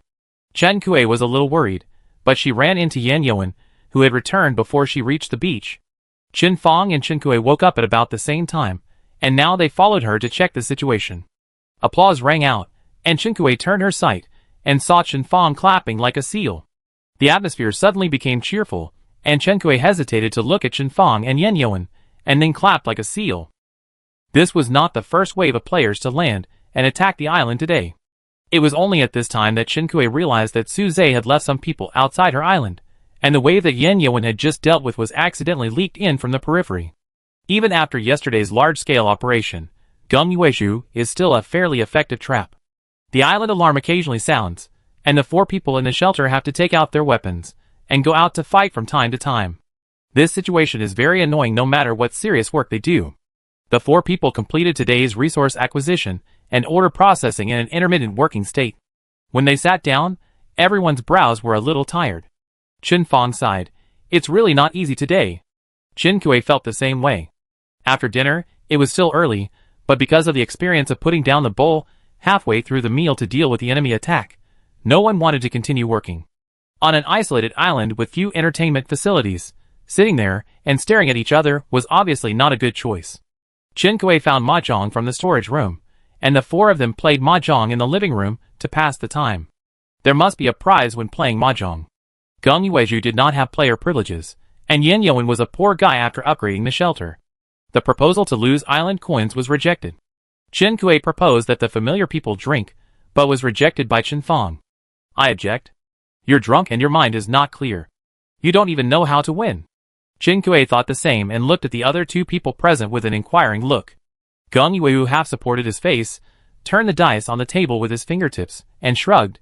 I don't care, it's alright. His eyes fell on Yan Yuan. Yan Yuan thought seriously. Then the loser should work for the winner.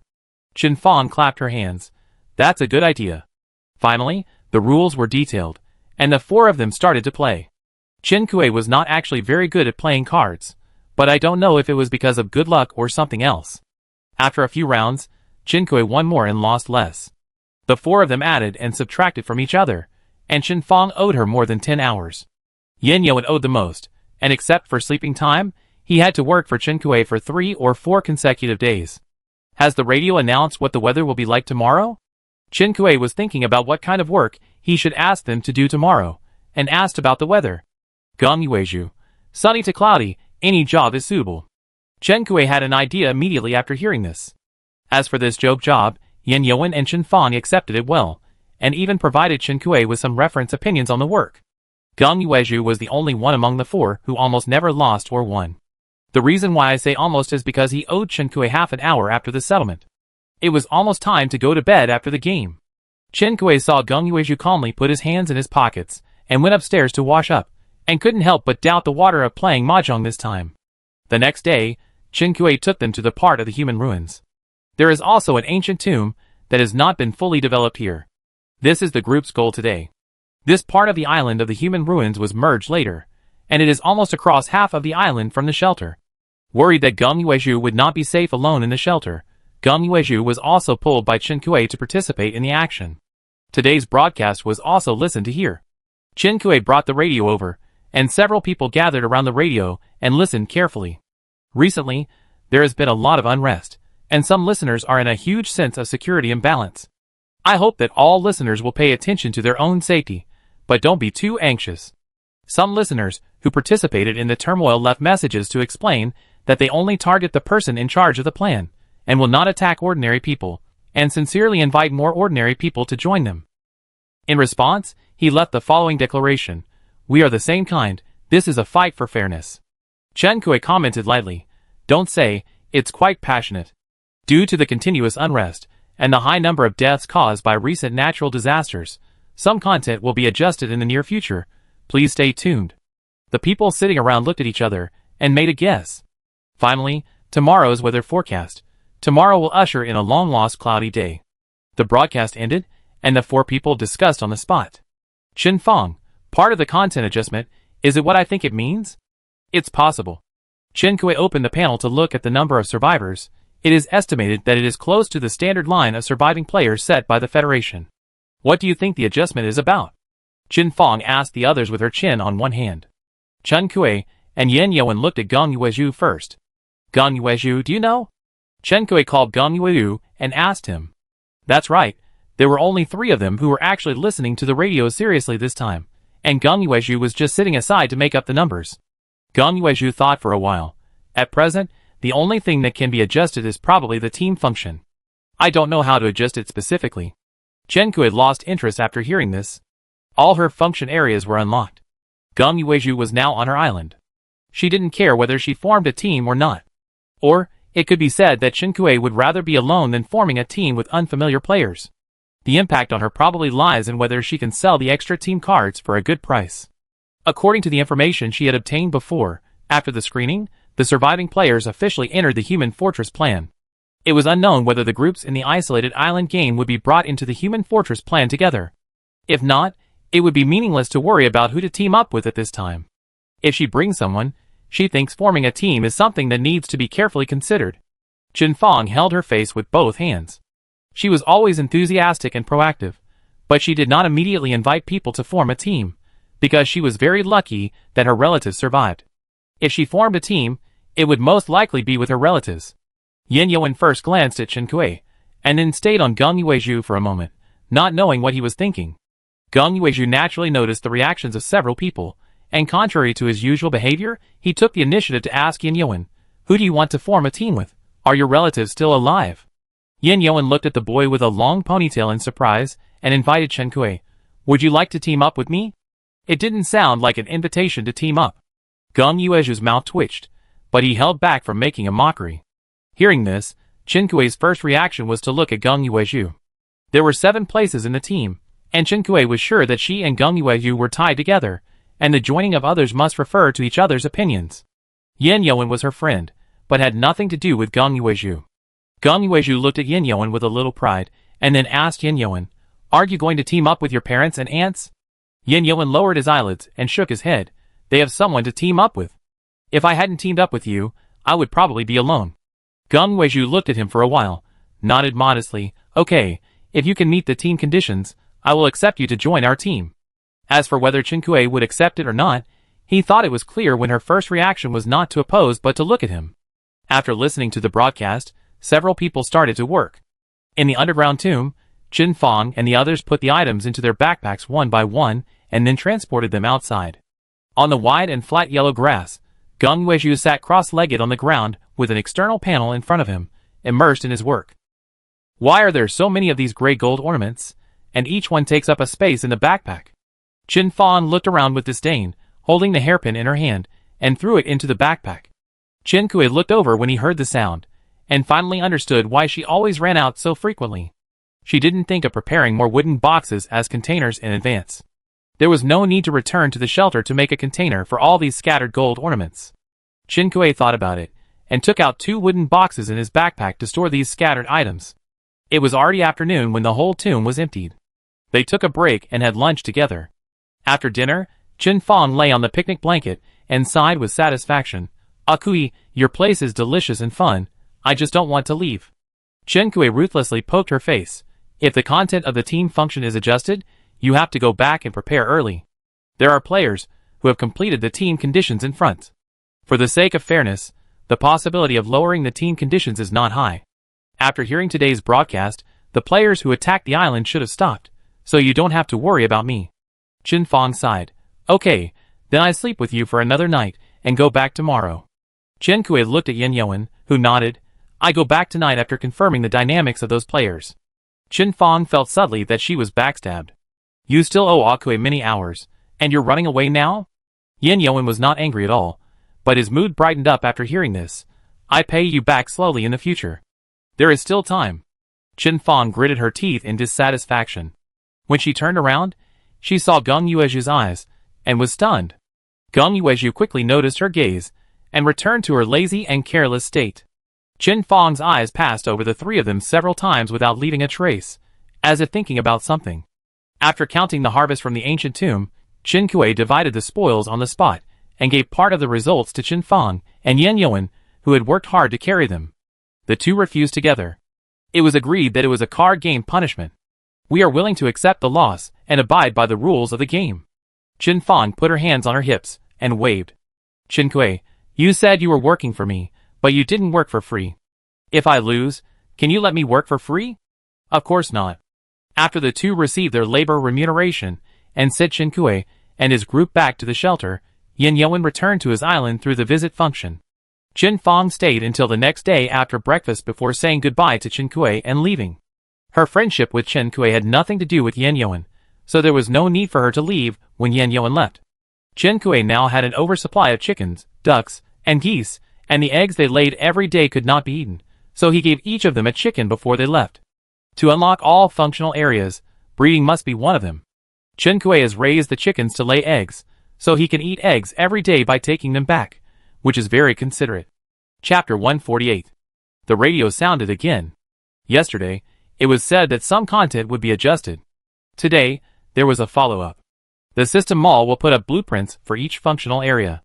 Listeners can use island coins to purchase on demand. Before the countdown of the level 5 shelter ends, please complete the team arrangement. The team function will be locked at the end of the upgrade countdown. Aga suggested that listeners who want to team up must complete the functional area construction as soon as possible. In addition, after the settlement of the level 5 shelter, the upgrade of the level 6 shelter will no longer set a countdown. If listeners still have spare energy when the settlement is completed, they can continue to upgrade. These notifications of system-related settings were actually notified by the GD channel. Chen Kui thought that the original system notifications had a sense of preset procedures. The GD channel must be a backup arrangement for the game development team. Chen Kui asked Geng Yuezhu, if there is no countdown for upgrading the level 6 shelter, when can we release the game? Not setting a countdown does not mean that the time left for upgrading is very long. Maybe it's the opposite.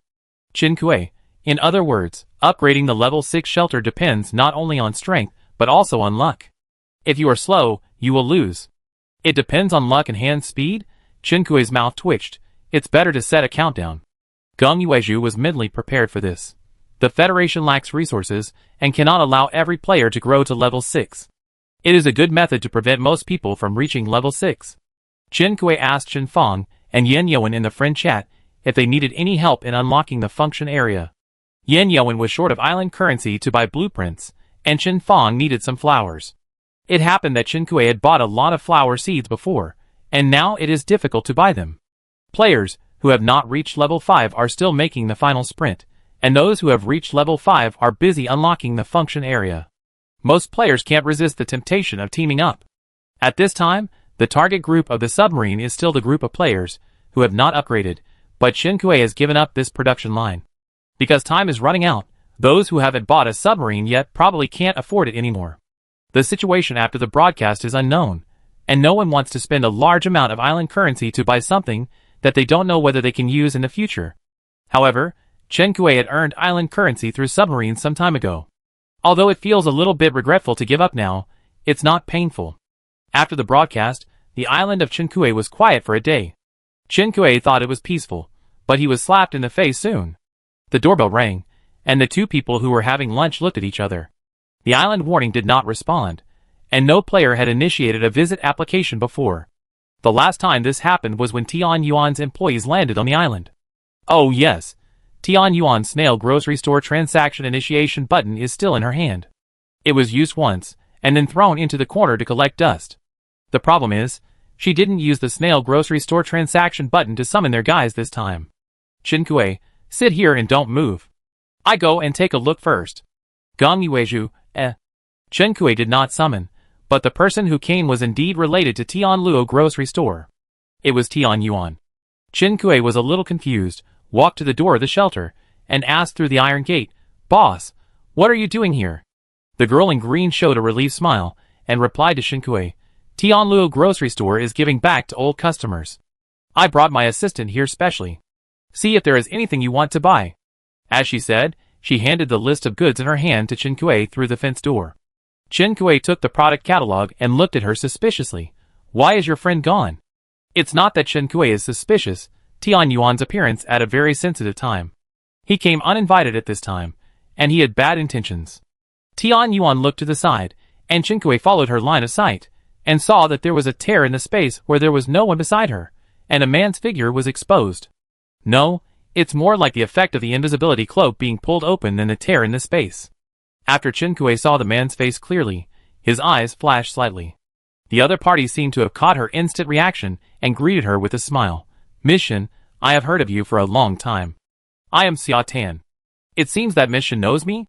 Xia Tan, the leader of the supervisors, the only time Chen Kuei met him was when he induced Tao Yuan to commit suicide with his words. At this time, he looked gentle, peaceful and kind. Chen Kuei didn't like dealing with such people. She stepped back, and did not hide her guard. "Miss Shen seems to have some misunderstanding about me." Xia Tan smiled tolerantly. His eyes fell behind Chen Kuei, and his smile deepened. "Let him in." It was Gong Yuezhu's voice. After not seeing Chen Kuei come back for a long time, Gong Yuezhu went out to check the situation and saw Xia Tan and Chen Kuei confronting each other. Xia Tan looked at him through the courtyard door. Gong Yuezhu stood at an angle, looking lazy and harmless, but his eyes were chilling. The courtyard door was opened, but Tian Yuan did not enter. She turned to the man beside her. "Mr. Xia, I think you don't need me to stay any longer. In that case, I take my leave first." After saying that, she nodded goodbye to Chen Kuei and turned away without hesitation. It seemed that the purpose of her coming to Chen Kuei Island was to bring this man with her. Xia Tan chuckled, as if he didn't mind her somewhat impolite behavior. On the contrary, he said to Tian Yuan's back, "Thank you, Boss Tian, we work together again if there's a chance." The other party didn't look back. On the way to the villa, Xia Tan's eyes swept through the courtyard of Chen Kuei carefully. When he saw a certain place, Chen Kuei heard a vague chuckle from his throat. Chen Kuei looked over. There were several bottles of unopened dendrobium wine placed by the pond. There were 2 plates of cold dishes next to the bottles. Xia Tan's vague laughter made Chen Kuei furious.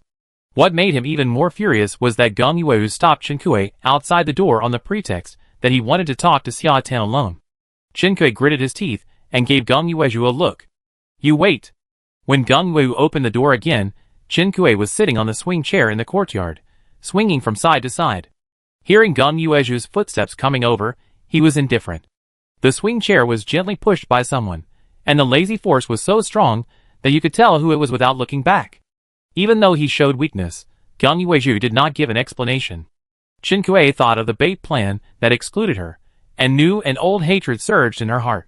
She pushed her feet on the ground, and the swing chair hit the person behind her. Chen Kuei clearly heard a dull collision, and Gong Yuezhu's muffled groan. "It hurts. Are you going to kill me?"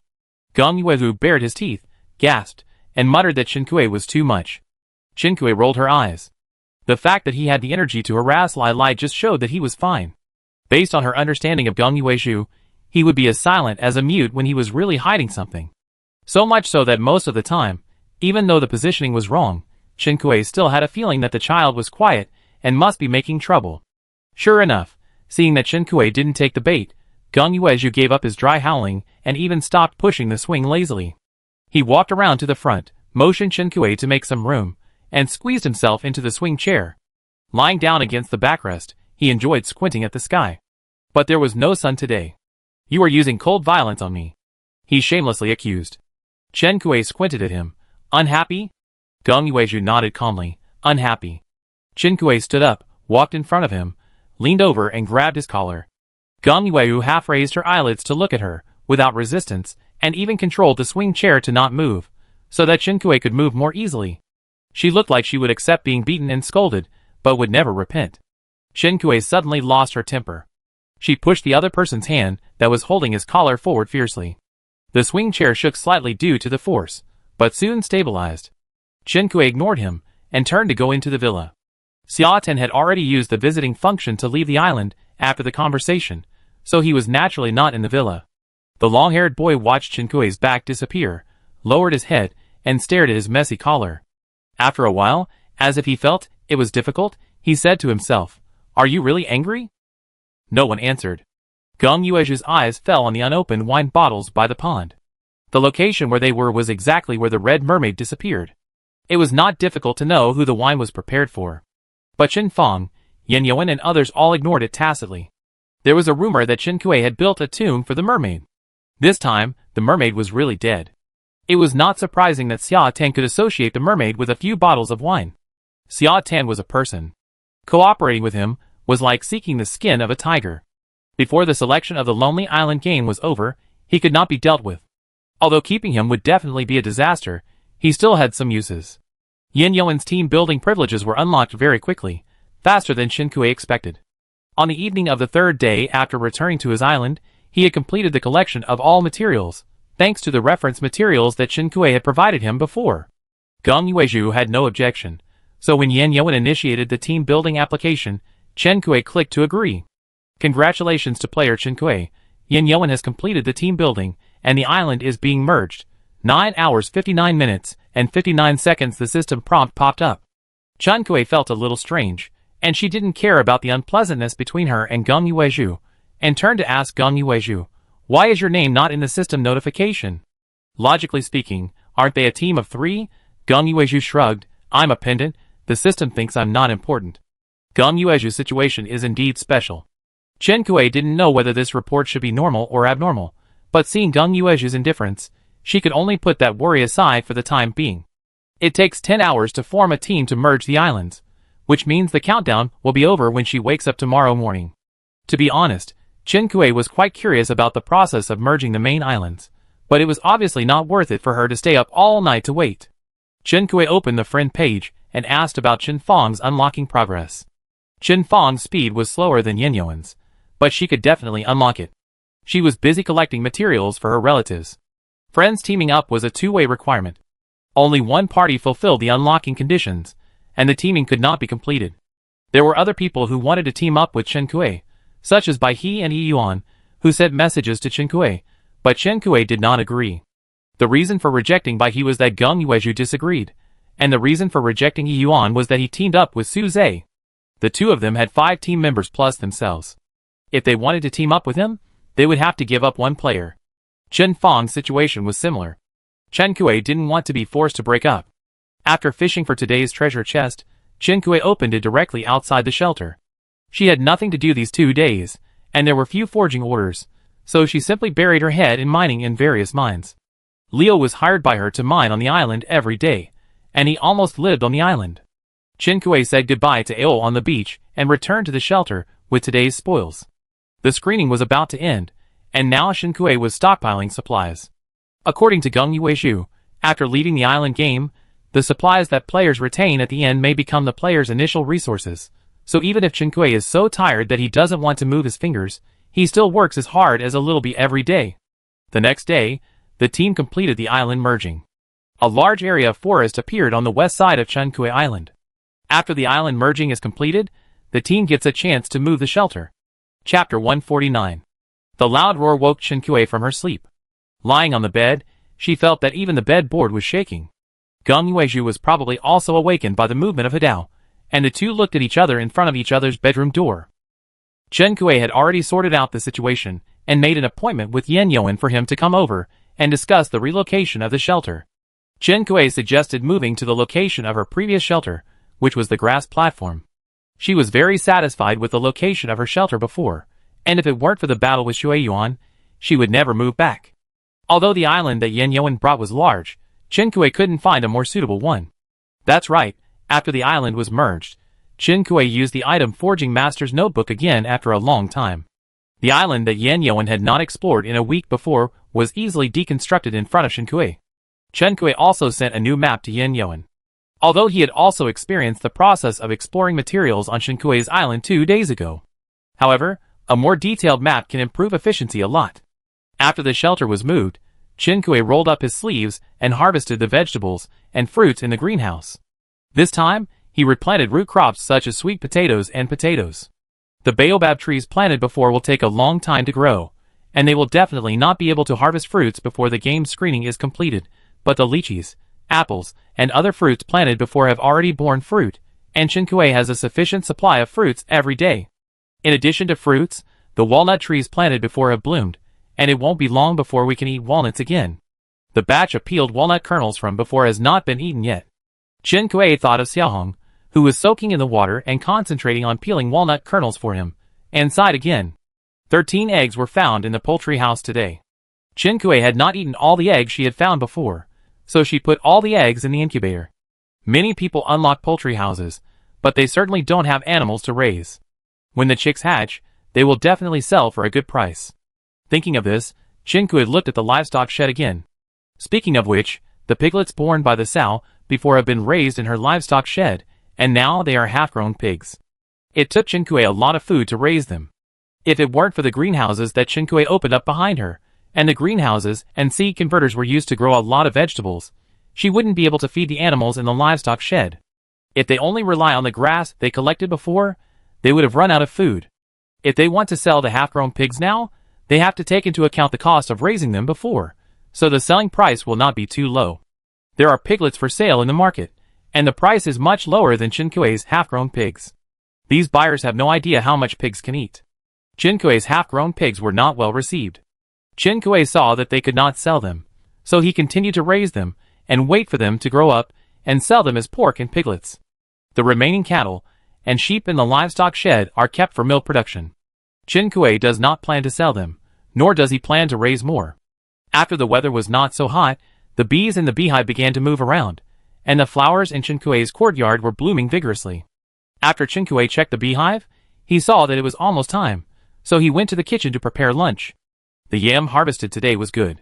Yan Yuan was peeling the yam while Chen Kui was processing the ribs at the stove. They would make yam stewed with ribs later. Gong Yuezhu was taking crab roe. There was also a crab roe tofu on the menu today. The reason why the three of them were in the kitchen was because Chen Kui said that today was Yan Yuan's housewarming celebration, and he wanted to add 2 dishes to show the sense of ceremony. You just want to eat it, right? Gong Yuezhu felt uncomfortable with his bent back, so he found a chair to sit and peel the crab roe. This delicate work required a lot of patience, but Gong Yuezhu, who was always lazy, did a good job. But this did not stop him from complaining. It's a sense of ritual, and they specifically asked for these 2 dishes. Chen Kui, if you have any opinions, keep them to yourself. Gong Yuezhu, I forgot that Chen Kui and he were still in a unilateral Cold War. He made a fool of himself. Who are they? Those who understand will understand. What did the broadcast say today? Chen Kui was busy harvesting greenhouse vegetables and fruits at around 9 o'clock and didn't listen to the broadcast. Yan Yuan, nothing new, but I remind players to complete the team formation as soon as possible. Players will complete the level 5 settlement at 12 o'clock tomorrow, and the team formation function will be closed. Yes, there are only 20 hours left before the level 5 shelter settlement. In any case, the team formation function is too tight. Some players stay up all night to work on the liver function area, and some players feel hopeless and put their team formation cards up for auction.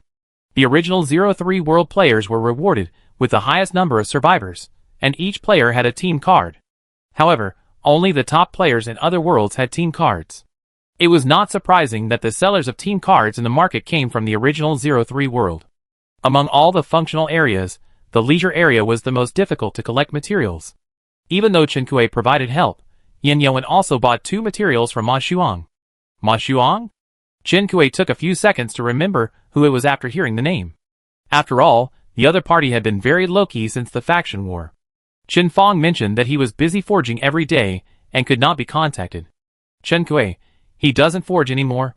Yan Yuan stood up and handed the peeled yam to Chen Kui. Not many people forge now. Ma Shuang seemed to have some information in advance and started collecting and hoarding functional area unlocking materials early. Now he is making a lot of money. Chen Kui remembered that in her impression, Ma Shuyong did have a functional area guide. That was the first reward for upgrading to level 4.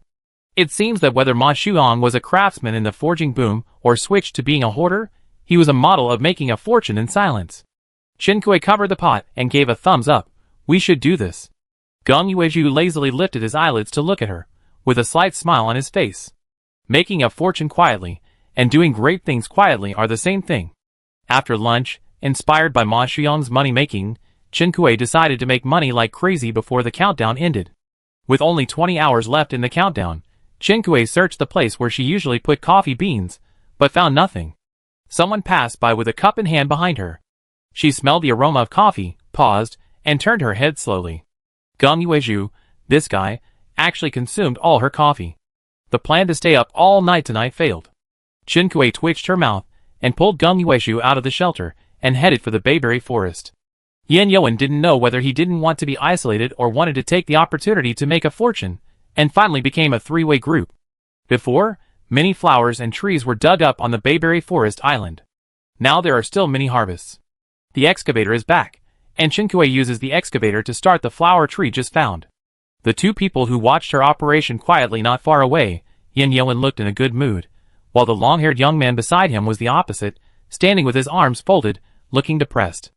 After digging up the flower tree, Chen Kui jumped off the excavator and prepared to look for the next target. Haven't you found it yet? This question was addressed to Yan Yoan. He didn't seem to have any intention of moving.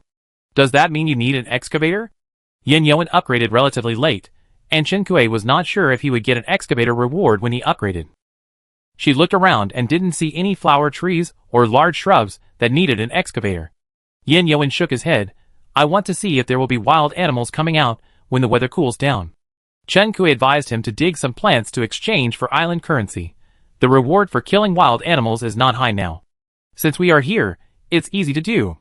After talking with Yan Yoan, Chen Kui walked and stopped to find his target. When he passed by Geng Yuezhu, he dragged his voice. Why do you have to drag me here? I have something to do. Chen Kui looked at him unhappily. Don't you know what's going on? If you have any business, do it here. I said it would be fine. Chen Kui's eyes became colder, and the tail of the other party's words disappeared. Too bad. Geng Yuezhu complained a few words, and before Chen Kui found the target and prepared to dig, he found a tree to sit down, took out the external panel, and lowered his head to operate. Chen Kui sat in the excavator control console, looking down at the young man under the tree with a long ponytail on his shoulders, his eyelids slightly drooping, and he actually showed a gentle temperament. Unhappy. Chen Kui and the other two changed several places, from the original bayberry forest to the Yan Yoan Island area that had just been transferred from the island. The plants they dug out were almost hung on the trading center as soon as they were put into the backpack. At around 9 o'clock in the evening, Chen Kui earned 120,000 island coins from plants. Yan Yoan didn't get as much as Chen Kui. Besides not having an excavator, he didn't pay much attention to finding flowers and trees. A lot of these street lights are broken. On the way back to the shelter, Chen Kui frowned and complained. Some were bright, some were dark. A lot of them were broken when the hurricane came, and it is estimated that some players took some away during the bait operation. Now the street lights on Chen Kui's island are sparse and look a bit pitiful. When leaving the game, I don't know if these infrastructures on the island can be left, and Chen Kui is not going to make an effort to repair them. Tomorrow we have to deal with a series of things after the countdown ends, so the three of them returned to the shelter and had supper and didn't stay up late. Even Geng Yuezhu rarely went to bed early. There are many people who want to make money by staying up late. Chen Kui is busy with the coffee bean crash, but there are many other players who stay up late. There are players in the forum and chat channel who want to rent an excavator. Chen Kui thinks it's troublesome to select partners, and it doesn't feel good to bother Tang with just an excavator, so he didn't make the money. At 6 in the morning, Chen Kui was awakened by the long-lost scream next door. Although Geng Yuezhu deliberately turned down the alarm, Chen Kui went to bed early last night and woke up easily after a good sleep. Why did Geng Yuezhu set the alarm to wake up early? With such a question, Chen Kui did not stay in bed after waking up. He quickly washed up and went downstairs. Geng Yuezhu had already washed up and was frying eggs in the kitchen. Geng Yuezhu did not have the player's authority to revive using the body of the artificial man. He said that this would not be restricted by the rules. Therefore, Chen Kui did not know whether he had these skills outside the game or added them to himself after entering the game. Chen Kui leaned against the counter, watching him flip the omelette and put rice noodles into the boiling water. Oh, rice noodles today. Chen Kui understood and started peeling green onions. What are your plans today? The last time they had such a peaceful chat was before Xia Tan came. Geng Yuezhu turned off the fire and answered honestly, there may be a cooperation meeting. Maybe? It may not be possible to reach a preliminary consensus, or there may not be one. Therefore, it is kept secret. Chen Kui paused while cutting green onions, and she tilted her head to look at Geng Yuezhu. Who are you meeting with? Ren Yu. Chen Kui sounded familiar with this name, but she couldn't remember where she had heard it before. Geng Yuezhu quickly explained, the president of Jiren Company. The cooperation was initiated by Su Zhe, and it was uncertain whether it would succeed. Since Geng Yuezhu got the news earlier than Chen Kui before the cooperation was reached, he must have participated in the early stage. As for Su Zhe's cooperation with Jiren Company, Chen Kui was not surprised. Rather, she was a little surprised that Su Zhe's progress was so fast. According to her expectations, Su Zhe should still be doing the finishing work. After a simple breakfast, the two of them decided the time and place for the cooperation talks. It seems that there is progress. Chen Kui didn't even bother to pick eggs and fruits, and asked Geng Yuezhu, how do we get there? Someone will pick us up. Chapter 150. The meeting is scheduled after the settlement is completed today. There is still plenty of time. Chen Kui finished the trivial matters in the shelter. Seeing that someone in the forum was still looking for functional area materials at this time, he prepared to go out and dig some more trees. Geng Yuezhu, don't go yet, there are more important things. Chen Kui, what? Geng Yuezhu spoke normally, as frankly as when he talked to her about the cooperation with Homo sapiens technology just now. We need to invite Su Zhe to form a team. They had discussed this issue before.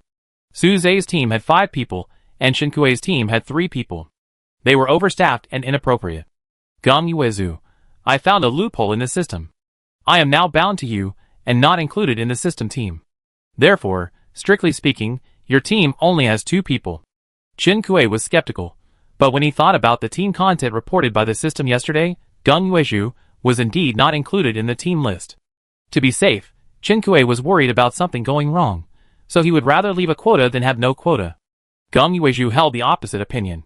The system did not give a quota now, and it would not suddenly crash and give one later. He thought that a team of 3 had no advantage over a full team of players, and his presence was special, which made him easy to be noticed, and his hatred value was full. It would be safer to team up with Su Zhe and his team. Apart from anything else, at least Su Zhe now controls Kukua technology, and Qiushui Xinghe is almost recognized as the first guild.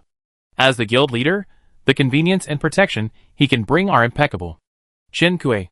Only thinking about the benefits we bring danger, can others agree? Although her forging is quite good and Yan Yuan's force is also one of the best, compared with the threats they bring, normal people will weigh them. They agree to form a team. Chen Kui turned around suspiciously. Have you discussed it with Su Zhe and the others? Just asking for their opinions in advance. Whether to form a team or not is up to you. Chen Kui, I say it again, Geng Yuezhu is really annoying. To some extent, Geng Yuezhu is one with her in the eyes of others. Chen Kui, Yan Yuan is also in our team, you didn't consider his opinion. Geng Yuezhu, what's the difference? Geng Yuezhu felt that he had seen through it. Although Yan Yuan pretended to be well-behaved, he was actually just a yes-man. He didn't care much and thought that even the Red Mermaid was more thoughtful than him. Chen Kui felt speechless. I don't know why Geng Yuezhu disliked Yan Yuan so much.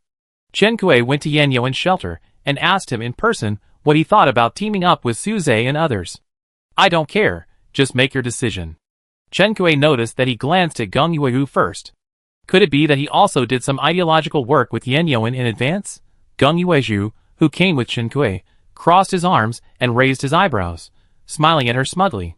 If you don't know, you might think that the two of them made a bet on Yan Yuan's reaction. So the decision still came to Chen Kui. I don't know what the situation is with the Fortress project, but it's a good thing to have a stronger team member. Geng Yuezhu looked down at her, and said calmly, the health bar bug will disappear when you leave the island. The rules are different, and you can't protect me. Although Chen Kui wanted to complain about Geng Yuezhu for making it sound so natural to ask her to protect him, he did hit on something that Chen Kui was secretly worried about. Chen Kui finally chose to form a team, and applied to Suze. Player Suze agreed to the team application, Team Card Consumption X1. Team Island Merging. 9 hours 59 minutes and 59 seconds. Suze quickly agreed to the application. He opened the system panel and looked at the island merging countdown. Team Reservation. 7 out of 7 people. Geng Yuezhu was right. Chen Kui's team only had 2 people. Geng Yuezhu's chat box had no avatar or name, like a ghost. The countdown started, and Chen Kui also saw the line Team Reservation, July 7th. The team is full. The remaining team cards in Chen Kui's hand are useless, so she asked Chen Fang, "Has your family unlocked the team function? I have extra team cards. I keep them for you if you need them." The team cards are valuable, and the value of one is more than the island coins she earned from digging flowers and trees for so long yesterday. Chen Kui will not give them away for free, but is willing to reduce the price appropriately based on the market price. Chen Fang quickly transferred the island coins, chatted with Chen Kui for a few words, and then quickly disappeared. It is easy to imagine that she should be busy getting materials for her family to unlock the team. In the case of uncertainty about whether they can form a team, players would rather keep a valuable team card in their hands than give it up for cash. Chen Kui deeply understands this. After dealing with trivial matters in the shelter, Chen Kui opened the forum to browse other players' posts. Time flies, and it is already 9 o'clock in the morning. Today's broadcast cannot be missed. As expected, our GD channel broadcast has come to an end. Thank you very much for your continued support for the GD channel. Agu is also very sorry that he can't accompany you for a longer time. Are there any listeners who are curious about where Agu went afterwards? Well, maybe not. Everyone is not paying attention to Agu as an individual, but since I have hosted so many programs on the GD channel, I still have the privilege of being a little willful and talking about topics that no one cares about. I might take my girlfriend to see the scenery and taste the food. Apart from the GD channel itself, I am still an independent individual. Hearing this, Chen Kui was slightly absent-minded. There are less than 3 hours left in the countdown to the settlement of the 5th level shelter. I wish all listeners who have not yet upgraded good luck. Don't give up until the last moment. Success or failure depends on this one move. Your fate is in your own hands. Similarly, there are less than 3 hours left in the countdown to unlocking the team function. It is recommended that all listeners who have unlocked the team function use the team function as soon as possible, otherwise it may be wasted even if it is unlocked. We received a private message from a listener asking if there is a way to break up if they regretted forming a team. This question asked me. We are all adults, and we must know how to pay for our actions. Next is the death toll report. From the previous blowout death to the current plummeting death rate, it can be seen that the number of survivors has stabilized. Chen Kui looked at the system panel. The current number of survivors is less than 90 million. A survival rate of 2%. Those who can still team up with relatives and friends are as lucky as winning the jackpot. The old rules provide nutrients and soil. People sprout in the old rules and prosper in the new order. We pay tribute to death and bless new life. Life is born equal, and so is death. Leaving an ambiguous sentence, Agu ended today's broadcast. Today's broadcast ends here. Thank you for listening. The last paragraph about old rules, new order should be a rebellious declaration deliberately set up by the game development team. It's just that the hero who established the new order now seems to have changed. Chen Kui held his face, thinking. Do you think Agu realized that he is an NPC? Geng Yuezhu took a sip of coffee and asked back. Then do you think Terikushi realized that he is an NPC? This name is too old, and Chen Kui didn't react for a while. After a while, he remembered that this was Xiaohong's original mission. He should not know. Chen Kui hesitated. I don't think he has any abnormality. Geng Yuezhu lowered his head and added milk to his coffee, curling his lips and saying nothing. After listening to the broadcast, there was not much time left, which was a bit awkward. Chen Kui went to several beast spawning places on the island. The swamp was so dry that it could raise dark purple dust. Even if it had rained a little before, this swamp looked scrapped. Chen Kui went to the mine cave again and saw only a pile of dried pig feces in the cave. I guess they are all dead.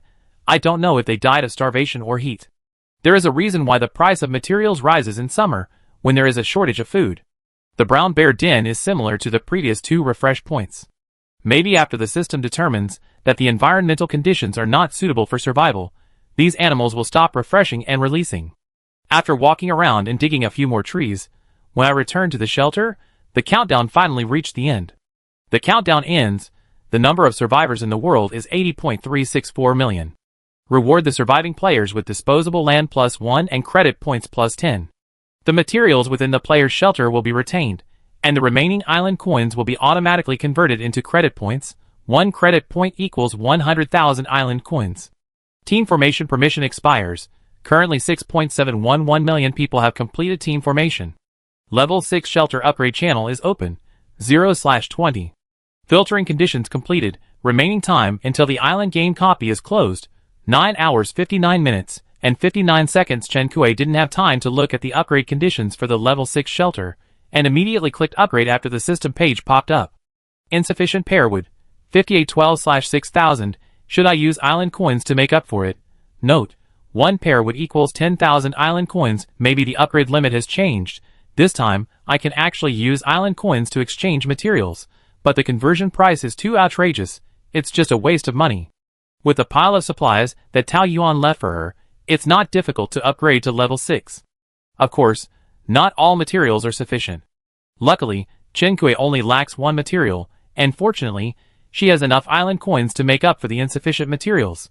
The system prompts that there are only 20 places for level 6 shelters. Chen Kui didn't dare to think too much and directly clicked yes. Congratulations to the player for completing the level 6 achievement task and obtaining the legendary title. 6. Reward for disposable land +5. Credit points +50. Congratulations to the player for completing the level 6 achievement task for the first time. Reward for disposable land +10. Credit points +100. This time, the reward does not have those messy things. The focus is only on disposable land and credit points. Chen Kui guessed that credit points are the currency in the fortress plan. As for what disposable land is, you can only know it after entering the fortress plan. These dense system notifications made Chen Kui's face colorful, but Geng Yuezhu didn't even blink. Chen Kui was a little confused. She took out her hidden card, the exemption card, and tried to use it on Geng Yuezhu. Her wrist was held. Geng Yuezhu pulled the exemption card out from her fingertips. There are only 20 places. It's unfair to other players to use it now. He stuffed the exemption card into his pocket. From what he said, he would wait until the countdown ended and the 20 places were not full before he was ready to use it. Chen Kui, aren't you bound to my shelter level? Why did he not react when she upgraded to level 6? Yes, because your initial level was level 5, so I was bound to level 5. Level 5 is also good. So many people are level 5. Geng Yuezhu stretched his waist and began to inspect the shelter with his hands behind his back. Up to level 6, Chen Kui's single-family villa turned into a large manor. Chen Kui's eyes fell on his back and frowned slightly. Chapter 151. The meeting was held on an uninhabited island. Chen Kui and the other 2 boarded the Freedom Ark that came to pick them up, and the atmosphere was somewhat silent. The 20 places announced by the system, more and more players completed the upgrade, until all the places were occupied. At this time, the countdown to level 6 has not yet ended. Geng Yuezhu also looked regretful. Beyond my imagination, there are many powerful players. After a while after the settlement, the boat came over, and Chen Kui had lunch on the Freedom Ark. The player who came to pick up people was a fat man who talked a lot. He came too fast. Either he used some props, or he set off before the settlement began. Chen Kui asked. It was the latter. Those waiting for settlement usually want to reach level 6. I know my own strengths, so I won't participate. I just saw a large piece of fenced land on the shore. It seems that you have already reached level 6. Chen Kui nodded. The area of the level 6 shelter is more than 1,000 hectares. It is more like a large agricultural estate than a shelter. The fenced area is even much larger than some small islands. Because he was busy participating in this meeting, Chen Kui had not been able to take a closer look at the changes after the upgrade. He roughly saw that in addition to the original building, there was also a barn and a warehouse for storing agricultural products. The area and structure of the original single-family villa are also significantly different from the original. The building area has been expanded a lot, and from the outside, the structure has many more functional rooms. Chen Kui's pond and the original courtyard have been preserved, but the area of the pond has been enlarged. There are many unused areas in the courtyard, which may be used as a sunroom or gardening. Unlike the original iron fence that directly encloses the courtyard, the area enclosed by the manor has large tracts of farmland and orchards to be reclaimed, as well as barren pastures. Chen Kui's greenhouses are full now. If he wants to expand the planting area, it is definitely more cost-effective to open up farmland and orchards than to spend money to build greenhouses. With so many animals at home, they can also be raised in the pasture. Apart from replanting the pasture seeds, there is basically nothing to consider. What surprised Chen Kuei the most was that the upgraded manor actually changed the terrain. In addition to the forest and hills, there was also a river. The entire manor is huge beyond imagination. Compared with the forest, hills and rivers, Chen Kuei is actually most concerned about the planting area. However, with such a large area of wasteland, even if Geng Yuezhu and Yan Yuan help, it will take a long time for the three of them to just open up the wasteland. Now there are less than 10 hours left before the island game is closed. It is too late to ask NPCs to help open up the wasteland. What's more, Chen Kuei has exchanged all his island coins for credit points, and he has no chips to hire NPCs. This level 6 manor can't be taken to the fortress planned by the players, right? Otherwise, Chen Kuei can't figure out the meaning of its final upgrade. The free arc arrived at the destination, and Chen Kuei saw Su Zhe and his group who had just arrived on the shore. Xiao Yue winked at Chen Kuei playfully. "Hello, future neighbor." That's right, Xiao Yue was originally in Su Zhe's team, followed by Yi Yuan, and the remaining two were Xiao Yue's boyfriend and Yi Yuan's sister. At this time, Yi Yuan saw Chen Kuei and the other two, and his expression was a little subtle. "Chen Kuei, what's wrong?" Yi Yuan coughed lightly to cover up. "Nothing, I just didn't expect you to come together." With Su Zhe's style of doing things, they must have known about the team formation, and they probably didn't expect Chen Kuei and Yan Yuan to complete the team formation so early. Xiao Yue smiled mischievously. "President Su asked you and Mr. Yan about the team formation before, but neither of you had any intention." She looked between the two of them and said in an ambiguous tone, "So the method was not used correctly." "Hey, there is still a living person here." The long-haired young man put his hands in his pockets and walked in front of Xiao Yue. Xiao Yue looked up and saw the other person's half-smile expression, dark eyes, and a faint tiredness in his eyes, as well as a subtle dissatisfaction. She naturally knew who the other person was. Xiao Yue raised her hand to admit her mistake, but there was no regret in her cunning eyes, and she even burst out with a strong passion for gossip. Most of the people present were familiar with each other. Yi Yuan's sister stayed on the island, and Xiao Yue introduced her boyfriend to them. She was not unfamiliar with her boyfriend, Chen Kuei, because there were autographed photos of him in the storage room where Chen Kuei kept his sundries. That's right, Xiao Yue's boyfriend was the singer Fan Wenle. Chen Kuei fell silent for a moment because of this discovery. Geng Yuezhu also fell silent. The two looked at each other with inexplicable smiles in their eyes. Geng Yuezhu knew all the things piled in Chen Kuei's storage room. Seeing a hint of doubt on Xiao Yue's face, Chen Kuei coughed lightly. "You and Mr. Fang have a lot of fans. If you make an official announcement in real life, the boys and girls in the Federation will be heartbroken."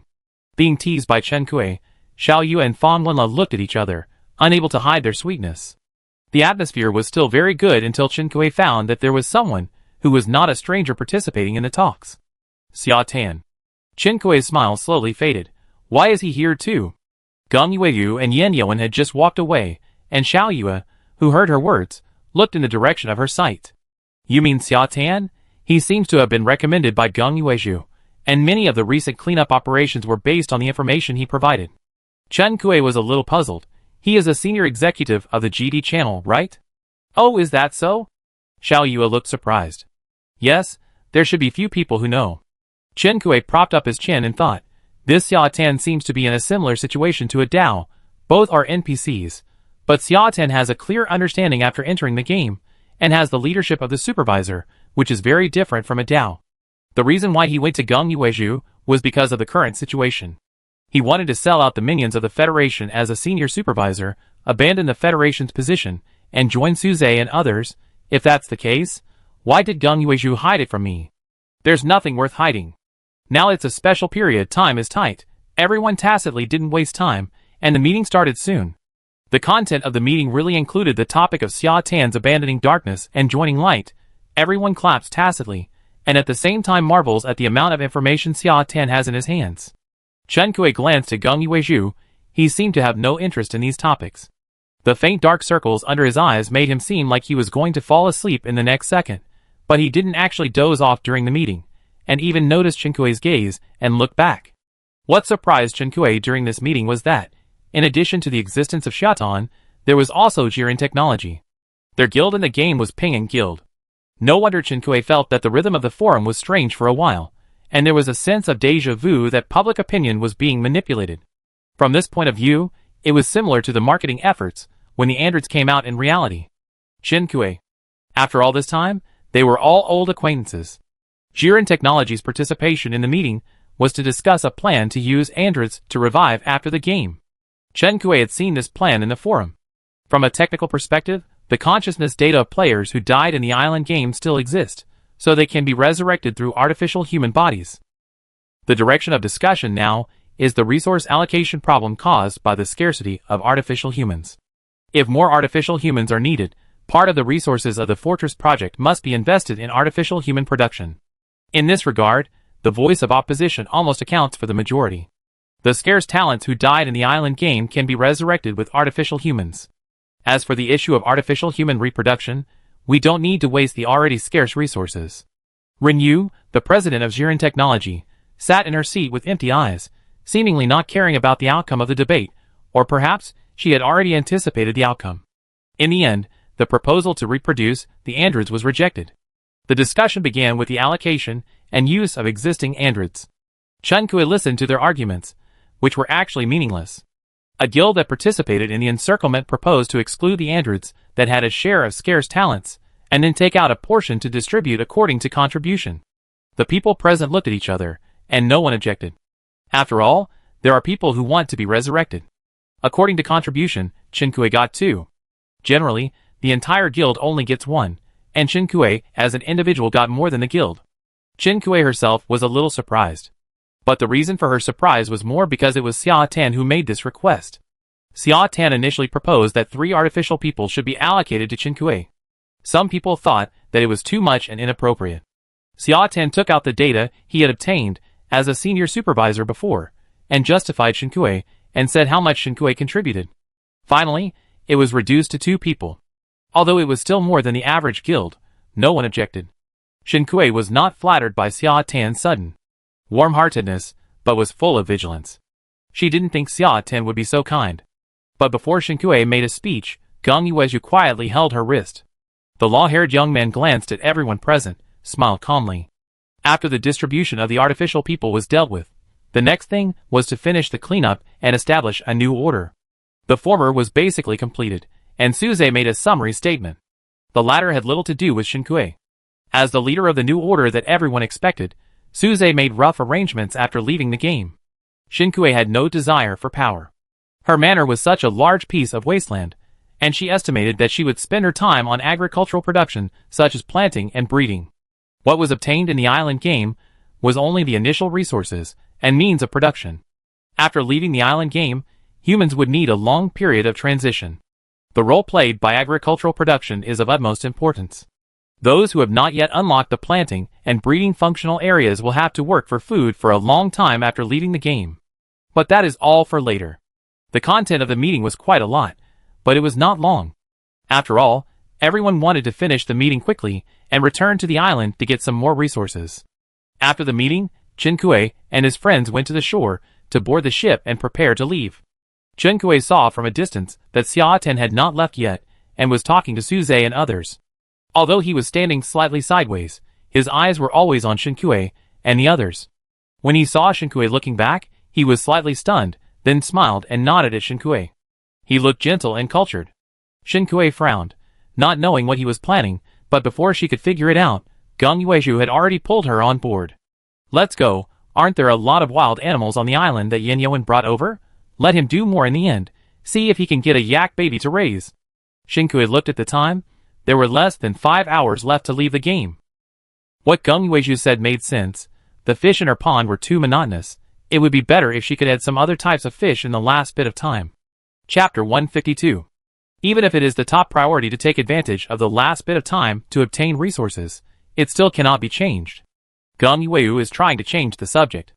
Chen Kui knew that Geng Yuezhu would not tell her the truth, so she simply did not ask him. She asked Suze. Suze had just separated from Xia Tan, and the fake smile on his face disappeared.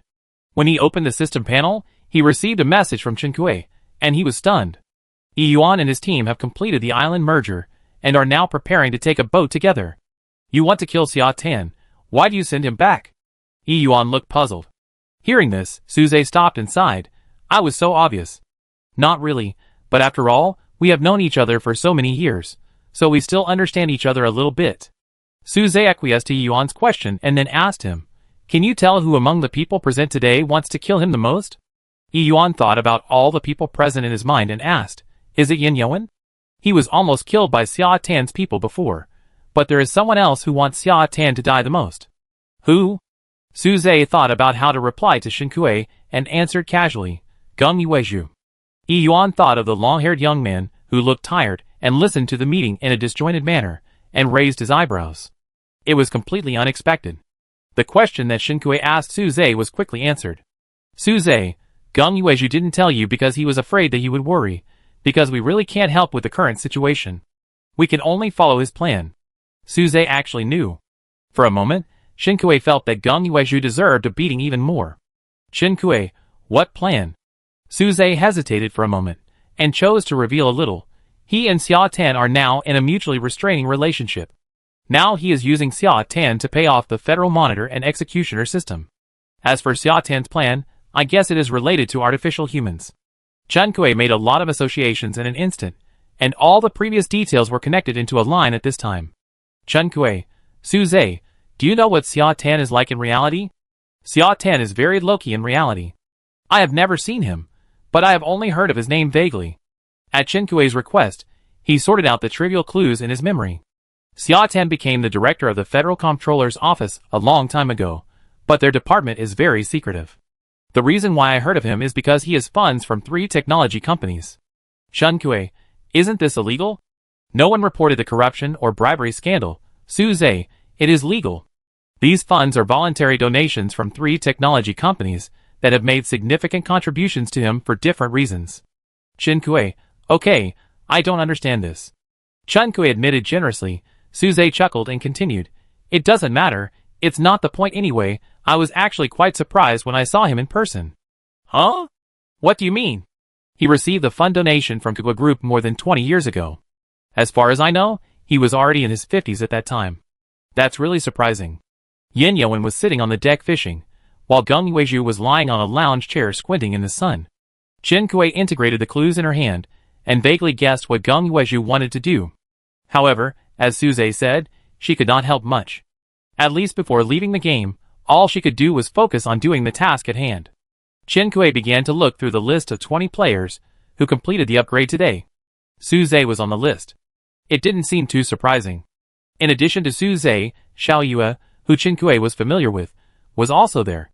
In other words, when they finished forming a team, 3 of the 20 level 6 players would be in this group. That's amazing. Shen Kuei sent a congratulatory message to Xiao Yue. Xiao Yue, actually, I got this level 6 through cooperation with Yuan and Suze. I can't get it all by myself, so the 3 of us worked together to get 2 level 6 players. Shen Kuei, 6. There is actually such a way of cooperation. Xiao Yue, so this is why we have to team up. Because the interests are tied together. Shen Kuei, how did you decide who will upgrade? It was actually decided by rolling the dice. Ma Shuang had invited me to level up together before, but he said he didn't need much supplies, and wanted to be the one to level up. I thought I didn't need much either, so I didn't agree. I'd rather rely on the dice to roll randomly and rely on my luck. However, Shen Kuei didn't see Ma Shuyang's name in the list of 20 players. Xiao Yue, he must have compromised and cooperated with others later. When he came to me later, I had already found a partner. So there are still many people in the list of 20, and there must be some help from the guild. Shen Kuei herself had the support of the pile of supplies given by Tao Yuan. Even if others failed to collect all the supplies, it would not be difficult to work with family or trusted friends to complete the upgrade. It just required a little courage and luck. There were many people who cooperated, and whether they could grab 20 places depended entirely on trust and communication speed. Shen Kuei had just finished level 5, and immediately upgraded to level 6. If it wasn't for this, it was estimated that some players would have come to her to discuss cooperation and upgrade. Back on the island, Shen Kuei looked at the time and decided to seize the last few hours to obtain some resources. This time, everyone on the island who can move will act together. Shen Kuei first dug a few mulberry trees and brought them back to the manor. When she has time, she will consider building a silkworm house to raise silkworms. Jenny and Shinaro went out to play every day before, and they are more familiar with the island environment before Shinkue. Yin Yoan thought the island was too big, and now there is no time to explore it, so Shinkue hung a cloth bag on each animal and let them go out to find seeds. After arranging work for the 2 bears and ostriches, Shinkue went to the beach to cast a net and catch fish. Her manor includes rivers. If nothing goes wrong, Shinkue can catch freshwater fish in it later. But she didn't know if she could eat sea fish in the future, so Shinkue cast 7 or 8 nets. Someone was dealing with crab cages at the player trading center, and the price was so cheap that it was jaw-dropping. 1 crab cage sold for 2 fruits, and Shinkue felt that it was no different from giving it away for free. She was very surprised and bought more than a dozen crabs, put animal organs in them as bait, and put them into the sea. Just after setting up the net, Shinkue was about to go down to cut some kelp, but she saw a ship coming towards her island. It didn't look like the Freedom Ark, but thinking of Tian Yuan, who had brought Xia Tan here before, Shinkue hesitated and waited at the coast. The boat was getting closer.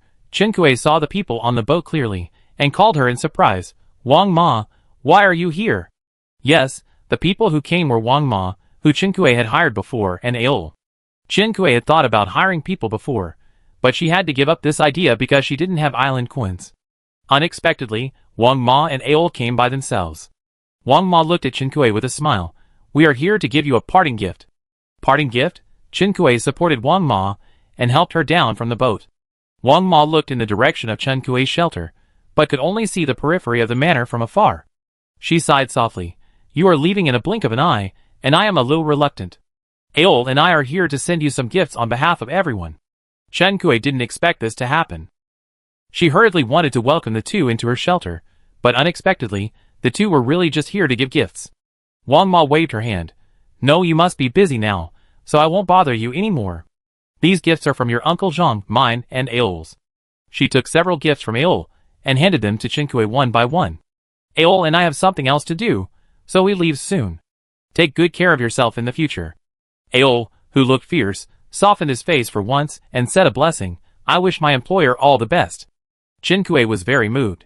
After persuading them to wait for a while, she immediately ran back to the villa.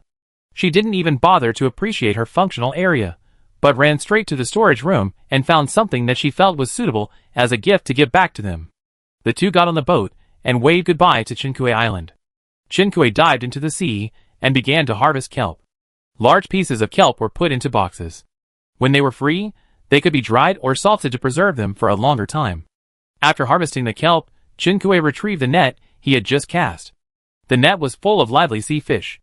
However, the harvest was still not very good. It took 8 nets to fill a box. Shinkue roughly estimated that there were more than 200 kilograms of sea fish.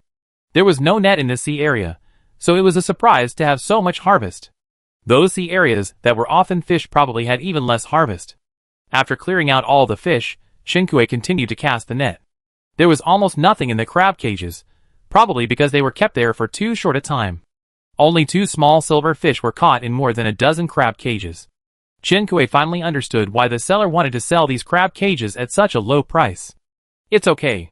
There is a river in her manor, which can be used to catch freshwater shrimps and crabs in the future.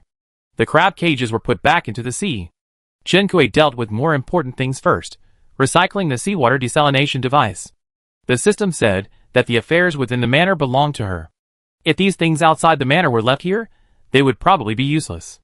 It can probably be recycled as waste. In addition to the desalination device, there are also street lights on Shinkue Island, which Shinkue recycled and took back to the manor. It was already past 8 o'clock in the evening when the recycling was completed. Shinkue finally took out the fishing net and crab cage. There were fewer fish this time, only 2/3 of the box.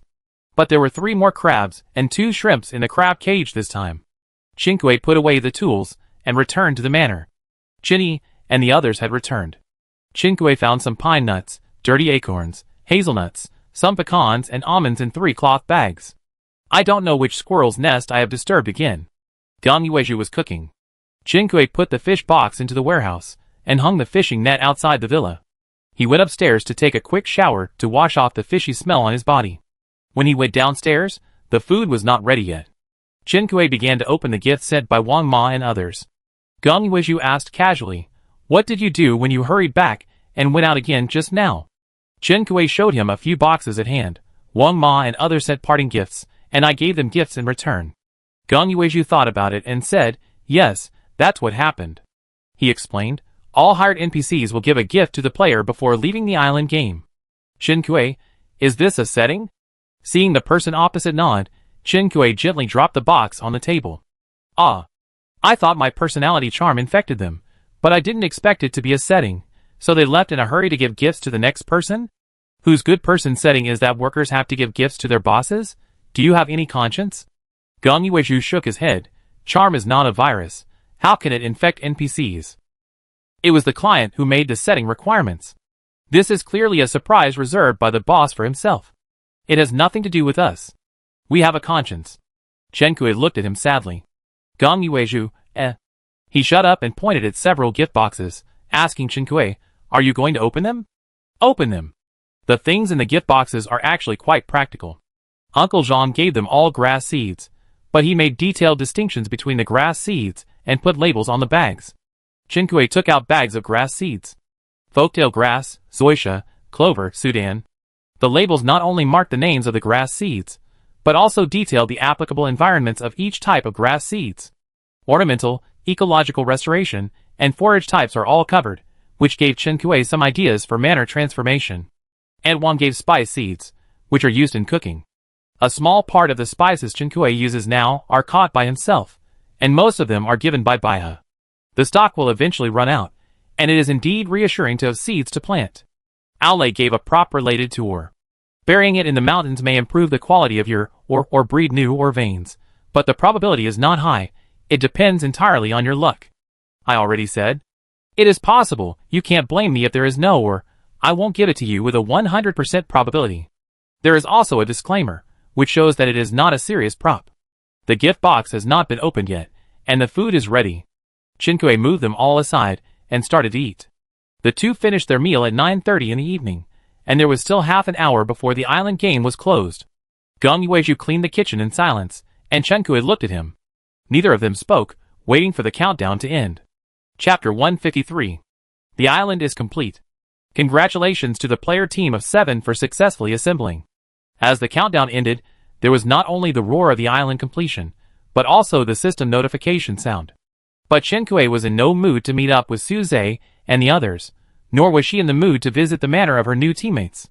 She opened the friend panel, and said something to Su Zhe and the others, and still stayed in the manor villa to wait for the last countdown to end. Time just went to the end 1 minute at a time. Congratulations to all players for surviving. The public beta of Island has ended, and will be closed soon. The Fortress project has officially begun. Everything is going according to the track. Unlike the white vision when she first entered the game, the villa scene in Chen Kui's vision did not disappear this time. Chen Kui looked outside the villa, and her manor was still there. It was originally dark outside the manor, but now it has turned into a whole empty white. It was still a cutout experience, but this time her manor was cut out with her. Returning to the villa, Chen Kui looked at Gong Yuezhu, who had just finished cleaning the kitchen when the game copy was closed, and was silently looking at her. As if there was a malfunction, his figure image gradually appeared with lines, like a snow screen. Chen Kui looked at him calmly. Gong Yuezhu walked in front of Chen Kui, and bent down to give her a hug. There was no strength, and his long hair curled around Chen Kui's neck with the movement. Chen Kui gently closed her eyes, and quietly accepted the hug. The young man whispered in her ear, as if sighing, I'm sorry, but it's just a short separation, I promise. The lingering hair belonging to another person disappeared from her neck. When Chen Kui opened her eyes again, the young man who had embraced her was gone. Only the body temperature, and the light spots caught by the corner of her eyes remained, and the light spots gradually dissolved into the air. The barely perceptible body temperature quickly dissipated. Chen Kui blinked, her expression calm. From the system notification until now, she has been expressionless. She had anticipated the current situation. When Gong Yuezhu entered the game, his consciousness was already in the USB drive, and the supply to the maintenance cabin where his body was should have been cut off long ago. Based on this, it was not surprising that his consciousness was left in the game. The reason why Chen Kui was not very angry was that he did not say something like live well at the end. All the operation pages disappeared. Chen Kui waited for a while, but still did not wait for the game to log out. She simply sat on the sofa in the living room and waited. The time to log out of the game was actually longer than the time to go online. Chen-Kuei did not check the time. When she felt a little sleepy on the sofa, a line of words finally appeared out of thin air on the unchanging villa scene page. The fortress has been built according to the game ending scene. The player has logged out, and the island server has been shut down. Before she had time to think about the information contained in this line of words, Chen-Kuei felt dizzy, her consciousness returned, and all the villa scenes disappeared. She found herself trapped in a small box. The box was like a small coffin. The inner wall of the coffin was faintly glowing with blue light, and there was a very slight humming sound. Chen-Kuei's mind was confused, and her hands and feet unconsciously touched and kicked around to push the coffin lid open. In a panic, her palm didn't know where to press, and Chen-Kuei heard a crisp ding. A sound rang out. It sounded like a fairy sound. The coffin lid above her head slid slowly from top to bottom. Chen-Kuei sat up with her soft hands and feet, holding onto the wall of the coffin, like a drowning person suddenly coming to land from the deep sea. She took a deep breath. The movement was so violent that Chen-Kuei choked herself and coughed violently while sitting in the coffin. After calming down her breathing and calming down her agitated emotions, Chen-Kuei finally had time to calm down and look at the scene outside the coffin. This was a pure white room with no decorations. Chen-Kuei almost thought he was back to the empty space where the cutouts were temporarily stored. Chen-Kuei came out of the coffin and saw his situation clearly with the white light. This is not a coffin, but a game cabin. It also has a more academic name, called a maintenance cabin. Generally speaking, if you want to officially enter the real copy, the Federation will decide to notify citizens to enter the maintenance cabin issued by the Federation at a certain time. Chen-Kuei did not receive the notification, and was directly transferred from a casual game mine to the kidnapping scene of the real copy. I don't know if it was because she was in the maintenance cabin, so the federal system automatically skipped her when notifying. She had been in the island game for too long, and she completely forgot what she was like before entering the game, so that when she woke up, she thought she was locked in a coffin. Chen-Kuei climbed out of the maintenance cabin, her legs went weak, and she almost fell to the ground. Fortunately, she was quick to hold the cabin. This is the place where the federal government advertised storing bodies. Originally, there should be about 10 maintenance cabins in the same room, but when Chen-Kuei came out, she only saw her own maintenance cabin. A considerable number of citizens have never used the maintenance cabin. The federal propaganda will follow the advice of authoritative people, and wait until the citizens adapt to the maintenance cabin before starting the consciousness transmission and opening the reality copy. The island game is an invasion kidnapping completed in this gap. When Chen-Kuei was about to leave the room with the support of the wall, he heard a sound outside the door. There were 2 search and rescue robots outside the door. Biological fluctuations detected. Please ask if the survivors retain consciousness and communication ability. This type of search and rescue robot is generally used in earthquake or collapse rescue. If the survivors retain consciousness, they will continue to talk to the survivors to calm their emotions. When the survivors are unconscious, they will take the most direct way to rescue them. Break the door or cut the wall. She responded to the 2 search and rescue robots. Voice print fluctuations are detected, and the identity of the survivors is matched according to the location of the resettlement point. Matching is successful. Mission: Hello, we are the on-duty robots of the Federal Search and Rescue Team. We are glad that you are alive and well. Please don't be afraid. We will take you to the fortress. What about the others?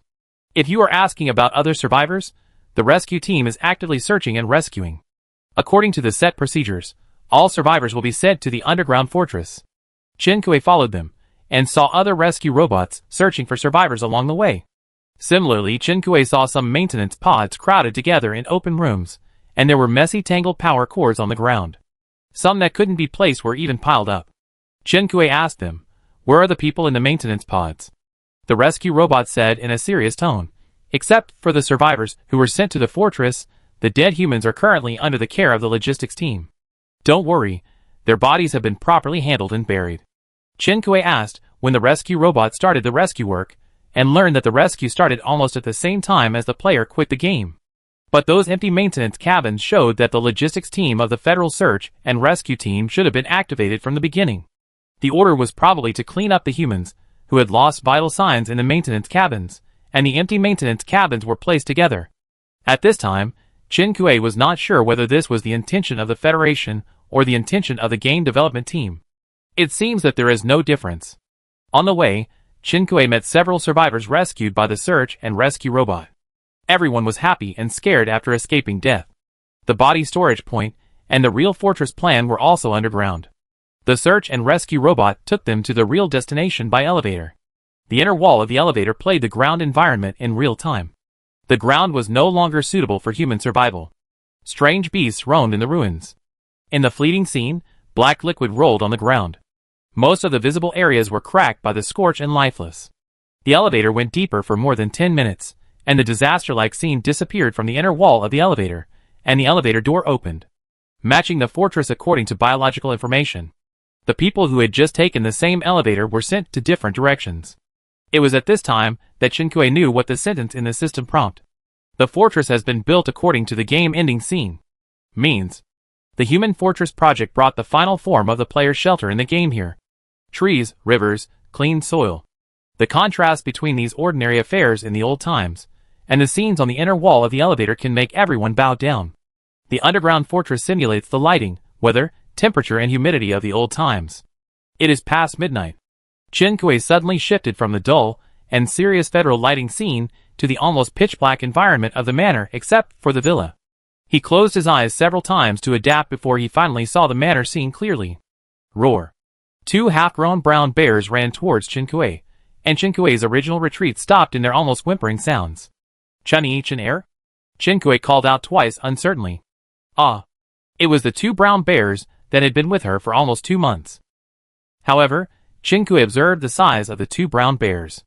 Chun-Yi had grown much bigger in the game than he is now, and his ability to communicate in the game had disappeared.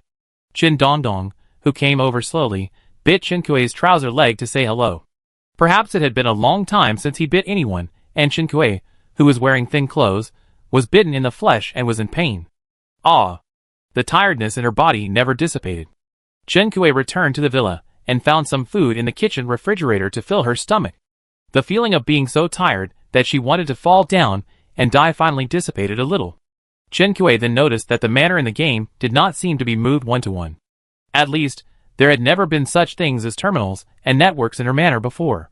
Now it seemed to be to replace the disappeared system panel and forum, and she was fully equipped. Chinkue's previous terminal was collected and kept by the Federation. Now Chinkue checked the contacts as soon as he opened the terminal. Fortunately, the terminal copied the player's friend list as the address book. Chinkue contacted Suze and Yin-Yoan, but got no response. I wonder if they haven't been teleported down yet. Chinkue waited for a while, and checked the internet first. Sure enough, there were no people. It would take some time for the search and rescue team to bring all the survivors down. Chinkue forced himself to turn around casually, and found that the workbench and repair machine in the workshop had disappeared. Instead, there is a huge machine tool and a self-service printing machine. There is a laboratory next to the studio. There is a wine cellar next to the underground storage room. There is a fireplace in the hall, which does not look like it is just for decoration. Compared with the appearance in the game, the replica of the real manor seems to be more practical, and some operations are more complicated. Chinkue went upstairs. Her room on the second floor has not changed much, but there is an additional guest room. It seems that each guest room is equipped with a bathroom and a cloakroom. Except for the smaller area, it is not much different from the master bedroom. The third floor has become a gym and audiovisual room, and there is also a chess and card room with a terrace. Above the third floor is the attic. Chinkue did not take a closer look at these two floors. He went back to the bedroom and slept first. After waking up, Chinkue looked at the terminal again, and saw the missed calls from Suze and Yin-Yoan. They are here. Chapter 154. After washing up, Chinkue went downstairs and opened the door to see Suze, Yin-Yoan and others outside the manor. A team of 7 members finally gathered. The meaning of forming a team is probably to find neighbors for yourself. In the Lonely Island game, you are on the same island, and when you return to reality, you are placed in the same area. Xiaoyue, it's not close. Our team has 3 manors. Your manor and mine are both on the edge.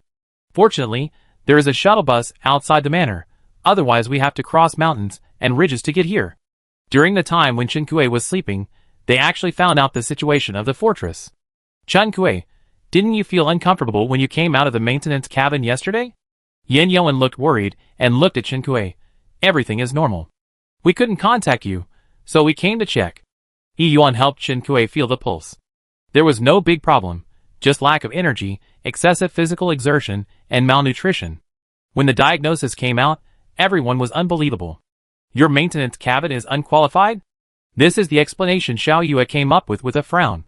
The nutrition provided by the maintenance cabin is fixed, and maybe Chen Kuei consumes it faster than others. Su Zhe's guess is more reasonable. As for the reason why it consumes faster than others, Chen Kuei and Yi Yuan looked at each other and had a guess in their hearts.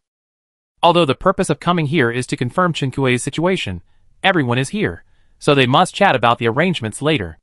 In the living room, Xiao Yue saw the ring on the table and bent down to pick it up. Haven't you dealt with the things in your backpack yet? I see you still have food in it.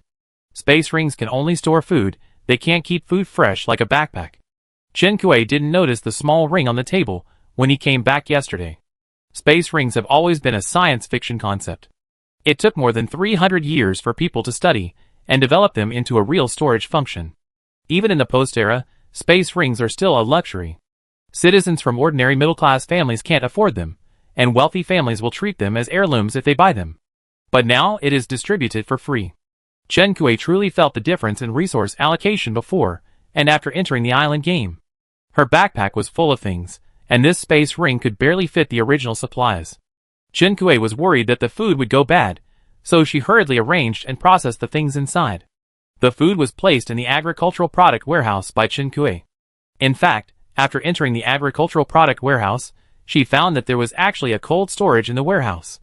The temperature in the cold storage was very low, which was convenient for storing meat. In addition to food, there were still a lot of raw materials left in the space ring, and wood and ore accounted for a considerable proportion of them. There is no rush for these. After Chen Kuei put the food away and returned to the living room, Su Zhe and the others were talking about the land reclamation of the manor. Yi Yuan, I saw a lot of rescue robots yesterday.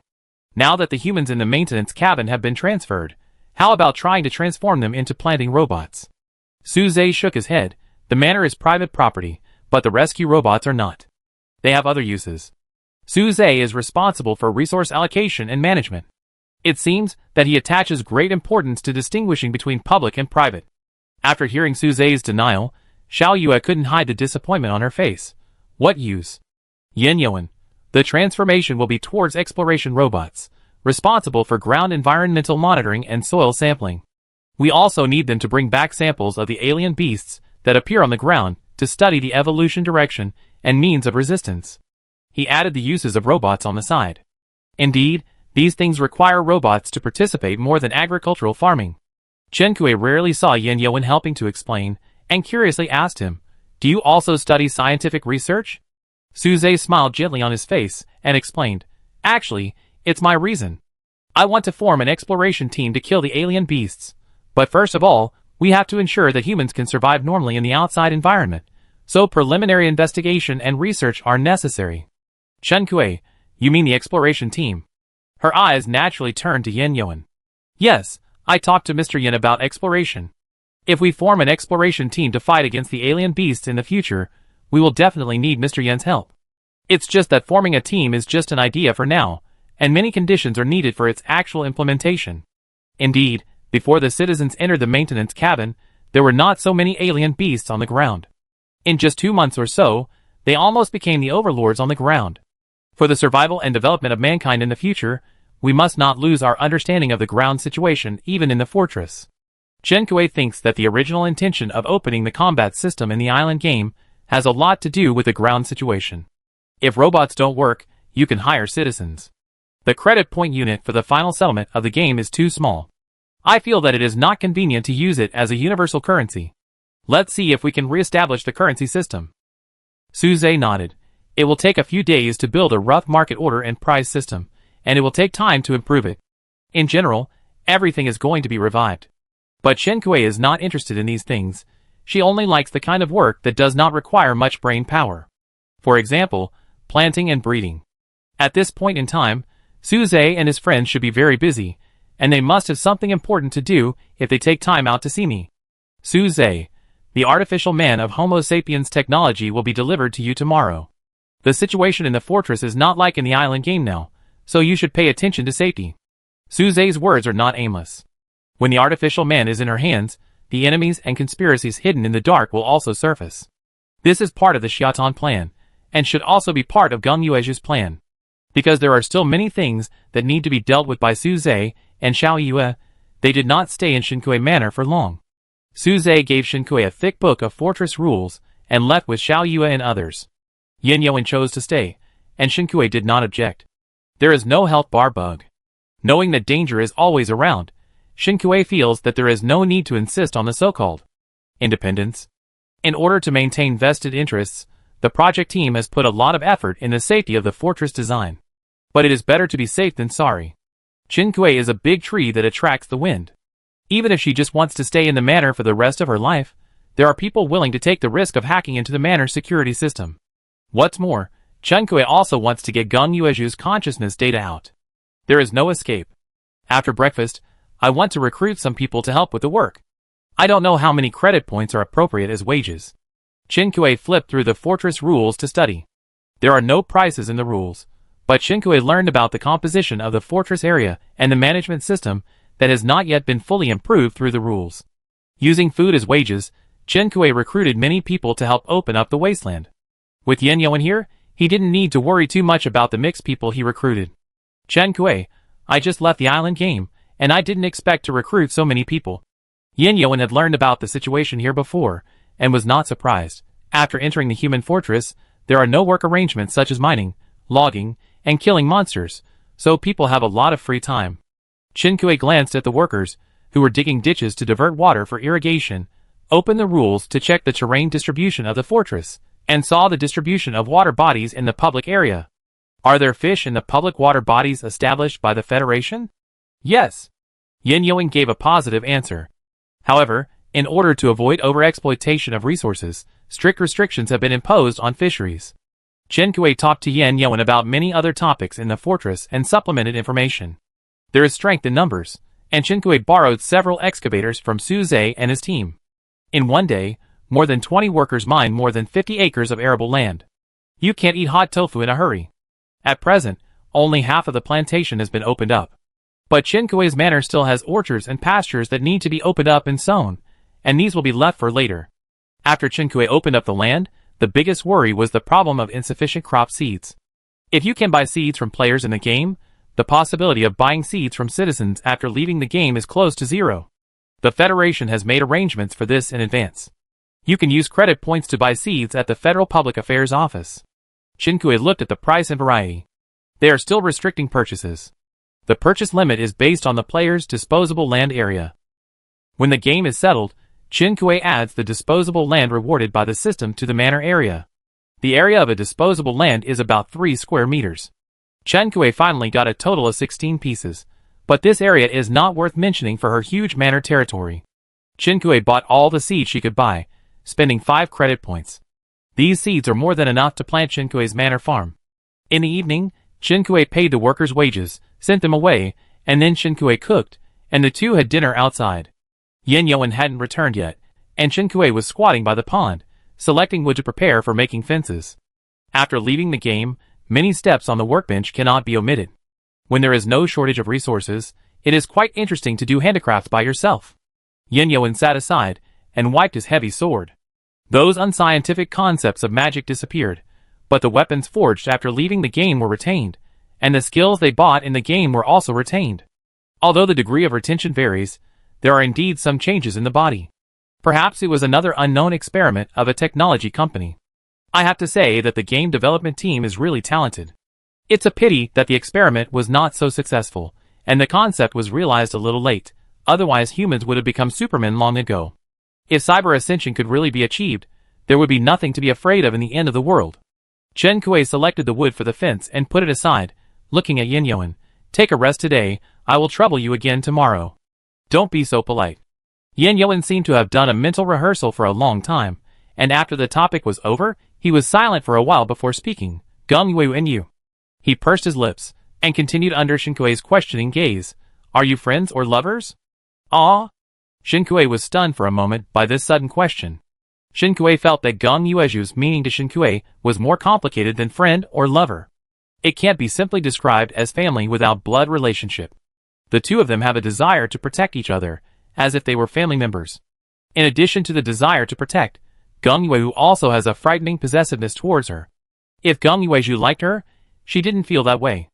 Neither of them had much of a love connection, and she couldn't imagine the guy having pink bubbles. Chen Kui pondered blankly how to define the relationship between them. She couldn't give a specific definition for the time being, but when she looked up and saw Yan Yuan's expression, she already knew what Yan Yuan wanted to say. After asking the question, Yan Yuan's eyes never left her face, and when Chen Kui's eyes moved over, his Adam's apple with a mole rolled up and down. Chapter 155. Chen Kui did not answer the previous question. His clear eyes met Yan Yuan's, and he tilted his head unconsciously. Do you like me? Yeah. Chen Kui chose his words carefully after hearing this. But before he could speak, Yan Yuan interrupted him with a smile. I just want to confirm whether you are single. Don't rush to reject me. After asking, he became more calm. I'm very happy that you are not in a relationship with him. The artificial human body was delivered to Chen Kui Manor at around 9 o'clock the next morning. Chen Kui paid much attention to this, but when it was delivered, there seemed to be something unexpected.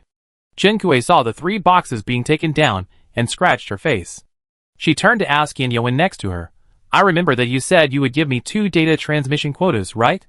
Because he had something to do today, Yan Yuan arrived early in the morning. The person who delivered the box nodded to Chen Kui and gave the answer. This is the share of Ms. Chen Kui and Mr. Geng Yuezhu. Please confirm the receipt. Except for the delivery of weapons, the process is no different from shopping. So Geng Yuezhu also has a quota for a mannequin? Chen Kui poked the 3rd box. That makes sense. Based on his contribution, Geng Yuezhu is fully worthy of this quota. But because of Geng Yuezhu's identity on the day of the meeting, his reward was not discussed, and Chen Kui thought that it was tacitly not given. In any case, it's fine as long as it's delivered. Not long after the mannequin was delivered to the manor, someone visited again. There were many people coming, and Chen Kui did not agree to let everyone enter the manor. After a negotiation, 4 people finally entered the manor. A thin and gloomy man, and 3 burly thugs. They brought 2 consciousness data with them. Obviously, one of them belonged to Geng Yuezhu. It was placed in front of Chen Kui as a bargaining chip in the previous negotiation.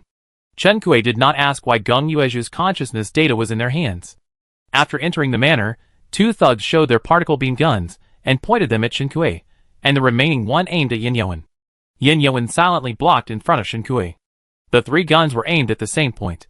Chen Kui had anticipated this scene. She had a cold face and said in a sarcastic voice, Since you have this attitude, I don't think there is any need to cooperate. The thugs holding guns said hoarsely, We are not cooperating. He did not think this was an equal cooperation between the 2 parties. On the contrary, Chen Kui was just a hostage and kidnapper to them. Chen Kui, okay, then just shoot. She held Yan Yuan down, walked out from behind him, and walked towards the 2 thugs standing together. When she was only half a step away from the 2, she raised her hand and pressed the muzzle of the gun. He looked up calmly and looked at the 2 men without blinking. Anyway, my life is not as valuable as your director Xia's. If I exchange it, I will be the one who makes the profit. After entering Chen Kui's villa, the gloomy man said nothing, but operated the light computer in his hand to connect to the artificial man who had just been delivered today. He finally raised his eyelids and responded, Put away the gun and be polite to our partners for the time being. He deliberately emphasized the word partner. It didn't sound like a threat, but it was better than a threat. The thugs were obedient. Although they still looked at Chen Kui and the others warily, and took a defensive posture, they put down the particle beam guns in their hands. Chen Kui sneered. She was a hostage to Geng Yuezhu, and wasn't Xia Ten also a hostage to these people? Who could be more noble than the other? What the gloomy man transmitted to the first android was Geng Yuezhu's consciousness data. This was not a difficult task. Chen Kui had once completed this step with a USB flash drive. The difference was that the other party saved the countdown time in the game. Chen Kui once again witnessed the android change into Geng Yuezhu's appearance. As he said, it was just a short separation. Next, it's our dear partner's turn to cooperate. The gloomy man's words were like a signal, and the thug's gun pointed at Chen Kui and Yan Yuan again. The gloomy man put down the light brain, and there was a gun in his hand, and the muzzle was pointed at Geng Yuezhu, who had closed his eyes, and had not yet completed the consciousness customization. From the beginning to the end, their partner was just this person. As for Chen Kui and the others, he showed a gloomy smile on his face. It was just a trick to make the partners obedient.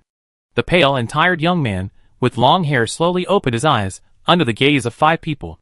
He opened his eyes to see the muzzle of a gun with a metallic luster. He casually pushed the muzzle away, and smoothed his hair, that slipped down when he stood up. I can't stand such enthusiasm. With Miss Shin and the others here, we must be more considerate to our partners to show our sincerity. It is not known whether this sentence is threatening Chen Kuei with Gong Yueyu or Chen Kuei with Gong Yueju. Or both. The gloomy man was in a tone, unable to hide his pride. Gong Yueyu paused, raised his eyelids, and followed his gaze to look at Chen Kuei, who was pointed at by the particle beam gun. There seemed to be a flash of fire in his eyes that were always full of fatigue, and then it was the chilly winter. Don't be angry, as long as Mr. Gong is willing to cooperate, we will not do anything to you and Miss Chen. Chen Kuei ignored the gloomy man. She only looked at Gong Yueju, her expression calm. Thank you for not staying in the game. Since it is my request, it is not my style to let you take risks alone. There are people who lose their memory after drinking, but she is not one of them. Although she did not get his answer before she fell asleep that day, fortunately his answer was not to die calmly. Beginning and ending, since the cooperation has begun, let's continue to complete it. Chen Kuei looked at the optical computer brought by the gloomy man and the remaining two artificial people. Mr. Xia should be impatient. Chen Kuei's cooperation, and even his active role as a lobbyist, made the gloomy man suspicious. Don't move. He stopped Gong Yueyu and looked at him and Chen Kuei twice. Finally, he checked the two androids that had just been taken apart on the ground with concern to confirm that they had not been tampered with in advance. Chen Kuei watched his actions coldly. Of course, he didn't find any flaws, because they were indeed two normal androids. The man hesitated for a moment, and chose one of them, and gave it to Gong Yueyu together with the optical computer. Gong Yueju's eyes were still cold, but he did not hesitate to take over. The gloomy man thought that it was just his illusion. To deal with such a caring person, as long as you grasp the other party's weakness, how tough can you be?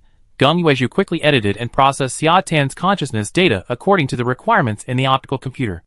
The system settings of the artificial man do not allow most basic values to be edited manually. Even in the custom consciousness data part, it is as strict as an iron plate.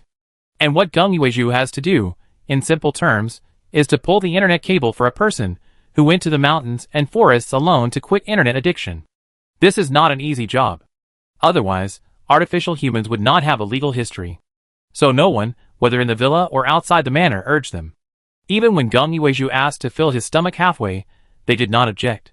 Chen Kuei played an excellent hostage, so excellent that she was much more obedient than ordinary hostages.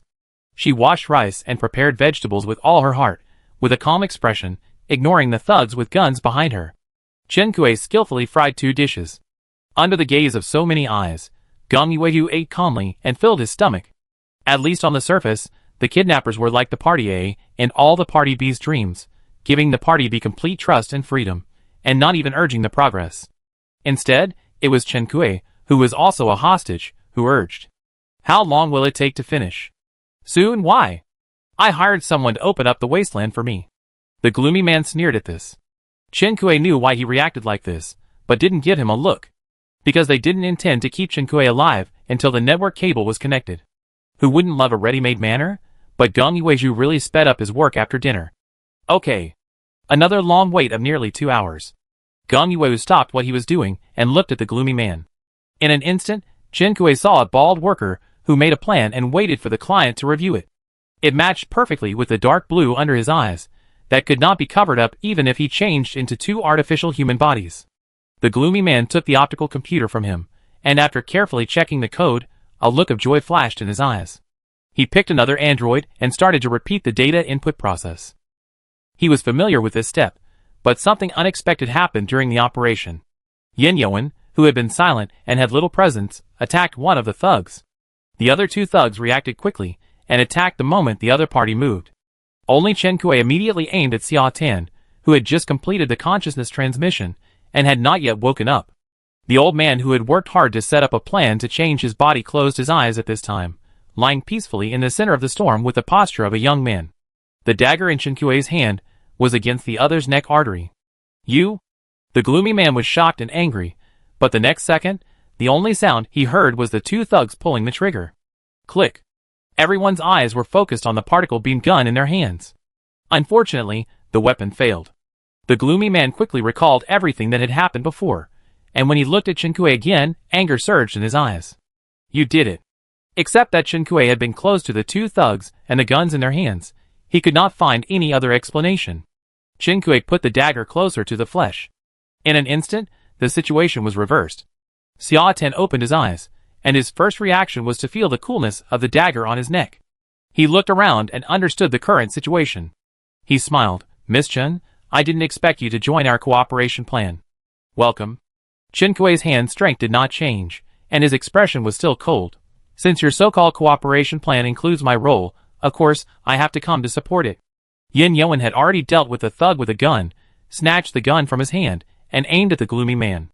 At the same time, the other two thugs whose guns were scrapped also threw away their guns. One rushed towards Chen Kui, and the other rushed towards Gong Yuezhu.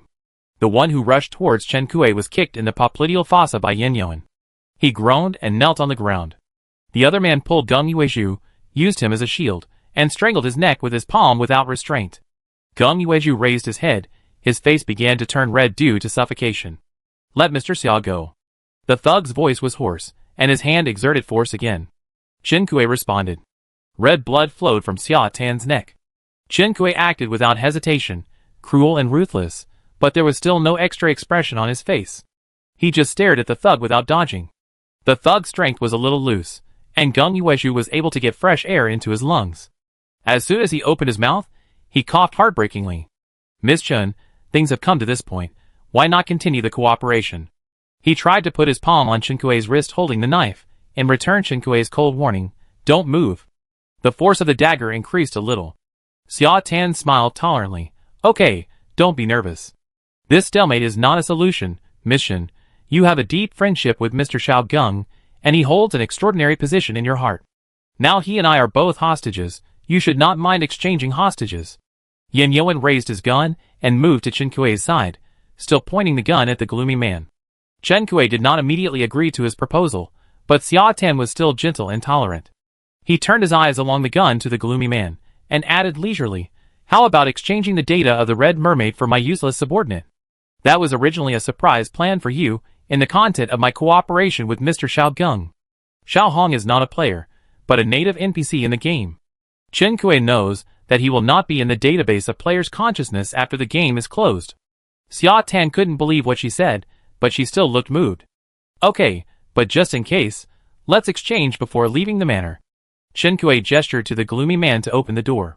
After all, there is no trust between us. When they left the manor, the hostage exchange between Chen Kui and Xiao Tian was completed. Xiao Tian seemed to have the same idea. Okay. The group left the villa facing each other. When they reached the gate of the manor, both sides stopped at the same time. Just send them here. Xiao Tian gently stopped. If it weren't for the dagger in Chen Kui's hand still on his neck, this would sound like a simple farewell activity. The hostage exchange went smoothly.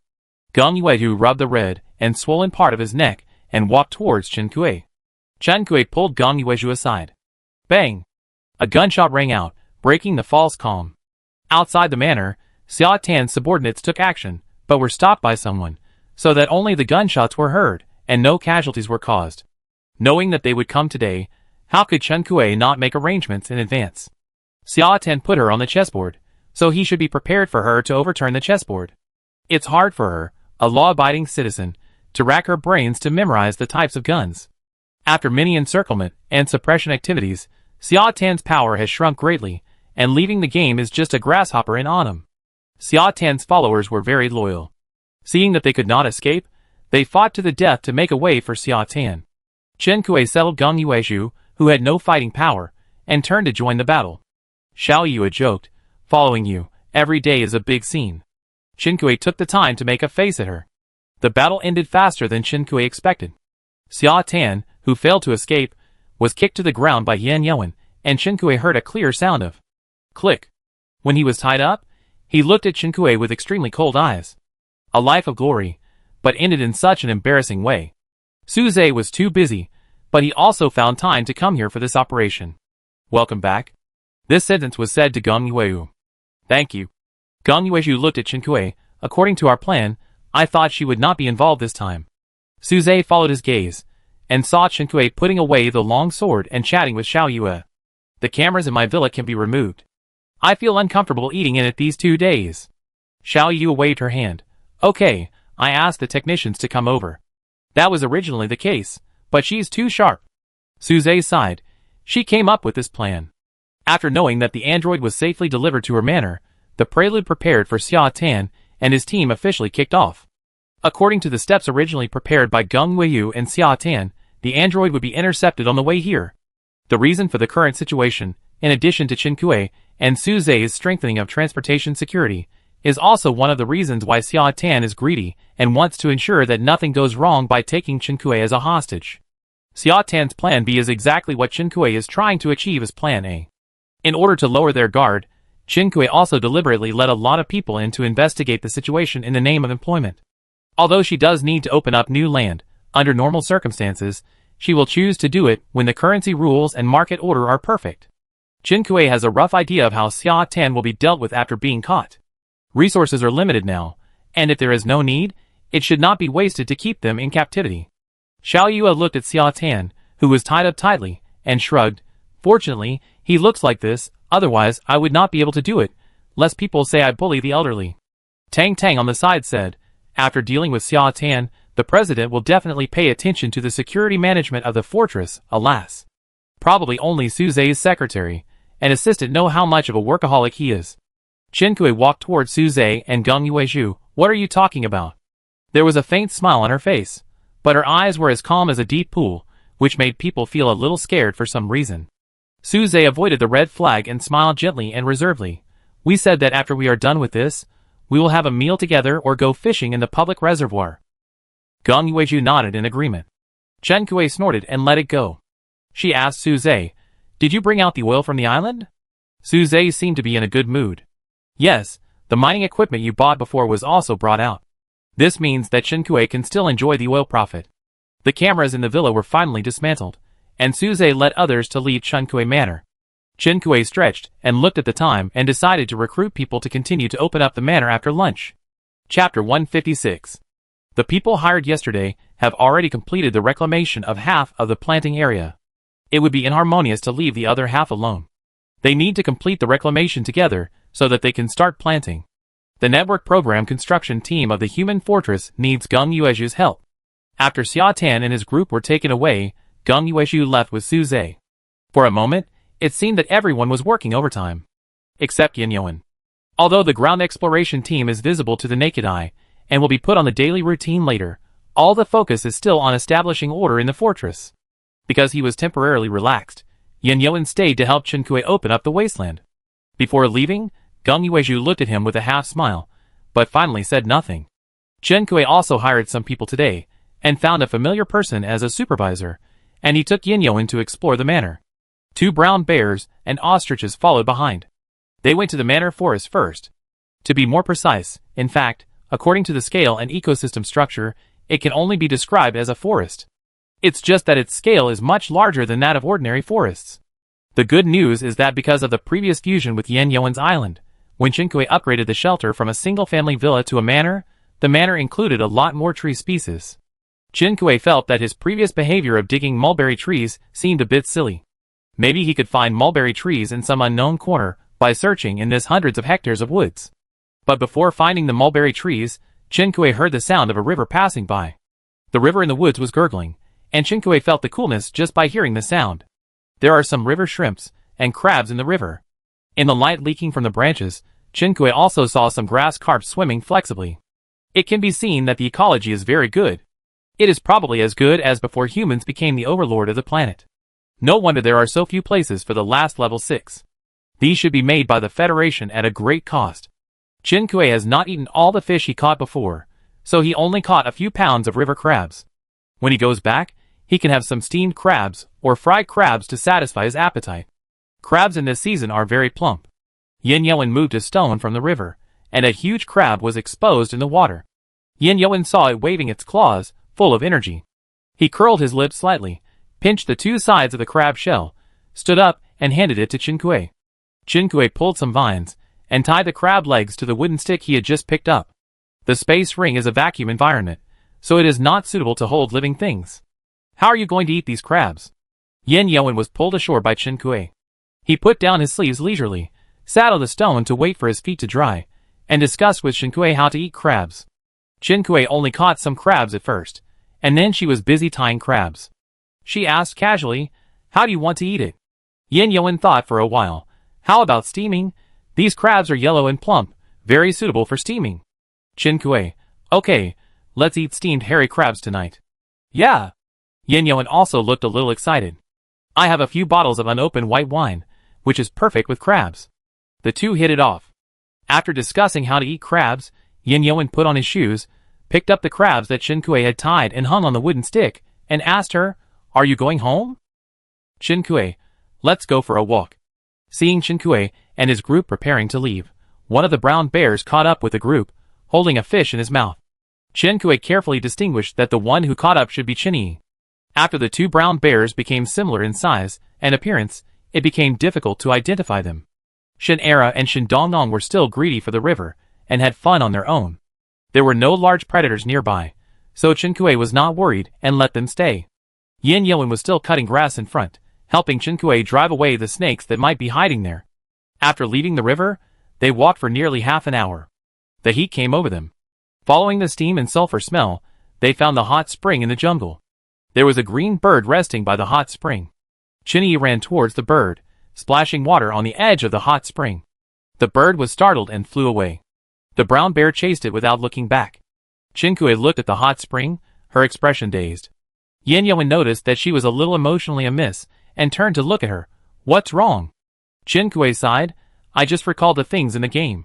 She recalled her encounter with the two brown bears and the adult female bear. She had never considered herself a noble person. But she also occasionally noticed some despicable qualities in herself. After staying by the hot spring for a while, studying the map and making a simple plan, the two continued to go deeper. The ecology in the woods was indeed very good, and Chen Kuei and his friends met two sika deer. The two brown bears and ostriches came back soon, and Chen Kuei took them out of the forest area and went to the planting area. The reclamation of the planting area has not been completed yet, because the purpose of reclamation is to process the unused land in the planting area into arable land, which requires time and a lot of energy. The pasture also needs some simple treatment. It doesn't need to be as meticulous as the planting area, but the rocks and debris on it need to be cleaned up. Whenever the area is smaller, Chen Kuei will do it herself. Even if more than 20 people drive the excavator, it will take about half a day, and it will take Chen Kuei about half a month to finish it herself. Chen Kuei took inventory and realized that it would cost her a lot of food to complete the 3-day hiring. But these are necessary investments, and she still needs to hire tomorrow. She started to be stingy again. This must be the last time I pay someone to work for me, I swear. She had saved up all these ingredients bit by bit, and Chen Kuei looked painful. Yin Yuan couldn't help but turn his face away. After a while, he coughed lightly, turned back, and suggested casually, "You need to find a cheap long-term worker." Chen Kuei's pupils trembled, and he waved his hand to refuse. Although the island game gave me the title of slave owner, I essentially condemn cannibalism. The people around him fell silent. There seemed to be laughter behind him, and Chen Kuei turned his head. Gong Yuezhu had come back without knowing when. He glanced at Yin Yuan, with a teasing look that only he could understand. In the future, you will have to hire some people to help you sow and harvest. If you grow crops by yourself, they will probably rot in the soil. Chen Kuei felt insulted. Gong Yuezhu might also think that this was a bit ambiguous. He paused and added, after all, the area is too large. Yin Yuan volunteered. I have a lot of free time.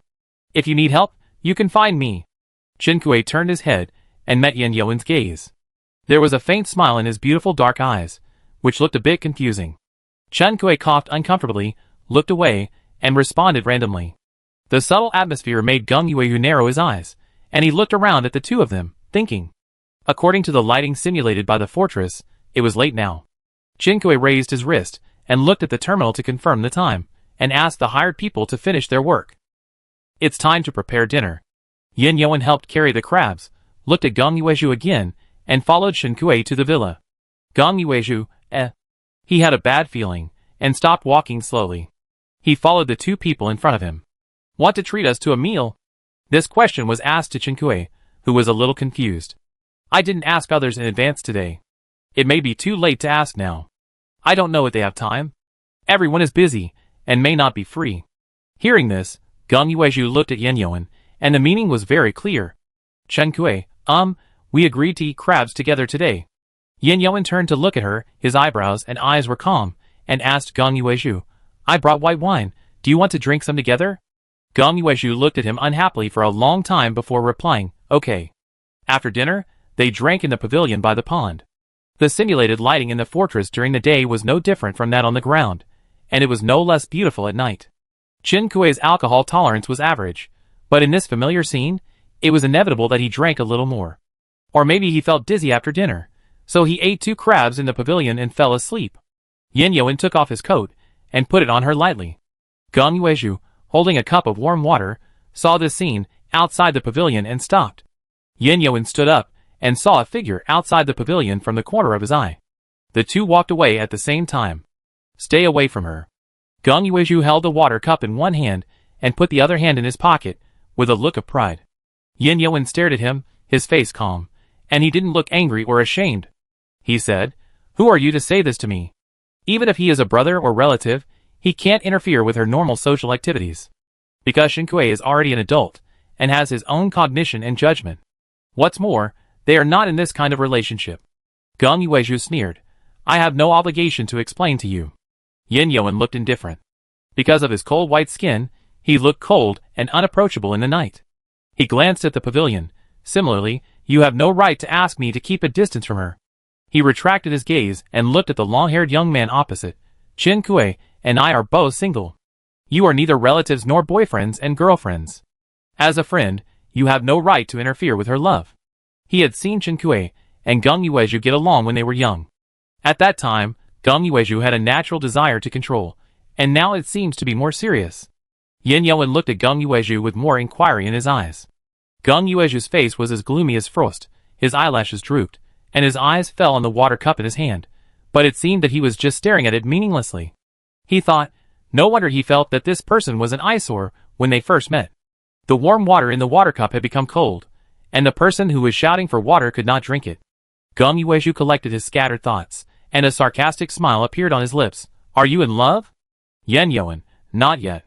Geng Yuezhu brought the water cup to his lips, and took a sip, and the ease seemed to return to him again. He said, "Guess, between me and you, who will she choose?"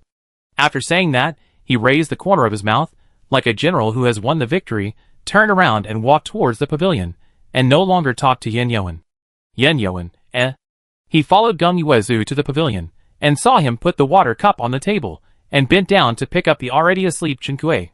He looked around the pond with only lotus leaves left before leaving the pavilion. Yin Yuan pursed his lips, and watched him pass by him. Something was thrown to him, and he took it. It was his coat. The long-haired young man hugged Chen Kuei, and left without even looking at him. Yin Yuan seemed to be back to the afternoon when they parted, when the boy held the girl's hand. "Xiaohua, say goodbye to your new friend, we should leave." He always only remembered the girl, and the boy's image had long been blurred, but now, he felt that the man had a smug look in his eyes. Chapter 157. The planting area and pasture were fully reclaimed on the third day. The work after reclaiming the land is planting. Chen Kuei did not spend time exploring the manor today, but rolled up her sleeves and decided to start working. She picked and sorted the seed she bought with her credit points. Yin Yuan was going to come over to help this morning, but Geng Yuezhu said it was not good to bother him all the time, so Chen Kuei declined. As the price of declining a laborer, Geng Yuezhu, who was always reluctant to move, worked with Chen Kuei today. Fortunately, the efficiency was not bad, and the two of them completed the soil turning work in one day. It is much easier to turn the soil after the wasteland is cleared, but it will take a long time to turn the entire planting area by digging with a hoe. Due to land pollution and the development of solace cultivation technology, the federal planting industry has been separated from the land for many years. Even if agricultural machinery was once glorious, it has long been out of the market. Geng Yuezhu searched for mechanical data from the old era and used the equipment on the workbench to replicate 2 soil-turning machines and a small aircraft for watering and sowing. It must be said that Geng Yuezhu is like a cheat when he leaves the game. The fuel for the tiller comes from the oil that Su Zhe got from him. Thanks to the existence of these 2 tillers, it took less than a day to complete the tilling of the planting area. Chen Kuei still had a lot of volcanic ash and biological organic fertilizer, and other materials. When tilling the soil, she found them all and mixed them into the mud to increase the fertility of the soil. The pasture did not need to be tilled. Chen Kuei mixed the various grass seeds she wanted to sow, and poured them into the small aircraft. After sowing, it was already dark. Chen Kuei didn't cook because Xiao Yue invited her and Geng Yuezhu today. Chen Kuei carefully selected gifts for herself and Geng Yuezhu. Geng Yuyu and Xiao Yue were just nodding acquaintances, and she was a little surprised when she received the invitation. Are the people in the team invited?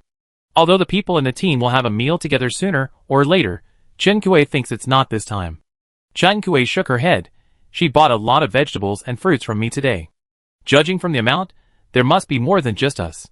If it was just the ingredients for these few people, Chen Kui would have provided them for free, but Xiao Yue wanted a lot. Some of the vegetables and fruits were picked by Chen Kui in the greenhouse with Xiao Yue when Geng Yuezhu was turning the soil today.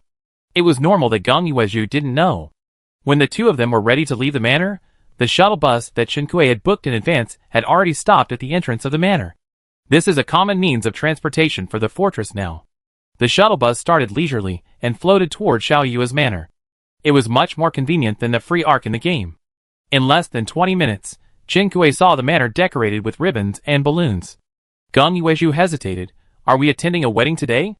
Chen Kui thought of Xiao Yue's invitation letter and said, it's not that formal, just inviting friends I know to come and play. Their wedding won't be so hasty. After she confirmed that this was Xiao Yue's manor, she patiently waited for the shuttle bus to drive to the parking position. There was a shuttle bus that had just arrived there. The door opened and Chen Kui saw a familiar person. Fang Fang? Chen Kui opened the car window and called out. Chen Fang subconsciously stopped and turned back. Akui? Chen Fang walked over quickly with surprise, and was grabbed by Chen Kui's hand as soon as he opened the car door. I haven't seen you for a long time. Chen Kui didn't expect to meet Chen Fang here, and the two exchanged hugs. You also have a relationship with Xiao Yue? Chen Kui remembered that Chen Fang used to be a fan of Xiao Yue, and guessed that Chen Fang might have succeeded in chasing stars. Chen Fang. Hee, actually it's because of Lei Feihong. Chen Kui remembered this name. She was a very cool girl, but she died in the game. Chen Kui, is she a mannequin now? Chen Fang. Yes, Xiao Yue is a friend of Miss Feihong, and she gave her mannequin quota to Lei Feihong. Chen Kui didn't interact with Lei Feihong much, but she was very happy for Lei Feihong when she heard the news. She and Chen Fang walked hand in hand to Xiao Yue Manor, and soon saw Lei Feihong, who had just been mentioned, at the gate of the manor. The tall girl who was waiting outside the manor saw Chen Fang, and raised her hand to greet her. Chen Fang, Miss Feihong, why aren't you in the manor? Lei Feihong's face was expressionless, but her words were very patient, contrary to her cold appearance. Yue lives with her boyfriend, and the villa that her boyfriend vacated was given to me. People who are resurrected using artificial human consciousness transmission are equivalent to being stuck in a system bug and do not have their own villas. But for those who choose to live together, there will be idle villas. If the population density increases in the future, the real estate industry in the fortress may also flourish. Chen Fang introduced both parties, and added contact information for Chen Kui and Lei Feihong. Lei Feihong and Chen Kui had worked together in the game before, and Chen Kui had a good impression of Lei Feihong.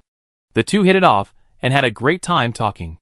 Chen Kui was in a good mood, and even though Lei Feihong talked a lot, her face still looked calm. The group chatted outside the manor for more than 10 minutes, and Xiao Yue finally arrived late, with an apologetic look on her face. Sorry, something went wrong. It was indeed very rude to stop someone outside the door, and wait for so long, but Xiao Yue really couldn't leave, as an emergency had just occurred in the manor. Several people gave away the gift they brought, and followed her to the venue. Chen Fang curiously asked about the sudden incident. Two guests got into a fight. Ah?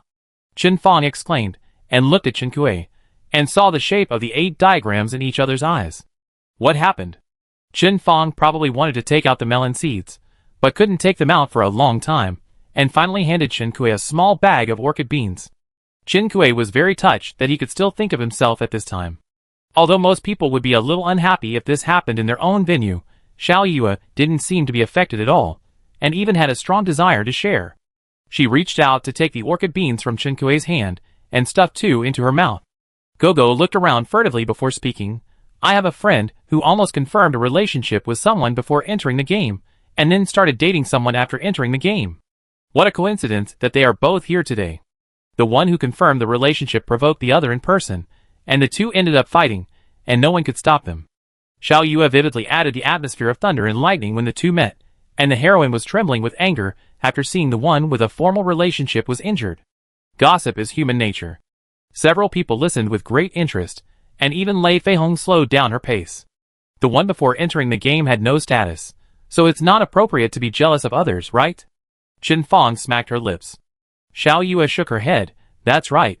Why is the latecomer superior? Because the former didn't fight or compete, hiccup. After Xiao Yue finished speaking, she inadvertently saw the face of the long-haired young man following behind the few people, and the tail sound of the throat turned into a clear and loud hiccup. She turned her head to Chen Kui, who looked back blankly. Would you like some water? She took out a bottle of water from her space ring and handed it to Xiao Yue. It was so considerate that Xiao Yue couldn't help burping again. Xiao Yue's party was an open-air semi-self-service barbecue. The venue was set up outside the villa. There were some long tables in the courtyard, with desserts and drinks on them. There were also some scattered ovens, emitting bursts of food aroma. Food was served by oneself. There were people chatting in groups of 3 or 4 who saw Xiao Yue coming and greeted her. There are several lighting methods used here, bright where it should be bright, and ambiguous where it shouldn't be bright. Some people are standing and chatting, some are sitting together playing games, and some are wandering around the stalls looking for food. It seems that everyone is having a lot of fun. Chen Kui looked around and didn't see the two protagonists in Xiao Yue's previous topic. In Xiao Yue's description, the two people were fighting with bruises, and should be easy to identify. Chen Fong also came to look for someone all over the place. Lei Feihong saw the intentions of the two people at a glance, holding a glass of beautiful wine in her hand and sipping it gently, but her voice was very low. After such a mess, it is impossible for them to stay here. They should either treat their wounds in the villa or calm down. Chen Kui and Chen Fong thought it made sense and nodded. Xiao Yue brought a plate of beef skewers over. Each person ate one skewer quickly. Chen Fong took a bite and squinted her eyes in enjoyment. Who grilled this? It's too good. Chen Kui picked up 2 skewers quickly, stuffed one into his mouth, and handed one to Lei Feihong. Xiao Yue did invite the cooking experts in his guild to control the temperature of several ovens. Guests who wanted to do it themselves could also find ingredients and charcoal. Bai Yi passed by with a plate of cantaloupe that had just been cut and served. He was probably going to put it on the dessert table. When he saw Chen Kui coming over, he naturally handed her a piece of cantaloupe. Xiao Yue teased, Xiao Bai, why is there only your sister Kui's and not ours? Bai Yi begged for mercy, and as a result, everyone present had an extra piece of cantaloupe in their hands. It seems that Bai Yi and Xiao Yue have a good relationship. Chen Kui felt that Su Zhe's title of socialite was a bit dangerous. Who will be the next socialite? As soon as I thought of Su Zhe, he hurried past. He was neither holding food nor shaking a red wine glass. On the contrary, Chen Kui noticed that he was holding a handkerchief in his hand. When he got closer, Chen Kui saw a slightly darker mark on his arm. He looked a little annoyed about it, probably wanting to go to the villa to clean it up quickly. Chen Fong saw him and shouted, President. Su Zhe paused and turned to see Chen Kui and his group. He glanced at his arm, put down his handkerchief, and came forward to greet Chen Kui and the others. Chen Kui noticed that he had some subtle fatigue in his eyes and eyebrows. He was probably busy with work these days, and didn't get enough rest. Chen Kui joked with concern, Pay attention to rest, President. If you don't rest well, your dark circles will catch up with Gong Yuezhu. Gong Yuezhu? Question mark. Gong Yuezhu, who was inexplicably Q, tilted his head and looked at Chen Kui. Su Zhe smiled gently at Chen Kui. You reminded me, I lend you something. What? Su Zhe pointed to Gong Yuezhu. Him. Seeing Chen Kui's rare stunned expression, he smiled even more deeply. Something happened suddenly, I return it to you later. After saying that, he pulled Gong Yuezhu away.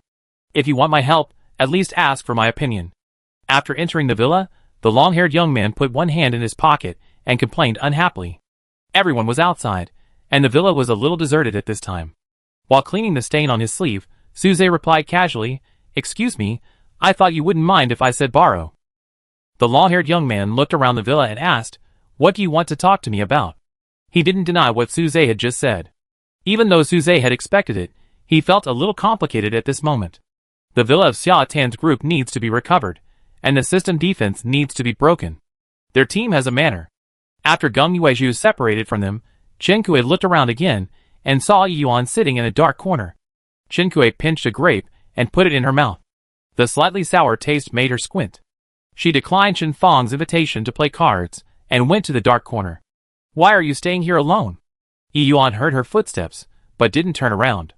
He looked up at Chen Kui after hearing the familiar voice. Yuan sighed softly. It's okay, I was just thinking about what I can do as a career after leaving the game. Chen Kui, Doctors are popular everywhere, right? Even if I open a clinic or something, I can easily support myself. Her expression revealed genuine confusion. Why do you look so troubled? Yuan, doctors are not needed in the fortress for the time being, except for psychologists. Chen Kui thought for a while, and suddenly realized, Yuan has been too idle recently, so he has time to think about life. She waved her hoe. Would you like to come to my manor to help? Your clinic is temporarily suspended as a sideline. It's not that she wants to poach people to farm for her. Well, she is indeed short of manpower, but the more important purpose is to let Yuan relax. It won't be long before Yuan and Yin Yuan are busy all the time. Before that, she can use the extra energy to dig the soil and grow vegetables for her. Yuan thought about it seriously and nodded in agreement. That's fine. Chen Kui stretched out her hand and shook his, smiling with shining white teeth. Very good, come and farm with me, young man. After bringing back a doctor, Chen Kui happily got up and went to the barbecue area. She smelled. Hey, is that Yin Yuan? Chen Fong had sharp eyes and saw an acquaintance. Chen Kui looked in the direction of her sight and saw Yin Yuan, who was outstandingly white in the crowd.